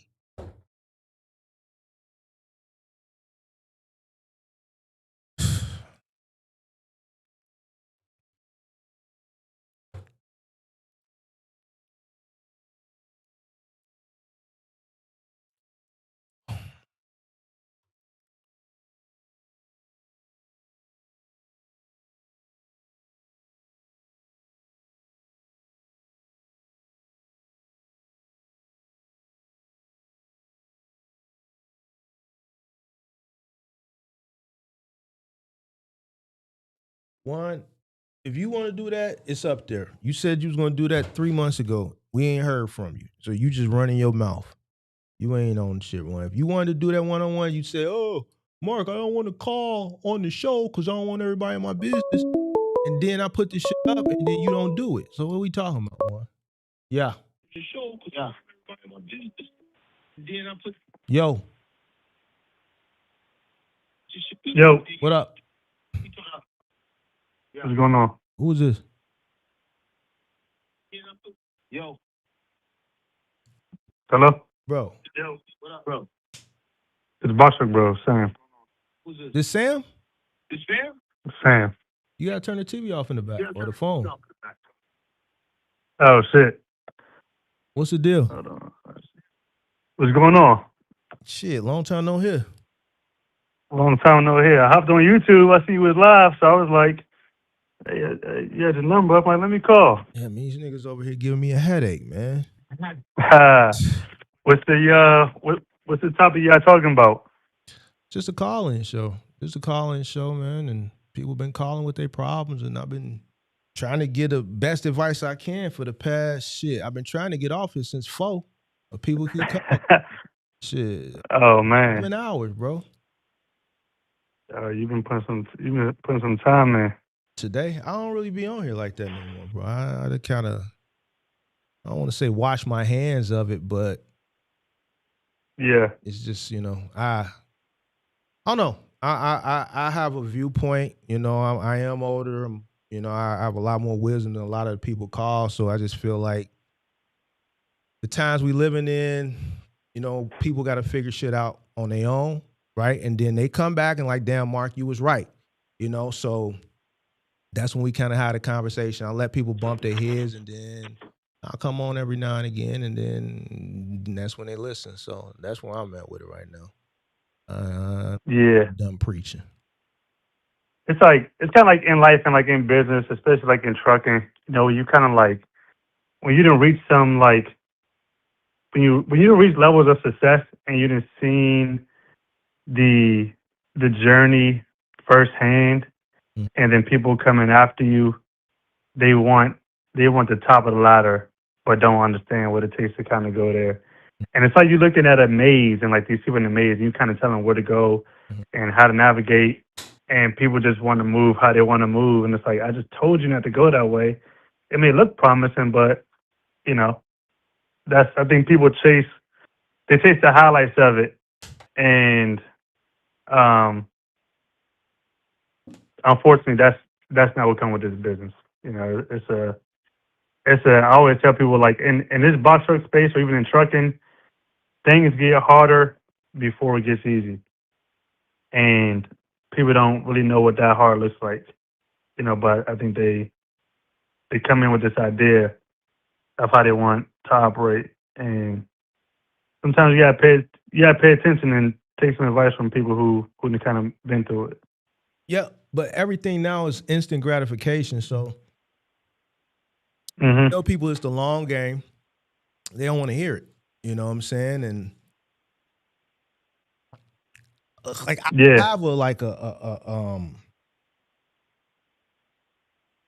this plan where you can be successful and a gazillionaire tomorrow. Like where I'm at in life, it took years. To get here took years. Now, granted, my entry point was at a different time period. It wasn't as, difficult as it is now. Cost of operation, cost of entry, and things of that nature, was different, when I came in. But when I talk about discipline, when I talk about work, when I talk about sacrifice, when I talk about meeting the needs of the business, giving the business is my priority. It's over everything, nigga. It's God, then it's business, then it's everything. Everything, bro. Yeah. Right? Yeah. Nigga, I don't have any children. Yeah. Right? I'm not married. Now, some people, they make fun of me. They crack their jokes, but I'm still fucking on a bitch. You dig what I'm saying? Because you see what I'm saying? So, but all of that played second fiddle because, nigga, I built something. I started something. I built it. I have to meet the needs of it. So when it calling, I have to go running, right? And a lot of people, they're not willing to sacrifice whatever they need to sacrifice and have that level of discipline, right? Making money, success is boring. Mm-hmm. Why? Because it's just repetitive. It's repetition. You get up, you do the shit over and over and over and over and over and over again. Most people's idea of success now is what social media portrays, but a lot of that, majority of it's cap. Yeah. So, it's painted as passive. You sitting back and you the boss and money just coming in and you living this lifestyle. I never seen that until a few years ago. Yeah. But that's because of assets built and things like that, right? Investments, asset, but years of work had to get to that point. Years of work, years of sacrifice. Yeah. It didn't come in my 30s. It didn't come in my 20s. I didn't really start being able to enjoy my time until my fucking damn near 40s. I'm damn near 50. Yeah, I think you kind of hit it on the head, with like the the sacrifice that comes with this trucking industry. I mean, just in business in general. I can't speak on a whole lot of other industries because I've only been in trucking, but it's definitely been super time consuming. But it's kind of like if you told the people who want to be successful, like if I told you the sacrifices that you would have to make day in and day out, people may not even want to be successful. Because not only do you have to do it, right, but the thing about business is it ain't no time frame on how long you're doing it. Like I can't tell you it's gonna take you a year. I can't tell you it's gonna take you 2 years. I can't say it's gonna take 3 or 4 years. You may gotta do the same thing over and over and over and over. Like you're saying, it gets boring. And when you putting in 100% into your business, you got to be okay with getting back 0% or 2% and still waking up and giving 100%. Mm-hmm. And some people only put in that work when they are seeing the results, the fruits of their labor. But in business, sometimes it ain't no fruits. But you got to still go out there and keep pushing. Mm-hmm. And that's the hardest part about it is because you don't even know if it's going to come. Mm-hmm. And you got to be, they say you got to be crazy. Like you got to be delusional and crazy to think that it's going to work. And the moment that you get inconsistent, and I always tell people this, business is inconsistent, super inconsistent. Mm-hmm. You can be up today, down tomorrow. Have a good month, have a bad month, have 3 bad months. Mm-hmm. The moment that you get inconsistent with the business is when things really fall off. For sure. And if you're not the kind of person who has an entrepreneur spirit where you cool with dumbing down your lifestyle, you cool with, not seeing family, missing birthdays, missing your kid's birthday, not traveling, not shopping, eating. I used to spend 10 hours a day, 20 hours a day, Chipotle. Mm. So you have to live a certain lifestyle, when you're trying to build a business, and some people cannot sacrifice and stay disciplined for a good amount of time. It's always that question, well, how long? How long is it going to take? I don't know. I can't tell you. Mm-hmm. And the expenses that come with this business is expenses that people ain't never seen before. Mm-hmm. You talking about $15, $18, $2,000 insurance, $2,000 truck note if you financing or if you rent, how you doing it. Mm-hmm. So it's like I feel you, bro. On that people don't understand what it takes to sacrifice because everybody's situation is different. And if you want to succeed, you got to look at what you got going on, and some things you got to part ways with.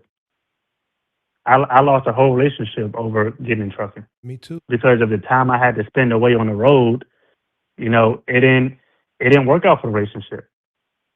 And that's what it was. But it's a lot you got to go through in this field. Yep.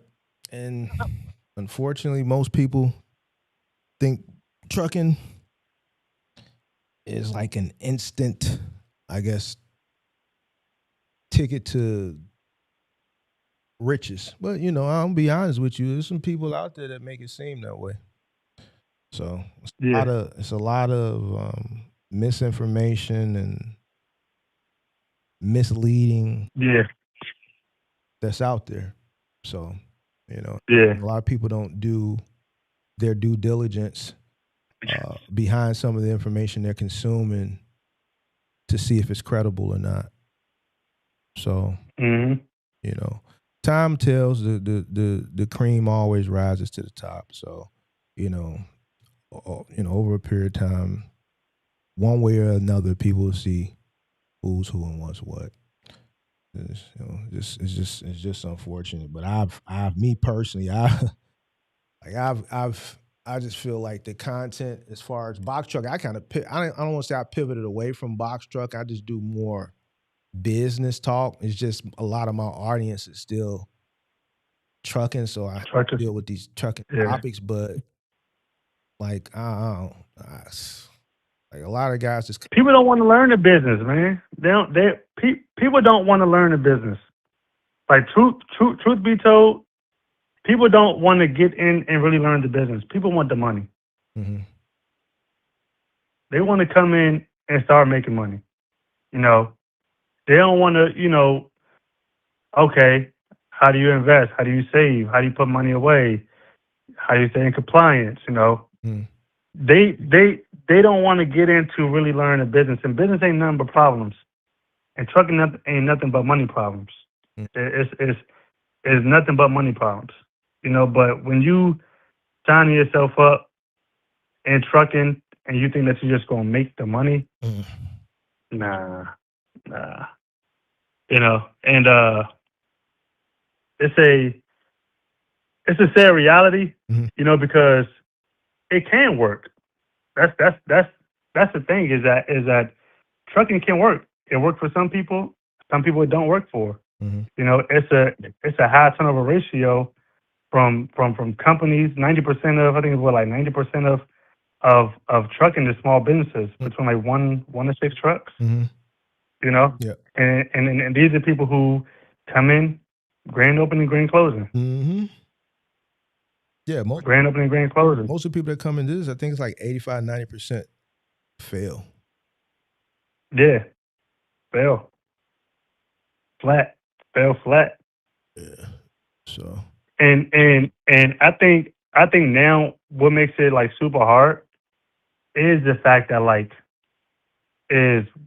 and this is just full transparency, like with brokers cracking down now on I don't want to double brokering, leasing on to other carriers that without having your truck on the insurance. Before you can kind of come into the trucking industry as a new authority. Like we kind of know as a new authority, it's gonna be tough. Like it's gonna be super tough as a new authority. You can't work with Amazon. They now require 6 months. The only people you can really work with when you kind of come in is TQL. If you're hitting the low boards, TQL, maybe C.H. Robinson. But I mean, you're not really making a whole lot of money. The rate for miles is kind of low.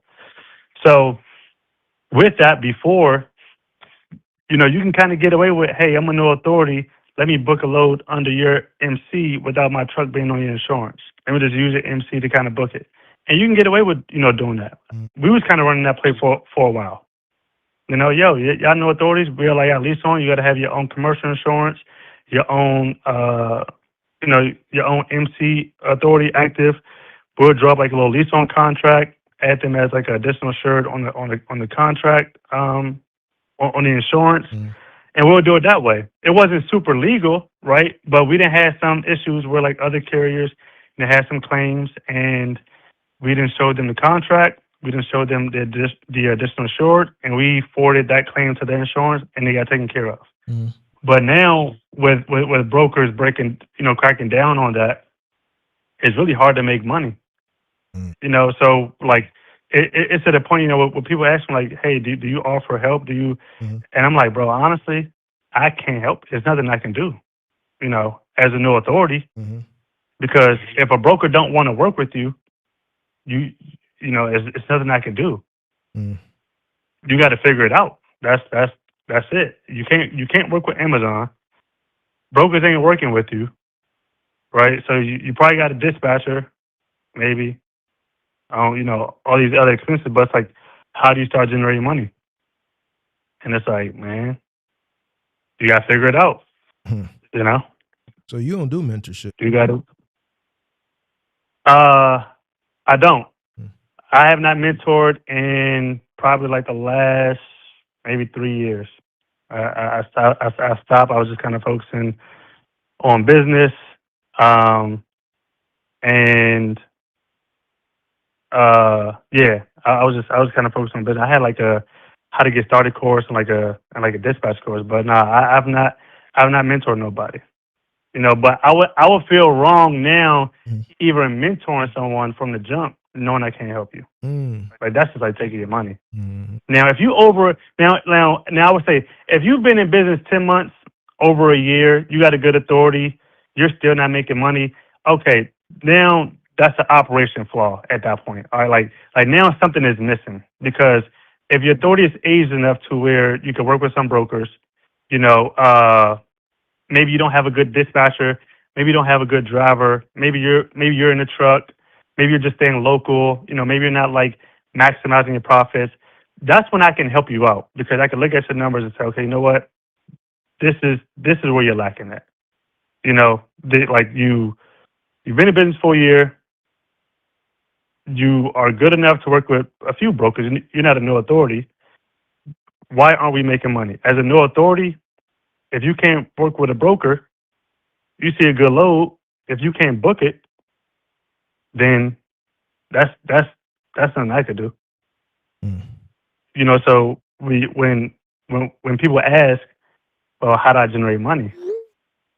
And I'm like, man, only thing I could probably really think of, and maybe you could probably chime in on this with your experience is I always tell people like, if you can't work with Amazon, if you're doing OTR, or if you're looking to hit the low boards, work with TQL, maybe you may need to look into some local contracts because I know that some of the local contracts, they don't really look at the age of your authority. They're not really requiring a year authority. I think some may be, you could be a new MC. Some may say you could, be 3 months. But maybe that's something that you need to do to bring in consistent revenue until your authority ages. So what I've seen with that over the course of the last year, a lot of people have transitioned into final mile. This year, I've seen more people transition into household goods moving. And when I was first came to content creation 4 years ago, and I was telling people, okay, this is how I've made my money in household goods, moving and final mile. People were shunning me and laughing at me. Oh, we ain't doing all this Amazon relay. We ain't got to lift nothing. And now people have transitioned into it. And with people transitioning into it, I've taken even a further step back. Why? Because the same shit that I've seen people do with Amazon, which kind of what Amazon buckled down, right? And tighten their restrictions and make it tougher for new entrants to come in. People are trickling down to final mile and now household goods moving. I'm seeing people going into people's homes, not taking people's shit. I seen when you Instagram with people shooting content, carrying sofas with one arm on their shoulder instead of 2-man lifts trying to do shit for content. And I've taken a step back because I don't want to be, I don't promote that type of shit, but I don't want to be the person with the influence in those niches that brings more people in to those spaces and they're going to do just dumb shit.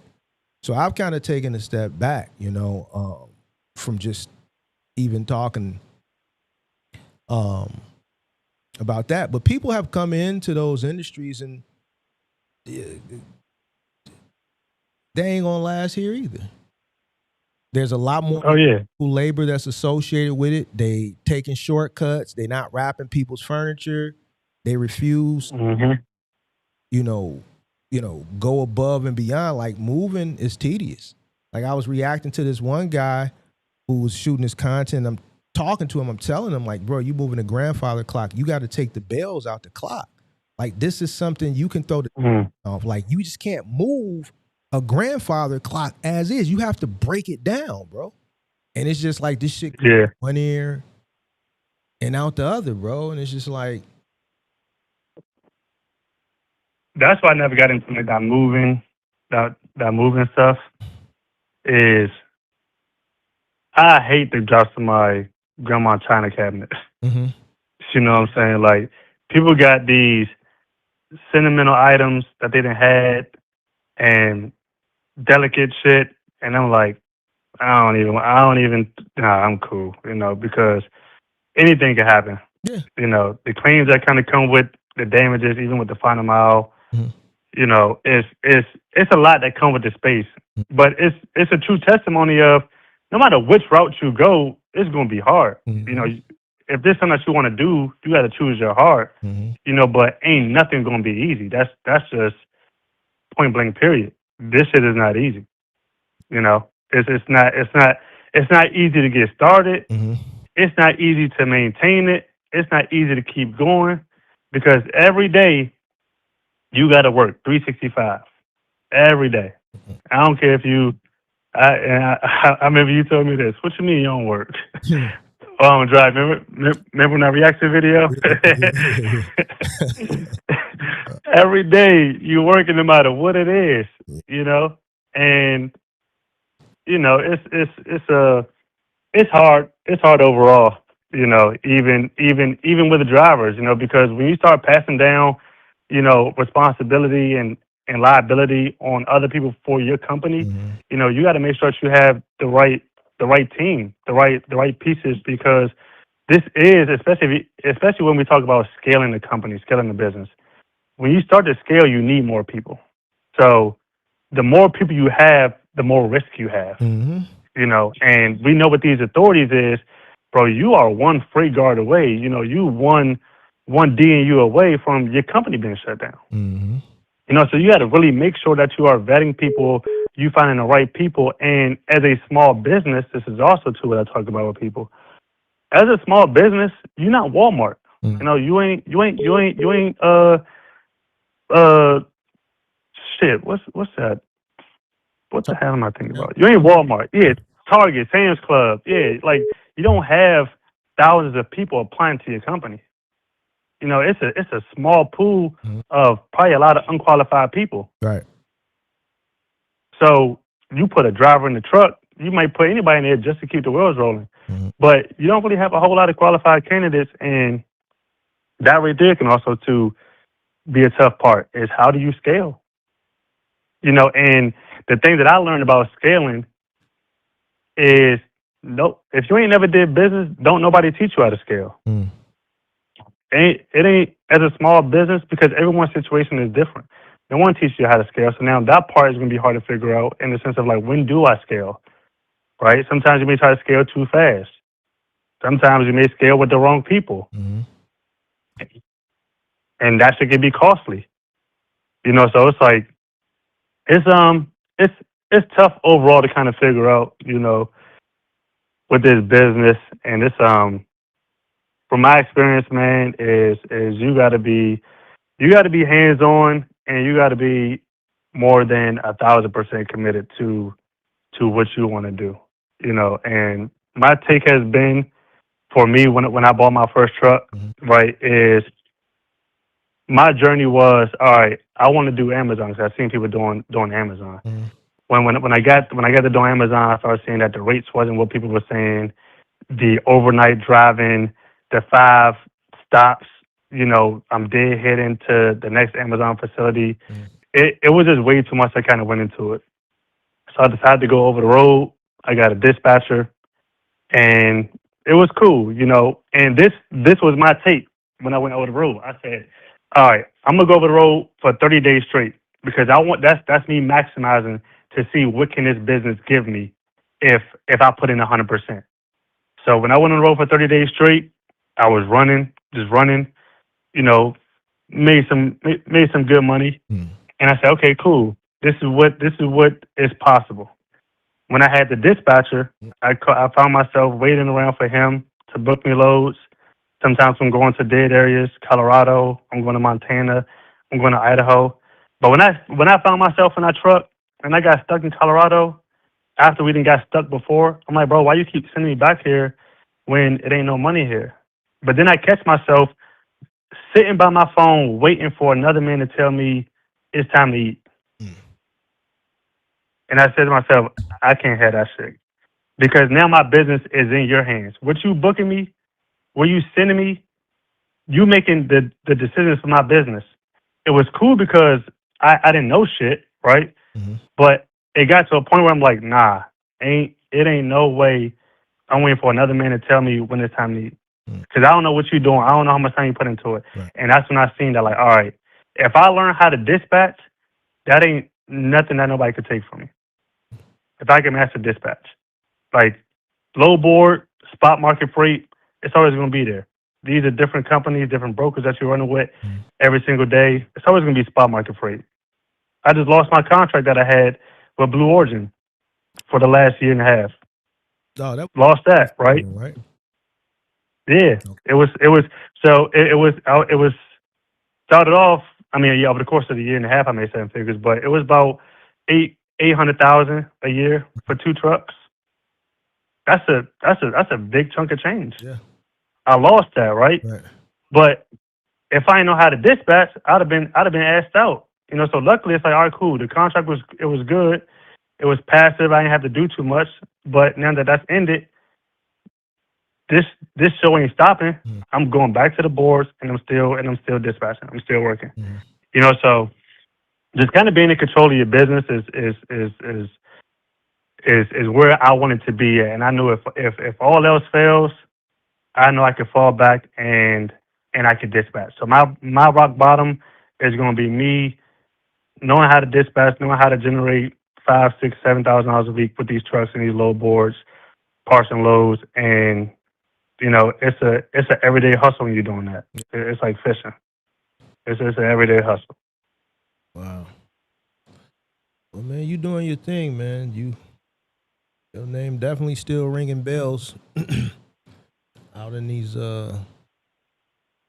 box truck streets. In these box truck streets, Your name definitely still ringing bells, whether it's for good shit, or whatever. Bad shit. Yeah. Get to a certain level on the internet. It's out there. It's out there, and I mean just on your platform, and because I do content, you know what I'm saying. So it's like I do content, right? And I could probably be responsible, I could probably be one of the ones where people say, I didn't see him. He talking about he can make this and he can make that, And it's off of content showing what's possible, but take that for very surface level. Don't take its face value. It is not what that seems, And I try to tell a lot of people, don't compare your first year in business to my 5 years, because it took a while to get here, But like it's possible to do, which is what's showing. So like, if you one of those people and you motivated and you want to learn and you got some cash that you can play with, because this is a game, bro. This trucking shit, it's a game. It's a money game. That's all it is. Do your money run out before you go out of business, before you can't figure shit out. I tell people that shit all the time, bro. And there's so many people that have misled people and told them that they can come into this with little to no money. And that's where most of the failures come from, just not having enough working capital. They don't have enough money to weather the storm. And, but you said something. I want to ask you a question, because you said, when people look at you as a content creator and like the success you had as far as box trucking in the box truck content space, how do I structure this question? Blunt, just straightforward. Yeah, but see, I don't want to do. When you put certain numbers and you showcase certain things, do you think they look at where you're at now and think that, okay, if I get a box truck, I'm coming to the box truck business, I can get where he's at instantaneously or quickly? Yeah. Okay. For sure. Okay. For sure. Yeah. Definitely. People look at my content and my numbers and think that, like, yeah, when I get this truck, this is what I'm gonna see. These are the numbers I'm gonna do. And I talk to some people. I'm like, bro, it's possible, but not your first year. And I try to explain to people, like, outside of, because one of my things is like now, I've been posting a whole lot, like, super lately, especially like my numbers and stuff like that. But I like to give the breakdowns of my numbers. I like to give my gross and my net profit. because it kind of shows the expenses. And I think that's where like I've gained some of my following is some of like the transparency. Still doesn't stop the people from thinking that they're going to do it or that they could do it as easy, but I like to show people like the expenses because it's that's what trucking is. Like 6,000 a week is not 6,000 take home. 6,000 a week could be 3,000, it could be 2,000, it could be no money. But I will say that a lot of people watch content in general, whether it's my content, whether it's day trading, whether it's whatever, they see that and they, see the highlights and numbers and feel like, damn, this is what I'm gonna do as soon as I get started. So it's really a tough situation to kind of be in. I would say from doing content because when I look at like my following, right, and I want people to win. Like I tell people all the time, bro, I can sell you on mentorship all day. I could really be. It's people that I see selling courses left and right, and I choose not to say shit because I don't like to get into a lot of people's business, but I see people who's selling information that is just false. It is just like, it is false, but it's to sell you a course. It's to put money in a pocket from profiting off of your lack of knowledge, And I could do that. Like I could be the top. I could probably make more money doing that than trucking, But I genuinely care about like people just getting into the shit and throwing their money away. I am not advertising people, hey bro, go get you a box truck, you're gonna make 48,000 a week. I'm not advertising that. Because I know what comes with it. Now, if you want to get into a business or industry that you want to invest in for some long term stuff, you got some capital. Yeah, this could be a good industry in the long run. But I don't try to. I don't try to.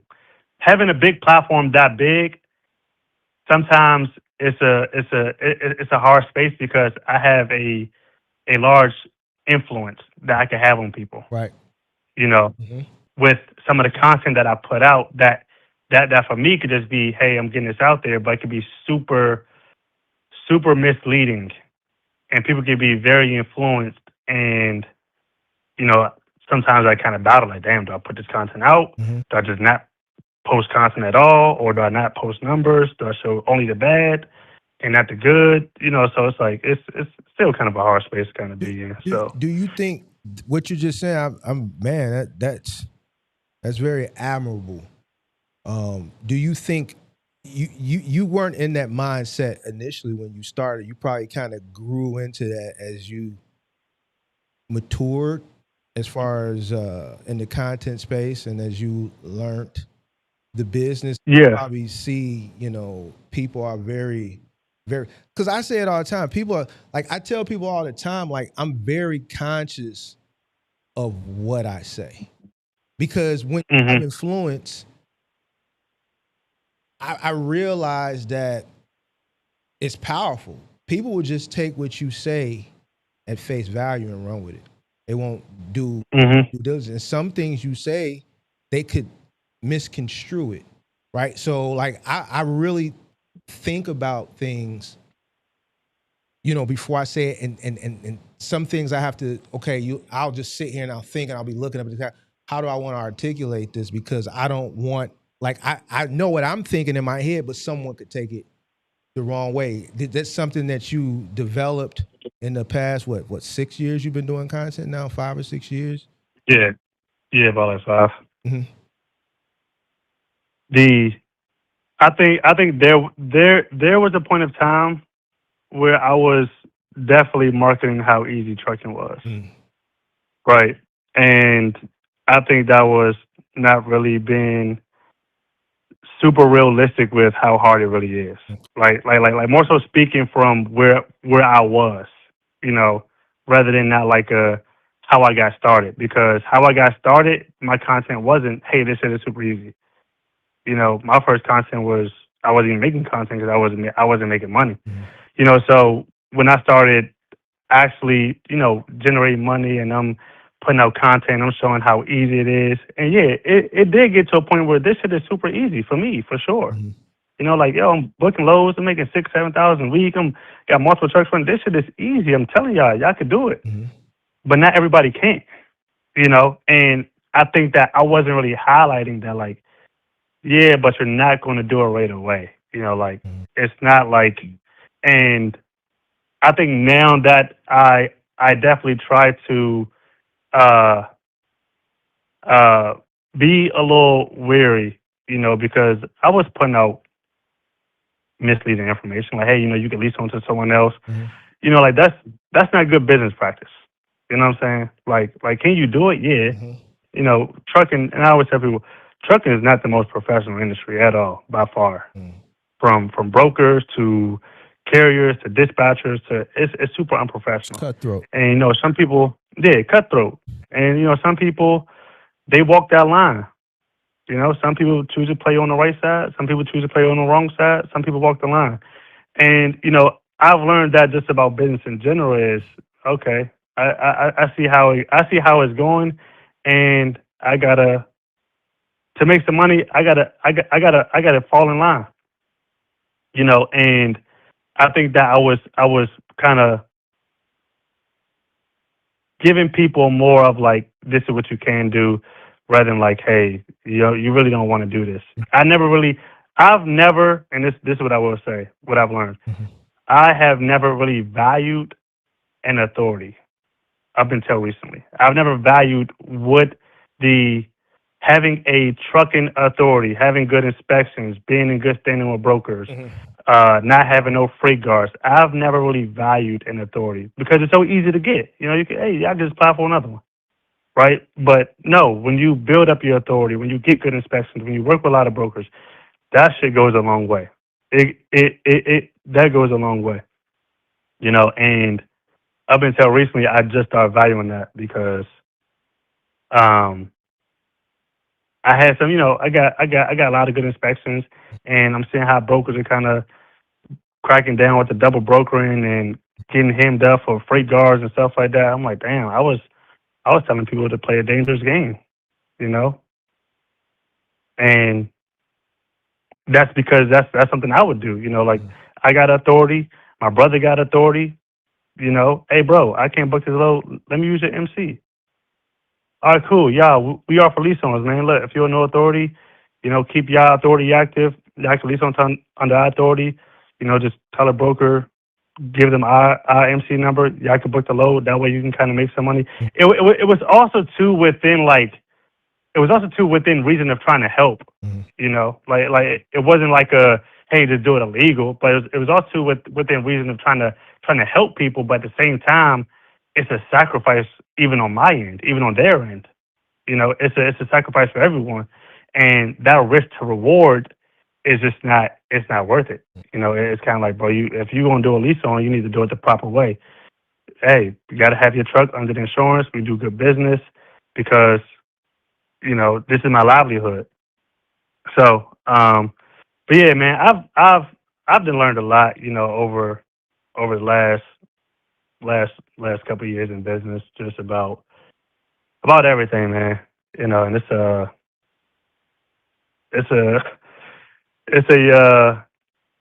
sometimes it's a huge weight, you know, trying to please everyone with content and like with information and stuff like that, because you can't please everybody.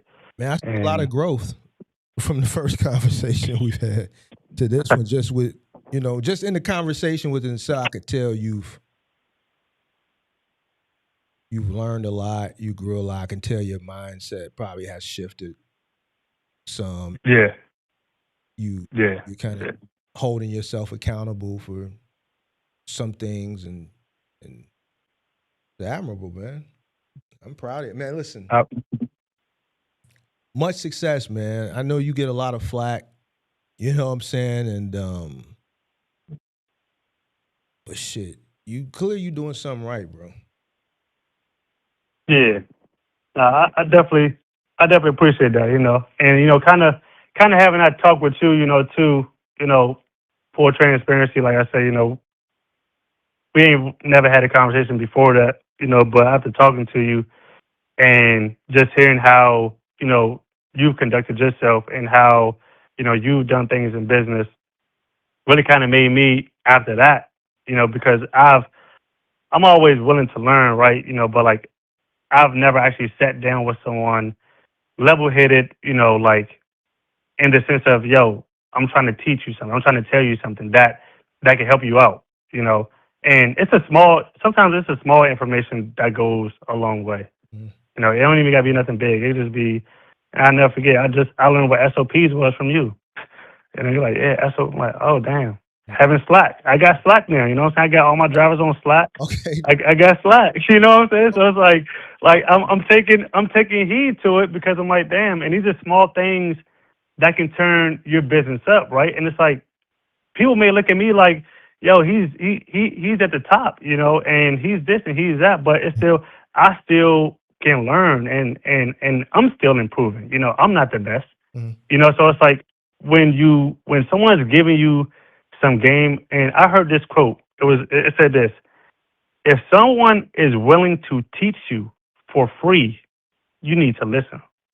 Because not a lot of people are willing to give you their time. Not a lot of people are willing to give you their wisdom, their knowledge, their experience, and it can save you a whole lot. And when someone is willing to teach, you need to listen. You got to take heed to it. Whether it's the words that you want to hear or not, you got to be able to take a step back and not feel attacked and not think that you know it all and be able to listen and process. And maybe you may not use it now, but store that and have it. And that's how I took heed. So I said, you know what?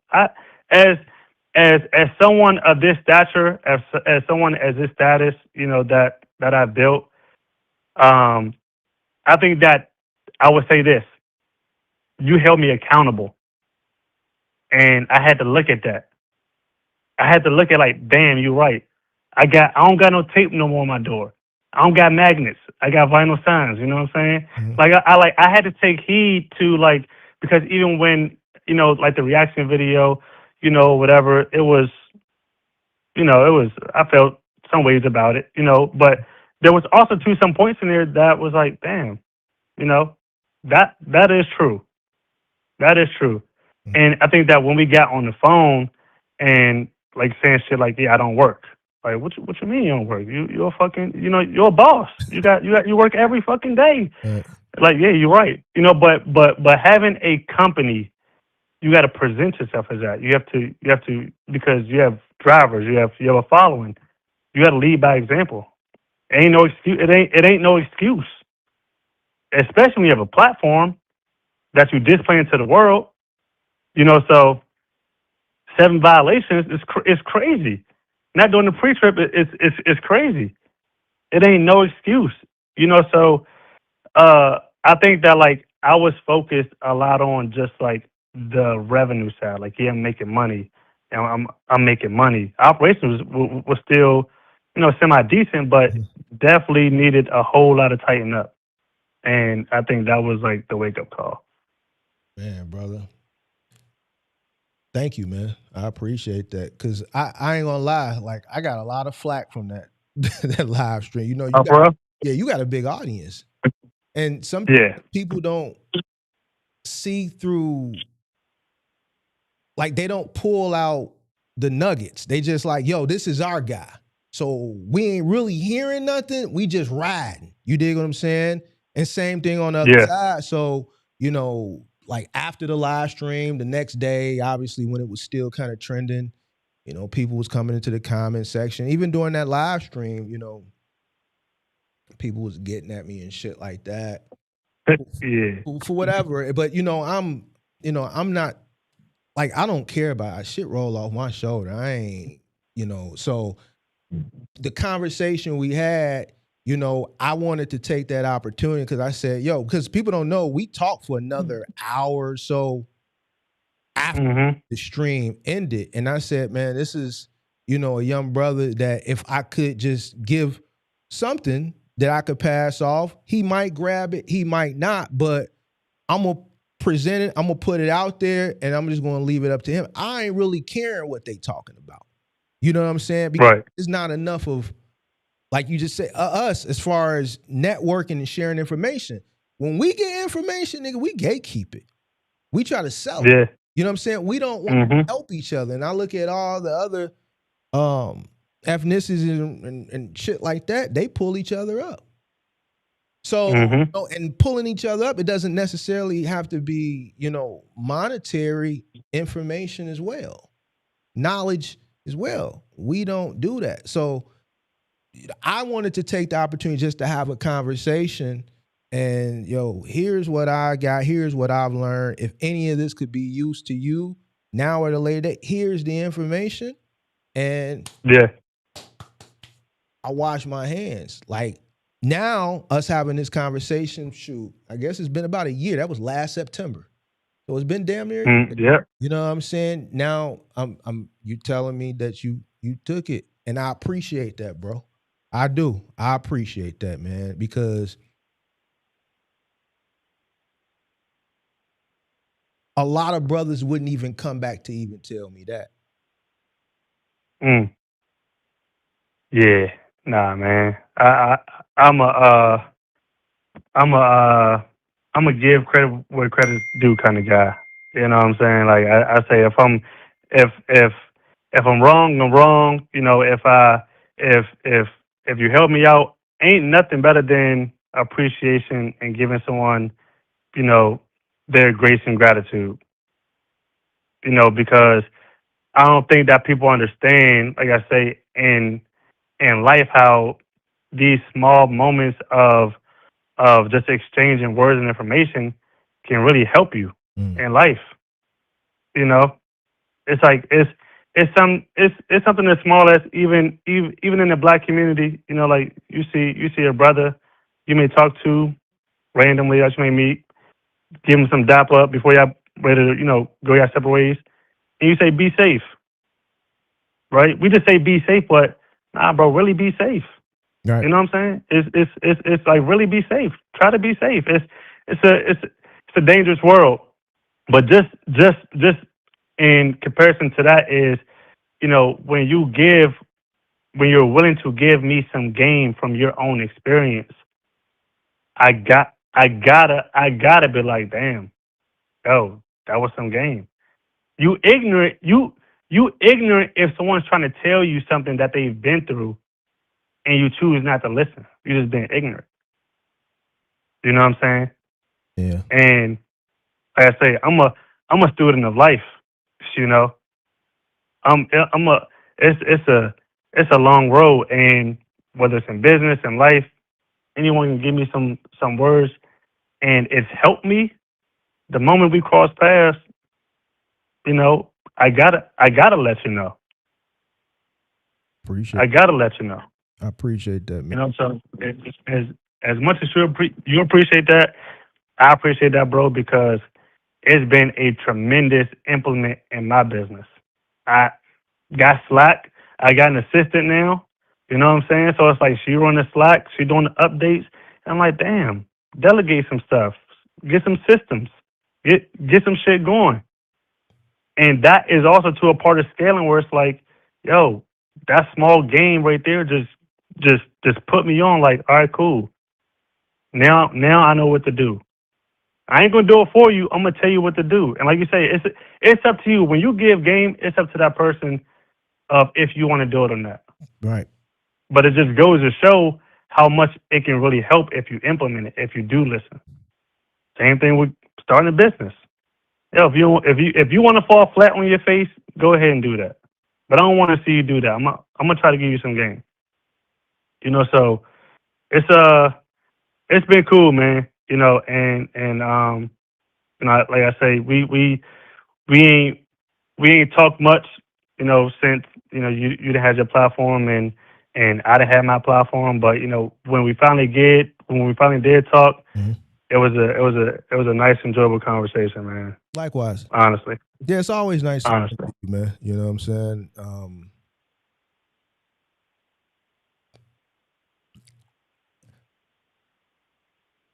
you just an easy person to talk to. Like, I don't really talk to too many content creators, bro. A lot of these guys, I'm like you. They don't like me. You know Yeah. what I'm saying? So you know. I don't do the politic and the network with a lot of these content creators, man. And it's crazy because I'm a content creator, bro. And I be wondering, like, it's a weird space, bro, because like people know me as Boxer Bros, right? Like they know me as a guy on that reel. They know me as a guy from that video or from these videos. Mm-hmm. You know, like, and not a lot of people I get to sit down and really have a one-on-one talk with. Mm-hmm. You know what I'm saying? So like their perception of me is always going to be what it wanted to be, and I got to live with that. You know, likewise, like you may have people who look at you like that. You know, but like when you kind of get down to actually having a conversation with a person, like, damn, bro, you know, like you're actually cool. Yeah. And I didn't see your content sometimes, and you know, I didn't probably have my opinions on whatever. But when we sat down to talk, I said, damn, actually a cool ass dude, man. Yeah. You know, real humble, real willing to give, willing to help. You know, genuine. And you know, you don't run across too many people like that. You know, and it's kind of crazy because in this space is not a lot of those people. You know, and especially in this content space, you know, with courses and marketing and all that. You know, you meet people who willing to sell you a $100 course, set you up for failure just to profit off you. Yep. Just to sell you something. Yep. Just to sell you something. Yep. I talk about it all the time, and don't care if you see it or not. They want to dress it up so good for you just to sell you on it. Just to sell it to you. Yep.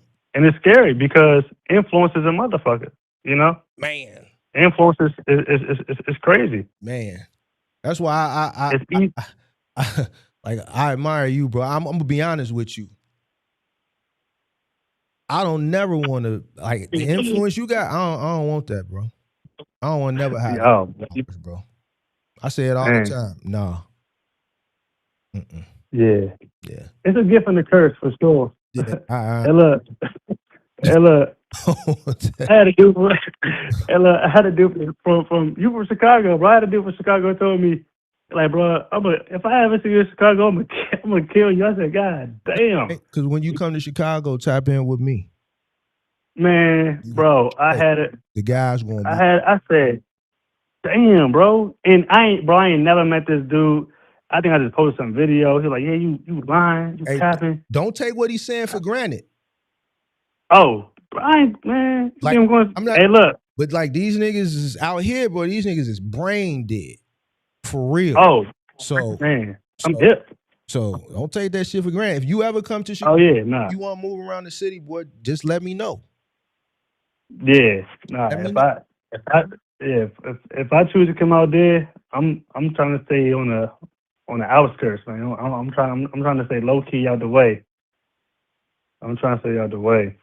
But yeah, man, I was just, you know, I hopped on YouTube and I seen that you you know, had some shit going on, so I was like, let me call Mark, man. Let me tap in with him. I appreciate you, bro. We gotta communicate a little more often. I know you a busy guy, you know what I'm saying? And I DM'd you like maybe 2 months ago. Someone sent me a friend request, but it was like a fake page of you, and I DM'd you to tell you, it shared the page with you to tell you to flag it. But like the next day when I checked to see if you read the DM, you hadn't read it yet, and the page, I guess other people had flagged it, was taken down, so I unsent. I unsent the. Oh, okay. Yeah, I unsent it. Yeah. Yeah. Yeah. Sometimes I be getting some messages. I be getting some messages, and I don't even be. You know, if I post like a story or post some content, it'd be just like flooded message. But I really don't even go through the messages because it's a bunch of like. It's a bunch of just story replies. Hey, can you help? Hey, you know, what's going on? Stuff like that. Yeah, but I got your number. Sometimes I don't even know why I didn't text you. Yeah, I got your number. Yeah. That's what I'm saying. Yeah, I got your number. Definitely text me. Yeah, I just. But yeah, man, I think what's it called? Yeah, I think at least once a month, bro. We should figure out how to host something. You know what I'm saying? Whether it's even for like an hour. Mm-hmm. You know, I know you were doing your little show. I think that was with the guy. What was it called? What was the yeah. I know you're doing a show. I don't know if that was weekly or monthly, but I think we should try to find a way to kind of cook up or do something like maybe like once a month. You know, even if it's like some Q&As or like some topics, because I had a good topic I wanted to talk about as far as like contracts.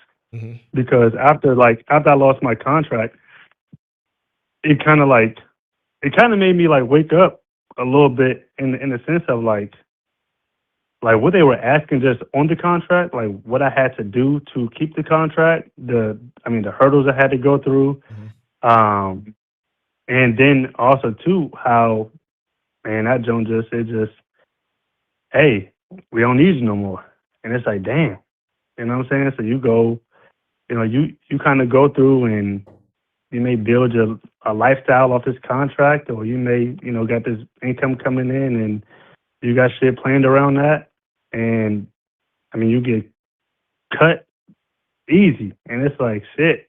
So that reality hits sometimes. That's I went through that too. That you learned the lesson of nothing lasts forever. Not, and you know, I'm cool with the brokers. Like we cool, you know, and they kind of warned me, like, hey, well, they told me that they still got the contract. Mm-hmm. You know, they had the contract for 3 years, but they just said, hey, we're gonna put our own assets on it. You know, we're not, you know, kind of outsourcing this out to other carriers. Yeah, we're gonna put our own trucks on it. And I'm like, you know, that's cool. I definitely respect it. I understand it. Mm-hmm. But it's kind of like, damn, you know, like I went, you know, I hired drivers around that contract. You know, so it's like it's still something where it's like, because I always look at like my operations, especially when I hire drivers, is like I'm responsible for how they eat. Yeah. Because they got to feed their family as well. Mm-hmm. You know what I'm saying? So it's like it's a small business as well, you know, but like they put in time and they got things set up, and it's a domino effect. You know what I'm saying? I'm like, damn. I felt I was cool because, you know, I could still kind of, but I'm like, damn, it's just so much involved that kind of goes into everything where I'm like, man, I feel bad, you know. Mm-hmm. And then it was just something too where it's like, yo, you got to figure something out ASAP. Quick. I got like a 1 week warning. Yeah, it happened to me. And I'm like, you get it. I've been. Yeah. I thought I had my first contract. I thought it was gonna last forever. Like I never thought about it ending until it did. Mm-hmm. You could lose a contract because they lose it. You know, the three people lose a contract, so you lose it by default. I lose a contract. Now I got multiple trucks running, and like I never thought that could happen until it happened. So I've been there. Mm-hmm. I've been there. But I Yeah. needed to go through that because now in my mind, nothing lasts forever. I always gotta have a plan B just in case. You know what I'm saying? So gotta have that plan B, man. You gotta have that plan B. And if the contract is good and you making money, boy, you better put something. You got to put something away. Mm-hmm. You better put something away because it's figuring out your next move may not be easy. You know, figuring out how to bounce back and you know what your plan is. And that was like the topic of conversation, because kind of like if you're used to a contract, you know, like what do you do next? How is your operations a little different? Because some of these contracts, especially good, like my contract, it was good. I was getting paid $17.50 a day, so that was about 87.50, pretty much 17,500 a week for 2 trucks. You know, so it's like, how do you go and replace that income? How do you go and, because contracts are not easy to come by, right? You know, and if you just talking about these final mile contracts, you said it was with Blue. Yeah, it was Jeff Bezos. Yeah, it was a Blue Origin space company. The aerospace. I was doing the Huntsville location to their Merritt Island location down there by the Space Museum. Right. The NASA one. I was doing that, and it's round trip. Round trip every day, 2 trucks. Don't got to do much. Just update when they're on site, keep the truck maintenance, stuff like that. And it was good, you know, but things got tight on their end, and it was, hey, Sam, first it was Sam, you got 3 months. All right, cool. Then it was, hey, Sam, next week is the last week. I was like, oh, man. Wow. Sheesh. You know? But it was one of those situations, too, where, and this is why I say, because when you, like that contract, I went and built my fleet around their needs. Mm-hmm. They wanted team drivers, so I had to go build sleepers in each truck because I can't have 2 guys riding in the passenger seat. Mm-hmm. You know what I'm saying? One driving overnight and pick up at 4, deliver at 6 in the morning. So then it's overnight. That's super uncomfortable for a driver to be sitting up. You ain't getting adequate sleep. So every truck had to have a sleeper. Then they wanted, then I got to have spare trucks because, contracts are performance based. Mm-hmm. So if a truck breaks down, I can go out and get a rental, right? But when you get a daily rental, even if I had a commercial account with Penske, I was still getting taxed, almost $800 for, because sometimes I either need it for a one way, but they wasn't doing that. But I had to have spare trucks on that contract. So the reason why like right now I have 8 trucks, but I run 6 because I bought 2 extra spare trucks just to have on that contract. I ain't really need it for my fleet, but to sustain the contract, I did it. And sometimes you'll go above and beyond for these people, above and beyond, and it's just business. It ain't nothing personal, which I understand, but yeah, it's You still, I can hear you still going through the motions. I can't hey, believe you, bro. hey, look. I know how you feel, man. It's like a bad breakup, man. It's like, God damn. Yeah. Damn.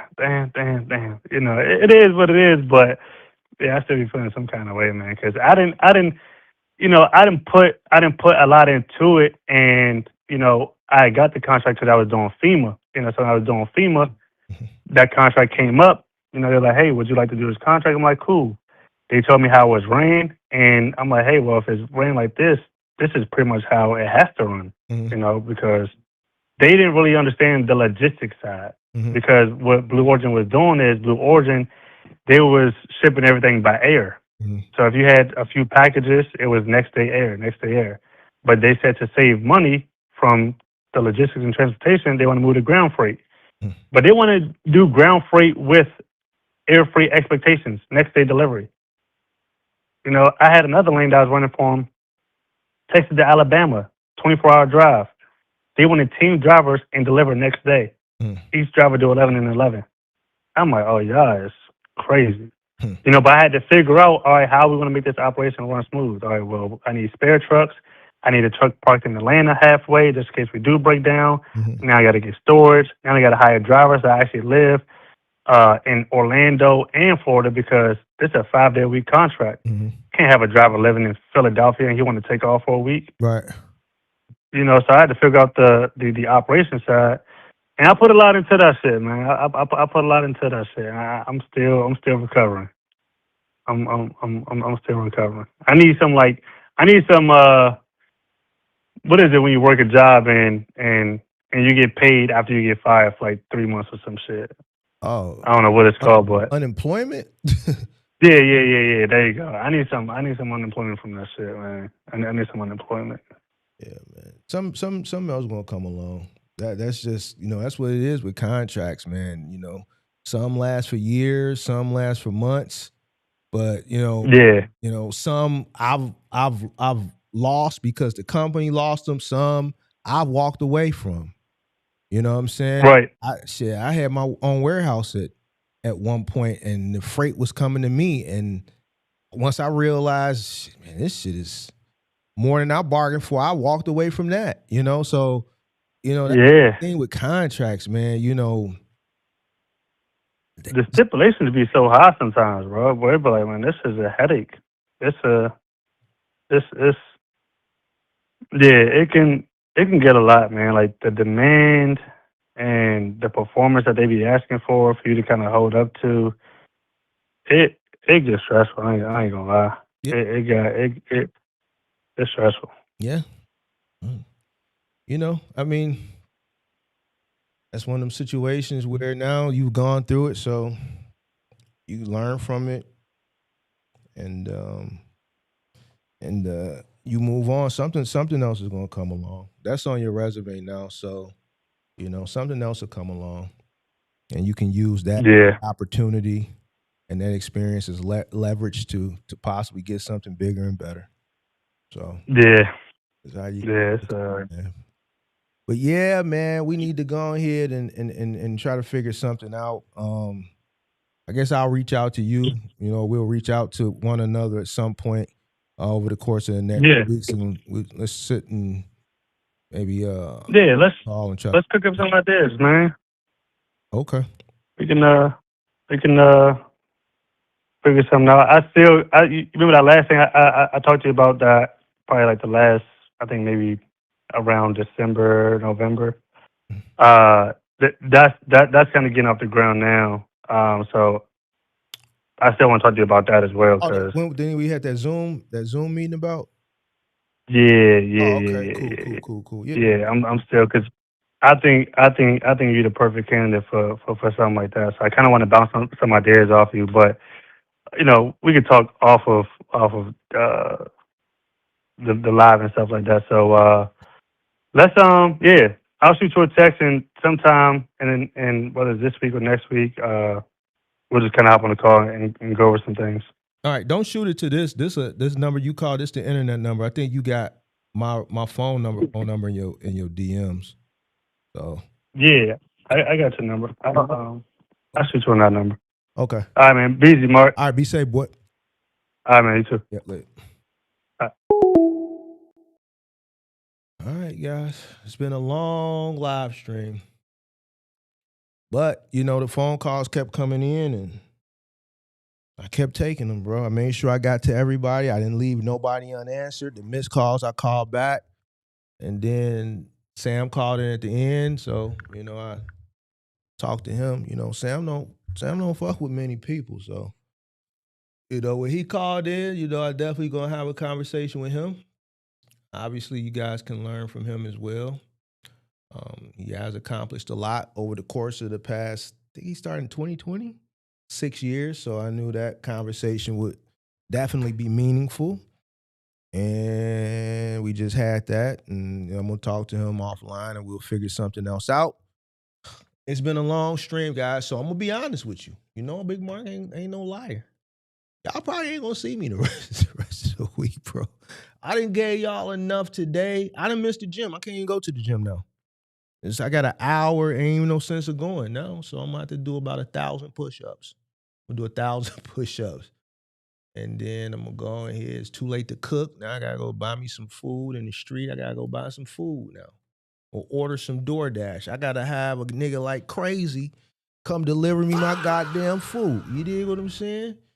So I'm finna order me some DoorDash, return these phone calls that was coming in, but nah, nigga, y'all ain't gonna see me no more this week. Now, I'm not gonna try to let it go 2 weeks or however many weeks since the last live stream, because I see if I let it go too long, then everybody calling in, then I never just finish up the hour mark. No, bro, I gotta go. Listen, I got up one time in this stream to go piss. One time. So I've held my pee. The time when I went to go piss, I had been holding it for an hour. You know, I pissed one time. I ain't ate nothing. I've been on the stream 8 hours and 32 minutes. You just seen me drink water. I done drank a half a gallon of water. I ain't ate shit. I'm hungry. All right, 8 hours. That's 3 days worth of stream. Come back, watch the replay, and let that suffice for the rest of the week. I'm not coming back. I'm telling you now. Shit. I'm sure he could do moving. Get a piss gel like the drivers do. No, I got 2 bathrooms in here.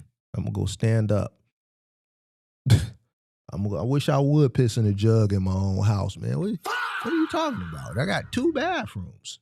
What the hell? I look like pissing in the jug in my house, and I got 2 goddamn bathrooms.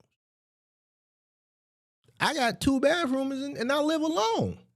Nigga, I'm finna get up and go piss and stand up over the toilet and flush it. The hell? I don't get notifications for your lives no more because, man, they playing with me, boy. They don't want me to be great on YouTube, man. Cause I be telling y'all what it is.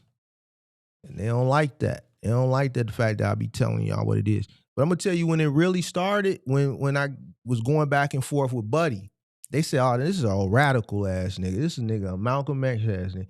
He don't care what he say come out his mouth. He done called the white man all types of names and called it out. And this nigga, when I did that shit, that's when they went on here and they went on here and threw me in the dungeon. Hey, when I was getting that sage, man, after that, man, they threw my black ass in the dungeon. Like this nigga, man, he gonna really say what he thinking in his head. So it's just what it is, man. I don't know, man. You just gonna have to like turn your notifications on and keep your fingers crossed. I don't know, or just check every day sometime between 12 and 2. And I might just happen to be live, man. I don't know, bro. But for right now, I gotta go. It's been great. Sage probably reported you, bro. He probably did with his punk ass. He probably did with his suck ass. He probably did. He probably reported me. That's what they do. That's what they do. They go tell. They throw stones, hide their hand, and then go tell on you. That's what they do. He ain't really no stand-up guy like that. This guy is a wimp, bro. Got picked on in school, bro. What do you expect from a guy that got picked on? Yeah, he probably did go flag me or whatever. Went and flagged me. Oh, this guy is calling me a racist. He's calling me a racist. What YouTube should have said, well, shit, are you? We'll look at his content, but, you know, he's pointing out some valid things. And if he probably did. I don't know. He probably did. I know he was here early. I just ignored him. They was here early. They did they mass dislike. So I knew when they was here, I just be ignoring them, bro, because I know they ain't gonna stop. Sage is the type of motherfucker. He be on what's that other thing? Where all the white people be at talking about politics and shit? What's that platform called? Twitter. He be over there every day trying to drum up arguments. And even the goofy people over there, the white people don't even fuck with him. They tell him all the time, like, bro, like we ain't not finna engage with you. You ain't got no engagement, boy. He be over there trying to pick little battles and shit. They don't even be paying him no mind. He's the type of person, he don't got no friends. He don't got shit going. And everything that happened to him coming up as a kid and in school, he tried to come to the internet and do the people and think he's safe because nigga, he at home. Then he came over here and I hurt his feelings. And he got the fuck on. I hurt his feelings. I hurt that nigga heart. That nigga called, he was crying.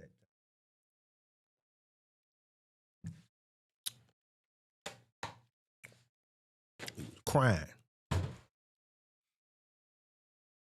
Let me tell you what he did too. I'm gonna tell you, I've been holding this just in case he ever did something. I seen motherfucker last month, somebody sent me, where that shit at? And I'm out of here. Somebody sent me. Hold on. Let me tell you what this punk motherfucker did. This how bad the motherfucker want to be me. Give me a second. Where's? Oh God, where's my? Give me a second. I gotta go, y'all. For real, I really gotta get out. Let me show you. Let me show you what I seen. Motherfucker sent me this shit. I think he had this on Twitter. Do you know this motherfucker? Let me tell you. Let me show you something. Let me show you what this motherfucker did. Where my button at? This motherfucker. I guess he cropped my set. This a real set. This ain't no motherfucking, listen, this ain't no goddamn green screen. See, this is real set, nigga. This is a real built set, nigga. I can do shit with the lights and all type. Y'all seen me change the light colors and shit. Hold on, let me motherfucker change the lights and shit around this motherfucker. He can't do no flash shit like this. He ain't got the money. That nigga broke. Hold on, I'm gonna talk my shit before I go now. Cause I know y'all like when I talk shit, so I'm gonna talk some little shit, then I'm gonna get out of here. What would be a live stream if I didn't talk a little shit? You dig what I'm saying? Where is the got it? God damn. All right, yo, I gotta get out of here. My mouse done froze. I think I gotta put some batteries in my mouse. Oh no, there you go.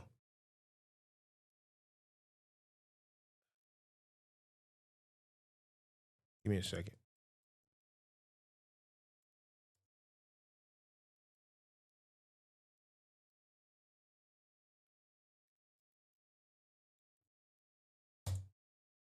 Come on, bro. Please. What does it say? Oh. All right. This punk motherfucker. See, I can change the colors and shit on my shit. This is a real set. This ain't no green screen. So this punk motherfucker, right? Let me tell you what this motherfucker do. The punk motherfucker, I guess he screenshots my set and then does a video live, takes like AI. This is a real fucking set, bro. I spent $1,000 on this motherfucker, bro. This right here, I spent a G on this alone. Like I could make it do all types of shit. Make it just do things. You see what I'm saying? This is real. This is not AI or whatever fucking green. It's a real sound shit 3 feet high and 3 feet wide. Motherfucker is huge. This nigga screenshots my set and then does the video in it. And then AI's his name there. I'm just like, I seen this shit a month ago. I just didn't make a big deal out of it because, you know, what it is that's just more indicator that motherfucker want to be me. He want to be like the big,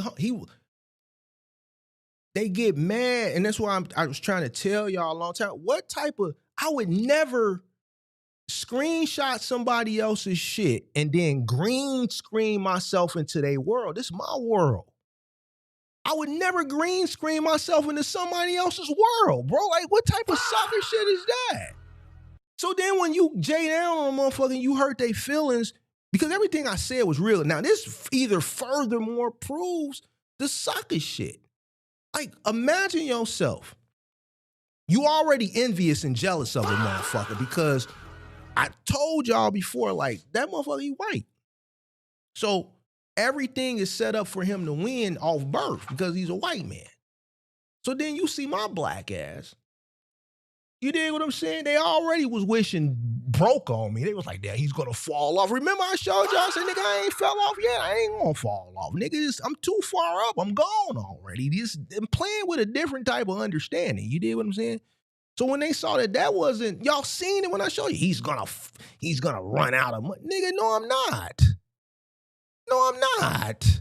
So when they like, damn, this nigga, man, how this nigga, we're white guys in trucking. Like, how is he living better than us? Man, we want to be him so bad. It's the envy and the jealousy. So you that envious and jealous of a nigga that you screenshot a motherfucker set and then green screen yourself into his set. Nah, nigga, you gotta go spend them thousands. You gotta go spend them thousands.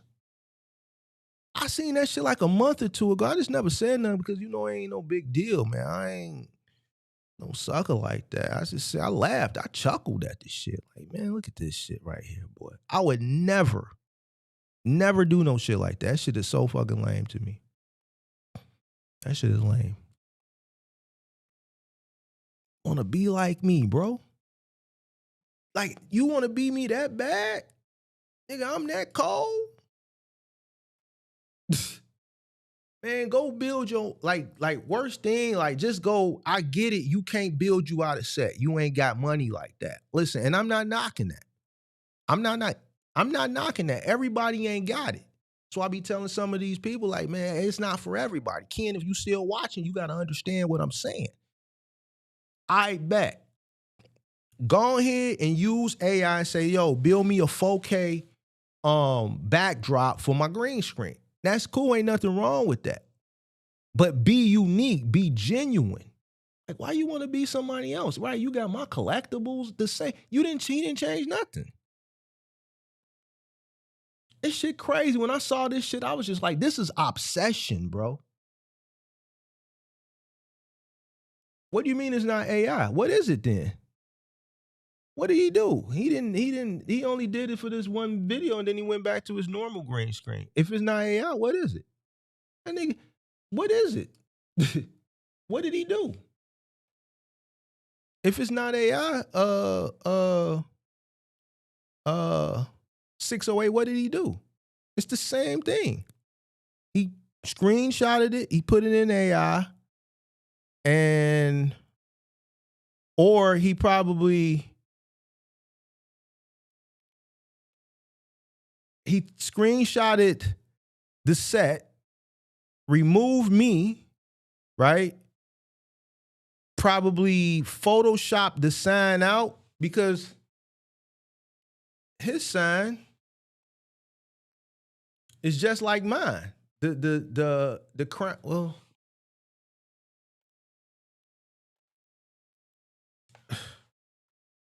the crown.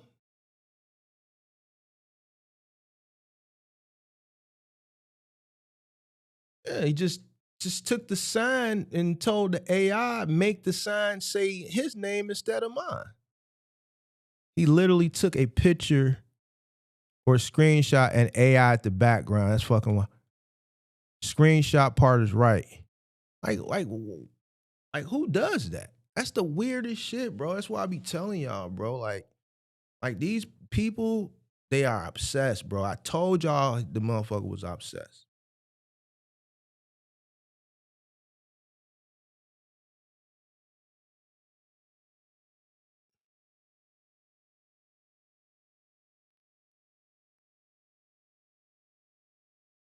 So, yeah, I seen that like about a month or two ago, and I was holding it, right? Because I figured he would like try to one day call and try to, and then I was gonna bust it out on him. But, you know, I still may, you know, because he probably not gonna watch this live stream, especially all the way to this part of it, because it's so long. But yeah, man, I thought that shit was weird, man. Motherfucker showed me that shit. He took it down. Without, you know, motherfuckers saying nothing. Like when I see him, I'm just like, well, what am I gonna do? Like what? Everybody knows who said it is. AI could have done a much less lazy job. You can check. Yeah, so everybody know who said it is. You know? So the only thing that's gonna happen is he's gonna get criticized for screenshotting a guy's set and then using it as your backdrop. Like, that shit's so goofy to me, bro. That's why I'm like, but it just be easy to beat these guys. These guys come over here and y'all, they never gonna beat me, bro. Never. They don't have it in them. They don't have what I got in me, in them, pause, and they don't have no money. These niggas is fucked up out here, bro. And they hate it. They hate that it's my black ass that's doing them like that. They hate that shit. I love it. I love this shit to death. The shit that I'll be flexing on them, I'll never flex on the brothers. When I get into it with the brothers, I don't really be flexing on the brothers like that. But on this motherfucking ass, I'm gonna flex. Like, if the nigga try to come back over here again, I'm gonna pull some shit out. The shit that y'all wouldn't want to see, I'm gonna pull it out on his wife. I'm gonna make his ass feel bad. Like, we're gonna start pulling out the watches. We're gonna start doing some shit with him. We're gonna have some fun with him. We're gonna make him feel really bad. On the real. I ain't gonna do the brothers like that. When the brothers like George, I don't do the brothers like that. I just talk to the brother. But his ass, oh man, I'm gonna pull some shit out on his ass, boy. I dare you. I dare you, boy. You gonna be like, damn.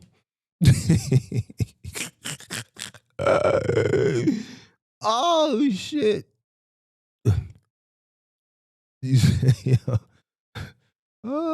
Man, angry at me, bro. I'm like, man, just a regular day, and then motherfuckers see that shit. Like, imagine having a regular day. It's like 11:30, 12 in the afternoon, and then you see that shit. You like, wait a minute, hold on, that looks familiar.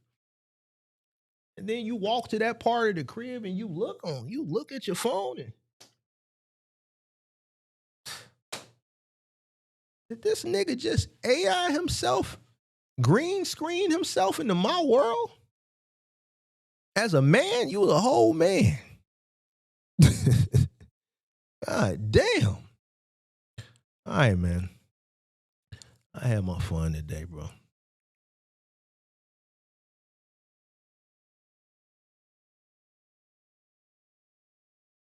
So what did he do if he didn't AI? What did he do? I wonder why nobody told nobody.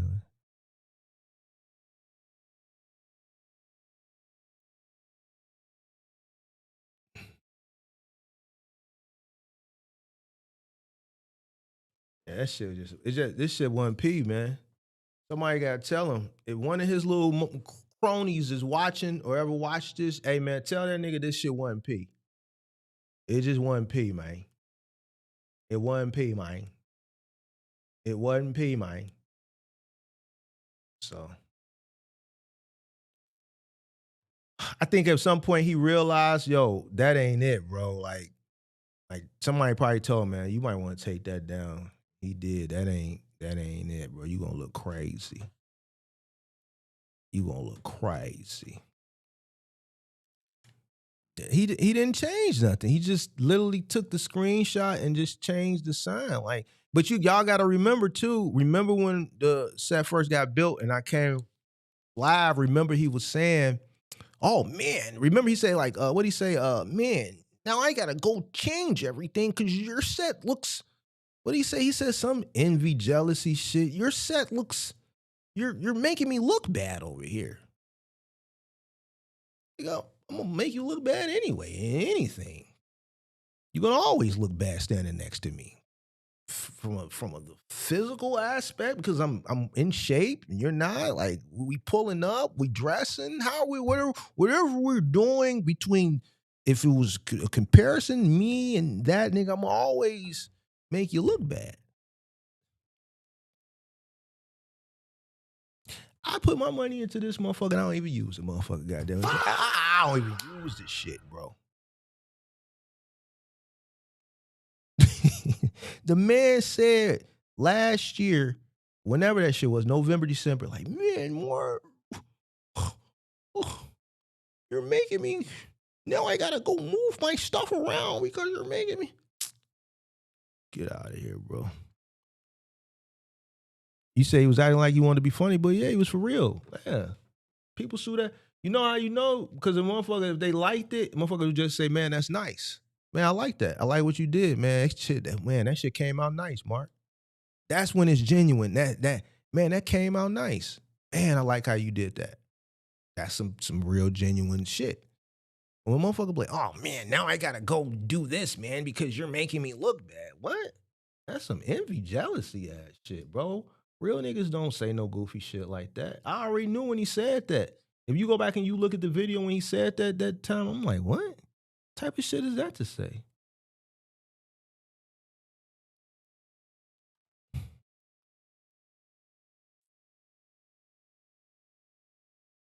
Yeah, so. All right, y'all. I gotta go for real. All right, man. It's been nice. Catch y'all next time. Be safe out here in these streets. Peace.